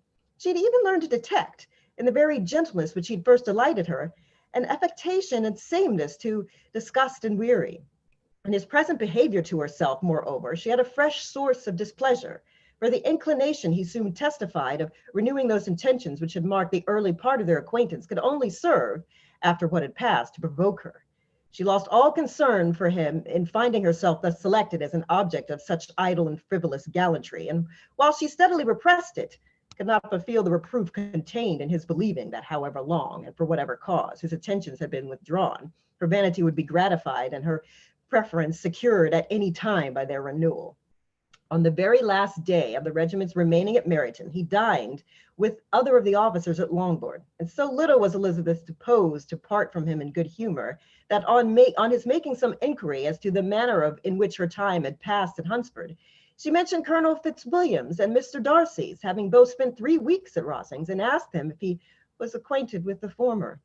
He looked surprised, displeased, alarmed, but with a moment's recollection and a returning smile replied that he had formerly seen him often, and after observing that he was a very gentlemanlike man, asked her how she had liked him. Her answer was warmly in his favor. With an air of indifference, he soon afterwards added, "How long did you say he was at Rosings?" Nearly 3 weeks. "And you saw him frequently?" Yes, almost every day. "His manners are very different from his cousin's." Yes, very different. But I think Mr. Darcy improves upon acquaintance. "Indeed!" cried Mr. Wickham with a look which did not escape her. "And pray, may I ask—" But checking himself, he added in a gayer tone, "Is it in address that he improves, or has he deigned to add aught of civility to his ordinary style? For I dare not hope," he continued in a lower and more serious tone, "that he is improved in essentials." Oh, no, said Elizabeth. In essentials, I believe he is very much whatever he was. While she spoke, Wickham looked as if scarcely knowing whether to rejoice over her words or to distrust their meaning. There was a something in her countenance which made him listen with an apprehensive and anxious attention while she added, When I said that he improved on acquaintance, I did not mean that his mind or his manners were in a state of improvement, but that from knowing him better, his disposition was better understood. Wickham's alarm now appeared in a heightened complexion and agitated look. For a few minutes he was silent, till, shaking off his embarrassment, he turned to her again and said in the gentlest of accents, You, who know so well my feelings towards Mr. Darcy, will readily comprehend how sincerely I must rejoice that he is wise enough to assume even the appearance of what is right. His pride in that direction may be of service, if not to himself, to many others, for it must only deter him from such foul misconduct as I have suffered by. I only fear that the sort of cautiousness to which you, I imagine, have been alluding is merely adopted on his visits to his aunt, of whose good opinion and judgment he stands in much awe. His fear of her has always operated, I know, when they were together, and a good deal is to be imputed to his wish of forwarding the match with Mr. Borg, which I am certain he has very much at heart. Elizabeth could not repress a smile at this, but she answered only by a slight inclination of the head. She saw that he wanted to engage her on the old subject of his grievances, and she was in no humor to indulge him. The rest of the evening passed with the appearance on his side of usual cheerfulness, but with no further attempt to distinguish Elizabeth, and they parted at last with mutual civility and possibly a mutual desire of never meeting again. When the party broke up, Lydia returned with Mrs. Forster to Meryton, from whence they were to set out early next morning. The separation between her and her family was rather noisy than pathetic. Kitty was the only one who shed tears, but she did weep from vexation and envy. Mrs. Bennet was diffuse in her good wishes for the felicity of her daughter and impressive in her injunctions that she should not miss the opportunity of enjoying herself as much as possible, advice which there was every reason to believe would be well attended to. And the clamorous happiness of Lydia herself in bidding farewell, the more gentle adieus of her sisters were uttered without being heard. Chapter 42. Had Elizabeth's opinion been all drawn from her own family, she could not have formed a very pleasing opinion of conjugal felicity or domestic comfort. Her father, captivated by youth and beauty, and by that appearance of good humour which youth and beauty generally give, had married a woman whose weak understanding and illiberal mind had very early in their marriage put an end to all real affection for her. Respect, esteem, and confidence had vanished forever, and all his views of domestic happiness were overthrown. But Mr. Bennet was not of a disposition to seek comfort for the disappointment which his own imprudence had brought on in any of those pleasures which too often console the unfortunate for their folly or their vice. He was fond of the country and of books, and from these tastes had arisen his principal enjoyments. To his wife he was very little otherwise indebted than as her ignorance and her folly had contributed to amusement. This is not the sort of happiness which a man would in general wish to owe to his wife, but where other powers of entertainment are wanting, the true philosopher will derive benefit from such as are given. Elizabeth, however, had never been blind to the impropriety of her father's behaviour as a husband. She had always seen it with pain, but respecting his abilities and grateful for his affectionate treatment of herself, she endeavoured to forget what she could not overlook, and to banish from her thoughts that continual breach of conjugal obligation and decorum which, in exposing his wife to the contempt of her own children, was so highly reprehensible. But she had never felt so strongly as now the disadvantages which must attend the children of so unsuitable a marriage, nor ever been so fully aware of the evils arising from so ill-judged a direction of talents which, rightly used, might at least have preserved the respectability of his daughters, even if incapable of enlarging the mind of his wife. When Elizabeth had rejoiced over Wickham's departure, she found very little other cause for satisfaction in the loss of the regiment. Their parties abroad were less varied than before, and at home she had a mother and sister whose constant repinings at the dullness of everything around them threw a real gloom over their domestic circle.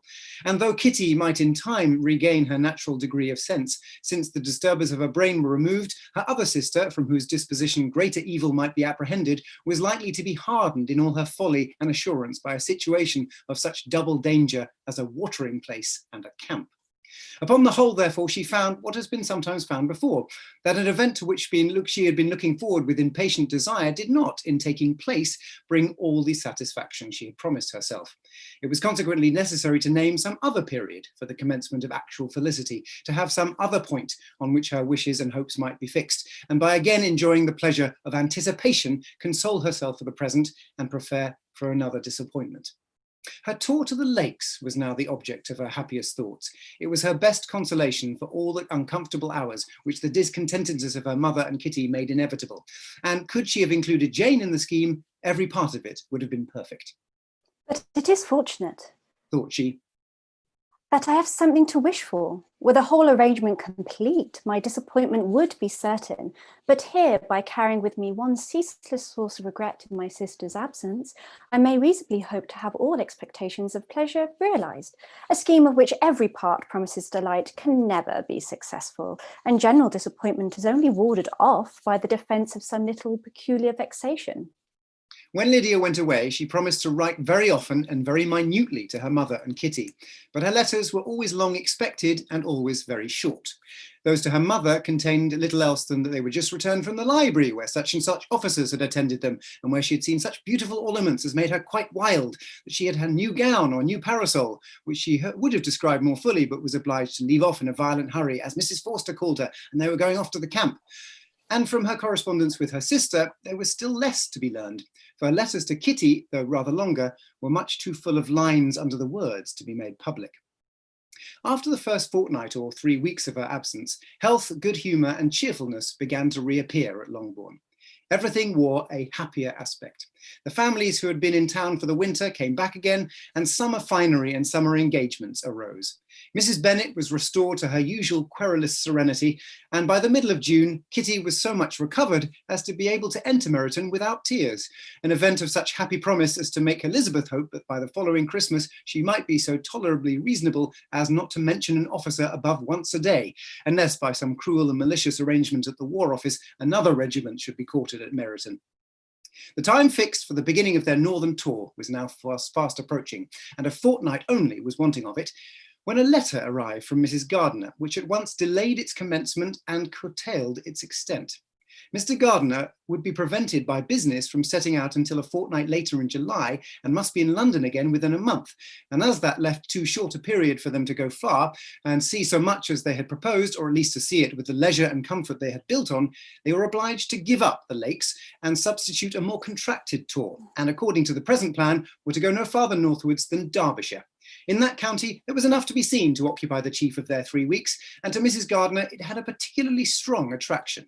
The town where she had formerly passed some years of her life, and where they were now to spend a few days, was probably as great an object of her curiosity as all the celebrated beauties of Matlock, Chatsworth, Dovedale, or the Peak. Elizabeth was excessively disappointed. She had set her heart on seeing the lakes, and still thought there might have been time enough.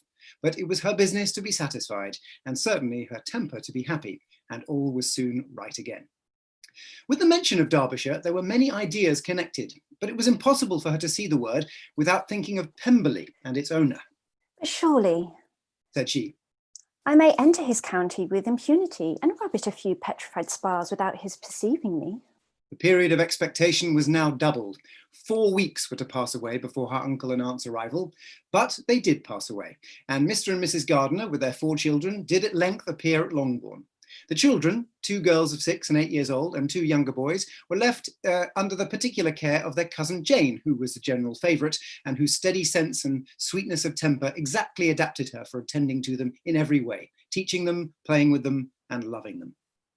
The Gardiners stayed only 1 night at Longbourn, and set off the next morning with Elizabeth in pursuit of novelty and amusement. One enjoyment was certain, that of suitableness of companions, a suitableness which comprehended health and temper to bear inconveniences, cheerfulness to enhance every pleasure, and affection and intelligence, which might supply it among themselves if there were disappointments abroad. It is not the object of this work to give a description of Derbyshire, nor any of the remarkable places through which their route thither lay. Oxford, Blenheim, Warwick, Kenilworth, Birmingham, etc. are sufficiently known. A small part of Derbyshire is all the present concern. to the little town of Lambton, the scene of Mrs. Gardiner's former residence, and where she had lately learned some acquaintance still remained, they bent their steps. And after having seen all the principal wonders of the country, and within 5 miles of Lambton, Elizabeth found from her aunt that Pemberley was situated. It was not in their direct road, nor more than a mile or two out of it. In talking over their route the evening before, Mrs. Gardiner expressed an inclination to see the place again. Mr. Gardiner declared his willingness, and Elizabeth was applied to for her approbation. My love, should you not like to see a place of which you have heard so much? Said her aunt. A place, too, with which so many of your acquaintances are connected. Wickham passed all his youth there, you know. Elizabeth was distressed. She felt that she had no business at Pemberley and was obliged to assume a disinclination for seeing it. She must own that she was tired of seeing great houses. After going over so many, she really had no pleasure in fine carpets or satin curtains. Mrs. Gardiner abused her stupidity. If it were merely a fine house richly furnished, said she, I should not care about it myself, but the grounds are delightful. They have some of the finest woods in the country. Elizabeth said no more, but her mind could not acquiesce. The possibility of meeting Mr. Darcy while viewing the place instantly occurred. It would be dreadful. She blushed at the very idea and thought it would be better to speak openly to her aunt than to run such a risk. But against this there were objections, and she finally resolved that it could be the last resource if her private inquiries to the absence of the family were unfavourably answered. Accordingly, when she retired at night, she asked the chambermaid whether Pemberley were not a very fine place, what was the name of its proprietor, and, with no little alarm, whether the family were down for the summer. A most welcome negative followed the last question, and her alarms now being removed, she was at leisure to feel a great deal of curiosity to see the house herself, and when the subject was revived the next morning, she was applied to, she could readily answer, and with a proper air of indifference, that she had not really any dislike to the scheme. To Pemberley, therefore, they were to go. Chapter 43. Elizabeth, as they drove along, watched for the first appearance of Pemberley Woods with some perturbation, and when at last they turned in at the lodge, her spirits were in a high flutter. The park was very large and contained great variety of ground. They entered it in one of its lowest points and drove for some time through a beautiful wood stretching over a wide extent. Elizabeth's mind was too full for conversation, but she saw and admired every remarkable spot and point of view. They gradually ascended for 1/2 mile and then found themselves at the top of a considerable eminence where the wood ceased, and the eye was instantly caught by Pemberley House, situated on the opposite side of a valley into which the road with some abruptness wound. It was a large, handsome stone building, standing well on rising ground and backed by a ridge of high woody hills, and in front a stream of some natural importance was swelled into a greater, but without any artificial appearance. Its banks were neither formal nor falsely adorned. Elizabeth was delighted. She had never seen a place for which nature had done more, or where natural beauty had been so little counteracted by an awkward taste. They were all of them warm in their admiration, and at that moment she felt that to be mistress of Pemberley might be counted something. They descended the hill, crossed the bridge, and drove to the door, and while examining the nearer aspect of the house, all her apprehension of meeting its owner returned. She dreaded lest the chambermaid had been mistaken. On applying to see the place, they were admitted into the hall, and Elizabeth, as they waited for the housekeeper, had leisure to wonder at her being where she was. The housekeeper came, a respectable-looking elderly woman, much less fine and more civil than she had any notion of finding her. They followed her into the dining parlour. It was a large, well-proportioned room, handsomely fitted up. Elizabeth, after slightly surveying it, went to a window to enjoy its prospect. The hill, crowned with wood, which they had descended, received increased abruptness from the distance, was a beautiful object.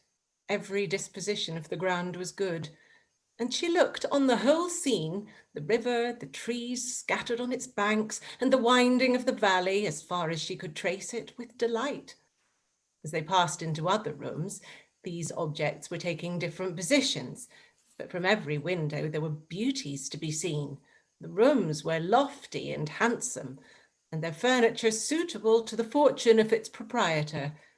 But Elizabeth saw, with admiration of his taste, that it was neither gaudy nor uselessly fine, with less of splendour and more real elegance than the furniture of Rosings. And of this place, thought she, I might have been a mistress. With these rooms, I might now have been familiarly acquainted. Instead of viewing them as a stranger, I might have rejoiced in them as my own and welcomed to them as visitors, my uncle and aunt. But no. Recollecting herself. That could never be. My uncle and aunt would have been lost to me. I should not have been allowed to invite them. This was a lucky recollection. It saved her from something very like regret. She longed to inquire of the housekeeper whether her master was really absent, but had not the courage for it. At length, however, the question was asked by her uncle, and she turned away with alarm, while Mrs. Reynolds replied that he was, adding, "But we expect him tomorrow with a large party of friends." How rejoiced was Elizabeth that their own journey had not by any circumstance been delayed a day. Her aunt now called her to look at a picture. She approached and saw the likeness of Mr. Wickham, suspended among several other miniatures over the mantelpiece. Her aunt asked her smilingly how she liked it. The housekeeper came forward and told them it was a picture of a young gentleman, the son of her late master's steward, who had been brought up by him at his own expense. "He is now gone into the army," she added. "but I'm afraid that he's turned out very wild." Mrs. Gardiner looked at her niece with a smile, but Elizabeth could not return it. "And that," said Mrs. Reynolds, pointing to another of the miniatures, "is my master, and very like him. It was drawn at the same time as the other, about 8 years ago."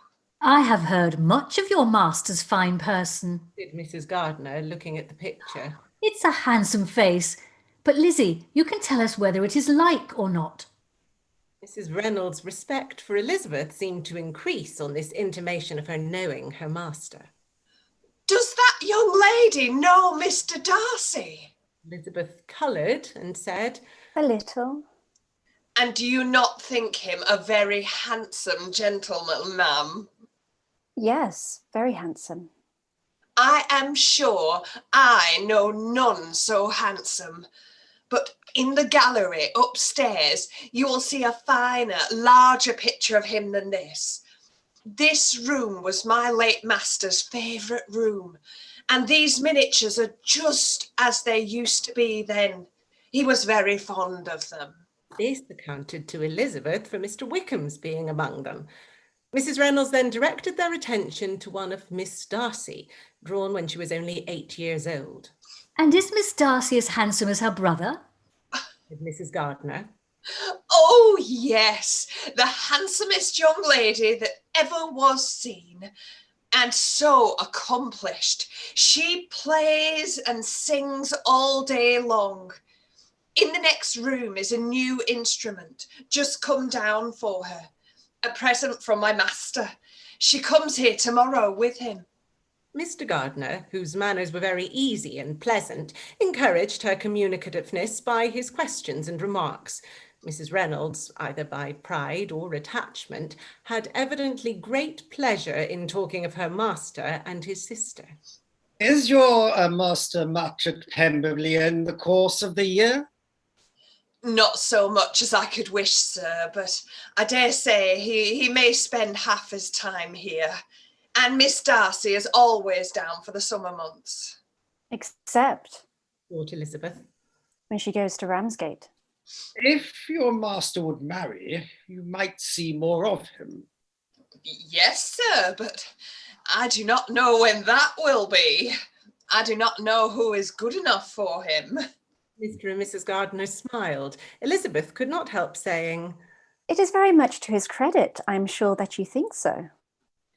"I say no more than the truth, and everybody will say that knows him," replied the other. Elizabeth thought this was going pretty far, and she listened with increasing astonishment as the housekeeper added, I have never known a cross word from him in my life. And I've known him ever since he was 4 years old. This was praise of all others most extraordinary, most opposite to her ideas.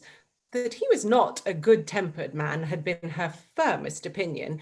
Her keenest attention was awakened. She longed to hear more, and was grateful to her uncle for saying, "There are very few people of whom so much can be said.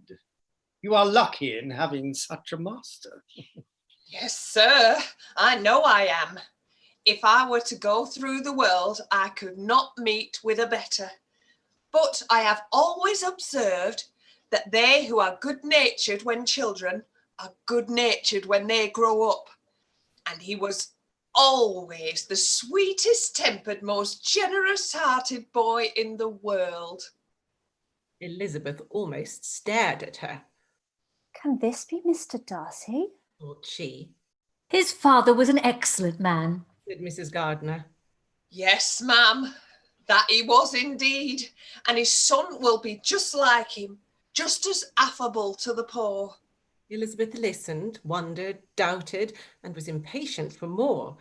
Mrs. Reynolds could interest her on no other point. She related the subjects of the pictures, the dimensions of the room, and the price of the furniture in vain. Mr. Gardiner, highly amused by the kind of family prejudice to which he attributed her excessive commendation of her master, soon led again to the subject, and she dwelt with energy on his many merits as they proceeded together up the great staircase. He is the best landlord and the best master, said she, that ever lived. Not like the wild young men nowadays, who think of nothing but themselves. There is not one of his tenants or servants but will give him a good name. Some people call him proud, but I am sure I never saw anything of it. To my fancy, it's only because he does not rattle away like other young men. In what amiable light does this place him? thought Elizabeth. This fine account of him, whispered her aunt as they walked, is not quite consistent with his behaviour to our poor friend. Perhaps we might be deceived. That is not very likely. Our authority was good. On reaching the spacious lobby above, they were shown into a very pretty sitting room, lately fitted up with greater elegance and lightness than the apartments below, and were informed that it was but just done to give pleasure to Miss Darcy, who had taken a liking to the room when last at Pemberley. He is certainly a good brother, said Elizabeth as she walked towards one of the windows. Mrs. Reynolds anticipated Miss Darcy's delight when she should enter the room. And this is always the way with him, she added. Whatever can give his sister any pleasure is sure to be done in a moment. There is nothing he would not do for her. The picture gallery and 2 or 3 of the principal bedrooms were all that remained to be shown. In the former were a good many paintings, but Elizabeth knew nothing of the art, and from such as had already been visible below, she had willingly turned to look at some drawings of Miss Darcy's in crayons, whose subjects were usually more interesting and also more intelligible. In the gallery there were many family portraits, but they could have little to fix the attention of a stranger. Elizabeth walked in quest of the only face whose features would be known to her. At last it arrested her, and she beheld a striking resemblance to Mr. Darcy, with such a smile over the face as she remembered to have sometimes seen when he looked at her. She stood several minutes before the picture in earnest contemplation, and returned to it again before they quitted the gallery. Mrs. Reynolds informed them that it had been taken in his father's lifetime. There was certainly at this moment in Elizabeth's mind a more gentle sensation towards the original than she had ever felt at the height of their acquaintance. The commendation bestowed on him by Mrs. Reynolds was of no trifling nature. What praise is more valuable than the praise of an intelligent servant? As a brother, a landlord, a master, she considered how many people's happiness were in his guardianship. How much pleasure or pain was it in his power to bestow? How much of good or evil must be done by him? Every idea that had been brought forward by the housekeeper was favourable to his character, and as she stood before the canvas on which he was represented and fixed his eyes upon herself, she thought of his regard with a deeper sentiment of gratitude than it had ever raised before. She remembered its warmth and softened its impropriety of expression. When of all the house that was open to general inspection had been seen, they returned downstairs and, taking leave of the housekeeper, were consigned over to the gardener, who met them at the hall door.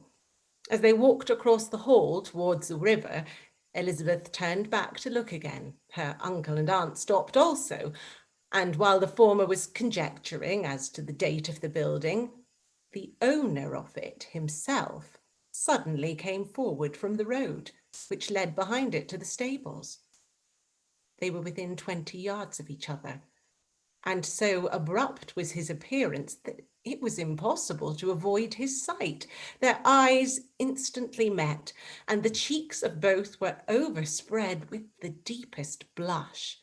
He absolutely started, and for a moment seemed immovable from surprise, but shortly recovering himself, advanced towards the party and spoke to Elizabeth, if not in terms of perfect composure, at least of perfect civility. She had instinctively turned away, but stopping on his approach, received his compliments with an embarrassment impossible to be overcome.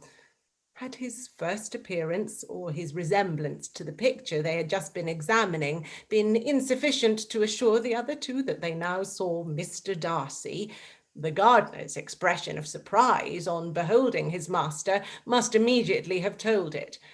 They stood a little aloof while he was talking to their niece, who, astonished and confused, scarcely dared lift her eyes to his face, and knew not what answer she returned to his civil inquiries after her family. Amazed at the alteration of his manner since they last parted, every sentence that he uttered was increasing her embarrassment, and every idea of the impropriety of her being found there recurring to her mind. The few minutes in which they continued were some of the most uncomfortable in her life. Nor did he seem much more at ease. When he spoke, his accent had none of its usual sedateness, and he repeated his inquiries as to the time of her having left Longbourn, and of her having stayed in Derbyshire so often and in so hurried a way as plainly spoke the distraction of his thoughts. At length, every idea seemed to fail him, and after standing a few moments without saying a word, he suddenly recollected himself and took leave. The others then joined her and expressed admiration of his figure, but Elizabeth heard not a word, and wholly engrossed by her own feelings, followed them in silence. She was overpowered by shame and vexation. Her coming there was the most unfortunate, the most ill-judged thing in the world. How strange it must appear to him! In what a disgraceful light might it not strike so vain a man? It might seem as if she had purposefully thrown herself in his way again. Oh, why had she come? Or why did he thus come a day before he was expected? Had they only been 10 minutes sooner, they should have been beyond the reach of his discrimination. For it was plain that he was at that moment arrived, that moment alighted from his horse or his carriage. She blushed again and again over the perverseness of the meeting. And his behaviour, so strikingly altered, what could it mean? That he should even speak to her was amazing, but to speak with such civility, to inquire after her family, never in her life had she seen his manners so little dignified, never had he spoken with such gentleness as on this unexpected meeting. What a contrast did it offer to his last address in Rosings Park, when he put his letter into her hand.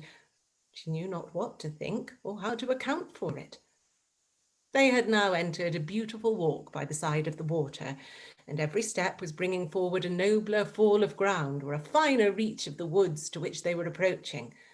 But it was some time before Elizabeth was sensible of any of it, And though she answered mechanically to the repeated appeals of her uncle and aunt, and seemed to direct her eyes to such objects as they pointed out, she distinguished no part of the scene.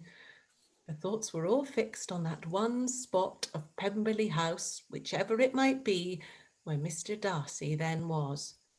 She longed to know what at the moment was passing in his mind, in what manner he thought of her, and whether, in defiance of everything, she was still dear to him. Perhaps he had been civil only because he felt himself at ease. Yet there had been that in his voice which was not like ease. Whether he had felt more of pain or of pleasure in seeing her, she could not tell, but he certainly had not seen her with composure.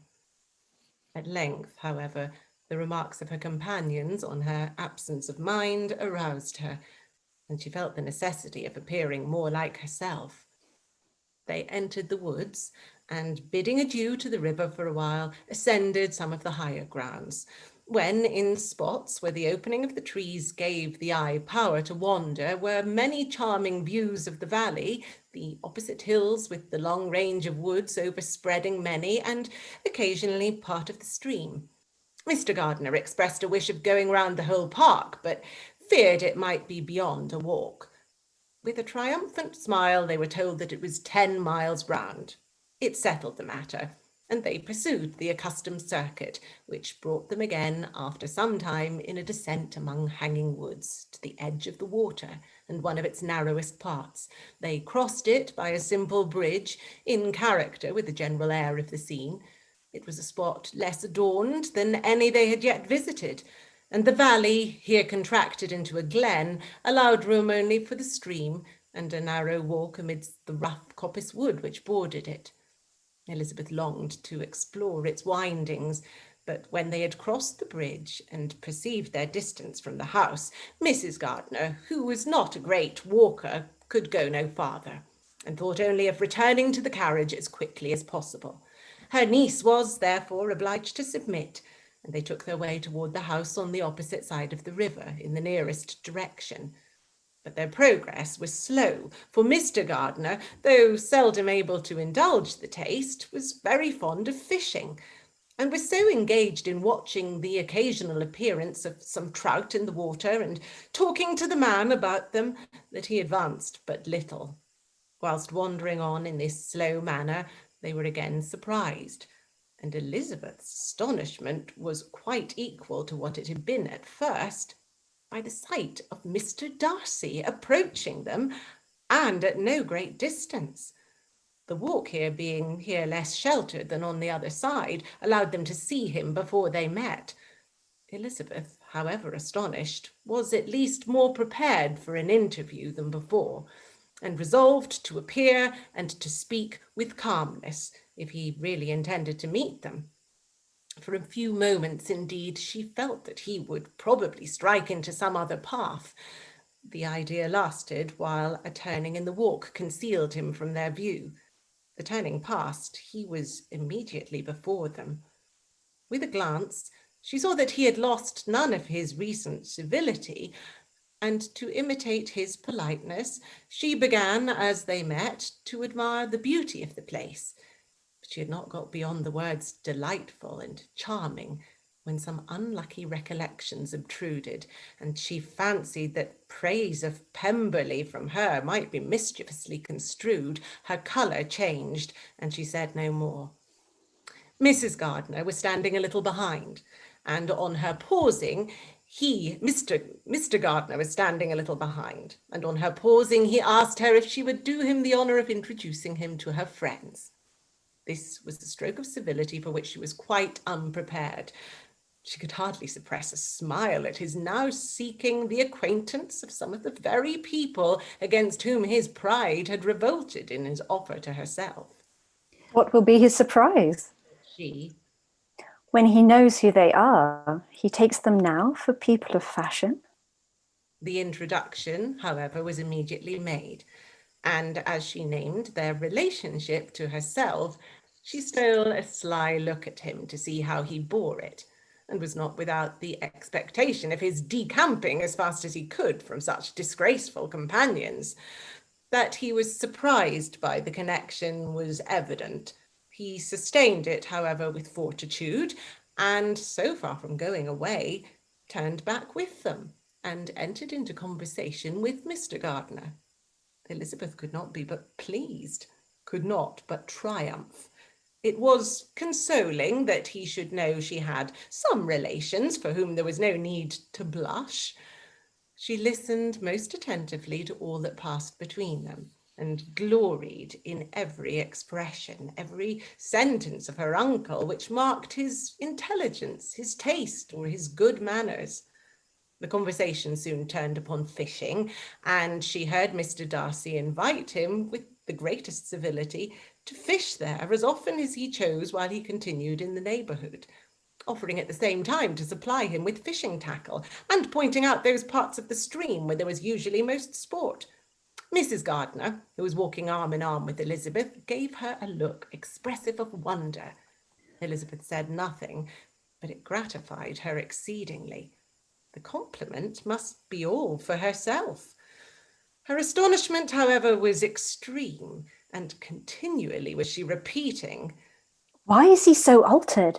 From what can it proceed? It cannot be for me, it cannot be for my sake that his manners are thus softened. My reproofs at Hudsford could not work such a change as this.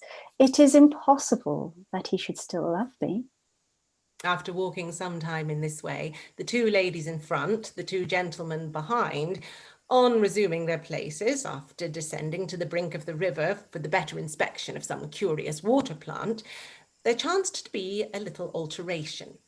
It originated in Mrs. Gardiner, who, fatigued by the exercise of the morning, found Elizabeth's arm inadequate to her support, and consequently preferred her husband's. Mr. Darcy took her place by her niece, and they walked on together. After a short silence, the lady spoke first. She wished him to know that she had been assured of his absence before she came to the place, and accordingly began by observing that his arrival had been very unexpected. "For your housekeeper," he added, "informed us that you would certainly not be here till tomorrow, and indeed, before we left Bakewell, we understood that you were not immediately expected in the country." He acknowledged the truth of it all, and said that business with his steward had occasioned his coming forward a few hours before the rest of the party with whom he had been travelling.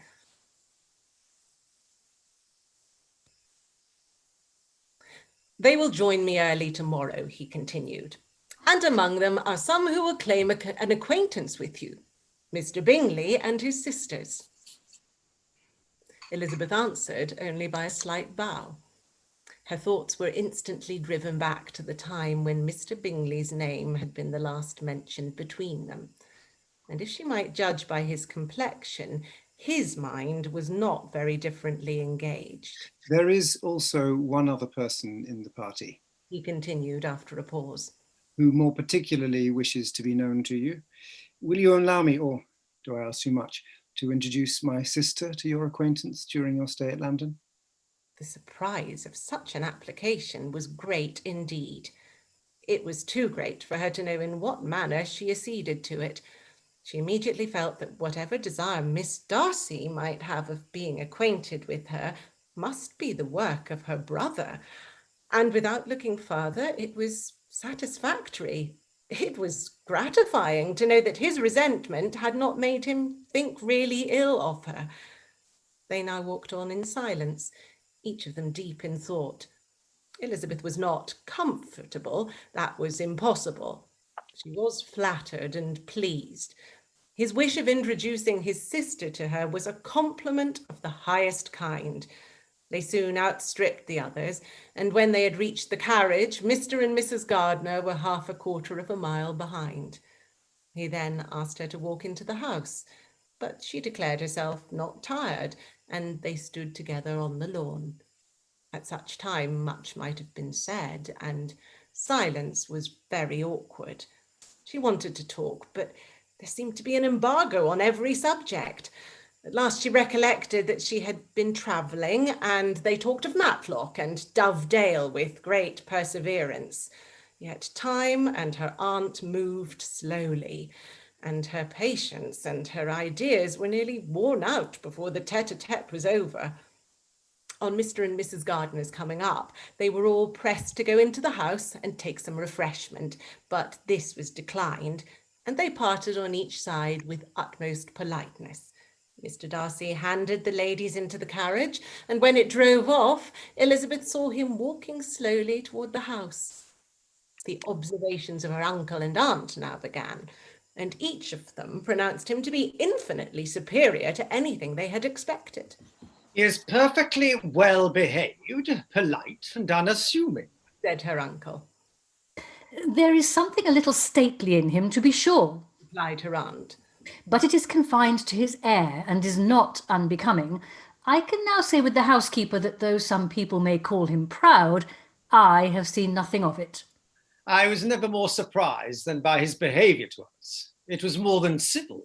It was really attentive, and there was no necessity for such attention. His acquaintance with Elizabeth was very trifling.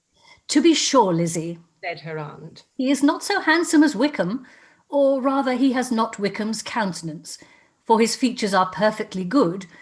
But how came you to tell me that he was so disagreeable?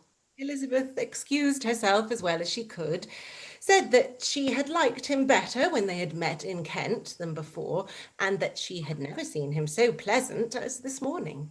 But perhaps he may be a little whimsical in his civilities, replied her uncle. Your great men often are, and therefore I shall not take him at his word, as he might change his mind another day and warn me off his grounds. Elizabeth felt they had entirely misunderstood his character, but said nothing. From what we have seen of him, continued Mrs. Gardiner, I really should not have thought that he could have behaved in so cruel a way by anybody as he has done by poor Wickham. He has not an ill-natured look. On the contrary, there is something pleasing about his mouth when he speaks, and there is something of dignity in his countenance that would not give one an unfavourable idea of his heart. But to be sure, the good lady who showed us his house did give him a most flaming character. I could hardly help laughing aloud sometimes. But he is a liberal master, I suppose, and that, in the eye of a servant, comprehends every virtue. Elizabeth here felt herself called on to say something in vindication of his behaviour to Wickham, and therefore gave them to understand, in as guarded a manner as she could, that by what she had heard from his relations in Kent, his actions were capable of a very different construction, and that his character was by no means so faulty, nor Wickham's so amiable as they had been considered in Hertfordshire. In confirmation of this, she related the particulars of all the pecuniary transactions in which they had been connected, without actually naming her authority, but stating it to be such as might be relied on. Mrs. Gardiner was surprised and concerned, but as they were now approaching the scene of her former pleasures, every idea gave way to the charm of recollection, and she was too much engaged in pointing out to her husband all the interesting spots in its environs to think of anything else. Fatigued as she had been by the morning's walk, they had no sooner dined than she set off again in quest of her former acquaintance, and the evening was spent in the satisfactions of an intercourse renewed after many years' discontinuance. The occurrences of the day were too full of interest to leave Elizabeth much attention for any of these new friends, and she could do nothing but think, and think with wonder, of Mr. Darcy's civility, and above all, of his wishing her to be acquainted with his sister.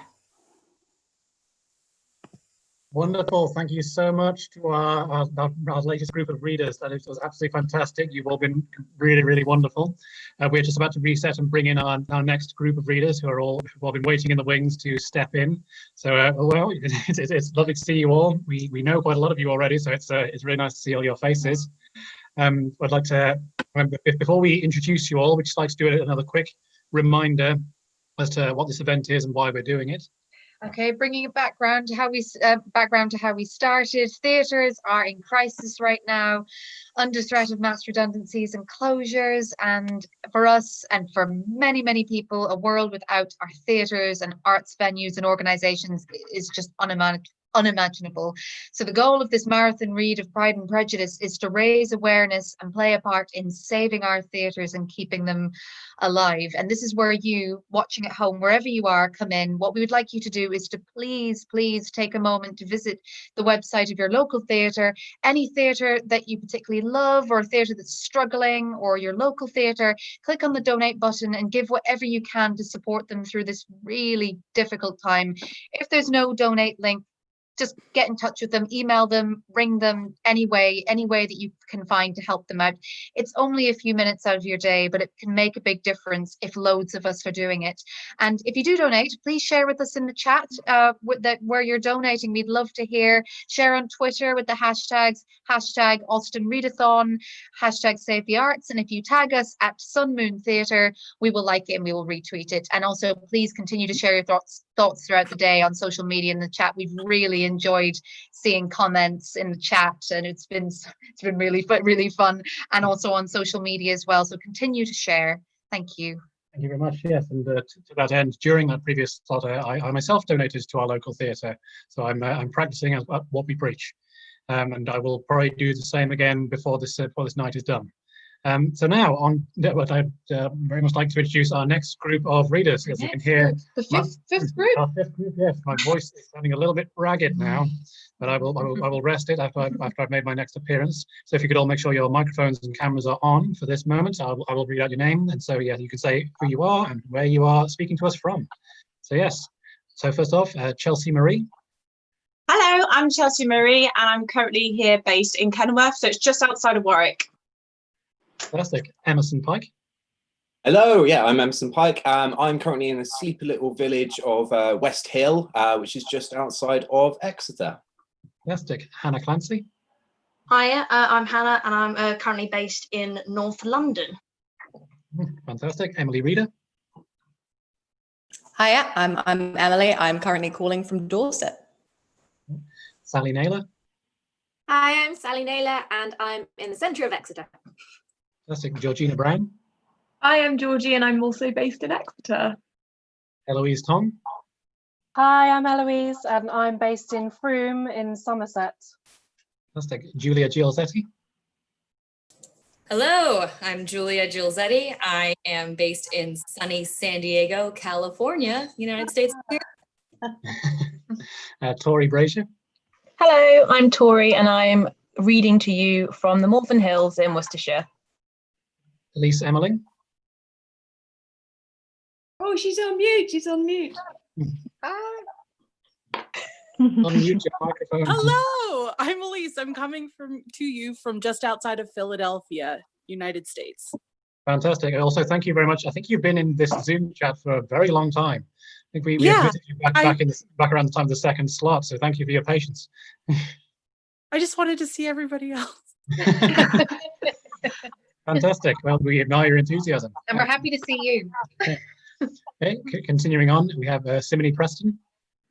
Hello, I'm in Stanton, Virginia. Fantastic. Emma Brown. Hello, I'm in Bridford, just outside of Exeter. Fantastic. Christopher Pierce. Hi, I'm Chris Pearson, and I'm based in Edinburgh. Ian Rory. Hi, I'm Ian Rory, and I'm based in Milton Keynes in Buckinghamshire. Lawrence Aldridge. Hello, I'm Lawrence, and I'm based in Cradley, just near Malvern. Louisa Wilde. Hi, I'm Louisa. I'm in Teignmouth, just outside Exeter. And Siobhan Harper. Hi, I'm Siobhan. I'm from North Birmingham, but I'm coming to you from Exeter. Wonderful. And now, just before we start the next set of chapters, allow us to take a moment to introduce our next very special guest, who played Charlotte Lucas in the much-loved BBC miniseries of Pride and Prejudice, now in its 25th year anniversary. How's it been 25 years? Lucy Scott. Hello, lovely to see you. Can you hear me, by the way? Yes, yeah, we can hear you perfectly. I'm so pleased. I'm actually quite nervous because with technology and I've just met my husband, Mr. Gardner, so I'm really nervous now. Oh, I was wondering if you had a couple of words to say about the current theatre crisis right now. at all, or just Well, support theatres? I just think stories are so important, aren't they? And actually, Melissa and Lizzie, I in the last section talked about how it takes you out of your current situation, where you can go and inhabit a comfortable place for a little while, just to withdraw yourself. And stories are vital. It's always part of our culture, sitting in a dark place, listening to people tell you stories. It will always happen. And yes, it's terrible what's happening, but we will creatively get through it. I mean, look at you guys, look what you've done. It would never have happened if we were continuing on in the old normal. Absolutely. So I think it's just a wonderful creative thing you're doing. And absolutely support theatre, but also create it like you're doing. Thank you so much. We appreciate that a lot. And something that we asked the previous Pride and Prejudice alumni is, do you have a favourite memory of working on Pride and Prejudice? I actually listened to your first lot where Lucy Briers said that she was amazed at Colin Firth and his sort of sleight of hand. He had very close magic tricks. I never saw any of that, but I do remember that Lucy Briers and we used to head into the makeup tent, very excited in the morning, so we could be made up to look really lovely, and everybody would be coming out of the makeup tent looking gorgeous, and Lucy and I would be in there and come out looking less nice. So that's my memory. Oh, thank you so much. It's been so great hearing all of these memories from all of you. It's been just delightful. I mean, I've been a huge fan of the miniseries for, as we spoke about a while ago, for a long time, and it's often I don't know how it is for everyone else in this Zoom call right now, but it's one of those shows that I just go back to, and yes, absolutely, Siobhan, absolutely. It's one that I always go back to in times of when I just need some comfort. It's a show I really enjoy watching with my mum, and also with yourself as well. It's just so good. It's just so good. I think it also allowed the time for the novel to come out. We had 6 hours, and Andrew Davis' adaptation was really superb. So all the detail was allowed in that 6 hours. I think if you shorten it and have to start to concertina characters together, you miss the quality, the detail. Absolutely, 100%. Yeah. Well, anyway, so yes, thank you so much for joining us today and for sharing your memories. But I think we now need to continue on with our readathon. As you've noticed, we are running, we've lost a little bit of time along the way, but nil desperandum. As long as we maintain a good pace throughout this time, we'll be absolutely grand. I've still got my kitty claps in. Fantastic. So yes, whoever is narrating the next chapter, it's me. Fantastic. I'm going for it. Over to you. Okay. Chapter 44. Elizabeth had settled it that Mr. Darcy would bring his sister to visit her the very day after her reaching Pemberley, and was consequently resolved not to be out of sight of the inn the whole of that morning. But her conclusion was false, for on the very morning after their arrival at Lambton, these visitors came. They had been walking about the place with some of their new friends and were just returning to the inn to dress themselves for dining with the same family, when the sound of a carriage drew them to a window, and they saw a gentleman and a lady in a curricle driving up the street. Elizabeth, immediately recognizing the livery, guessed what it meant, and imparted no small degree of her surprise to her relations by acquainting them with the honour which she expected. Her uncle and aunt were all amazement, and the embarrassment of her manner as she spoke, joined to the circumstance itself and many of the circumstances of the preceding day, opened to them a new idea on the business.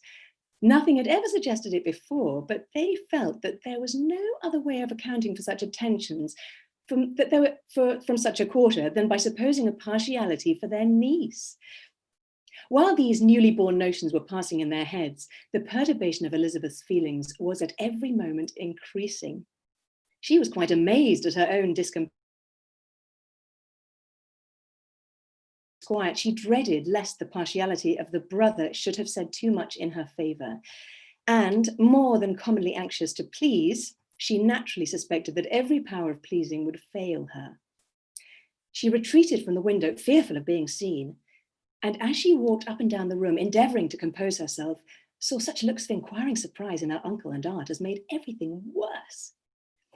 Miss Darcy and her brother appeared, and this formidable introduction took place. With astonishment did Elizabeth see that her new acquaintance was at least as much embarrassed as herself. Since her being at Lambton, she had heard that Miss Darcy was exceedingly proud, but the observation of a very few minutes convinced her that she was only exceedingly shy.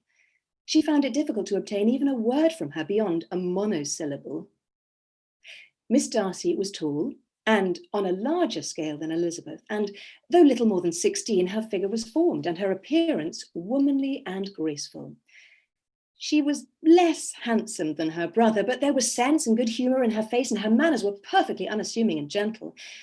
Elizabeth, who had expected to find her as acute and unembarrassed an observer as ever Mr. Darcy had been, was much relieved by discerning such different feelings. They had not long been together before Mr. Darcy told her that Bingley was also coming to wait on her, and she had barely time to express her satisfaction and prepare for such a visitor when Bingley's quick step was heard on the stairs, and in a moment he entered the room. All Elizabeth's anger against him had been long done away, but had she still felt any, it could hardly have stood its ground against the unaffected cordiality with which he expressed himself on seeing her again. He inquired in a friendly, though general way, after her family, and looked and spoke with the same good-humoured ease that he had ever done. To Mr. and Mrs. Gardiner, he was scarcely a less interesting personage than to herself. They had long wished to see him. The whole party before them indeed excited a lively attention. The suspicions which had just arisen of Mr. Darcy and their niece directed their observation towards each other with an earnest though guarded inquiry. And they soon drew from those inquiries the full conviction that one of them at least knew what it was to love. Of the ladies' sensations, they remained a little in doubt, but that the gentleman was overflowing with admiration was evident enough. Elizabeth, on her side, had much to do. She wanted to ascertain the feelings of each of her visitors. She wanted to compose her own and to make herself agreeable to all. And in the latter object, where she feared most to fail, she was most sure of success, for those to whom she endeavoured to give pleasure were prepossessed in her favour. Bingley was ready, Georgiana was eager, and Darcy determined to be pleased. In seeing Bingley, her thoughts naturally flew to her sister, and oh, how ardently did she long to know whether any of his were directed in a like manner. Sometimes she could fancy that he talked less than on former occasions, and once or twice pleased herself with the notion that as he looked at her, he was trying to trace a resemblance. But though this might be imaginary, she could not be deceived as to his behaviour to Miss Darcy, who had been set up as a rival to Jane. No look appeared on either side that spoke particular regard. Nothing occurred between them that could justify the hopes of his sister. On this point she was soon satisfied. And 2 or 3 little circumstances occurred ere they parted, which, in her anxious interpretation, denoted a recollection of Jane not untinctured by tenderness, and a wish of saying more that might lead to the mention of her had he dared. He observed to her at a moment when the others were talking together, and a tone which had something of real regret that it was a very long time since he had had the pleasure of seeing her.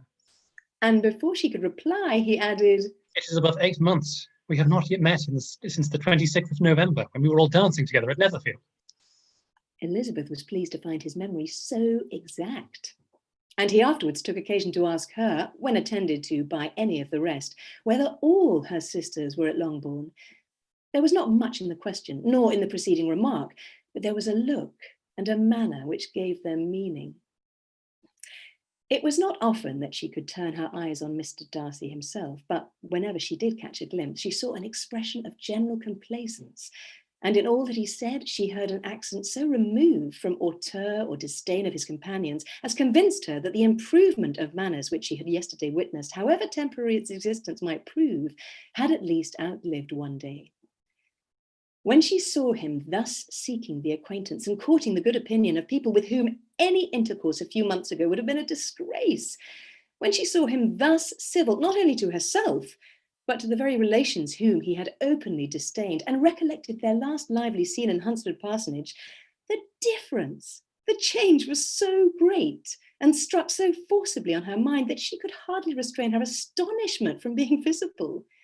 Never, even in the company of his dear friends at Netherfield or his dignified relations at Rosings, had she seen him so desirous to please, so free from self-consequence or unbending reserve as now, when no importance could result from the success of his endeavours, and when even the acquaintance of those to whom his attentions were addressed would draw down the ridicule and censure of the ladies both of Netherfield and Rosings. Their visitors stayed with them above half an hour, and when they arose to depart, Mr. Darcy called on his sister to join him in expressing their wish of seeing Mr. and Mrs. Gardiner and Miss Bennet to dinner at Pemberley before they left the country. Miss Darcy, though with a diffidence which marked her little in the habit of giving invitations, readily obeyed. Mr. Gardiner looked at her niece, desirous of knowing how she, whom the invitation most concerned, felt disposed as to its acceptance. But Elizabeth had turned her head away. Presuming, however, that this studied avoidance spoke rather a momentary embarrassment than any dislike of the proposal, and seeing in her husband, who was fond of society, a perfect willingness to accept it, she ventured to engage for her attendance, and the day after the next was fixed on. Bingley expressed great pleasure in the certainty of seeing Elizabeth again, having still a great deal to say to her, and many inquiries to make after all their Hertfordshire friends.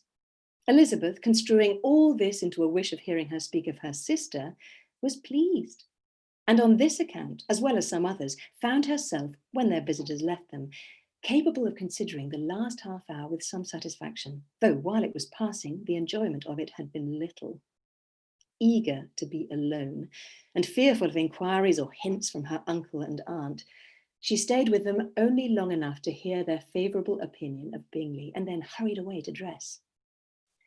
But she had no reason to fear Mr. and Mrs. Gardiner's curiosity. It was not their wish to force her communication. It was evident that she was much better acquainted with Mr. Darcy than they had before any idea of. It was evident that he was very much in love with her. They saw much to interest, but nothing to justify inquiry. Of Mr. Darcy, it was now a matter of anxiety to think well, and as far as their acquaintance reached, there was no fault to find. They could not be untouched by his politeness, and they had drawn his character from their own feelings and his servant's report without any reference to any other account. The circle in Hertfordshire to which he was known would not have recognised it for Mr. Darcy. There was now an interest, however, in believing the housekeeper, and they soon became sensible that the authority of a servant who had known him since he was 4 years old, and whose own manners indicated respectability, was not to be hastily rejected. Neither had anything occurred in the intelligence of their Lambton friends that could materially lessen its weight. They had nothing to accuse him of but pride. Pride he probably had, and if not, it would certainly be imputed by the inhabitants of a small market town where the family did not visit. It was acknowledged, however, that he was a liberal man and did much good among the poor. With respect to Wickham, the travellers soon found that he was not held there in much estimation, for though the chief of his concerns with the son of his patron were imperfectly understood, it was yet a well-known fact that on his quitting Derbyshire, he had left many debts behind him, which Mr. Darcy afterwards discharged. As for Elizabeth, her thoughts were at Pemberley this evening more than the last, and the evening, though as it passed it seemed long, was not long enough to determine her feelings towards one in that mansion, and she lay awake 2 whole hours endeavouring to make them out. She certainly did not hate him.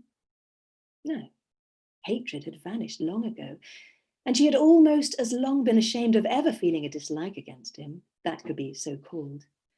The respect created by the conviction of his valuable qualities, though at first unwillingly admitted, had for some time ceased to be repugnant to her feeling, and it was now heightened into somewhat of a friendlier nature by the testimony so highly in his favour, and bringing forward his disposition in so amiable a light, which yesterday had produced. But above all, above respect and esteem, there was a motive within her of goodwill which could not be overlooked. It was gratitude. Gratitude, not merely for having once loved her, but for loving her still well enough to forgive all the petulance and acrimony of her manner in rejecting him, and all the unjust accusations accompanying her rejection.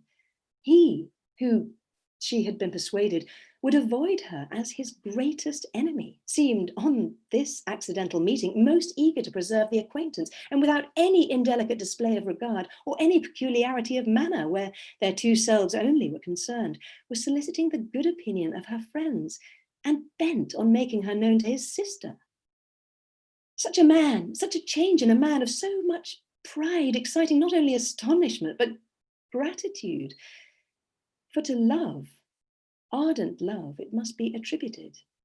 And as such, its impression on her was of a sort to be encouraged, as by no means unpleasing, though it could not be exactly defined.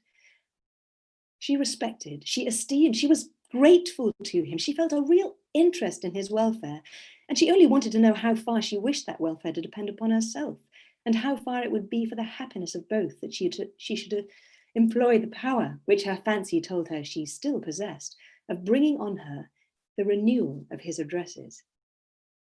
It had been settled in the evening between the aunt and the niece that such a striking civility as Miss Darcy's in coming to see them on the very day of her arrival at Pemberley, for she had reached it only to a late breakfast, ought to be imitated, though it could not be equalled, by some exertion of politeness on their side, and consequently that it would be highly expedient to wait on her at Pemberley the following morning.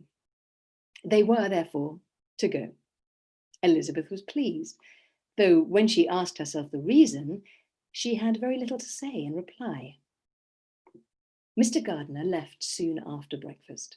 The fishing scheme had been renewed the day before, and a positive engagement made of his meeting some of the gentlemen at Pemberley before noon. Chapter 45.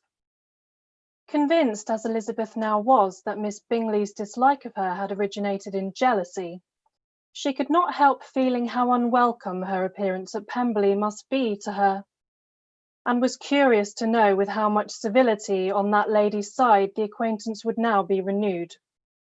On reaching the house, they were shown through the hall into the saloon, whose northern aspect rendered it delightful for summer. Its windows opening to the ground admitted a most refreshing view of the high woody hills behind the house, and of the beautiful oaks and Spanish chestnuts which were scattered over the intermediate lawn. In this house they were received by Miss Darcy, who was sitting there with Mrs. Hurst and Miss Bingley, and the lady with whom she lived in London. Georgiana's reception of them was very civil, but attended with all the embarrassment which, though proceeding from shyness and the fear of doing wrong, would easily give to those who felt themselves inferior the belief of her being proud and reserved. Mrs. Gardiner and her niece, however, did her justice and pitied her. By Mrs. Hurst and Miss Bingley they were noticed only by a curtsy, and, on their being seated, a pause, awkward as such pauses must always be, succeeded for a few moments. It was first broken by Mrs. Annesley, a genteel, agreeable-looking woman, whose endeavour to introduce some kind of discourse proved her to be more truly well-bred than either of the others. And between her and Mrs. Gardiner, with occasional help from Elizabeth, the conversation was carried on. Miss Darcy looked as if she wished for courage enough to join in it, and sometimes did venture a short sentence when there was least danger of its being heard. Elizabeth soon saw that she herself was closely watched by Miss Bingley, and that she could not speak a word, especially to Miss Darcy, without calling her attention.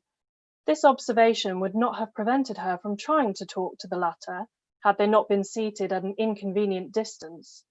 But she was not sorry to be spared the necessity of saying much.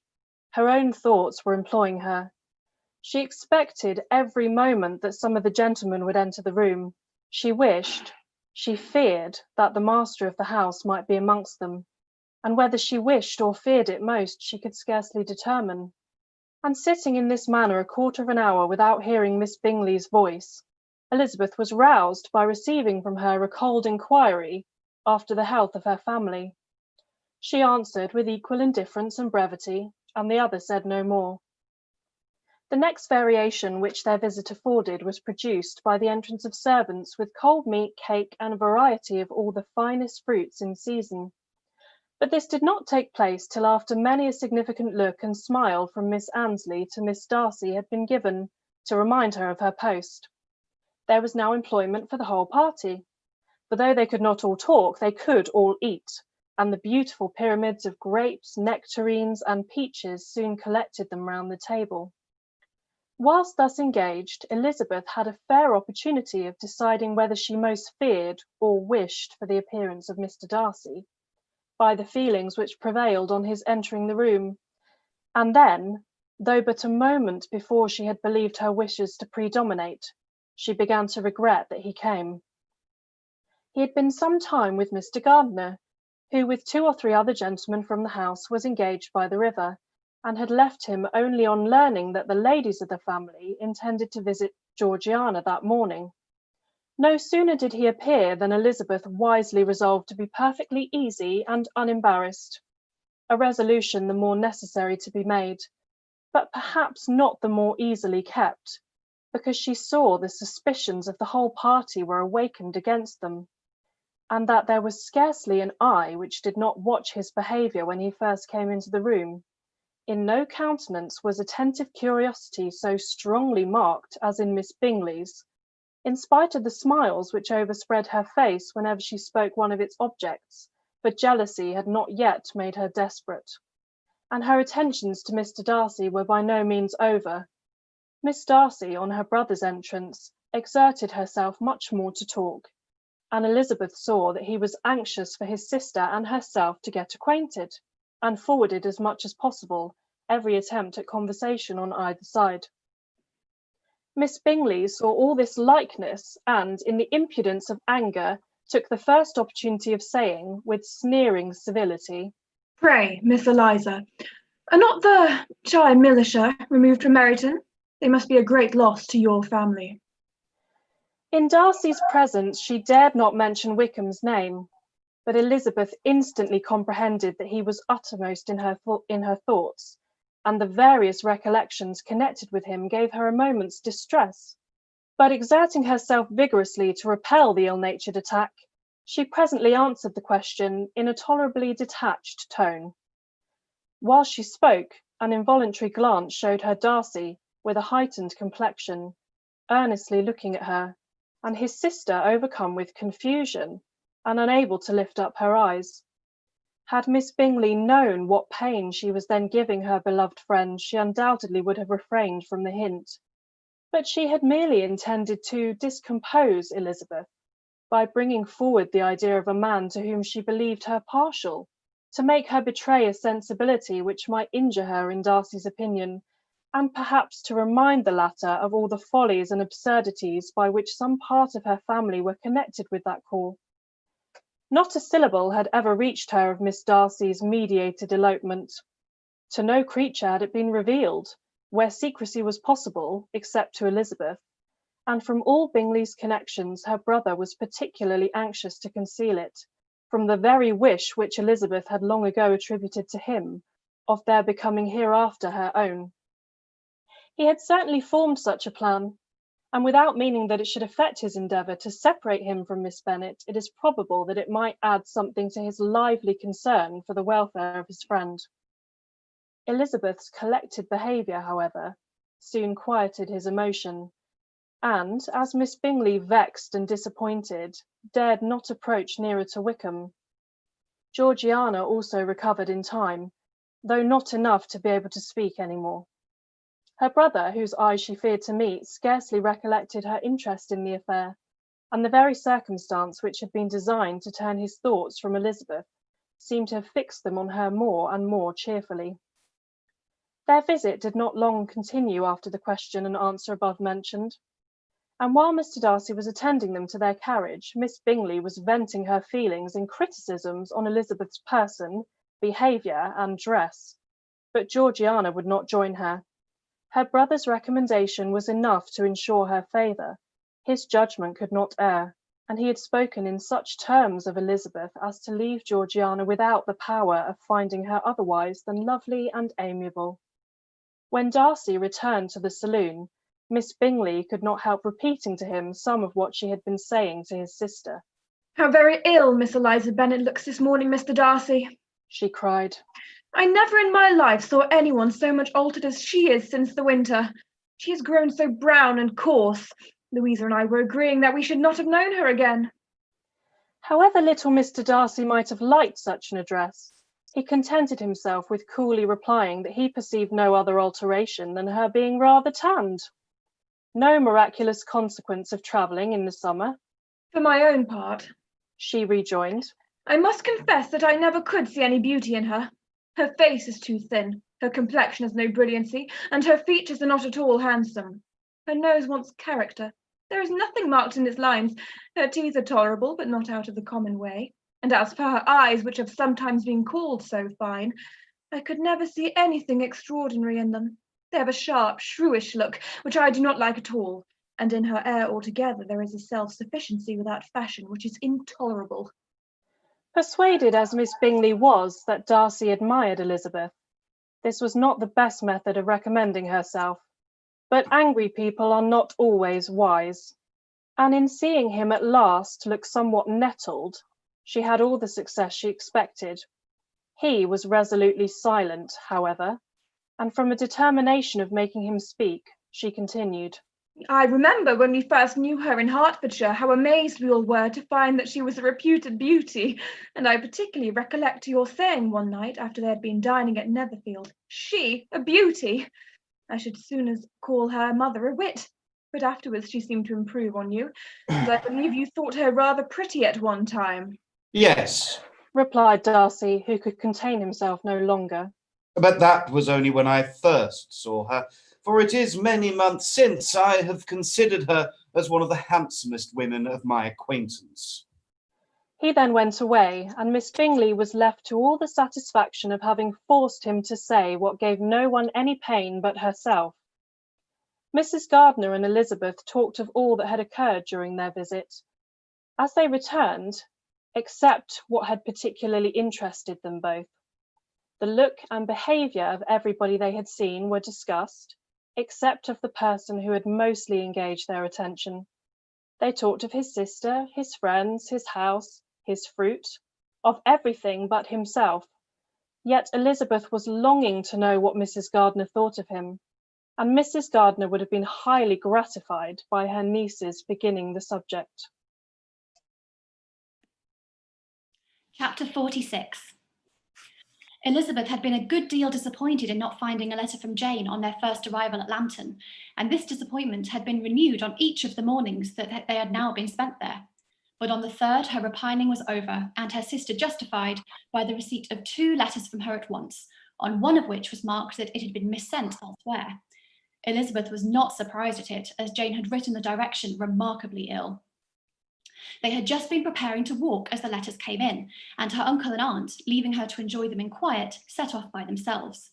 The one missent must first be attended to. It had been written 5 days ago.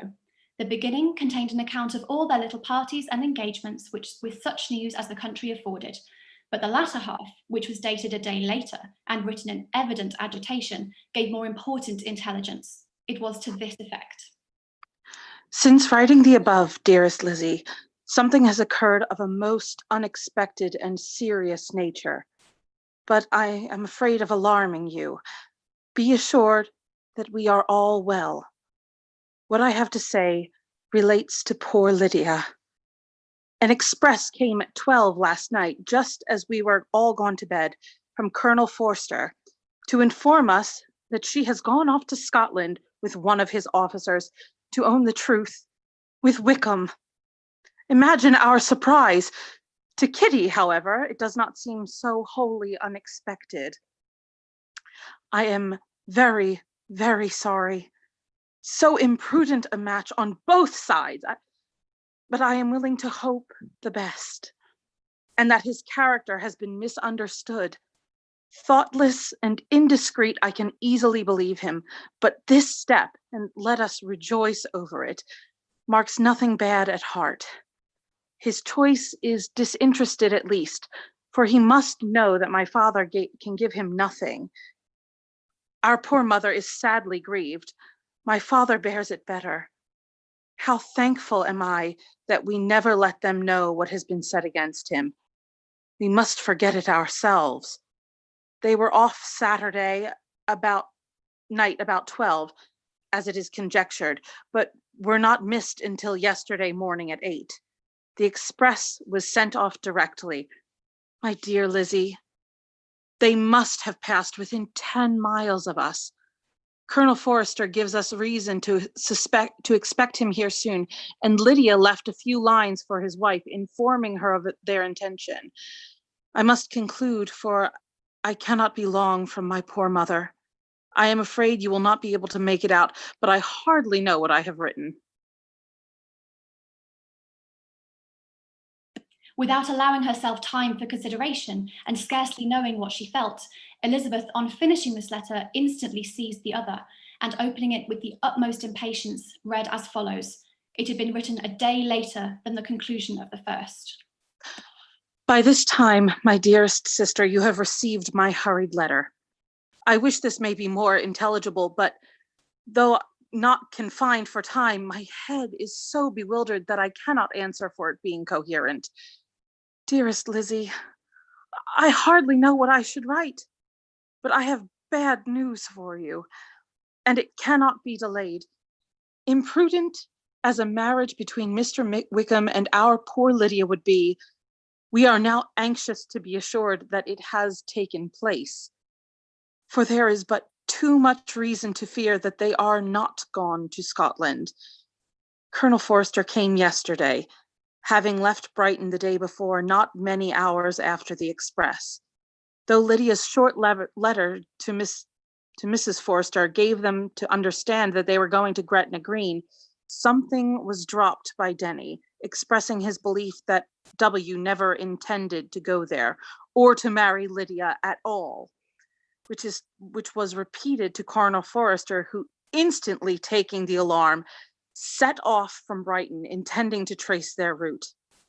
He did trace them easily to Clapham, but no further. For on entering that place, they removed into a hackney coach and dismissed the chaise that brought them from Epsom. All that is known after this is that they were seen to continue the London road. I know not what to think. After making every possible inquiry on that side of London, Colonel Forrester came on to Hertfordshire, anxiously renewing them at all the turnpikes and the inns at Barnet and Hatfield, but without any success. No such people had been seen to pass through. With the kindest concern, he came on to Longbourn and broke his apprehensions to us in a manner most creditable to his heart. I am sincerely grieved for him and Mrs. F, but no one can throw any blame on them. Our distress, my dear Lizzie, is very great. My father and mother believe the worst, and but I cannot think so ill of him. Many circumstances might make it more eligible for them to be married privately in town than to pursue their first plan. And even if he could form such a design against a young woman of Lydia's connections, which is not likely, can I suppose her so lost to everything? Impossible. I grieve to find, however, that Colonel F is not disposed to depend upon their marriage.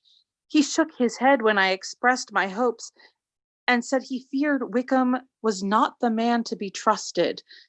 My poor mother is really ill and keeps her room. Could she exert herself, it would be better. But this is not to be expected. And as to my father, never in my life have I saw him so affected. Poor Kitty has anger for having concealed their attachment, but as it was a matter of confidence, one cannot wonder. I am truly glad, dearest Lizzie, that you have been spared something of these distressing scenes. But now, as the first shock is over, shall I own that I long for your return? I am not so selfish, however, as to press for it, if inconvenient. Adieu. I take up my pen again to do what I have just told you I would not, but circumstances are such that I cannot help earnestly begging you to all to come here as soon as possible. I know my dear uncle and aunt so well that I am not afraid of requesting it, though I have still something more to ask of the former. My father is going to London with Colonel Forster instantly to try to discover her. What he means to do, I am sure I do not know. But his excessive distress will not allow him to pursue any measure in the best and safest way, and Colonel Forster is obliged to be at Brighton again tomorrow evening. In such an exigence, my uncle's advice and assistance would be everything in the world. He will immediately comprehend what I must feel, and I rely upon his goodness. Oh, where is my uncle? Cried Elizabeth, darting from her seat as she finished the letter, in eagerness to follow him without losing a moment of the time so precious. But as she reached the door, it was opened by a servant, and Mr. Darcy appeared. Her pale face and impetuous manner made him start, and before he could recover himself to speak, she, in whose mind every idea was superseded by Lydia's situation, hastily exclaimed, I beg your pardon, but I must leave you. I must find Mr. Gardiner this moment on business that cannot be delayed. I have not an instant to lose. Good God, what is the matter? Cried he, with more feeling than politeness. Then, recollecting himself, I will not detain you a minute, but let me or let the servant go after Mr. and Mrs. Gardiner. You're not well enough. You cannot go yourself. Elizabeth hesitated, but her knees trembled under her, and she felt how little would be gained by her attempting to pursue them. Calling back the servant, therefore, she commissioned him, though in so breathless an accent as made her almost unintelligible, to fetch his master and mistress home instantly.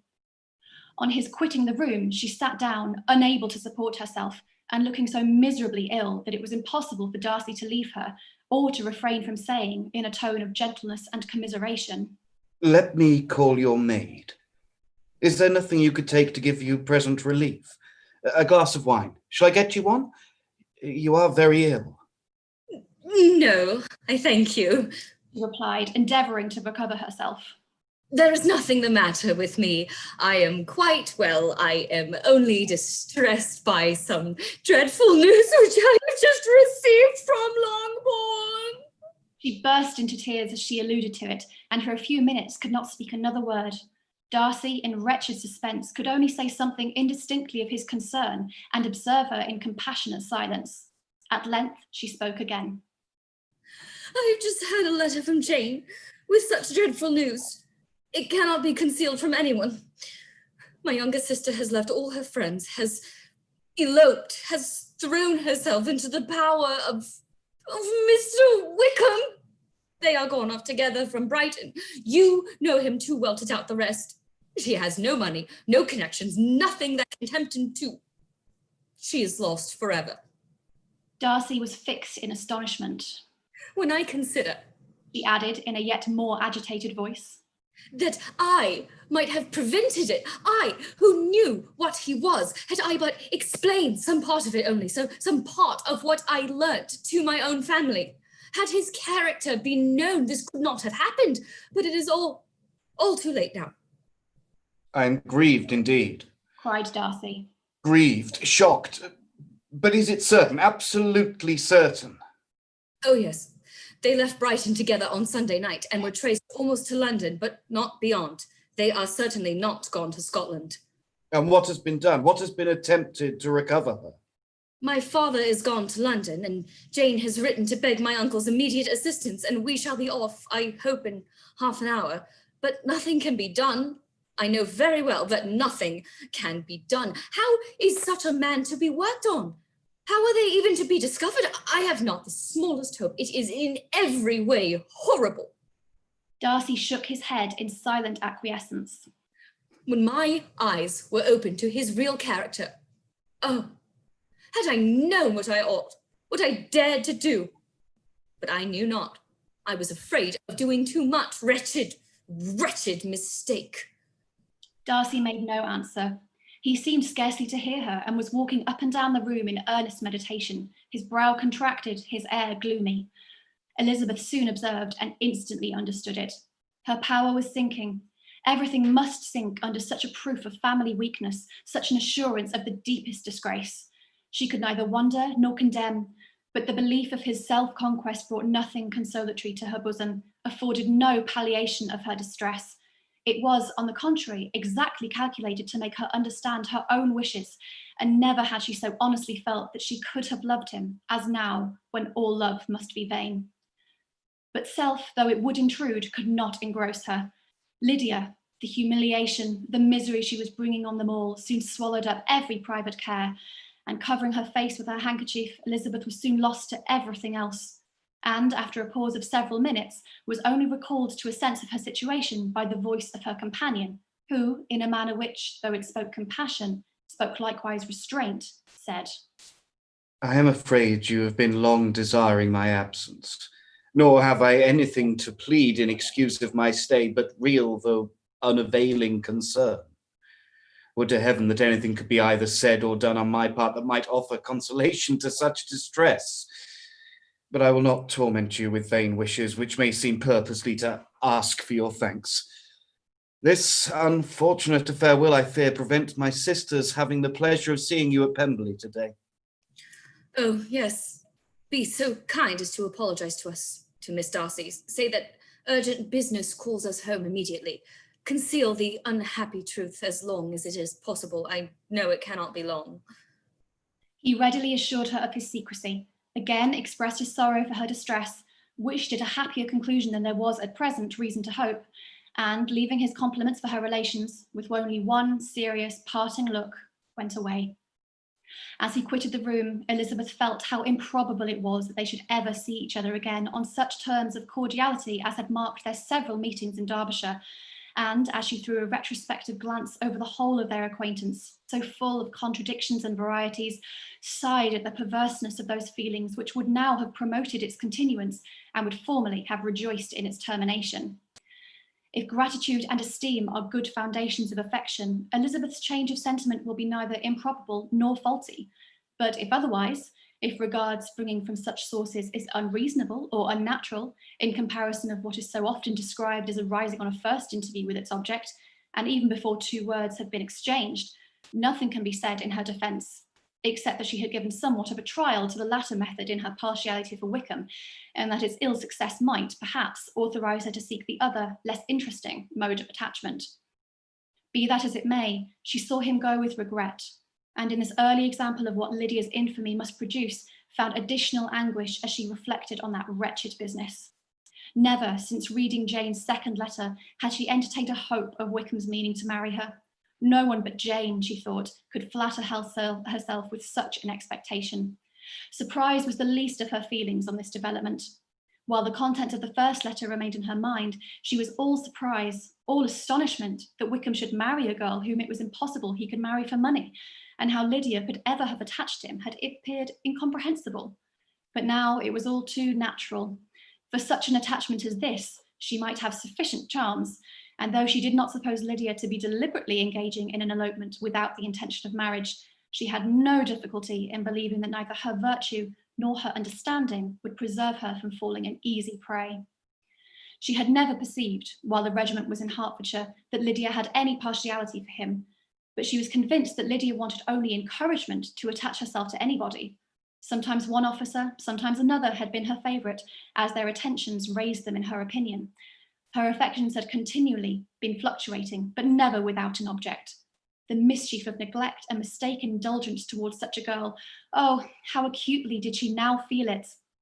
She was wild to be at home, to hear, to see, to be upon the spot, to share with Jane in the cares that must now fall wholly upon her in a family so deranged, a father absent, a mother incapable of exertion and requiring constant attendance. And though almost persuaded that nothing could be done for Lydia, her uncle's interference seemed of the utmost importance, and till he entered the room, her impatience was severe. Mr. and Mrs. Gardiner had hurried back in alarm, supposing by the servant's account that their niece was taken suddenly ill, but satisfying them instantly on that head, she eagerly communicated the cause of their summons, reading the two letters aloud and dwelling on the postscript of the last with trembling energy. Though Lydia had never been a favourite with them, Mr. and Mrs. Gardiner could not but be deeply afflicted. Not Lydia only, but all were concerned in it. And after the first exclamations of surprise and horror, Mr. Gardiner promised every assistance in his power. Elizabeth, though expecting no less, thanked him with tears of gratitude, and all three being actuated by one spirit, everything relating to their journey was speedily settled. They were to be off as soon as possible. What is to be done about Pemberley? Cried Mrs. Gardiner. John told Mr. Darcy was here when you sent for us. Was it so? Yes, and I told him we should not be able to keep our engagement. That is all settled. What is all settled? Repeated the other as she ran into her room to prepare. And are they upon such terms as for her to disclose the real truth? Oh, but I knew how it was. But wishes were vain, or at least could only serve to amuse her in the hurry and confusion of the following hour. Had Elizabeth been at leisure to be idle, she would have remained certain that all employment was impossible to one so wretched as herself. But she had her share of business as well as her aunt, and amongst the rest there were notes to be written to all their friends at Lambton with false excuses for their sudden departure. An hour, however, saw the whole completed, and Mr. Gardiner meanwhile having settled his account at the inn, nothing remained to be done but to go. And Elizabeth, after all the misery of the morning, found herself in a shorter space of time than she could have supposed, seated in the carriage and on the road to Longbourn.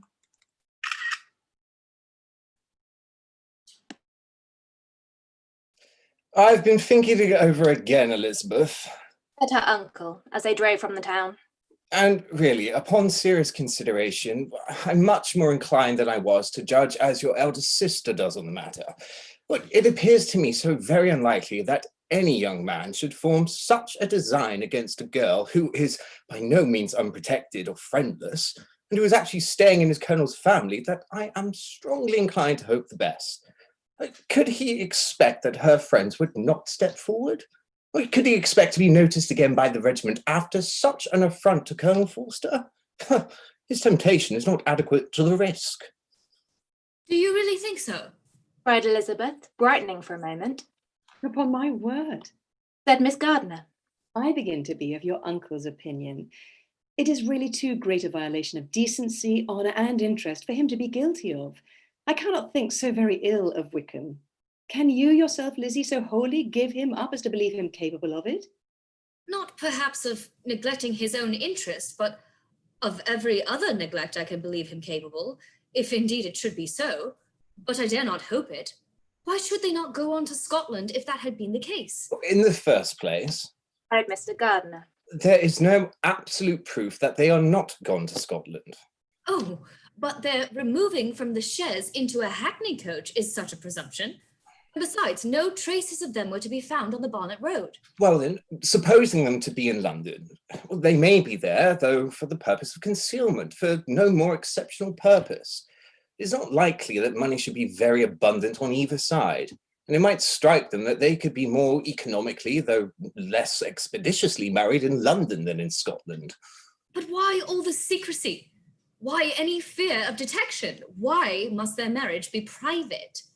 Oh, no, this is not likely. His most particular friend, you see by Jane's account, was persuaded of his never intending to marry her. Wickham will never marry a woman without some money. He cannot afford it. And what claims has Lydia? What attraction has she beyond youth, health, and good humour that could make him, for her sake, forego every chance of him benefiting himself by marrying well? As to what restraint the apprehensions of disgrace in the corps might throw on a dishonourable elopement with her, I am not able to judge, for I know nothing of the effects that such a step might produce. But as to your other objection, I am afraid it will hardly hold good. Lydia has no brothers to step forward, and he might imagine, from my father's behaviour, from his indolence and the little attention he has ever so seemed to give to what was going forward in his family, that he would do as little and think as little about it as any father could do in such a matter. But can you think that Lydia is so lost to everything but love of him as to consent to live with him on any terms other than marriage? It does seem, and it is most shocking indeed, replied Elizabeth, with tears in her eyes, that a sister's sense of decency and virtue in such a point should admit of doubt. But really, I know not what to say. Perhaps I am not doing her justice. But she's very young. She has never been taught to think on serious subjects. And for the last half year, nay, for a 12-month, she has been given up to nothing but amusement and vanity. She has been allowed to dispose of her time in the most idle and frivolous manner, and to adopt any opinions that came in her way. Since the were first courted and married, nothing but love, flirtation, and officers have been in her head. She has been doing everything in her power by thinking and talking on the subject to give greater, what shall I call it, susceptibility to her feelings, which are naturally lively enough. And we all know that Wickham has every charm of person and address that can captivate a woman. But you see that Jane, said her aunt, does not think so very ill of Wickham as to believe him capable of the attempt. Of whom does Jane ever think ill? And who is there, whatever might be their former conduct, is that she would think capable of such an attempt till it were proved against them? But Jane knows, as well as I do, what Wickham really is. We both know that he has been profligate in every sense of the word, that he has neither integrity nor honour, that he is as false and deceitful as he is insinuating. And do you really know all this? cried Mrs. Gardiner, whose curiosity as the mode of her intelligence was all alive. I do indeed, replied Elizabeth, colouring. I told you the other day of his infamous behaviour to Mr. Darcy, and you yourself, when last at Longbourn, heard in what manner he spoke of the man who had behaved with such forbearance and liberality towards him. And there are other circumstances which I am not at liberty, which it is not worthwhile to relate, but his lies about the whole Pemberley family are endless. From what he said of Miss Darcy, I was thoroughly prepared to see a proud, reserved, disagreeable girl, yet he knew to the contrary himself. He must know that she was as amiable and unpretending as we have found her. But does Lydia know nothing of this? Can she be ignorant of what you and Jane seem so well to understand? Oh, yes, that is the worst of all. Till I was in Kent and saw so much both of Mr. Darcy and his relation, Colonel Fitzwilliam, I was ignorant of the truth myself. And when I returned home, the was to leave Meryton in a week or fortnight's time. As that was the case, neither Jane, to whom I related the whole, nor I thought it necessary to make our knowledge public, for of what use could it apparently be to anyone that the good opinion which all the neighbourhood had of him should then be overthrown? And even when it was settled that Lydia should go with Mrs. Forster, the necessity of opening her eyes to his character never occurred to me. That she could be in any danger from the deception never entered my head. That such a consequence as this could ensue, you may easily believe, was far enough from my thoughts. When they all removed to Brighton, therefore, you had no reason, I suppose, to believe them fond of each other? Not the slightest. I can remember no symptom of affection on either side. And had anything of the kind been perceptible, you must be aware that ours is not a family on which it could be thrown away. When first he entered the corps, she was ready enough to admire him, but so we all were. Every girl in or near Meryton was out of her senses about him for the first 2 months, but he never distinguished her by any particular attention. And consequently, after a moderate period of extravagant and wild admiration, her fancy for him gave way, and others of the regiment, who treated her with more distinction, again became her favourites. It may be easily believed that, however little of novelty could be added to their fears, hopes, and conjectures on this interesting subject by its repeated discussion, no other could detain them from it long during the whole of the journey. From Elizabeth's thoughts there was never absent. Fixed there by the keenest of all anguish, self-reproach, she could find no interval of ease or forgetfulness. They travelled as expeditiously as possible, and, sleeping one night on the road, reached Longbourn by dinner time the next day. It was a comfort to Elizabeth to consider that Jane could not have been wearied by long expectations.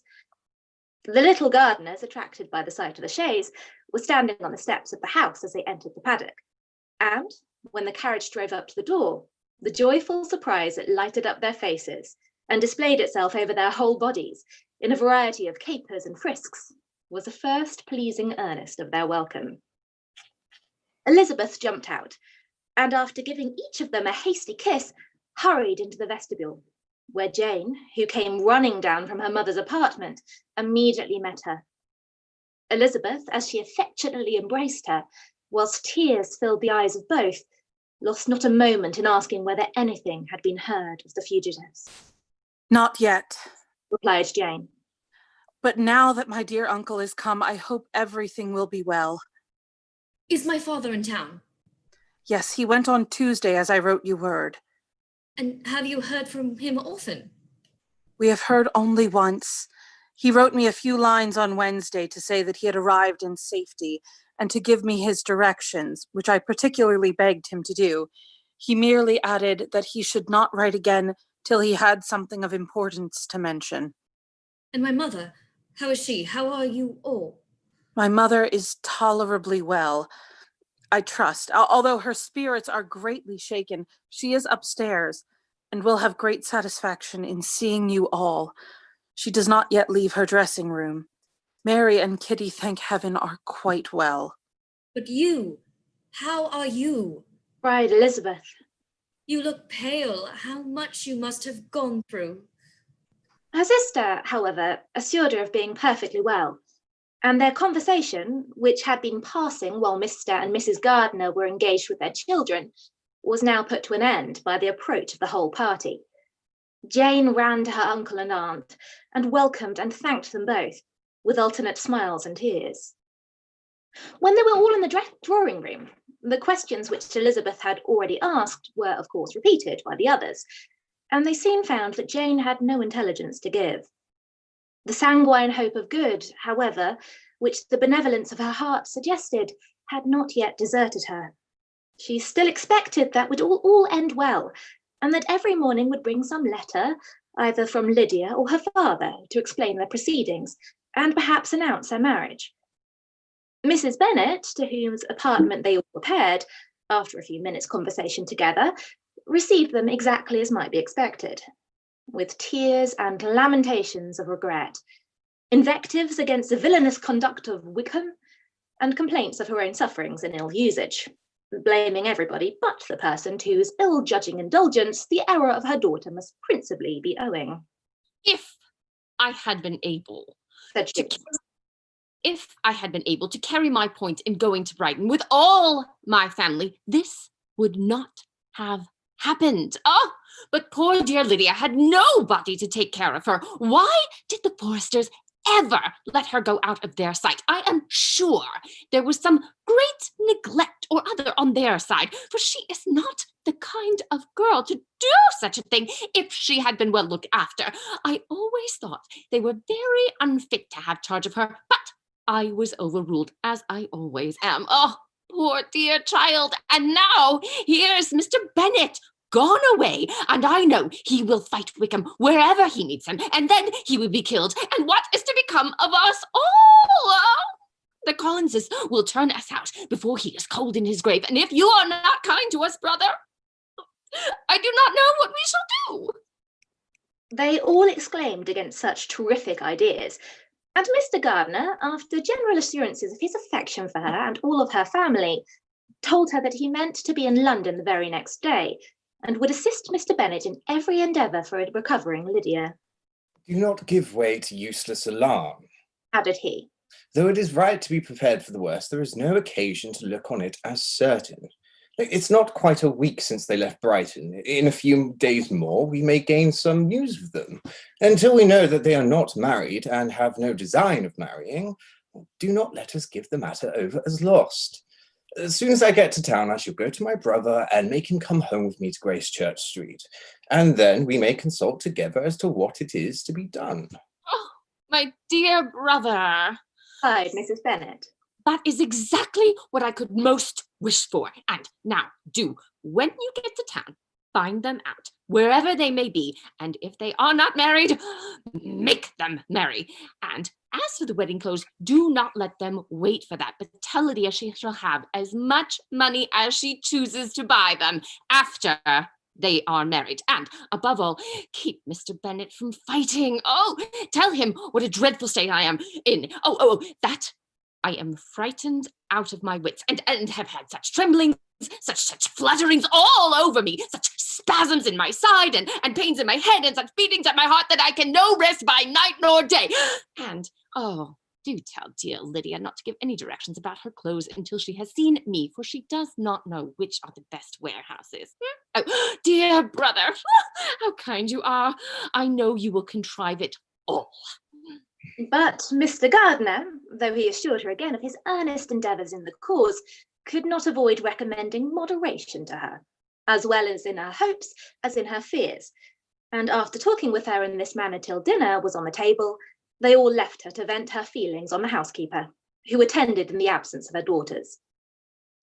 Though her brother and sister were persuaded that there was no real occasion for such a seclusion from the family, they did not attempt to oppose it, for they knew that she had not the prudence enough to hold her tongue before the servants while they waited at the table, and judged it better that one only of the household, and the one whom they could most trust, should comprehend all her fears and solicitude on the subject. In the dining room, they were soon joined by Mary and Kitty, who had been too busily engaged in their separate apartments to make their appearance before. One came from her books, and the other from her toilette. The faces of both, however, were tolerably calm, and no change was visible in either, except that the loss of her favourite sister, or the anger which she had herself incurred in this business, had given more of fretfulness than usual to the accents of Kitty. As for Mary, she was mistress of enough of herself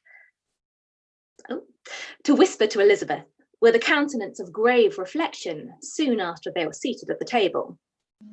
This is a most unfortunate affair, and will probably be much talked of. But we must stem the tide of malice, and pour into the wounded bosoms of each other the balm of sisterly consolation. Then, perceiving that in Elizabeth no inclination of replying, she added, Unhappy as the event must be for Lydia, we may draw from it this useful lesson, that loss of virtue in a female is irretrievable, that one false step involves her in endless ruin, that her reputation is no less brittle than it is beautiful, and that she cannot be too much guarded in her behaviour towards the undeserving of the other sex. Elizabeth lifted up her eyes in amazement, but was too much oppressed to make any reply. Mary, however, continued to console herself with such kinds of moral extractions from the evil before them. In the afternoon, the two elder Miss Bennets were able to be for half an hour by themselves, and Elizabeth instantly availed herself of the opportunity of making inquiries, which Jane was equally eager to satisfy. After joining in general lamentations over the dreadful sequel of this event, which Elizabeth considered as all but certain, and Miss Bennet could not assert to be wholly impossible, the former continued the subject by saying, But tell me all and everything about it, which I have not already heard. Give me further particulars. What did Colonel Forster say? Had they no apprehension of anything before the elopement took place? They must have seen them together forever. Colonel Forster did own that he had often suspected some partiality, especially on Lydia's side, but nothing to give him any alarm. I am so grieved for him. His behavior was attentive and kind to the utmost. He was coming to us in order to assure us of his concern before he had any idea of their not being gone to Scotland. Then, when that apprehension first got abroad, it hastened his journey. And was Denny convinced that Wickham would not marry? Did he know of their intending to go off? Had Colonel Forster seen Denny himself? Yes, but when questioned by him, Denny denied knowing anything of their plan, and would not give his real opinion about it. He did not repeat his persuasion of their not marrying, and from that, I am inclined to hope. He might have been misunderstood before. Until Colonel Forster came himself, not one of you entertained a doubt, I suppose, of their being really married. How is it possible that such an idea should enter our brains? I felt a little uneasy, a little fearful of my sister's happiness with him in marriage, because I knew that his conduct had not always been quite right. My father and mother knew nothing of that. They only felt how imprudent a match it must be. Then Kitty owned, with very natural triumph, on knowing more than the rest of us, that in Lydia's last letter she had prepared her for such a step. She had known, it seems, of their being in love with each other for weeks. But not before they went to Brighton? No, I believe not. And did Colonel Forster appear to think well of Wickham himself? Does he know his real character? I must confess that he did not speak so well of Wickham as he formerly did. He believed him to be imprudent and extravagant and Since this sad affair has taken place, it is said that he left Meryton greatly in debt. But I hope this may be false. Oh, Jane, had we been less secret, had we told what we knew of him, this could not have happened. Oh, perhaps it would have been better. Sighed her sister. But to expose the former faults of any person without knowing their present feelings would seem unjustifiable. We acted with the best intentions. Could Colonel Forster repeat the particulars of Lydia's note to his wife? He brought it with him for us to see. Jane then took it out from her pocketbook and gave it to Elizabeth. These were the contents. My dear Harriet, you will laugh when you know where I am gone, and I cannot help laughing myself at your surprise tomorrow morning, as soon as I am missed.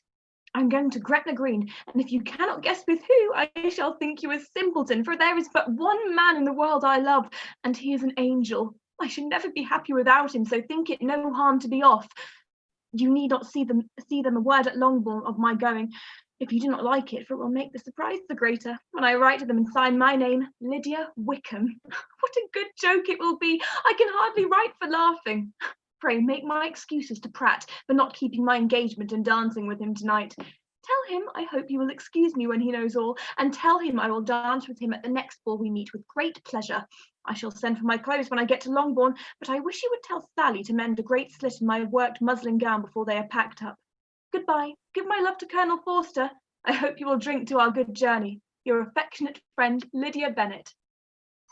Oh, thoughtless Lydia, cried Elizabeth when she had finished it. What a letter is this, to be written at such a moment? But at least it shows that she was serious on the subject of their journey. Whatever he might afterwards persuade her to, it was not on her side a scheme of infamy. My poor father, how he must have felt. I never saw anyone so shocked. He could not speak for a word for full 10 minutes. My mother was taken ill immediately, and the whole house in such confusion. Oh, Jane, cried Elizabeth. Was there a servant belonging to it who did not know the whole story before the end of the day? I do not know. I hope there was, but to be guarded at such a time is very difficult. My mother was in hysterics, and though I endeavored to give her every assistance in my power, I am afraid I did not do so much as I might have done. But the horror of what might possibly happen almost took from me my faculties. Your attendance upon her has been too much for you. You do not look well. Oh, being with you, you have had every care and anxiety upon yourself alone. Mary and Kitty have been very kind, and would have shared in every fatigue, I am sure, but I did not think it right for either of them. Kitty is slight and delicate, and Mary studies so much that her hours of repose should not be broken in on. My Aunt Phillips came to Longbourn on Tuesday, after my father went away, and was so good as to stay until Thursday with me. She was of great use and comfort to us all. And Lady Lucas has been very kind. She walked here on Wednesday morning to condole us and offer her services, or of any of her daughters, if they could be of use to us. She had better have stayed at home, cried Elizabeth. Perhaps she meant well, but under such a misfortune as this, one cannot see too little of one's neighbours. Assistance is impossible, condolence insufferable. Let them triumph over us at a distance and be satisfied. She then proceeded to inquire into the measures which her father had intended to pursue while in town for the recovery of his daughter. He meant, I believe, replied Jane, to go to Epsom, the place where they last changed horses, see the postilions, and see if anything could be made out from them. His principal object must be to discover the number of the hackney coach which took them from Clapham. It had come with a fare from London, so he thought the circumstance of a gentleman and ladies removing from one carriage into another might be remarked upon. He meant to discover, if he could anyhow discover at what house the coachman had been before, set down as fair. He determined to make inquiries there and hoped it might not be impossible to find out the standard number of the coach. I do not know of any other designs that he had formed, but he was in such a hurry to be gone, and his spirits so greatly discomposed that I had difficulty in finding out even so much as this. Chapter 48. The whole party were in hopes of a letter from Mr. Bennet the next morning, but the post came in without bringing a single line from him. His family knew him to be, on all common occasions, a most negligent and dilatory correspondent, but at such a time they had hoped for exertion. They were forced to conclude that he had no pleasing intelligence to send, but even of that, they would have been glad to be certain Mr. Gardiner had waited only for the letters before he set off. When he was gone, they were certain at least of receiving constant information of what was going on, and their uncle promised at parting to prevail on Mr. Bennet to return to Longbourn as soon as he could, to the great consolation of his sister, who considered it as the only security for her husband's not being killed in a duel. Mrs. Gardiner and the children were to remain in Hertfordshire a few days longer, as the former thought her presence might be serviceable to her nieces. She shared in their attendance on Mrs. Bennet, and was a great comfort of them in their hours of freedom. Their other aunt also visited them frequently, and always, as she said, with the design of cheering and heartening them up, though as she never came without reporting some fresh instance of Wickham's extravagance or irregularity, she seldom went away without leaving them more dispirited than she found them. All Meryton seemed striving to blacken the man who, but 3 months before, had been almost an angel of light. He was declared to be in debt to every tradesman in the place, and his intrigues, all honoured with the title of seduction, had been extended into every tradesman's family. Everybody declared that he was the wickedest young man in the world, and everybody began to find out that they had always distrusted the appearance of his goodness. Elizabeth, though she did not credit above half of what was said, believed enough to make her former assurance of her sister's ruin more certain, and even Jane, who believed still less of it, became almost hopeless, more especially as the time was now come when, if they had gone to Scotland, which she had never before entirely despaired of, they must in all probability have gained some news of them. Mr. Gardiner left Longbourn on Saturday. On Tuesday, his wife received a letter from him. It told them that, on his arrival, he had immediately found out his brother and persuaded him to come to Gracechurch Street, that Mr. Bennet had been to Epsom and Clapham before his arrival, but without gaining any satisfactory information, and that he was now determined to inquire at all the principal hotels in town. As Mr. Bennet thought it possible they might have gone to one of them on their first coming to London before they procured lodgings. Mr. Gardiner himself did not expect any success from this measure, but as his brother was eager in it, he meant to assist him in pursuing it. He added that Mr. Bennet seemed wholly disinclined at present to leave London, and promised to write again very soon. There was a postscript to this effect. I have written to Colonel Forster to desire him to find out, if possible, from some of the young man's intimates in the regiment, whether Wickham has any relations or connections who'd be likely to know in what part of town he has now concealed himself. If there was anyone that one could apply to with a probability of gaining such a clue as that, it might be of essential consequence. At present, we have nothing to guide us. Colonel Forster will, I dare say, do everything in his power to satisfy us on this head. But on second thoughts, perhaps Lizzie could tell us what relations he has now living better than any other person. Elizabeth was at no loss to understand from whence this deference to her authority proceeded, but it was not in her power to give any information of so satisfactory a nature as the compliment deserved. She had never heard of his having had any relations, except a father and mother, both of whom had been dead many years. It was possible, however, that some of his companions in the shire might be able to give more information, and though she was not very sanguine in expecting it, the application was a something to look forward to. Every day at Longbourn was now a day of anxiety, but the most anxious part of each was when the post was expected. The arrival of letters was the grand object of every morning's impatience. Through letters, whatever of good or bad was to be told would be communicated, and every succeeding day was expected to bring some news of importance. But before they heard again from Mr. Gardiner, a letter arrived for their father, from a different quarter, from Mr. Collins, which, as Jane had received directions to open all that came from him in his absence, she accordingly read. And Elizabeth, who knew what curiosities his letters always were, looked over her and read it likewise. It was as follows. My dear sir, I feel myself called upon by our relationship and my situation in life to condole with you on the grievous affliction you are now suffering under, of which we were yesterday informed by a letter from Hertfordshire. Be assured, my dear sir, that Mrs. Collins and myself sincerely sympathize with you and all your respectable family in your present distress, which must be of the bitterest kind, because proceeding from a cause which no time can remove. No arguments shall be wanting on my part that can alleviate so severe a misfortune, or that may comfort you, under a circumstance that must be of all others the most afflicting to a parent's mind. The death of your daughter would have been a blessing in comparison to this. And it is the more to be lamented because there is reason to suppose, as my dear Charlotte informs me, that this licentiousness of behaviour in your daughter has proceeded from a faulty degree of indulgence. Though at the same time, for the consolation of yourself and Mrs. Bennet, I am inclined to think that her own disposition must be naturally bad, or she would not be guilty of such an enormity at so early an age.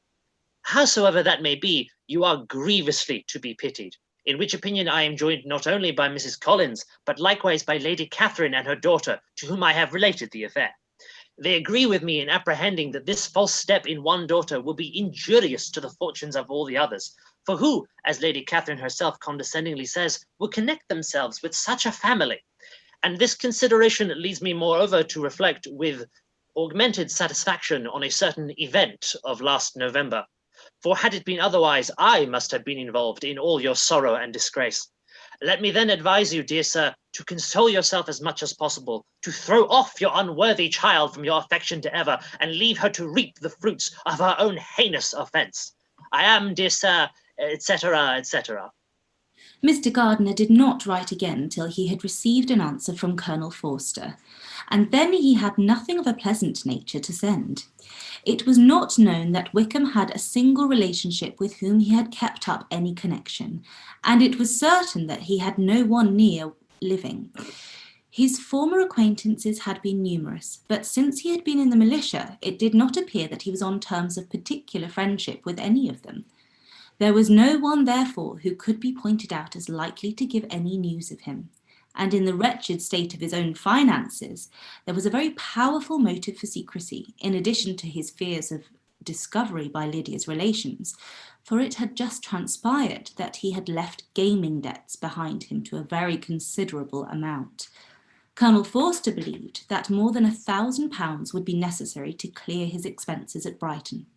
He owed a good deal in town, but his debts of honour were still more formidable.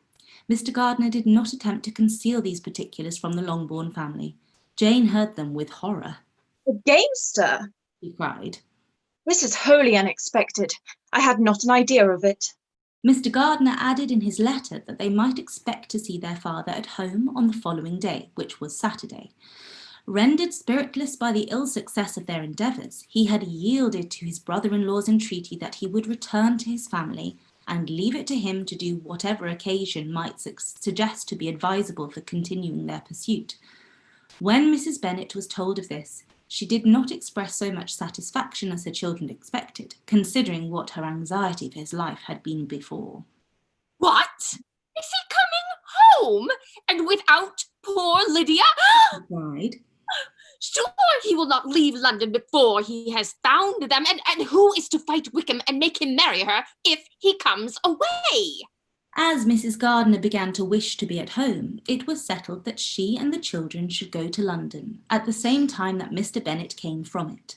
The coach therefore took them the first stage of their journey and brought back its master to Longbourn.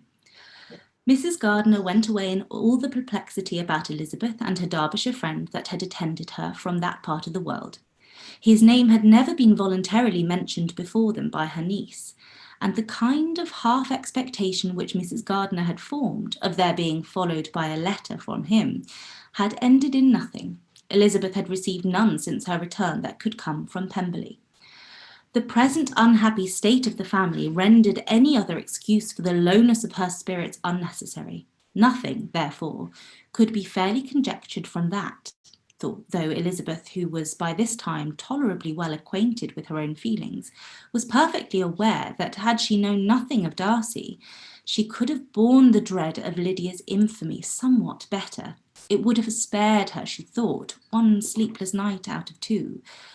When Mr. Bennet arrived, he had all the appearance of his usual philosophic composure. He said as little as had ever been in the habit of saying, made no mention of the business that had taken him away, and it was some time before his daughters had courage to speak of it.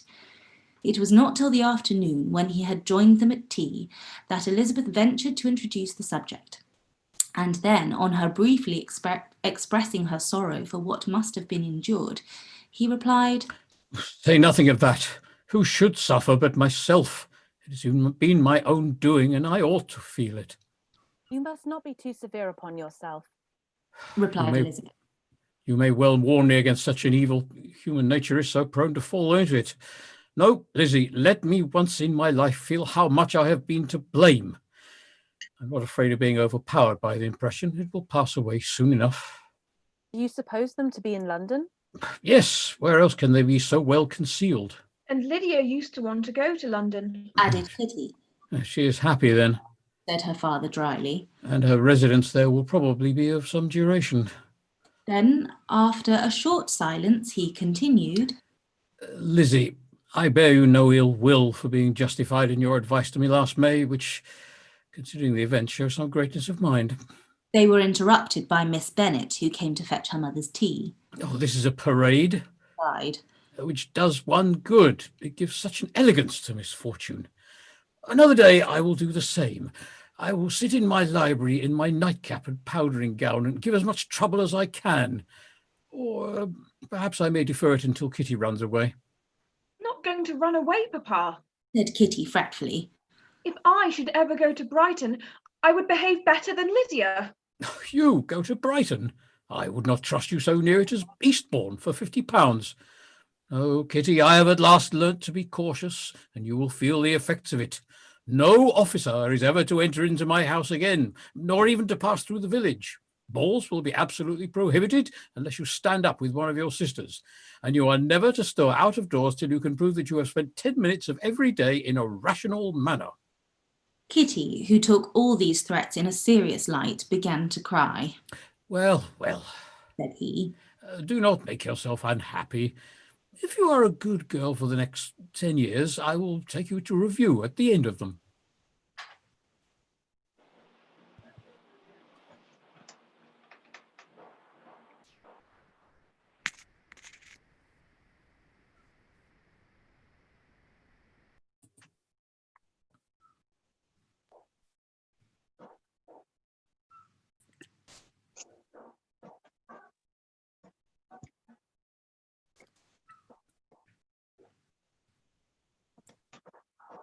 Two days after Mr. Bennet's return, as Jane and Elizabeth were walking together in the shrubbery behind the house, they saw the housekeeper coming towards them, and concluding that she came to call them to their mother, went forward to meet her, but instead of the expected summons when they approached her, she said to Mrs. Bennet, "I beg your pardon, madam, for interrupting you, but I was in hopes you might have got some good news from town, so I took the liberty of coming to ask." "What do you mean, Hill? We have had nothing from town." "Dear madam," cried Mrs. Hill in great astonishment, "don't you know that there is an express come for master from Mr. Gardiner? He's been here this half hour, and master has had a letter." Away ran the girls, too eager to get in to have time for speech. They ran through the vestibule into the breakfast room, from thence to the library. Their father was in neither, and they were on the point of seeking him upstairs with their mother when they were met by the butler, who said,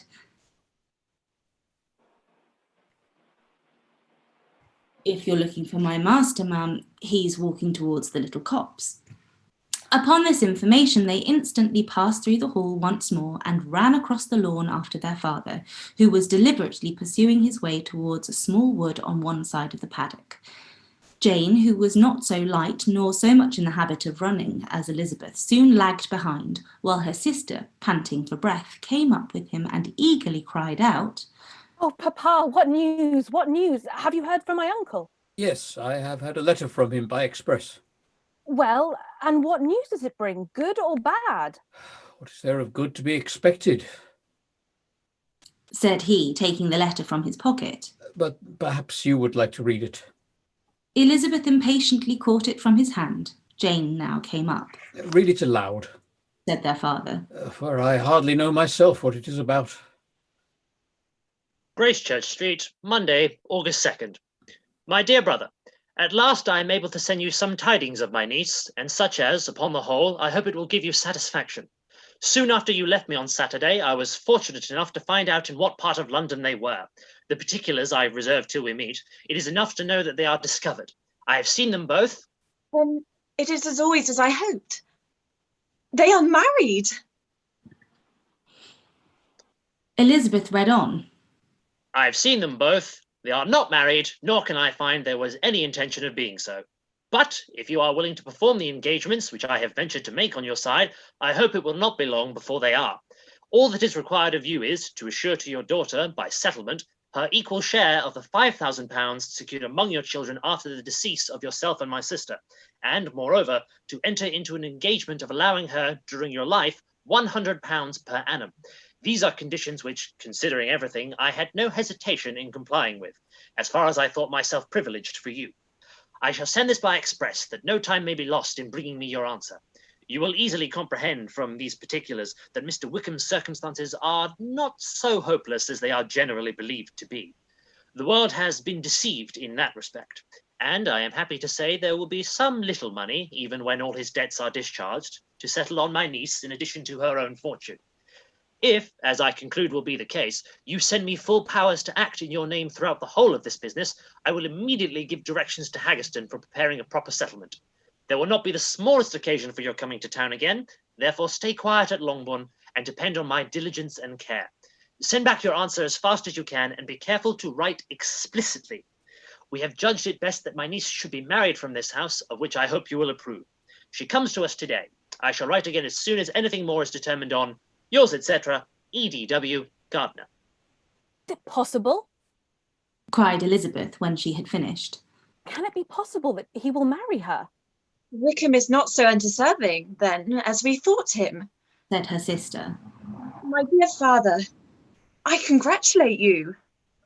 And have you answered the letter? cried Elizabeth. No, but it must be done soon. Most earnestly did she then entreat him to lose no more time before he wrote. Oh, my dear father, cried. Come back and write immediately. Consider how important every moment is in such a case. Let me write for you, said Jane. If you dislike the trouble yourself. I dislike it very much, replied. But it must be done. And so saying, he turned back with them and walked towards the house. And may I ask, said Elizabeth, but the terms, I suppose, must be complied with. Complied with? I am only ashamed of his asking so little. And they must marry. Yet he is such a man. Yes, they must marry. There's nothing else to be done. But there are two things I want very much to know. One is how much money your uncle has laid down to bring it about. And the other, how am I ever to pay him? Money? My uncle? Cried Jane. What do you mean, sir? I mean that no man in his senses would marry Lydia on so slight a temptation as 100 a year during my life and 50 after I'm gone. That is very true, said Elizabeth. Though it had not occurred to me before. His debts to be discharged and something still to remain. Oh, it must be my uncle's doings. Generous, good man. I am afraid he has distressed himself. A small sum could not do half such as this. No, said her father. Wickham's a fool if he takes her with a farthing less than £10,000. I should be sorry to think so ill of him in the very beginning of our relationship. £10,000.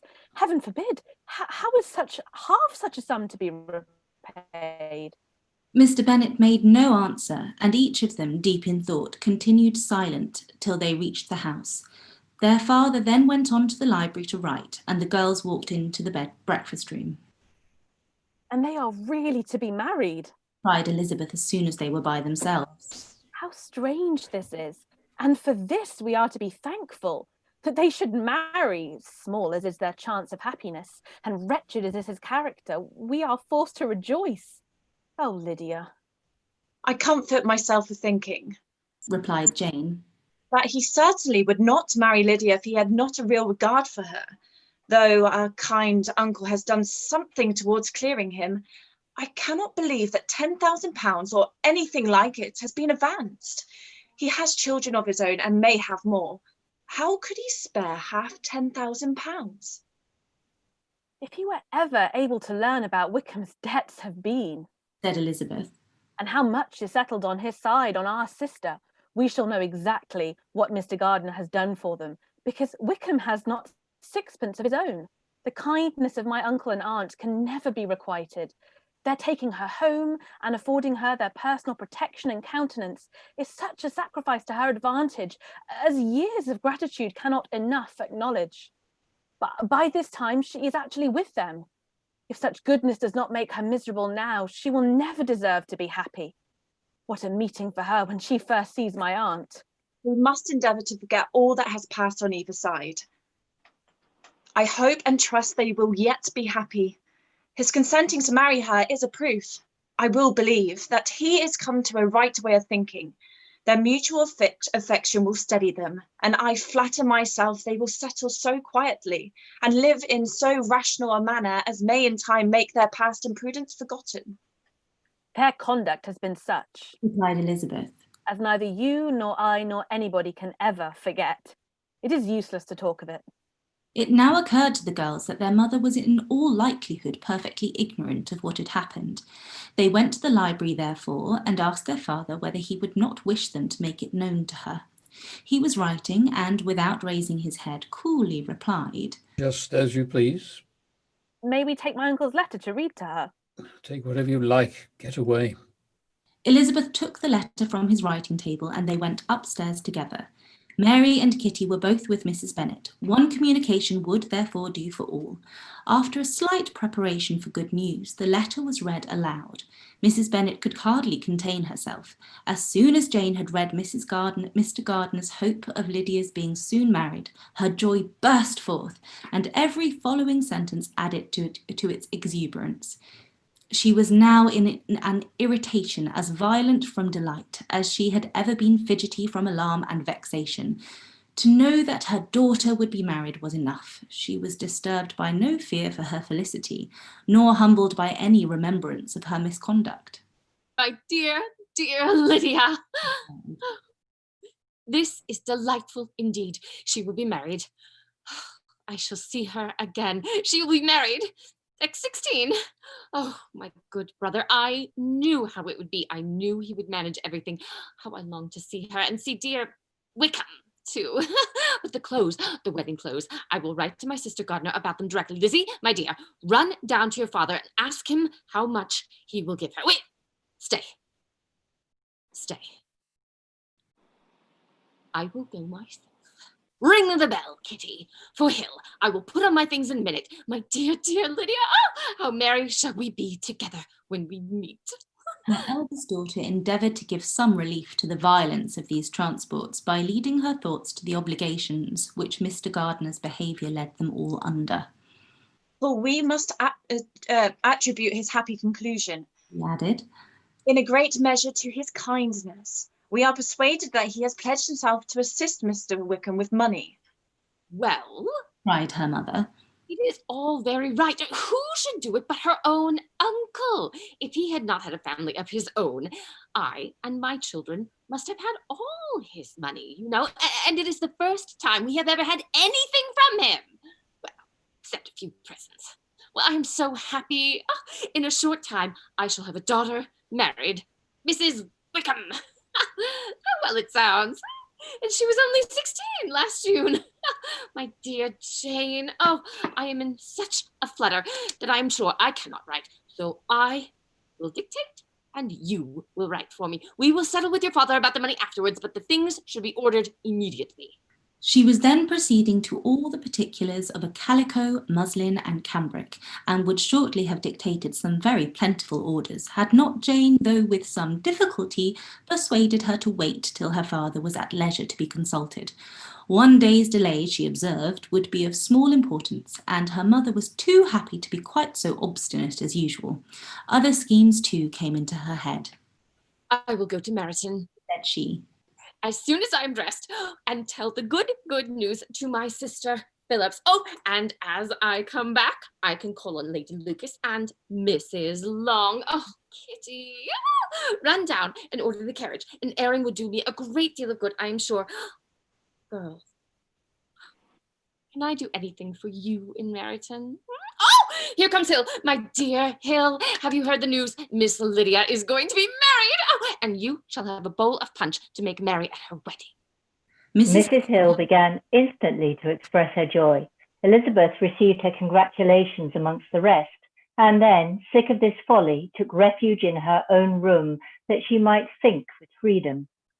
Poor Lydia's situation must at best be bad enough, but that it was no worse, she had need to be thankful.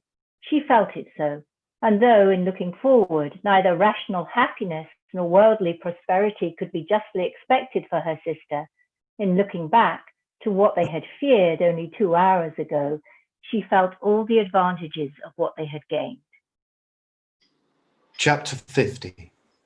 Mr. Bennet had very often wished before this period of his life that instead of spending his whole income, he had laid by an annual sum for the better provision of his children and of his wife, if she survived him. He now wished it more than ever. Had he done his duty in that respect, Lydia need not have been indebted to her uncle for whatever honour or credit could now be purchased for her. The satisfaction of prevailing on one of the most worthless young men in Great Britain to be her husband might then have rested in its proper place. He was seriously concerned that a cause of so little advantage to anyone should be forwarded at the sole expense of his brother-in-law, and he was determined, if possible, to find out the extent of his assistance and to discharge the obligation as soon as he could. When first Mr. Bennet had married, economy was held to be perfectly useless, for, of course, they were to have a son. The son was to join in cutting off the entail as soon as he should be of age, and the widow and younger children would by that means be provided for. 5 daughters successively entered the world, but yet the son was to come, and Mrs. Bennet, for many years after Lydia's birth, had been certain that he would. This event had at last been despaired of, but it was then too late to be saving. Mrs. Bennet had no turn for economy, and her husband's love of independence had alone prevented their exceeding their income. £5,000 was settled by marriage articles on Mrs. Bennet and the children, but in what proportions it should be divided amongst the latter depended on the will of the parents. This was one point, with regard to Lydia at least, which was now to be settled, and Mr. Bennet could have no hesitation in acceding to the proposal before him. In terms of grateful acknowledgement for the kindness of his brother, though expressed most concisely, he then delivered on paper his perfect approbation of all that was done, and his willingness to fulfil the engagements that had been made for him. He had never before supposed that, could Wickham be prevailed on to marry his daughter, it would be done with so little inconvenience to himself as by the present arrangement. He would scarcely be £10 a year the loser by the 100 that was to be paid them, or what with her board and pocket allowance and the continual presents in money which passed to her through her mother's hands, Lydia's expenses had been very little within that sum. That it would be done with such trifling exertion on his side too was another very welcome surprise, for his wish at present was to have as little trouble in the business as possible. When the first transports of rage which had produced his activity in seeking her were over, he naturally returned to all his former indolence. His letter was soon dispatched, for though dilatory in undertaking business, he was quick in its execution. He begged to know further particulars of what he was indebted to his brother, but was too angry with Lydia to send any message to her.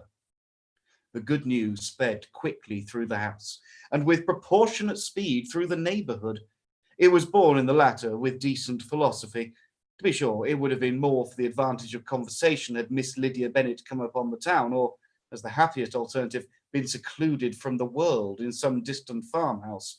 But there was much to be talked of in marrying her, and the good-natured wishes for her well-doing, which proceeded before from all the spiteful old ladies of Meryton, lost but a little of their spirit in this change of circumstances, because with such an husband, her misery was considered certain.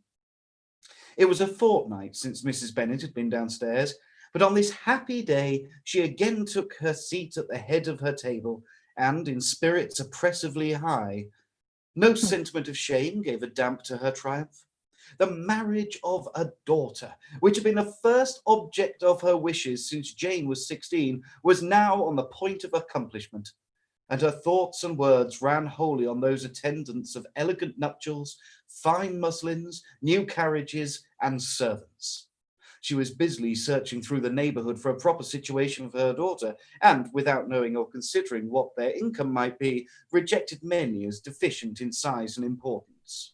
Hay Park might do, said she, if the Gouldings could quit it, or the great house at Stoke, if the drawing room were larger, but Ashworth is too far off.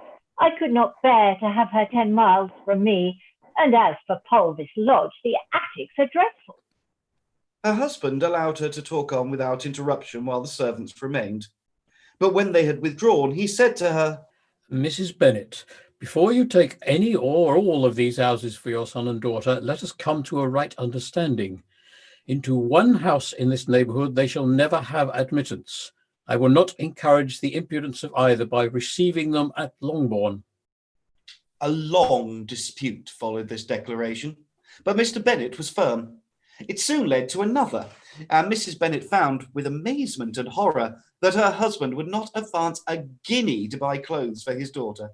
He protested that she should receive from him no mark of affection whatever on the occasion. Mrs. Bennet could hardly comprehend it, that his anger could be carried to such a point of inconceivable resentment as to refuse his daughter a privilege without which her marriage would scarcely seem valid, exceeded all she could believe possible. She was more alive to the disgrace which her want of new clothes must reflect on her daughter's nuptials than to any sense of shame at her eloping and living with Wickham a fortnight before they took place. Elizabeth was now most heartily sorry that she had, from the distress of the moment, been led to make Mr. Darcy acquainted with her fears for her sister. For since her marriage would so shortly give the proper termination to the elopement, they might hope to conceal its unfavourable beginning from all those who were not immediately on the spot.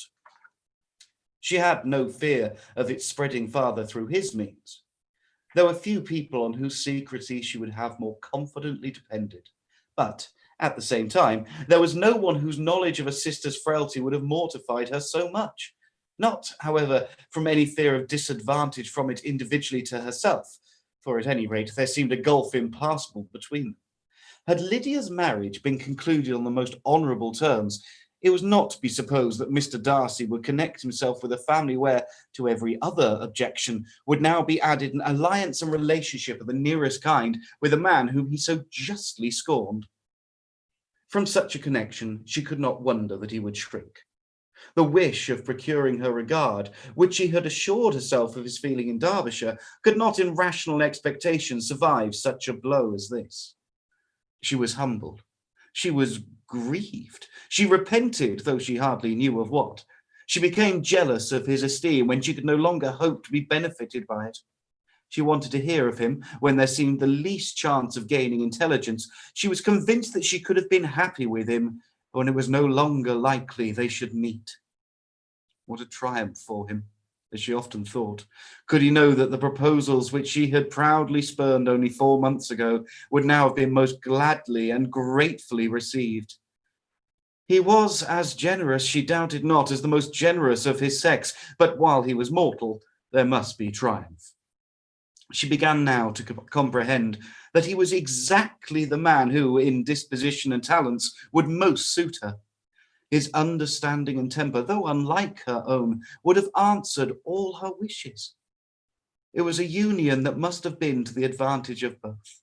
By her ease and liveliness, his mind might have been softened, his manners improved, and from his judgment, information, and knowledge of the world, she must have received benefit of greater importance. But no such happy marriage could now teach the admiring multitude what connubial felicity really was. A union of a different tendency, and precluding the possibility the other, was soon to be formed in their family. How Wickham and Lydia were to be supported in tolerable independence, she could not imagine. But how little of permanent happiness could belong to a couple who were only brought together because their passions were stronger than their virtue, she could easily conjecture. Mr. Gardiner soon wrote again to his brother. To Mr. Bennet's acknowledgments he briefly replied, with assurance of his eagerness to promote the welfare of any of his family, and concluded with entreaties that the subject might never be mentioned to him again.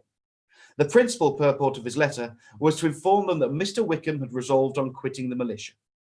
It was greatly my wish that he should do so, he added, as soon as his marriage was fixed on, and I think you will agree with me in considering the removal from that corps as highly advisable, both on his account and my niece's.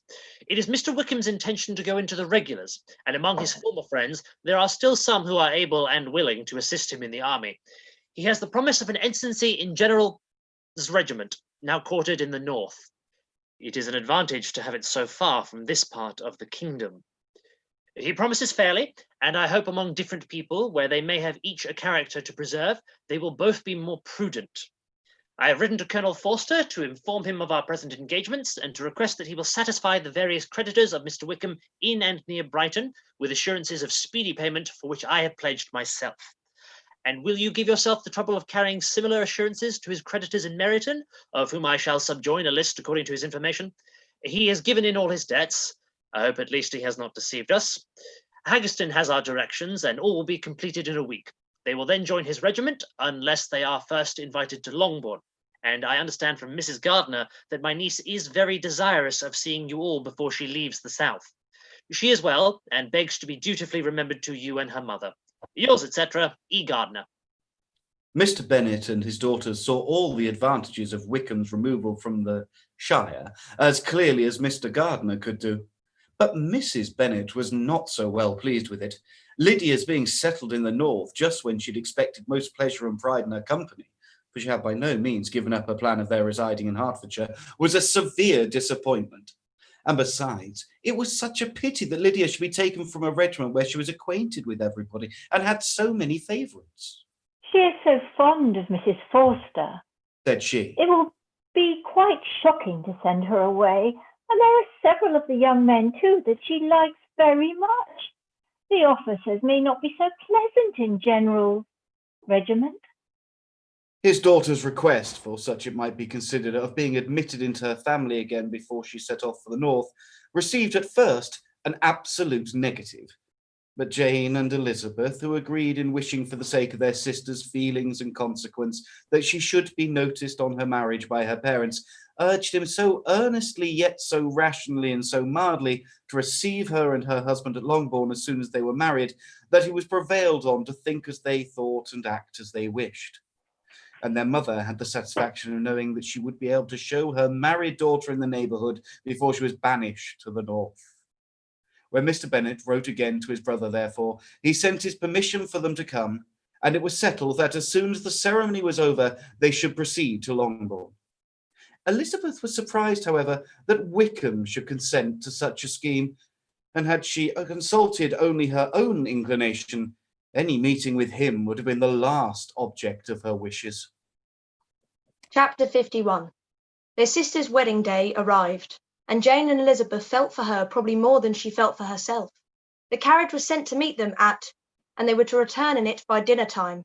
Their arrival was dreaded by the elder Miss Bennets, and Jane more especially, who gave Lydia the feelings which would have attended herself, had she been the culprit, and was wretched in the thought of what her sister must endure. They came. The family were assembled in the breakfast room to receive them.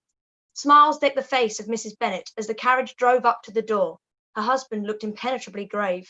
Her daughters, alarmed, anxious, uneasy. Lydia's voice was heard in the vestibule.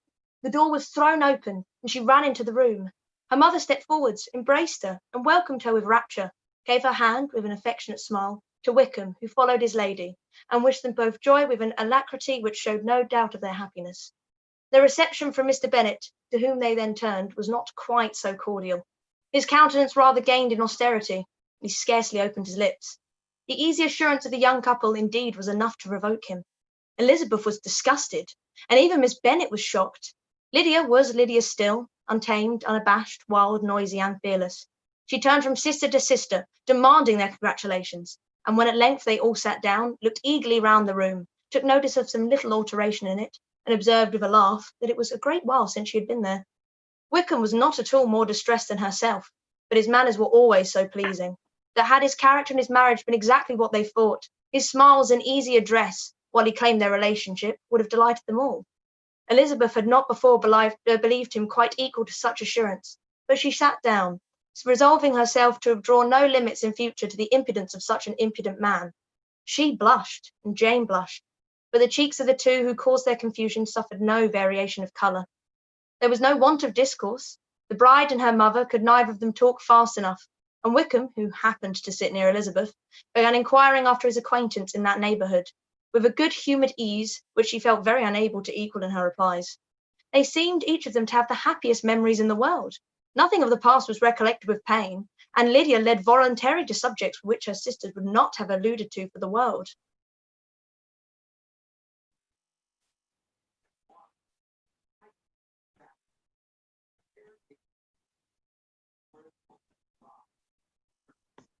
Only think of it being 3 months, she cried, since I went away.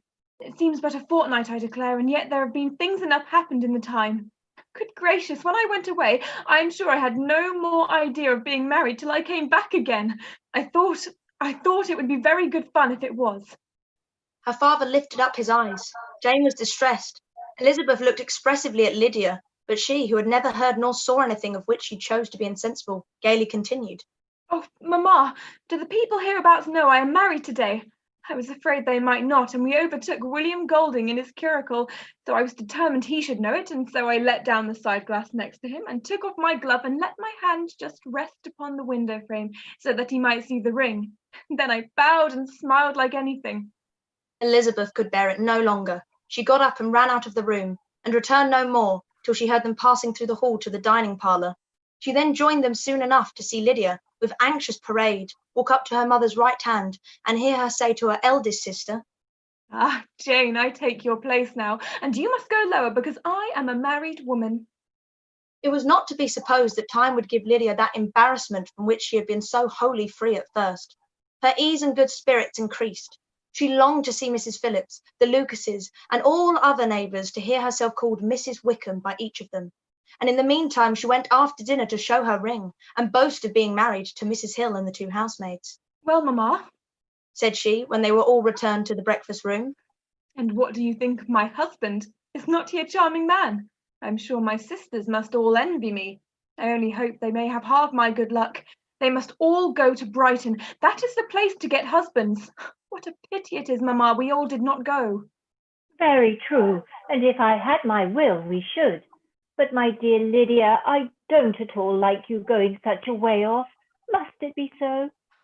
Lord, yes. There is nothing in that. I shall like it of all things. You and Papa and my sisters must come down and see us. We shall be at Newcastle all the winter, and I dare say there will be some balls, and I will take care to get good partners for them all. I should like it beyond anything, said her mother.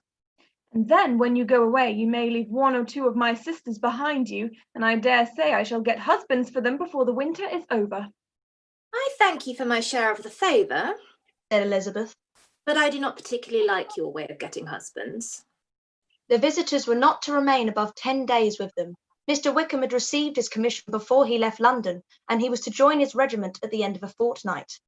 No one but Mrs. Bennet regretted that their stay would be so short, and she made the most of the time by visiting about with her daughter and having very frequent parties at home. These parties were acceptable to all. To avoid a family circle was even more desirable to such as did think than such as did not. Wickham's affection for Lydia was just as what Elizabeth had expected to find it, not equal to Lydia's for him. She had scarcely needed her present observation to be satisfied, from a reason of things, that their elopement had been brought about by the strength of her love rather than by his, and she would have wondered why, without violently caring for her, he chose to elope with her at all, had she not felt certain that his flight was rendered necessary by distress of circumstances. And if that were the case, he was not the young man to resist an opportunity of having a companion. Lydia was exceedingly fond of him. He was her dear Wickham on every occasion. No one was to be put in competition with him. He did everything best in the world, and she was sure he would kill more birds on the 1st of September than anybody else in the country. One morning, soon after their arrival, as she was sitting with her 2 elder sisters, she said to Elizabeth, Lizzie, I never gave you an account of my wedding, I believe. You were not by when I told Mamma and all the others about it. Are you not curious to hear how it was managed? No, really, replied Elizabeth. I think there cannot be too little said on the subject. La, you are so strange. But I must tell you how it went off. We were married, you know, at St. Clement's because Wickham's lodgings were in that parish, and it was settled that we should all be there by 11 o'clock. My uncle and aunt and I were to go together, and the others were to meet us at the church. Well, Monday morning came, and I was in such a fuss. I was so afraid, you know, that something would happen to put it off, and then I should have gone quite distracted. And there was my aunt all the time I was dressing, preaching and talking away as just as she was reading a sermon. However, I did not hear above 1 word in 10, for I was thinking, you may suppose, of my dear Wickham. I longed to know whether he would be married in his blue coat. Well, and so we breakfasted at 10 as usual. I thought it would never be over, for by the by you are to understand that my uncle and aunt were horrid unpleasant all the time I was with them. If you'll believe me, I did not once put my foot out of doors, though I was there a fortnight. Not one party or scheme or anything. To be sure, London was rather thin, but however, the little theatre was open. Well, and so just as the carriage came to the door, my uncle was called away upon business to that horrid man, Mr. Stone. And then, you know, once they get together, there is no end of it. Well, I was so frightened I did not know what to do. My uncle was to give me away, and if we were beyond the hour, we could not be married all day. But luckily he came back again in 10 minutes' time, and then we all set out. However, I recollected afterwards that if he had been prevented from going, the wedding need not be put off, and Mr. Darcy might have done as well. Mr. Darcy? repeated Elizabeth in utter amazement. Oh, yes, he was to come there with Wickham, you know. But gracious me, I quite forgot. I ought not to have said a word about it. I promised them so faithfully. What will Wickham say? It was to be such a secret. If it was to be secret, said Jane, say not another word on the subject. You may depend upon my seeking no further. Oh, certainly, said Elizabeth, though burning with curiosity. We will ask you no questions. Thank you, said Lydia. For if you did, I should certainly tell you all, and then Wickham would be angry. On such encouragement to ask, Elizabeth was forced to put it out of her power by running away. But to live in ignorance on such a point was impossible, or at least it was impossible not to try for information. Mr. Darcy had been at her sister's wedding. It was exactly a scene, and exactly among people where he had apparently least to do, and least temptation to go. Conjectures as to the meaning of it, rapid and wild, hurried into her brain, but she was satisfied with none. Those that best pleased her, as placing his conduct in the noblest light, seemed most improbable. She could not bear such suspense, and hastily seizing a piece of paper, wrote a short letter to her aunt to request an explanation of what Lydia had dropped, if it were compatible with the secrecy which had been intended. You may readily comprehend, she added, what my curiosity must be to know how a person unconnected with any of us, and, comparatively speaking, a stranger to our family, should have been amongst you at such a time. Pray write instantly, and let me understand it, unless it is for very cognate reasons to remain in the secrecy which Lydia seems to think necessary, and then I must endeavour to be satisfied with ignorance. Not that I shall, though, she added to herself as she finished the letter. And, my dear aunt, if you do not tell me in an honourable manner, I shall certainly be reduced to tricks and stratagems to find it out. Jane's delicate sense of honour would not allow her to speak to Elizabeth privately of what Lydia had let fall. Elizabeth was glad of it. Till it appeared whether her inquiries would receive any satisfaction, she'd be rather doing so without a confidant. Chapter 52. Elizabeth had the satisfaction of receiving an answer to her letter as soon as she possibly could. She was no longer in possession of it than, hurrying into the little copse, where she was the least likely to be interrupted, she sat down on one of the benches and prepared to be happy, for the length of the letter convinced her that it did not contain a denial. Great Church Street, September 6th. My dear niece, I have just received your letter and shall devote this whole morning to answering it, as I foresee that a little writing will not comprise what I have to tell you. I must confess myself surprised by your application. I did not expect it from you. Don't think me angry, however, for I only mean to let you know that I had not imagined such inquiries to be necessary on your side. If you do not choose to understand me, forgive my impertinence. Your uncle is as much surprised as I am, and nothing but the belief of your being a party concerned would have allowed him to act as he has done. But if you are really innocent and ignorant, I must be more explicit. On the very day of my coming home from Longbourn, your uncle had a most unexpected visitor. Mr. Darcy called and was shut up with him several hours. It was all over before I arrived, so my curiosity was not so dreadfully racked as yours seems to have been. He came to tell Mr. Gardiner that he had found out where your sister and Mr. Wickham were, and that he had seen and talked with them both, Wickham repeatedly, Lydia once. From what I can collect, he left Derbyshire only one day after ourselves, and came to town with the resolution of hunting for them. The motive professed was his conviction of its being owing to himself that Wickham's worthlessness had not been so well known as to make it impossible for any young woman of character to love or confide in him. He generously imputed the whole to his mistaken pride, and confessed that he had before thought it beneath him to lay his private actions open to the world. His character was to speak for itself. He called it, therefore, his duty to step forward and endeavour to remedy an evil which had been brought upon by himself. If he had another motive, I am sure it would never disgrace him. He had been some days in town before he was able to discover them, but he had something to direct his search, which was more than we had, and the consciousness of this was another reason for his resolving to follow us. There is a lady, it seems, a Mrs. Young, who was some time ago governess to Miss Darcy, and was dismissed from her charge on some cause of disapprobation, though he did not say what. She then took a large house in Edward Street, and has since maintained herself by letting lodgings. This Mrs. Young was, he knew, intimately acquainted with Wickham, and he went to her for intelligence of him as soon as he got to town. But it was 2 or 3 days before he could get from her what he wanted. She would not betray her trust, I suppose, without bribery and corruption, for she really did know where her friend was to be found. Wickham, indeed, had gone to her on their first arrival in London, and had she been able to receive them into her house, they would have taken up their abode with her. At length, however, our kind friend procured the wished-for direction. They were in Street.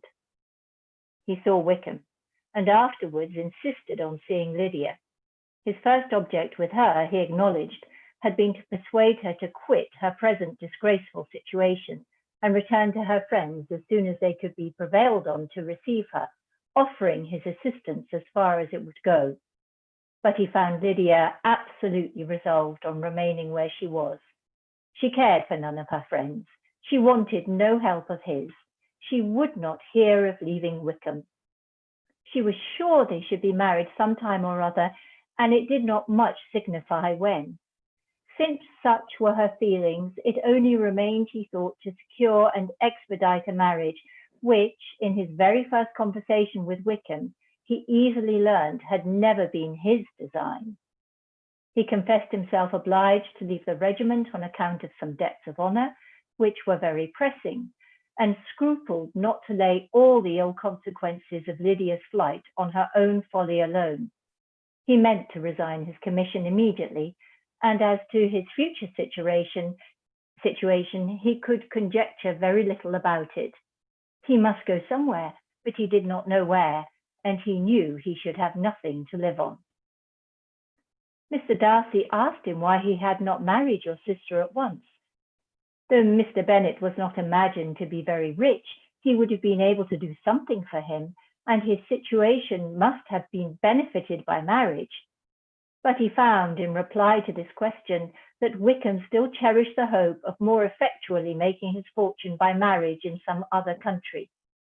Under such circumstances, however, he was not likely to be proof against the temptation of immediate relief. They met several times, for there was much to be discussed. Wickham, of course, wanted more than he could get, but at length was reduced to be reasonable. Everything settled between them, Mr. Darcy's next step was to make your uncle acquainted with it, and he first called in Gracechurch Street the evening before I came home. But Mr. Gardiner could not be seen, and Mr. Darcy found on further inquiry that your father was still with him, but would quit town the next morning. He did not judge your father to be a person whom he could so properly consult as your uncle, and therefore readily postponed seeing him till after the departure of the former. He did not leave his name. Until the next day, it was only known that a gentleman had called on business. On Saturday, he came again. Your father was gone, your uncle at home, and as I said before, they had a great deal of talk together. They met again on Sunday, and then I saw him too. It was not all settled before Monday. As soon as it was, the express was sent off to Longbourn. But our visitor was very obstinate. I fancy, Lizzie, that obstinacy is the real defect of his character after all. He has been accused of many faults at different times, but this is the true one. Nothing was to be done that he did not do himself, though I am sure, and I do not speak it to be thanked and therefore say nothing about it, your uncle would most readily have settled the whole. They battled it together for a long time, which was more than either the gentleman or lady concerned in it deserved. But at last your uncle was forced to yield, and instead of being allowed to be of use to his niece, was forced to put up with only having the probable credit of it, which went sorely against the grain. And I really believe your letter this morning gave him great pleasure, because it required an explanation that would rob him of his borrowed feathers, and give praise where it was due. But Lizzie, this must go no further than yourself, or Jane at most. You know pretty well, I suppose, what has been done for the young people. His debts are to be paid, amounting, I believe, to considerably more than £1,000, another 1,000, and in addition to her own settled upon her, and his commission purchased. The reason why all this was to be done by him alone was such as I have given above. It was owing to him, to his reserve and want of proper consideration, that Wickham's character had been so misunderstood, and consequently that he had been received and noticed as he was. Perhaps there was some truth in this, though I doubt whether his reserves or anybody's reserve can be answerable for the event. But in spite of all this fine talking, my dear Lizzie, you may rest perfectly assured that your uncle would never have yielded if we had not given him credit for another interest in the affair.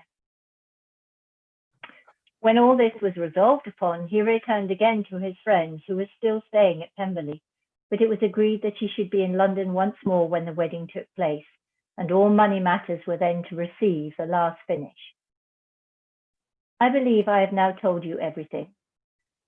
It is a relation which you tell me is to give you great surprise. I hope at least it will not afford you any displeasure. Lydia came to us, and Wickham had constant admission to the house. He was exactly what he had been when I knew him in Hertfordshire, but I would not tell you how little I was satisfied with her behaviour while she stayed with us. If I had not perceived by Jane's letter last Wednesday that her conduct on coming home was exactly a piece with it, and therefore what I tell you now can give you no fresh pain. I talked to her repeatedly in the most serious manner, representing to her all the wickedness of what she had done and all the unhappiness she had brought on her family. If she heard me, it was by good luck, for I am sure she did not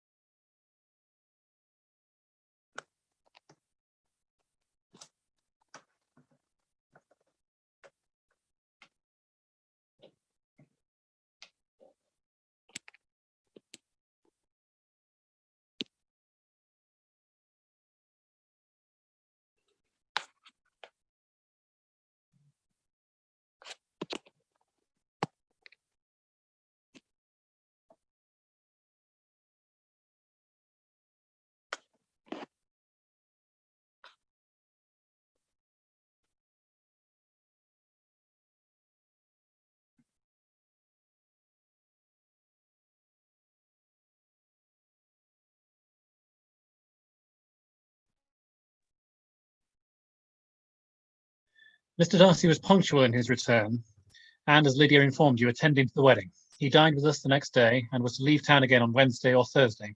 Will you be very angry with me, my dear Lizzie, if I take this opportunity of saying, what I was never bold enough to say before, how much I like him? His behaviour to us has, in every respect, been as pleasing as when we were in Derbyshire. His understanding and opinions all please me. He wants nothing but a little more liveliness, and that, if he marry prudently, his wife may teach him.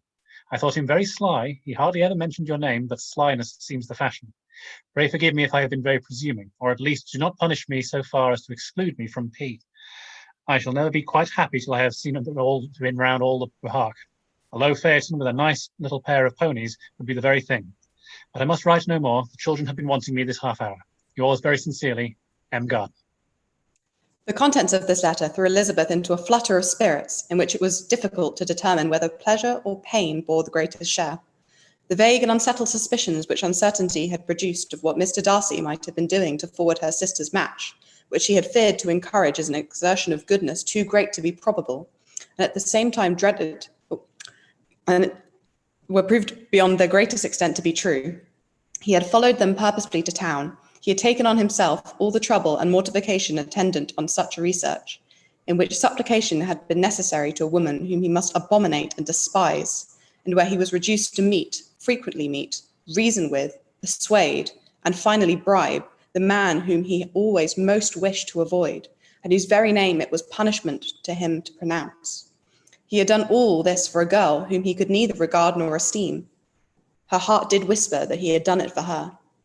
But it was a hope shortly checked by other considerations, and she soon felt that even her vanity was insufficient when required to depend on his affection for her, for a woman who had already refused him, as able to overcome a sentiment so natural as abhorrence against relationship with Wickham. Brother-in-law of Wickham! Every kind of pride must revolt from the connection. He had, to be sure, done much. She was ashamed to think how much. But he had given a reason for his interference, which asked no extraordinary stretch of belief. It was reasonable that he should feel he had been wrong. He had liberality, he had the means of exercising it. And though he would not place herself as his principal inducement, she could, perhaps, believe that remaining partiality for her might assist his endeavours in a cause where her peace of mind must be materially concerned. It was painful, exceedingly painful, to know that they were under obligations to a person who could never receive a return. They owed the restoration of Lydia, her character, everything to him. Oh, how heartily did she grieve over every ungracious sensation she had ever encouraged, every saucy speech she had ever directed towards him. For herself, she was humbled, but she was proud of him. Proud that in a cause of compassion and honour, he had been able to get the better of himself. She read over her aunt's commendation of him again and again. It was hardly enough. Even sensible of some pleasure, though mixed with regret, on finding how steadfastly both she and her uncle had been persuaded that affection and confidence subsisted between Mr. Darcy and herself. She was roused from her seat and her reflections by someone's approach, and before she could strike into another path, she was overtaken by Wickham. I'm afraid I interrupt your solitary ramble, my dear sister, said he as he joined her. You certainly do. She replied with a smile. But it does not follow that the interruption must be unwelcome. I should be sorry indeed if it were. We were always good friends, and now we are better. True. Are the others coming out? I do not know. Mrs. Bennet and Lydia are going in the carriage to Meryton. And so, my dear sister, I find from our uncle and aunt that you have actually seen Pemberley. She replied in the affirmative. Well, I almost envy you the pleasure, and yet I believe it would be too much for me. Or else I could take it in my way to Newcastle. And you saw the old housekeeper, I suppose. Poor Reynolds, she was always very fond of me, but of course she did not mention my name to you. Yes, you did. Oh, and what did she say? You were gone into the army, and she was afraid had not turned out well. At such a distance as that, you know, things are strangely misrepresented. Certainly, he replied, biting his lips. Elizabeth hoped she had silenced him, but he soon afterwards said, I was surprised to see Darcy in town last month. We passed each other several times. I wonder what he could be doing there. Perhaps preparing for his marriage with Mr. Berg, said Elizabeth. It must be something particular to take him there at this time of year. Undoubtedly. Did you see him while you were at Lambton? I thought I understood from the gardeners that you had. Yes, he introduced me to his sister. And you like her? Very much. I've heard, indeed, that she is uncommonly improved within this year or two. Oh, when I last saw her, she was not very promising. I'm very glad you liked her. I hope she'll turn out well. I dare say she will. She has got over the most trying age. Did you go by the village of Kempton? I do not recollect that we did. I mention it because it's the living which I ought to have had. Most delightful place. I mean, excellent parsonage house. Would have suited me in every respect. How should you have liked making sermons? Exceedingly well. I should have considered it as part of my duty, and the exertion would soon have been nothing. One ought not to repine, but to be sure, it would have been such a thing for me. The quiet, the retirement of such a life would have answered all my ideas of happiness. But it was not to be. Did you ever hear Darcy mention the circumstance when you were in Kent? I have heard from authority, which I thought as good, that it was left to you conditionally only, at the will of the present patron. You have? Yes, there's something in that. I told you so from the first, you may remember. I did hear too that there was a time when sermon making was not so palatable to you as it seems to be at present, that you actually declared your resolution of never taking orders, and that the business had been compromised accordingly. You did, and it was not wholly without foundation. You may remember what I told you on that point when first we talked of it. They were now almost at the door of the house, for she had walked fast to get rid of him, and unwilling for her sister's sake to provoke him, she said only in reply and with a good-humoured smile, Come, Mr. Wickham, we are brother and sister, you know. Do not let us quarrel about the past. In future, I hope we shall be always of one mind. She held out her hand. He kissed it with affectionate gallantry, though he hardly knew how to look, and they entered the house. Thank you all so very much. We are now preparing to enter into our final stretch. And I have my Jane Austen mug here right now with plenty of honey and lemon. At the moment, it has been how many hours now? Nearly 11 hours? Yes, we're approaching the 11th hour and the honey and lemon has come out. My voice was incredibly raspy last time I did one of these speeches. For the benefit of anyone who's just tuning in now, depending on what the time is, just a quick recap, but actually very quickly, thank you so much to all of our readers from that previous section. You all did a fantastic job. Well, I'm sure we'll thank you individually at a later point, but right now we need to keep things moving along. But yes, now on to the next order of business, the purpose as to why we're doing this. Yeah, again, as we said before, theatres are in crisis right now. They need support. There's been massive redundancies, there's been closures. It's just been horrible news lately. We just need to support them right now. We need our theatres, we need it. And the goal of this read is to raise awareness and play a part in saving our theatres. We've been donating to some theatres that we really love this evening, such as the Northcott and the Crucible and Aberdeen theatres as well. We're planning on making another donation, which we'll reveal on social media in a bit. And thank you so much to everyone who's been donating all day. We've been seeing it on social media and it's been fantastic. We're so pleased. Still carry on. Go on to theatre websites and donate whatever you can to support these venues right now. And if you do, please share in the chat. We'd love to hear, or on Twitter with the hashtags Austen Readathon, Save the Arts. And if you tag us at Sun Moon Theatre, we will like and we will retweet. Share your thoughts in the last leg of this event. We're nearly there. We're running a bit behind time now, but to be honest, we're not surprised at this point because it's been a long day. Depending on where you are right now in the world, it might not be approaching the middle of the night. You might be actually be sort of waking up in the morning, or it might be early afternoon. But nevertheless, thank you once again to our wonderful readers from that previous group. And now you are now free to exit the Zoom room. Thank you. Do stay in touch with the event on social media as we move towards our denouement. But now we'd like to introduce to you all our final group of readers. So can everyone please make sure you have your microphones and cameras switched on for this moment. I will call out your names, so say who you are and where you are speaking to us from. So your names now. Sarah Thuswaldner. Thuswaldner, and I'm coming from Ottawa. Was I close in my pronunciation? Yeah, it was close. Yeah, close enough, yeah. Bear in mind, I've been up for 11 hours doing this thing. Becky McKirchner. There, Becky. I'm also in Ottawa. Fantastic. David Scotswood. 2 inches away from Sarah Tooth Waldner. Morgan Ring. Also from Ottawa. This is extraordinary. Ottawa team. This is extraordinary. Charlotte Taylor. Hi, I'm Charlotte and I'm in Brighton. Not in Ottawa. Not No. The streak had to end at some point. Danielle Farrow. Hello, I'm Danielle. I'm in Edinburgh. Can I just check volume? You sound great. Thank you. Have fun. Fantastic. Dana Bowman. Hi, I'm Dana. I'm in Houston, Texas. Welcoming back Eleanor Naylam. Hello, in Montreal. So not Ottawa, but not far off. Debbie Worden. Hi, I'm Debbie. I'm in Bathgate in Scotland. Andrew Mockler. Hi, I'm Andrew Mockler. I'm based in London, but currently in Munich. Fantastic. Please bear with me as I'm about to butcher the pronunciation of this next name. Lucia Isabel Hernandez Altimia. I nearly got there. Okay, David, it's okay.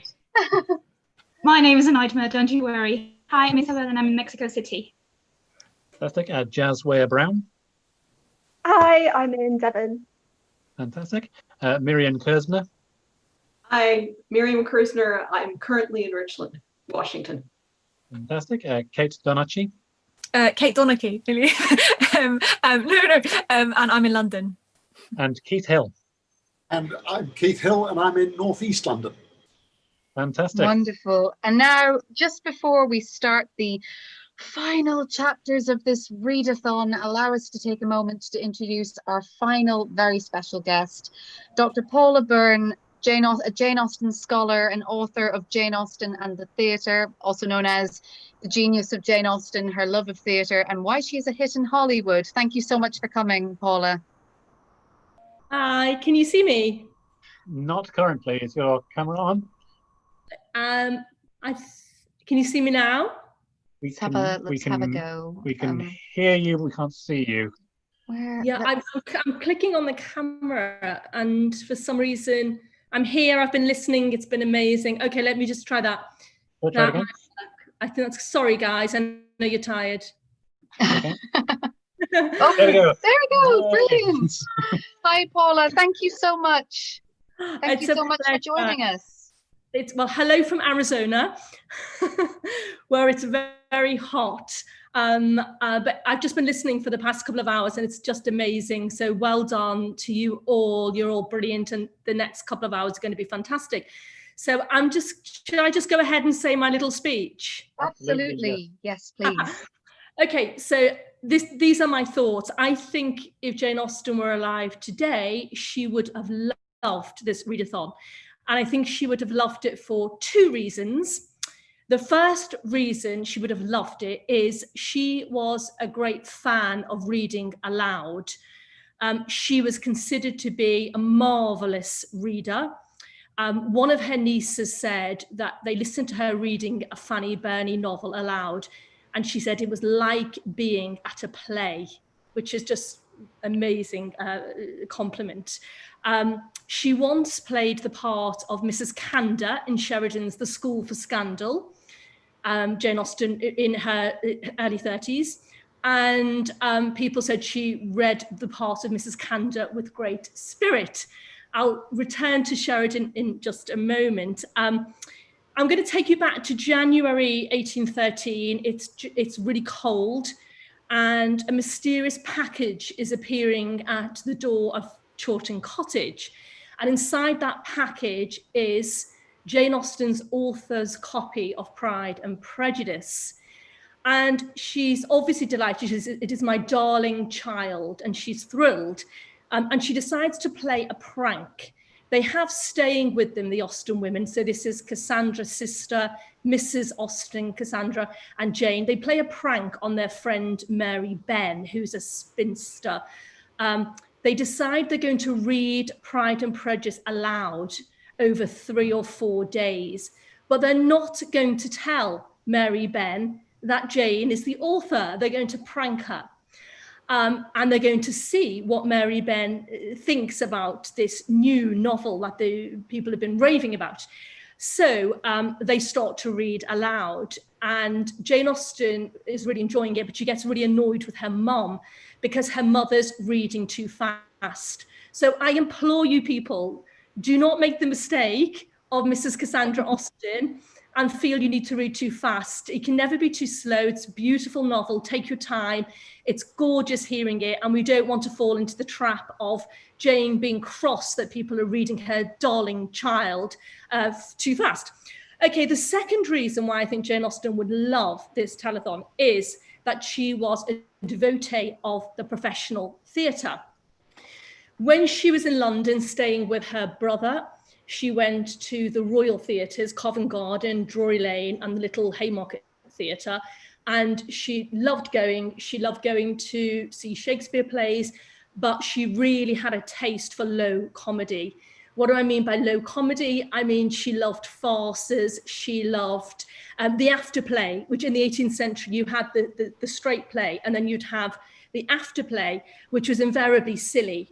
And it might be musical, but it's great for jokes. And she was just not a snob at all. She loved pantomime. She loved it all.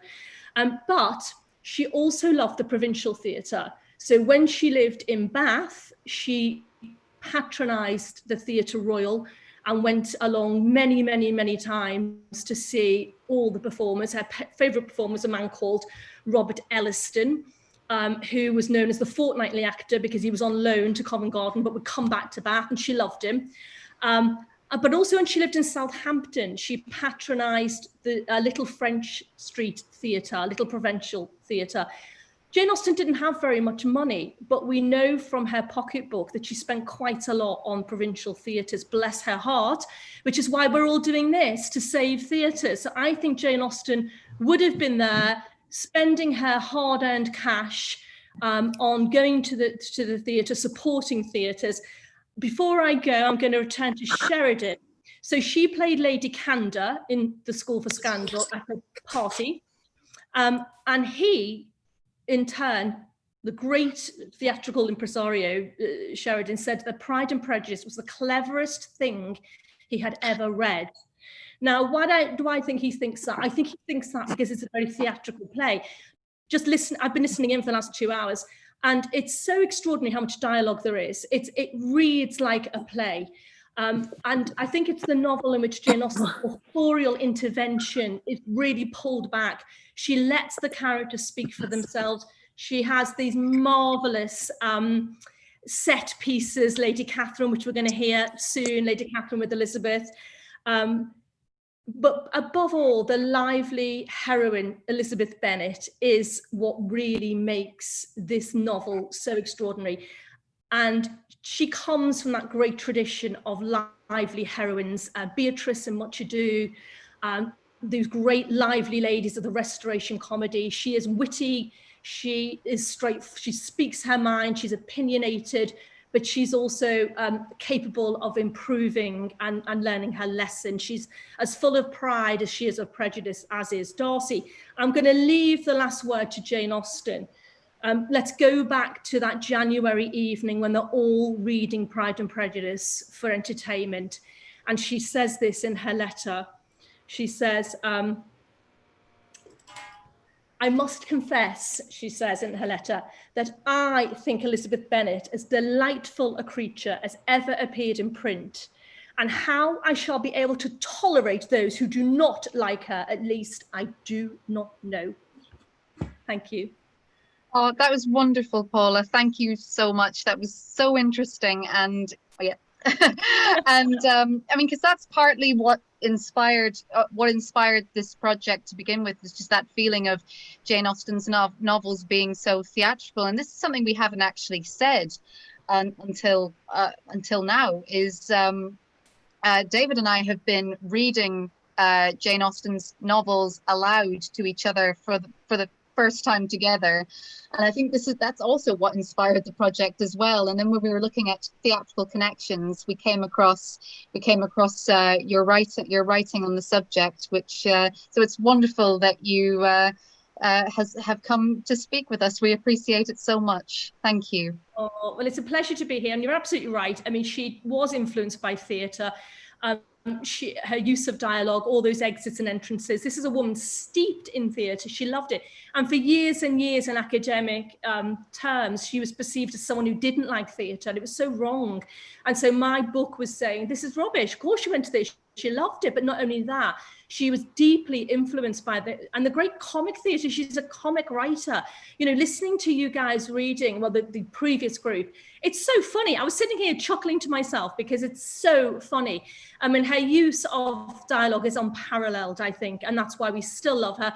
But look, big shout out to you guys. Good luck for the next stretch.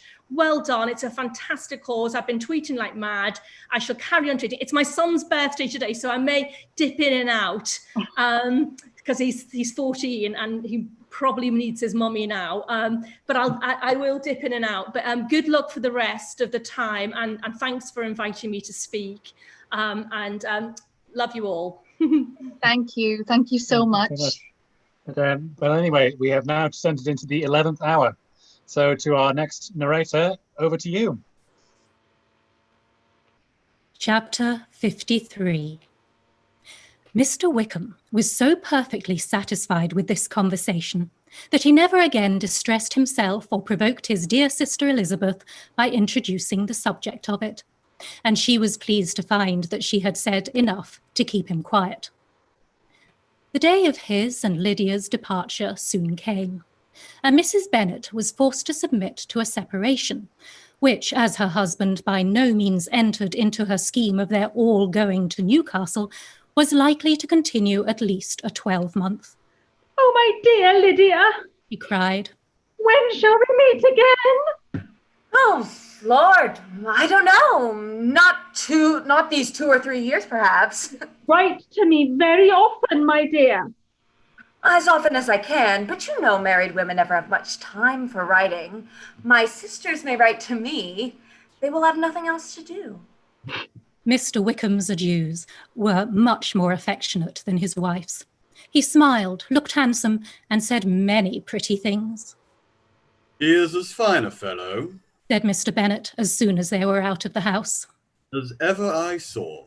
He simpers and smirks and makes love to us all. I am prodigiously proud of him.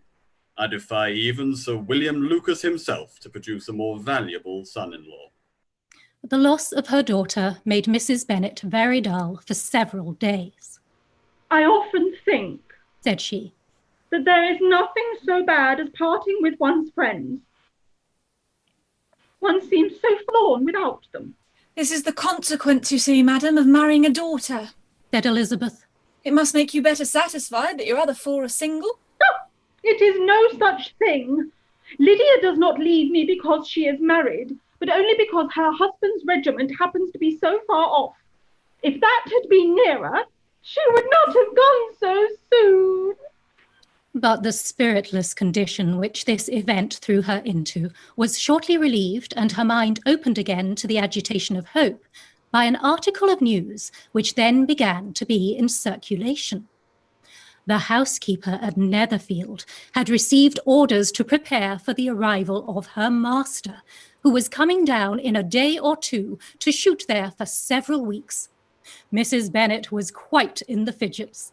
She looked at Jane and smiled and shook her head by turns. Well, well, so Mr. Bingley is coming down, sister. For Mrs. Phillips first brought her the news. Well, so much the better. Not that I care about it, though.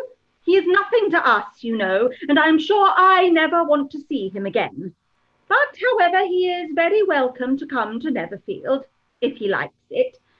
And who knows what may happen? But that is nothing to us. You know, sister, we agreed long ago never to mention a word about it. And so is it quite certain he is coming? You may depend upon it, replied the other. For Mrs. Nichols was in Meryton last night. I saw her passing by and went out myself on purpose to know the truth of it. And she told me that it was certain true. He comes down on Thursday at the latest, very likely on Wednesday. She was going to the butcher's, she told me, on purpose to order in some meat on Wednesday, and she has got 3 couple of ducks just fit to be killed. Miss Bennet had not been able to hear of his coming without changing colour. It was many months since she had mentioned his name to Elizabeth, but now, as soon as they were alone together, she said, and she then spoke a little more clearly after she had first tried. I saw you look at me today, Lacey, by holders of the present report, and I know I appeared distressed, but don't imagine it was for any silly cause. I was only confused for the moment because I felt that I should be looked at. I do assure you that the news does not affect me either with pleasure or pain. I am glad of one thing, that he comes alone, because we shall see the less of him. Not that I am afraid of myself, but I dread other people's remarks. Elizabeth did not know what to make of it. Had she not seen him in Derbyshire, she might have supposed him capable of coming there with no other view than that what was acknowledged. But she still thought him partial to Jane, and she wavered as to the greater probability of his coming there with his friend's permission, or being bold enough to come without it. Yet it is hard, she sometimes thought. This poor man cannot come to a house which he has legally hired without raising all this speculation. I will leave him to myself. In spite of what her sister declared and really believed to be her feelings in the expectation of his arrival, Elizabeth could easily perceive that her spirits were affected by it. They were more disturbed, more unequal than she had often seen them. The subject which had been so warmly canvassed between their parents about a 12-month ago was now brought forward again. As soon as ever Mr. Bingley comes, my dear, said Mrs. Bennet. You will wait on him, of course. No, no. You forced me into visiting him last year and promised if I went to see him, he should marry one of my daughters. But it ended in nothing, and I will not be sent on a fool's errand again. His wife represented to him how absolutely necessary such an attention would be from all the neighbouring gentlemen on his returning to Netherfield. "'Tis an etiquette I despise," said he. "If he wants our society, let him seek it. He knows where we live. I will not spend my hours in running after my neighbours every time they go away and come back again." Well, all I know is that it will be abominably rude if you do not wait on him. But, however, that shan't prevent my asking him to dine here. I am determined. We must have Mrs. Long and the Goldings soon. That will make 13 with ourselves, so there'll be just room at table for him. Consoled by this resolution, she was the better able to bear her husband's incivility, though it was very mortifying to know that her neighbours might all see Mr. Bingley in consequence of it before they did.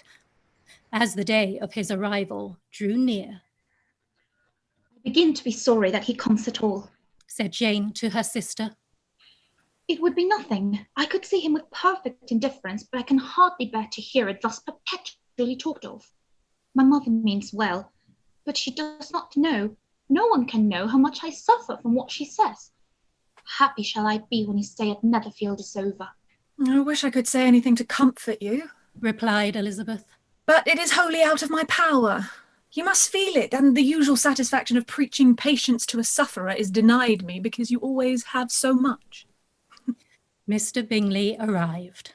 Mrs. Bennet, through the assistance of servants, contrived to have the earliest tidings of it, that the period of anxiety and fretfulness on her side might be as long as it could. She counted the days that must intervene before their invitation could be sent, hopeless of seeing him before. But on the 3rd morning after his arrival in Hertfordshire, she saw him from her dressing-room window enter the paddock and ride towards the house. Her daughters were eagerly called to partake of her joy. Jane resolutely kept her place at the table, but Elizabeth, to satisfy her mother, went to the window. She looked. She saw Mr. Darcy with him, and sat down again by her sister. "There is a gentleman with him, Mamma," said Kitty. "Who can it be?" "Some acquaintance or other, my dear, I suppose. I'm sure I do not know." "La!" replied Kitty. It looks just like that man that used to be with him before. Mr. What's his name? That tall, proud man. Good gracious, Mr. Darcy. And so it does, I vow. Well, any friend of Mr. Bingley's will always be welcome here, to be sure. But else I must say that I hate the very sight of him. Jane looked at Elizabeth with surprise and concern. She knew but little of their meeting in Derbyshire, and therefore felt for the awkwardness which must attend her sister in seeing him almost for the first time after receiving his explanatory letter. Both sisters were uncomfortable enough. Each felt for the other, and of course for themselves, and their mother talked on of her dislike of Mr. Darcy and her resolution to be civil to him only as Mr. Bingley's friend, without being heard by either of them. But Elizabeth had sources of uneasiness which could not be suspected by Jane, to whom she had never yet had courage to show Mrs. Gardiner's letter or to relate her own change of sentiment towards him. To Jane, he could be only a man whose proposals she had refused and whose merit she had undervalued, but to her own more extensive information, he was the person to whom the whole family were indebted for the first of benefits, and whom she regarded herself with an interest, if not quite so tender, at least as reasonable and just as what Jane felt for Bingley. Her astonishment at his coming to Netherfield, to Longbourn, and voluntarily seeking her again, was almost equal to what she had known on first witnessing his altered behaviour in Derbyshire. The colour which had been driven from her face returned for half a minute with an additional glow, and a smile of delight added lustre to her eyes, as she thought for that space of time that his affection and wishes must still be unshaken. But she would not be secure. "Let me see first how he behaves," said she. "It will then be early enough for expectation." She sat intently at work, striving to be composed, and without daring to lift up her eyes, till anxious curiosity carried them to the face of her sister as the servant was approaching the door. Jane looked a little paler than usual, but more sedate than Elizabeth had expected. On the gentleman's appearing, her colour increased, yet she received them with tolerable ease, and with a propriety of behaviour equally free from any symptom of resentment or any unnecessary complaisance. Elizabeth said as little to either as civility would allow, and sat down again to her work with an eagerness which it did not often command. She had ventured only one glance at Darcy. He looked serious as usual, and she thought more as he had been used to look in Hertfordshire than as she had seen him at Pemberley. But perhaps he could not in her mother's presence be what he was before her uncle and aunt. It was a painful but not an improbable conjecture. Bingley she had likewise seen for an instant, and in that short period saw him looking both pleased and embarrassed. He was received by Mrs. Bennet with a degree of civility which made her two daughters ashamed, especially when contrasted with the cold and ceremonious politeness of her curtsy and address to his friend. Elizabeth particularly, who knew that her mother owed to the latter the preservation of her favourite daughter from irredeemable infamy, was hurt and distressed to a most painful degree by a distinction so ill applied. Darcy, after inquiring of her how Mr. and Mrs. Gardiner did, a question which she could not answer without confusion, said scarcely anything.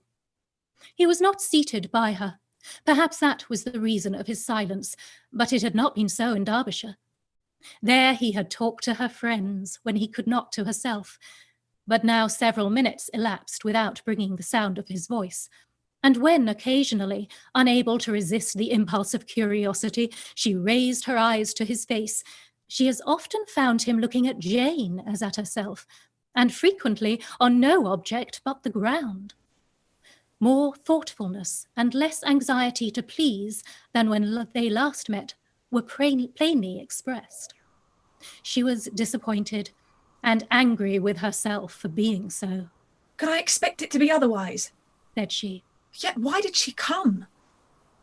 She was in no humour for conversation with anyone but himself, and to him she had hardly courage to speak. She inquired after his sister, but could do no more. It is a long time, Mr. Bingley, since you went away, said Mrs. Bennet. He readily agreed to it. I began to be afraid you would never come back again. People did say you meant to quit the place entirely at Michaelmas, but, however, I hope it is not true. A great many changes have appeared in the neighbourhood since you went away. Miss Lucas is married and settled, and one of my own daughters. I suppose you have heard of it. Indeed, you must have seen it in the papers. It was in the Times and the Courier, I know, though it was not put in as it ought to be. It only said, lately George Wickham, Esquire, to Miss Lydia Bennet, without there being a syllable said of her father or the place where she lived or anything. It was my brother Gardiner's drawing up too, and I wonder how he came to make such an awkward business of it. Did you see it? Bingley replied that he did, and made his congratulations. Elizabeth dared not lift her eyes up. How Mr. Darcy looked, therefore, she could not tell. It is a delightful thing, to be sure, to have a daughter well married, continued her mother. But at the same time, Mr. Bingley, it is very hard to have her taken away from me. They are gone down to Newcastle, a place quite northward, it seems, and there they are to stay. I do not know how long. His regiment is there. For I suppose you have heard of his leaving the Shire, and of his being gone into the regulars. Thank heaven he has some friends, though perhaps not so many as he deserves. Elizabeth, who knew this to be levelled at Mr. Darcy, was in such misery of shame that she could hardly keep her seat. It drew from her, however, the exertion of speaking, which nothing else had so effectually done before, and she asked Bingley whether he meant to make any stay in the country at present. A few weeks, he believed. When you have killed all your own birds, Mr. Bingley, said her mother, I beg you will come here and shoot as many as you please on Mr. Bennet's manor. I'm sure he will be vastly happy to oblige you, and will save all the best of the coveys for you. Elizabeth's misery increased at such unnecessary, such officious attention.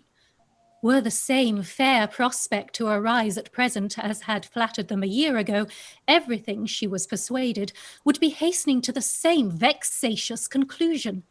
At that instant, she felt that years of happiness could not make Jane or herself amends for moments of such painful confusion. The first wish of my heart, said she to herself, is never more to be in company with either of them. Their society can afford no pleasure that will atone for such wretchedness as this. Let me never see either one of them again.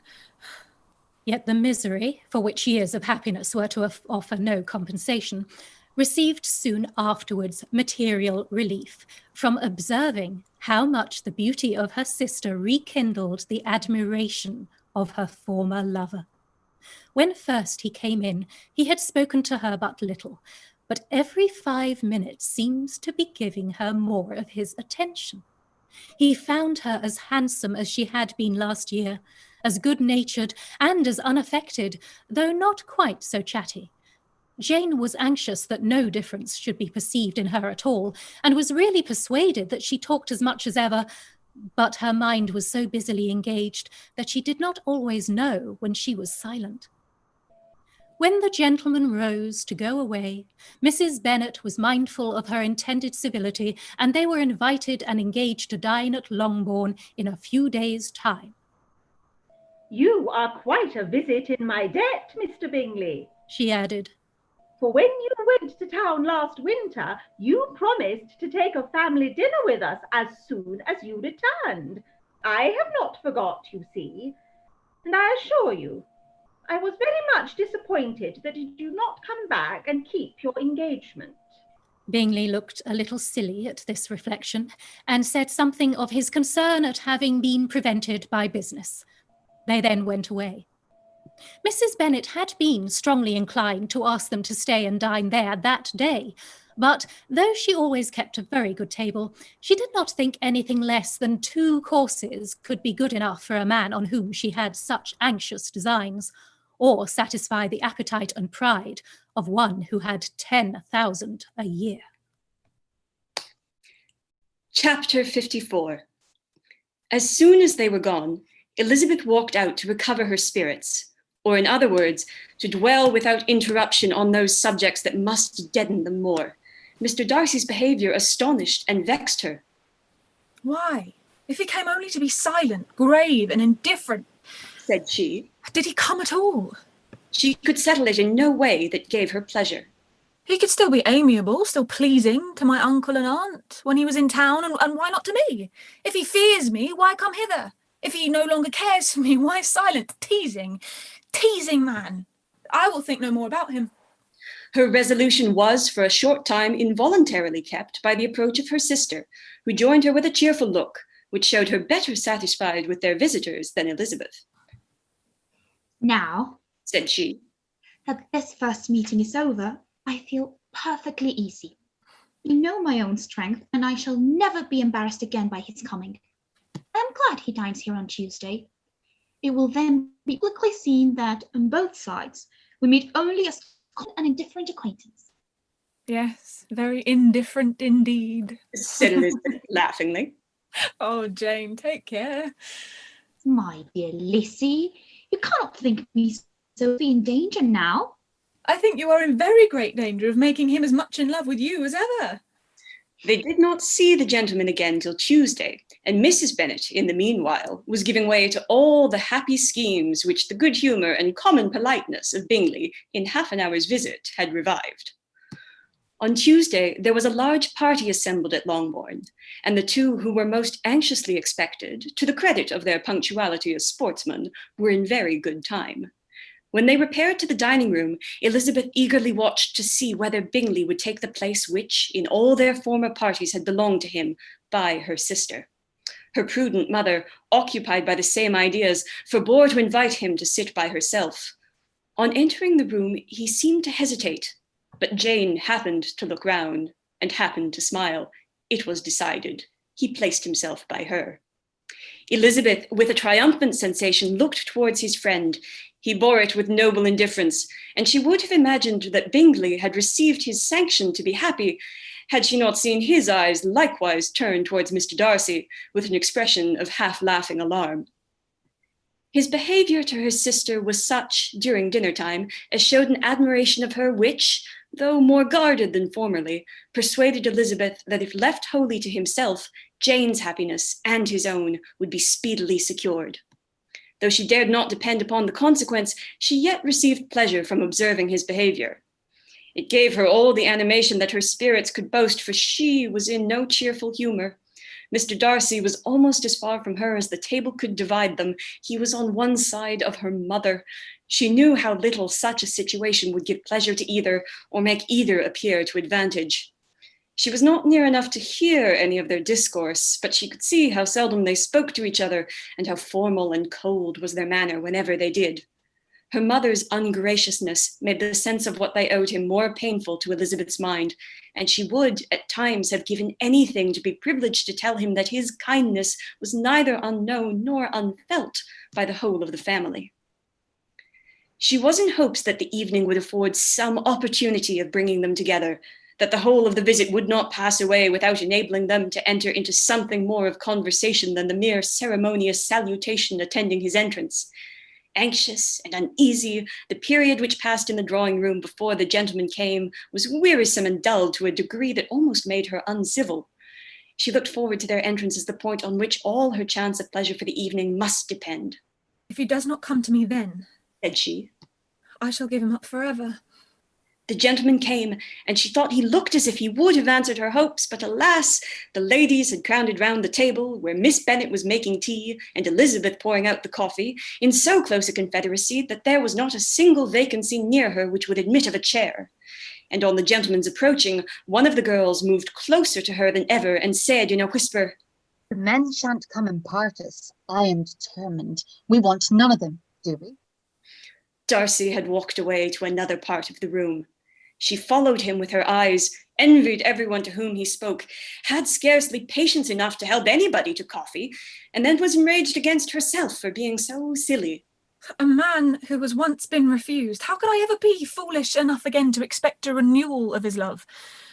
Is there one among the sex who would not protest against such a weakness as a second proposal to the same woman? There is no indignity so abhorrent to their feelings.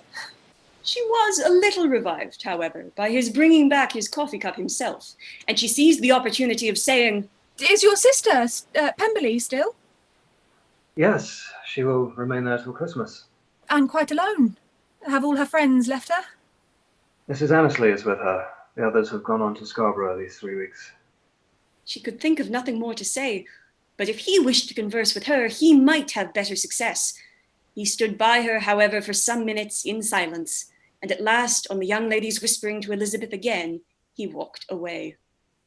When the tea things were removed and the card tables placed, the ladies all rose, and Elizabeth was then hoping to be soon joined by him, when all her views were overthrown by seeing him fall a victim to her mother's rapacity for whist players, and in a few moments after, seated with the rest of the party. She now lost every expectation of pleasure. They were confined for the evening at different tables, and she had nothing to hope, but that his eyes were so often turned towards her side of the room as to make him play as unsuccessfully as herself. Mrs. Bennet had designed to keep the two Netherfield gentlemen to supper, but their carriage was unluckily ordered before any of the others, and she had no opportunity of detaining them. "Well, girls," said she, as soon as they were left to themselves, "what say you to the day? I think everything has passed off uncommonly well, I assure you. The dinner was as well dressed as any I ever saw. The venison was roasted to a turn, and everybody said they never saw so fat a haunch. The soup was 50 times better than what we had at the Lucases last week, and even Mr. Darcy acknowledged that the partridges were remarkably well done. And I suppose he has 2 or 3 French cooks at least. And my dear Jane, I never saw you look in such greater beauty. Mrs. Long said so too, for I asked her whether you did not. And what do you think she said besides? 'Ah, Mrs. Bennet, we shall have her at Netherfield at last.' She did indeed. I do think Mrs. Long is as good a creature as ever lived, and her nieces are very pretty behaved girls, and not at all handsome. I like them prodigiously." Mrs. Bennet, in short, was in very great spirits. She had seen enough of Bingley's behaviour to Jane to be convinced that she would get him at last, and her expectations of advantage to her family, when in a happy humour, were so far beyond reason that she was quite disappointed at not seeing him there again the next day to make his proposals. "It has been a very agreeable day," said Miss Bennet to Elizabeth. "The party seemed so well selected, so suitable one with the other. I hope we may often meet again." Elizabeth smiled. "Oh, Lizzie, you must not do so. You must not suspect me. It mortifies me. I assure you that I have now learned to enjoy his conversation as an agreeable and sensible young man without having a wish beyond it. I am perfectly satisfied, from what his manners now are, that he never had any design of engaging my affection. It is only that he is blessed with greater sweetness of address and a stronger desire of generally pleasing than any other man." "You are very cruel," said her sister. "You will not let me smile and are provoking me to it every moment." "How hard it is in some cases to be believed." "And how impossible in others." "Why should you wish to persuade me that I feel more than I acknowledge?" "That is a question which I hardly know how to answer. We all love to instruct, though we can teach only what is not worth knowing. Forgive me. And if you persist in indifference, do not make me your confidant."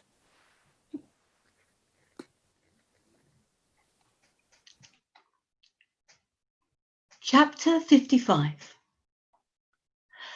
A few days after this visit, Mr. Bingley called again, and alone.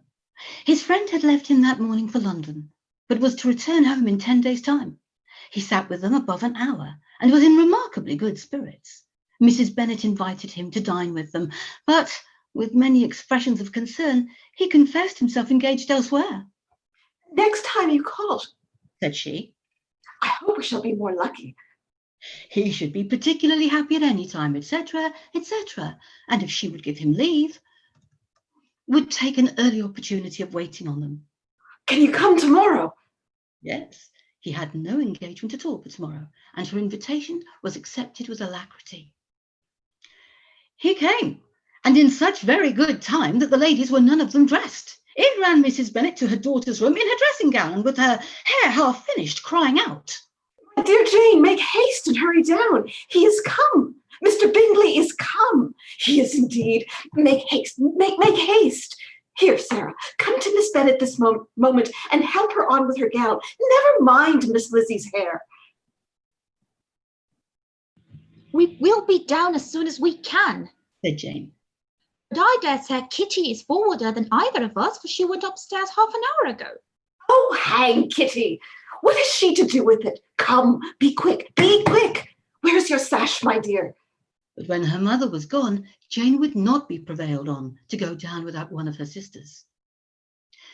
The same anxiety to get them by themselves was visible again in the evening. After tea, Mr. Bennet retired to the library, as was his custom, and Mary went upstairs to her instrument. 2 obstacles of the 5 being thus removed, Mrs. Bennet sat looking and winking at Elizabeth and Catherine for a considerable time without making any impression on them.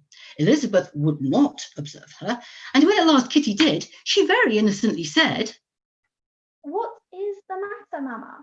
Why do you keep winking at me for? What am I to do?" Nothing, child, nothing.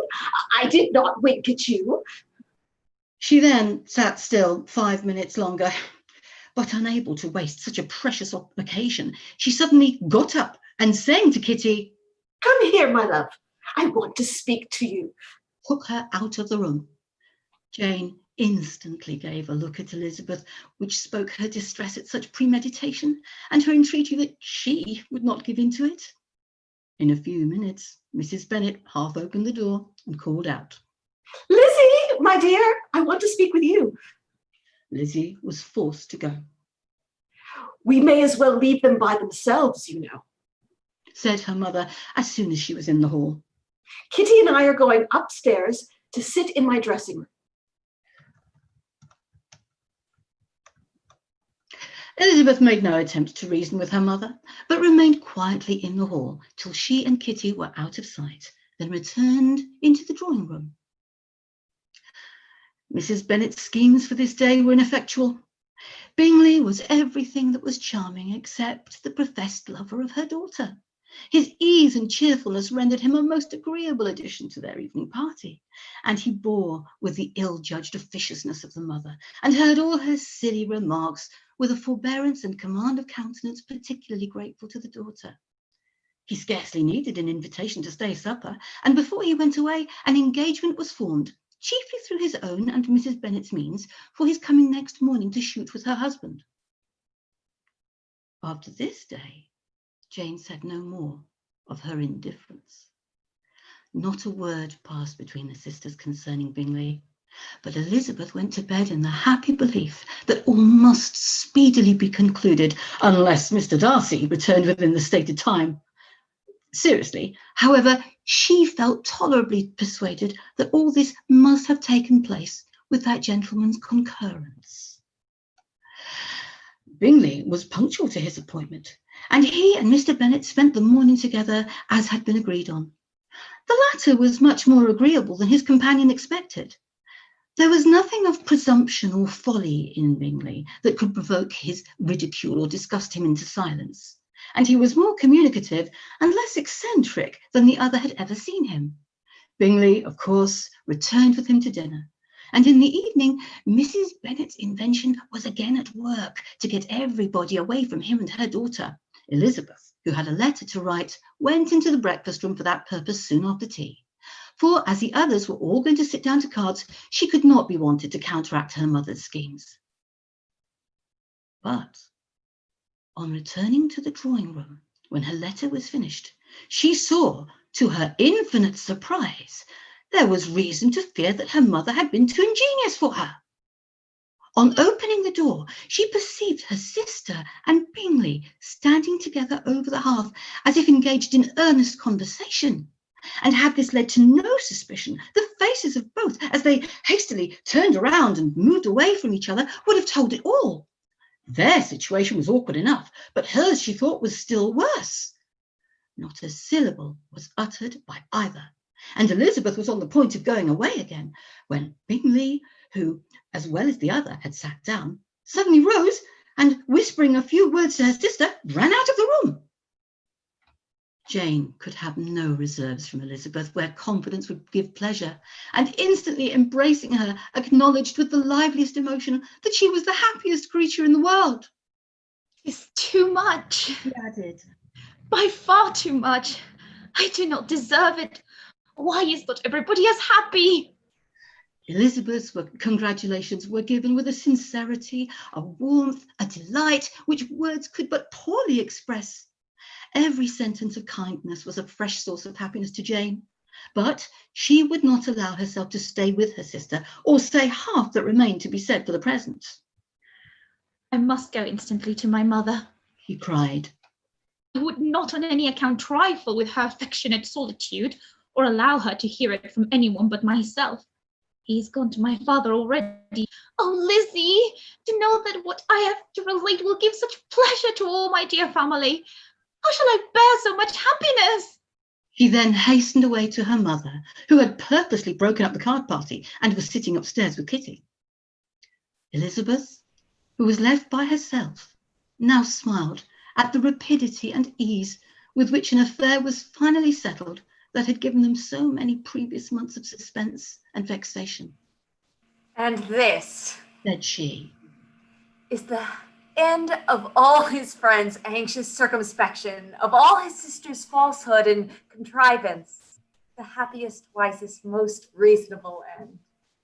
In a few minutes she was joined by Bingley, whose conference with her father had been short and to the point. Where is your sister? Said he hastily as he opened the door. With my mother upstairs. She will be down in a moment, I dare say. He then shut the door and, coming up to her, claimed the good wishes and affection of her sister. Elizabeth honestly and heartily expressed her delight in the prospect of their relationship. They shook hands with great cordiality, and then, till her sister came down, she had to listen to all he had to say of his own happiness and of Jane's perfections. And in spite of his being a lover, Elizabeth really believed all his expectations of felicity to be rationally founded, because they had for basis the excellent understanding and super-excellent disposition of Jane, and a general similarity of feeling and taste between her and himself. It was an evening of no common delight for them all. All the satisfaction of Miss Bennet's mind gave a glow of such sweet animation to her face as made her look handsomer than ever. Kitty simpered and smiled and hoped her turn was coming soon. Mrs. Bennet could not give her consent or speak her approbation in terms warm enough to satisfy her feelings, though she talked to Bingley of nothing else for half an hour, and when Mr. Bennet joined them at supper, his voice and manner plainly showed how really happy he was. Not a word, however, passed his lips in allusion to it till their visitor took his leave for the night. But as soon as he was gone, he turned to his daughter and said, Jane, I congratulate you. You will be a very happy woman. Jane went to him instantly, kissed him, and thanked him for his goodness. You're a good girl, he replied. And I have great pleasure in thinking you will be so happily settled. I have not a doubt of your doing very well together. Your tempers are by no means unlike. You are each of you so complying that nothing will ever be resolved on, so easy that every servant will cheat you, and so generous that you will always exceed your income. I hope not so. Imprudence or thoughtlessness in money matters is unpardonable in me. Exceed their income, my dear Mr. Bennet. Cried his wife. What are you talking of? Why, he has 4,000 or 5,000 a year, and very likely more. Then, addressing her daughter, oh, my dear, dear Jane, I am so happy. I am sure I shan't get a wink of sleep all night. I knew how it would be. I always said it must be so at last. I was sure you could not be so beautiful for nothing. I remember as soon as I saw him, when he first came to Herefordshire last year, I thought how likely it was that you should come together. Oh, he is the handsomest young man that was ever seen. Wickham, Lydia were all forgotten. Jane was beyond competition her favourite child. At that moment, she cared for no other. Her younger sisters soon began to make interest with her for objects of happiness which she might in future be able to dispense. Mary petitioned for the use of the library at Netherfield, and Kitty begged very hard for a few balls there every winter. Bingley from this time was of course a daily visitor at Longbourn, coming frequently before breakfast and always remaining till after supper, unless when some barbarous neighbour, who could not be enough detested, had given him an invitation to dinner which he thought himself obliged to accept. Elizabeth had now but little time for conversation with her sister, for while he was present, Jane had no attention to bestow on anyone else. But she found herself considerably useful to both of them in those hours of separation that must sometimes occur. In the absence of Jane, he always attached himself to Elizabeth for the pleasure of talking of her, and when Bingley was gone, Jane constantly sought the same means of relief. He has made me so happy, said she one evening, by telling me that he was totally ignorant of my being in town last spring. I had not believed it possible. I suspected as much, replied Elizabeth. But how did he account for it? It must have been his sister's doing. There was certainly no friend to his acquaintance with me, which I cannot wonder at, since he might have chosen some more advantageous respects. But when they see, as I trust they will, that their brother is happy with me, they will learn to be contented, and we shall be on good terms again, though we can never be what we once were to each other. That is the most unforgiving speech, said Elizabeth, that I have ever heard you utter. Good girl! It would vex me indeed to see you again the dupe of Miss Bingley's pretended regard. Would you believe it, Lizzie, that when he went to town last November, he really loved me, and nothing but a persuasion of my being indifferent would have prevented him from his coming down again? He made a little mistake, to be sure, but it is to the credit of his modesty.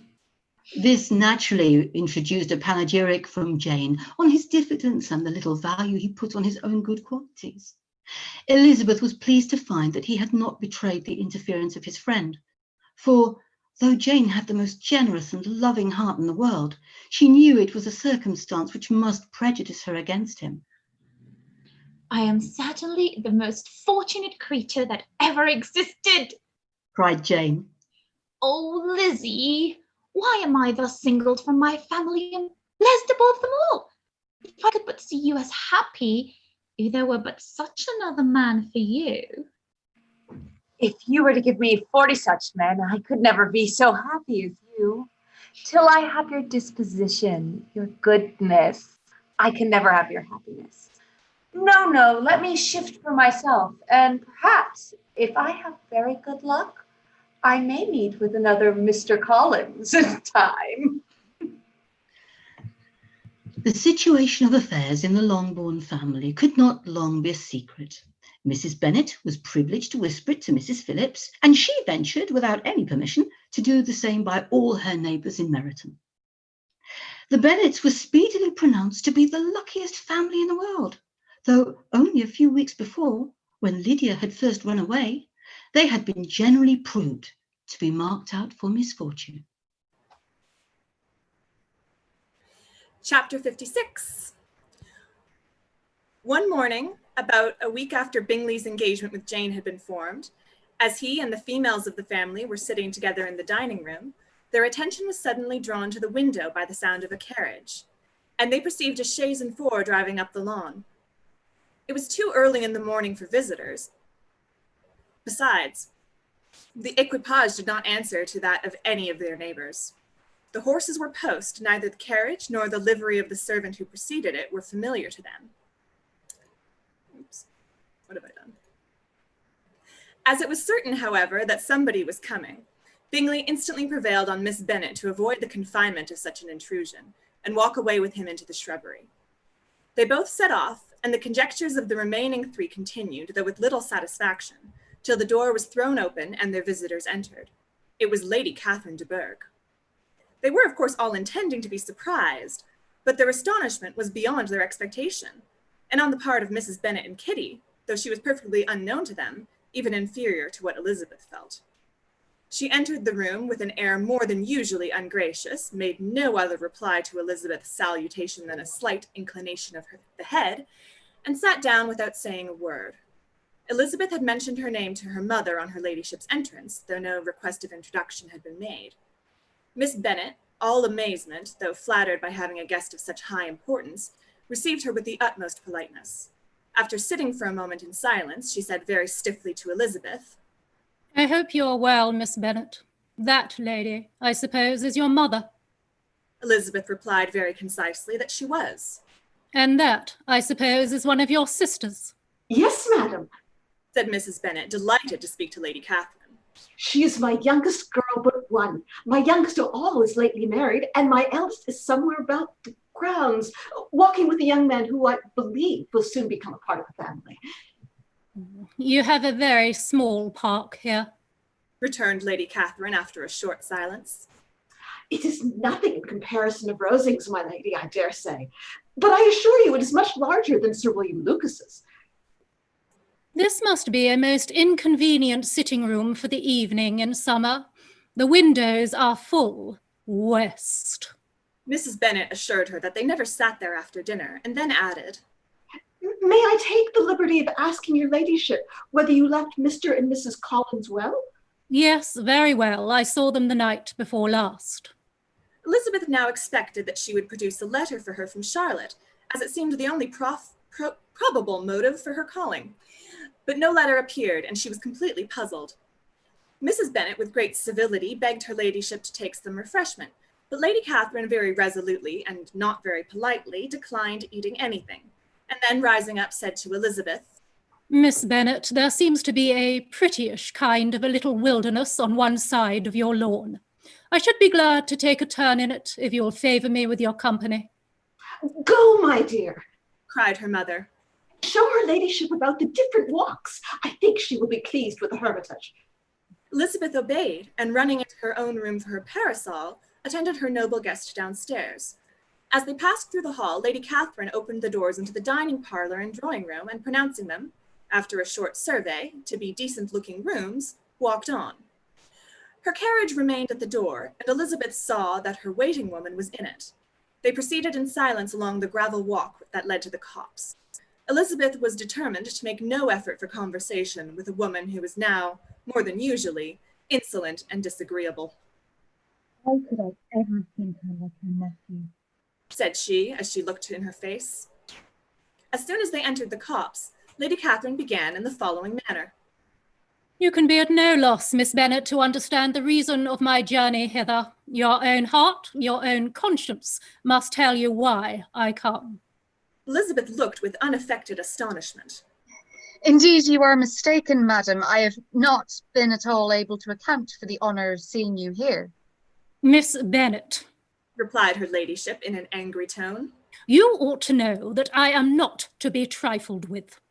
But however insincere you may choose to be, you will not find me so. My character has ever been celebrated for its sincerity and frankness, and in a cause of such moment as this, I shall certainly not depart from it. A report of a most alarming nature reached me 2 days ago. I was told that not only your sister was on the point of being most advantageously married, but that you, that Miss Elizabeth Bennet, would in all likelihood be soon afterwards united to my nephew, my own nephew, Mr. Darcy. Though I know it must be a scandalous falsehood, though I would not injure him so much as to suppose the truth of it possible, I instantly resolved on setting off for this place, that I might make my sentiments known to you. If you believed it impossible to be true, said Elizabeth, colouring with astonishment and disdain, I wonder you took the trouble of coming so far. What could your ladyship propose by it? at once to insist upon having such a report universally contradicted. You're coming to Longbourn to see me and my family, said Elizabeth coolly. Will be rather a confirmation of it, if indeed such a report is in existence. If? Do you then pretend to be ignorant of it? Has it not been industriously circulated by yourselves? Do you not know that such a report is spread abroad? I never heard that it was. And can you likewise declare that there is no foundation for it? I do not pretend to possess equal frankness with your ladyship. You may ask questions which I shall not choose to answer. This is not to be borne. Miss Bennet, I insist on being satisfied. Has my nephew made you an offer of marriage? Your ladyship has declared it to be impossible. It ought to be so. It must be so, while he retains the use of his reason. But your arts and allurements may, in a moment of infatuation, have made him forget what he owes to himself and to all his family. You may have drawn him in. If I have, I shall be the last person to confess it. Miss Bennet, do you know who I am? I have not been accustomed to such language as this. I am almost the nearest relation he has in the world, and I am entitled to know all his dearest concerns. But you are not entitled to know mine, nor will such behaviour as this ever induce me to be explicit. Let me be rightly understood. This match, to which you have the presumption to aspire, can never take place. No, never. Mr. Darcy is engaged to my daughter. Now, what have you to say? Only this, that if he is so, you can have no reason to suppose he will make an offer to me. Lady Catherine hesitated for a moment and then replied. The engagement between them is of a peculiar kind. From their infancy, they have been intended for each other. It was the favourite wish of his mother as well as of hers. While in their cradles, we planned the union. And now, at the moment when the wishes of both sisters could be accomplished in their marriage, to be prevented by a young woman of inferior birth, of no importance in the world, and wholly unallied to the family, do you pay no regard to the wishes of his friends, to his tacit engagement with Mr. Burke? Are you lost to every feeling of propriety and delicacy? Have you not heard me say that from his earliest hours he was destined for his cousin? Yes, and I had heard it before, but what is that to me? If there is no objection to my marrying your nephew, I shall certainly not be kept from it by knowing that his mother and aunt wished him to marry Mr. Berg. You both did as much as you could in planning the marriage. Its completion depended on others. If Mr. Darcy is neither by honour nor inclination confined to his cousin, why is not he to make another choice? And if I am that choice, why may not I accept him? Because honour, decorum, prudence, nay, interest forbid it. Yes, Miss Bennet, interest. For do not expect to be noticed by his family or friends if you wilfully act against the inclinations of all. You will be censured, slighted, and despised by everyone connected with him. Your alliance will be a disgrace. Your name will never even be mentioned by any of us.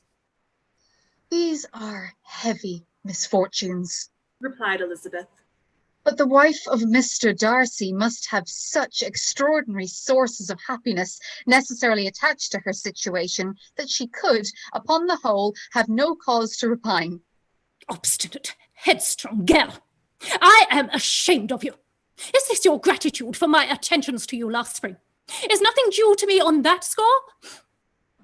Let us sit down. You are to understand, Miss Bennet, that I came here with the determined resolution of carrying my purpose, nor will I be dissuaded from it. I have not been used to submit to any person's whims. I have not been in the habit of brooking disappointment. That will make your ladyship's situation at present more pitiable, but it will have no effect on me. I will not be interrupted. Hear me in silence. My daughter and my nephew are formed for each other. They are descended on the maternal side from the same noble line, and on the father's from respectable, honourable, and ancient, though untitled, families. Their fortune on both sides is splendid. They are destined for each other by the voice of every member of their respective houses. And what is to divide them? The upstart pretensions of a young woman without family, connections, or fortune. Is this to be endured? But it must not, shall not be. If you are sensible of your own good fortune, you would not wish to quit the sphere in which you have been brought up. In marrying your nephew, I should not consider myself as quitting that sphere. He is a gentleman. I am a gentleman's daughter. So far we are equal. Oh, true. You are a gentleman's daughter. But who was your mother? Who are your uncles and aunts? Do not imagine me ignorant of their condition.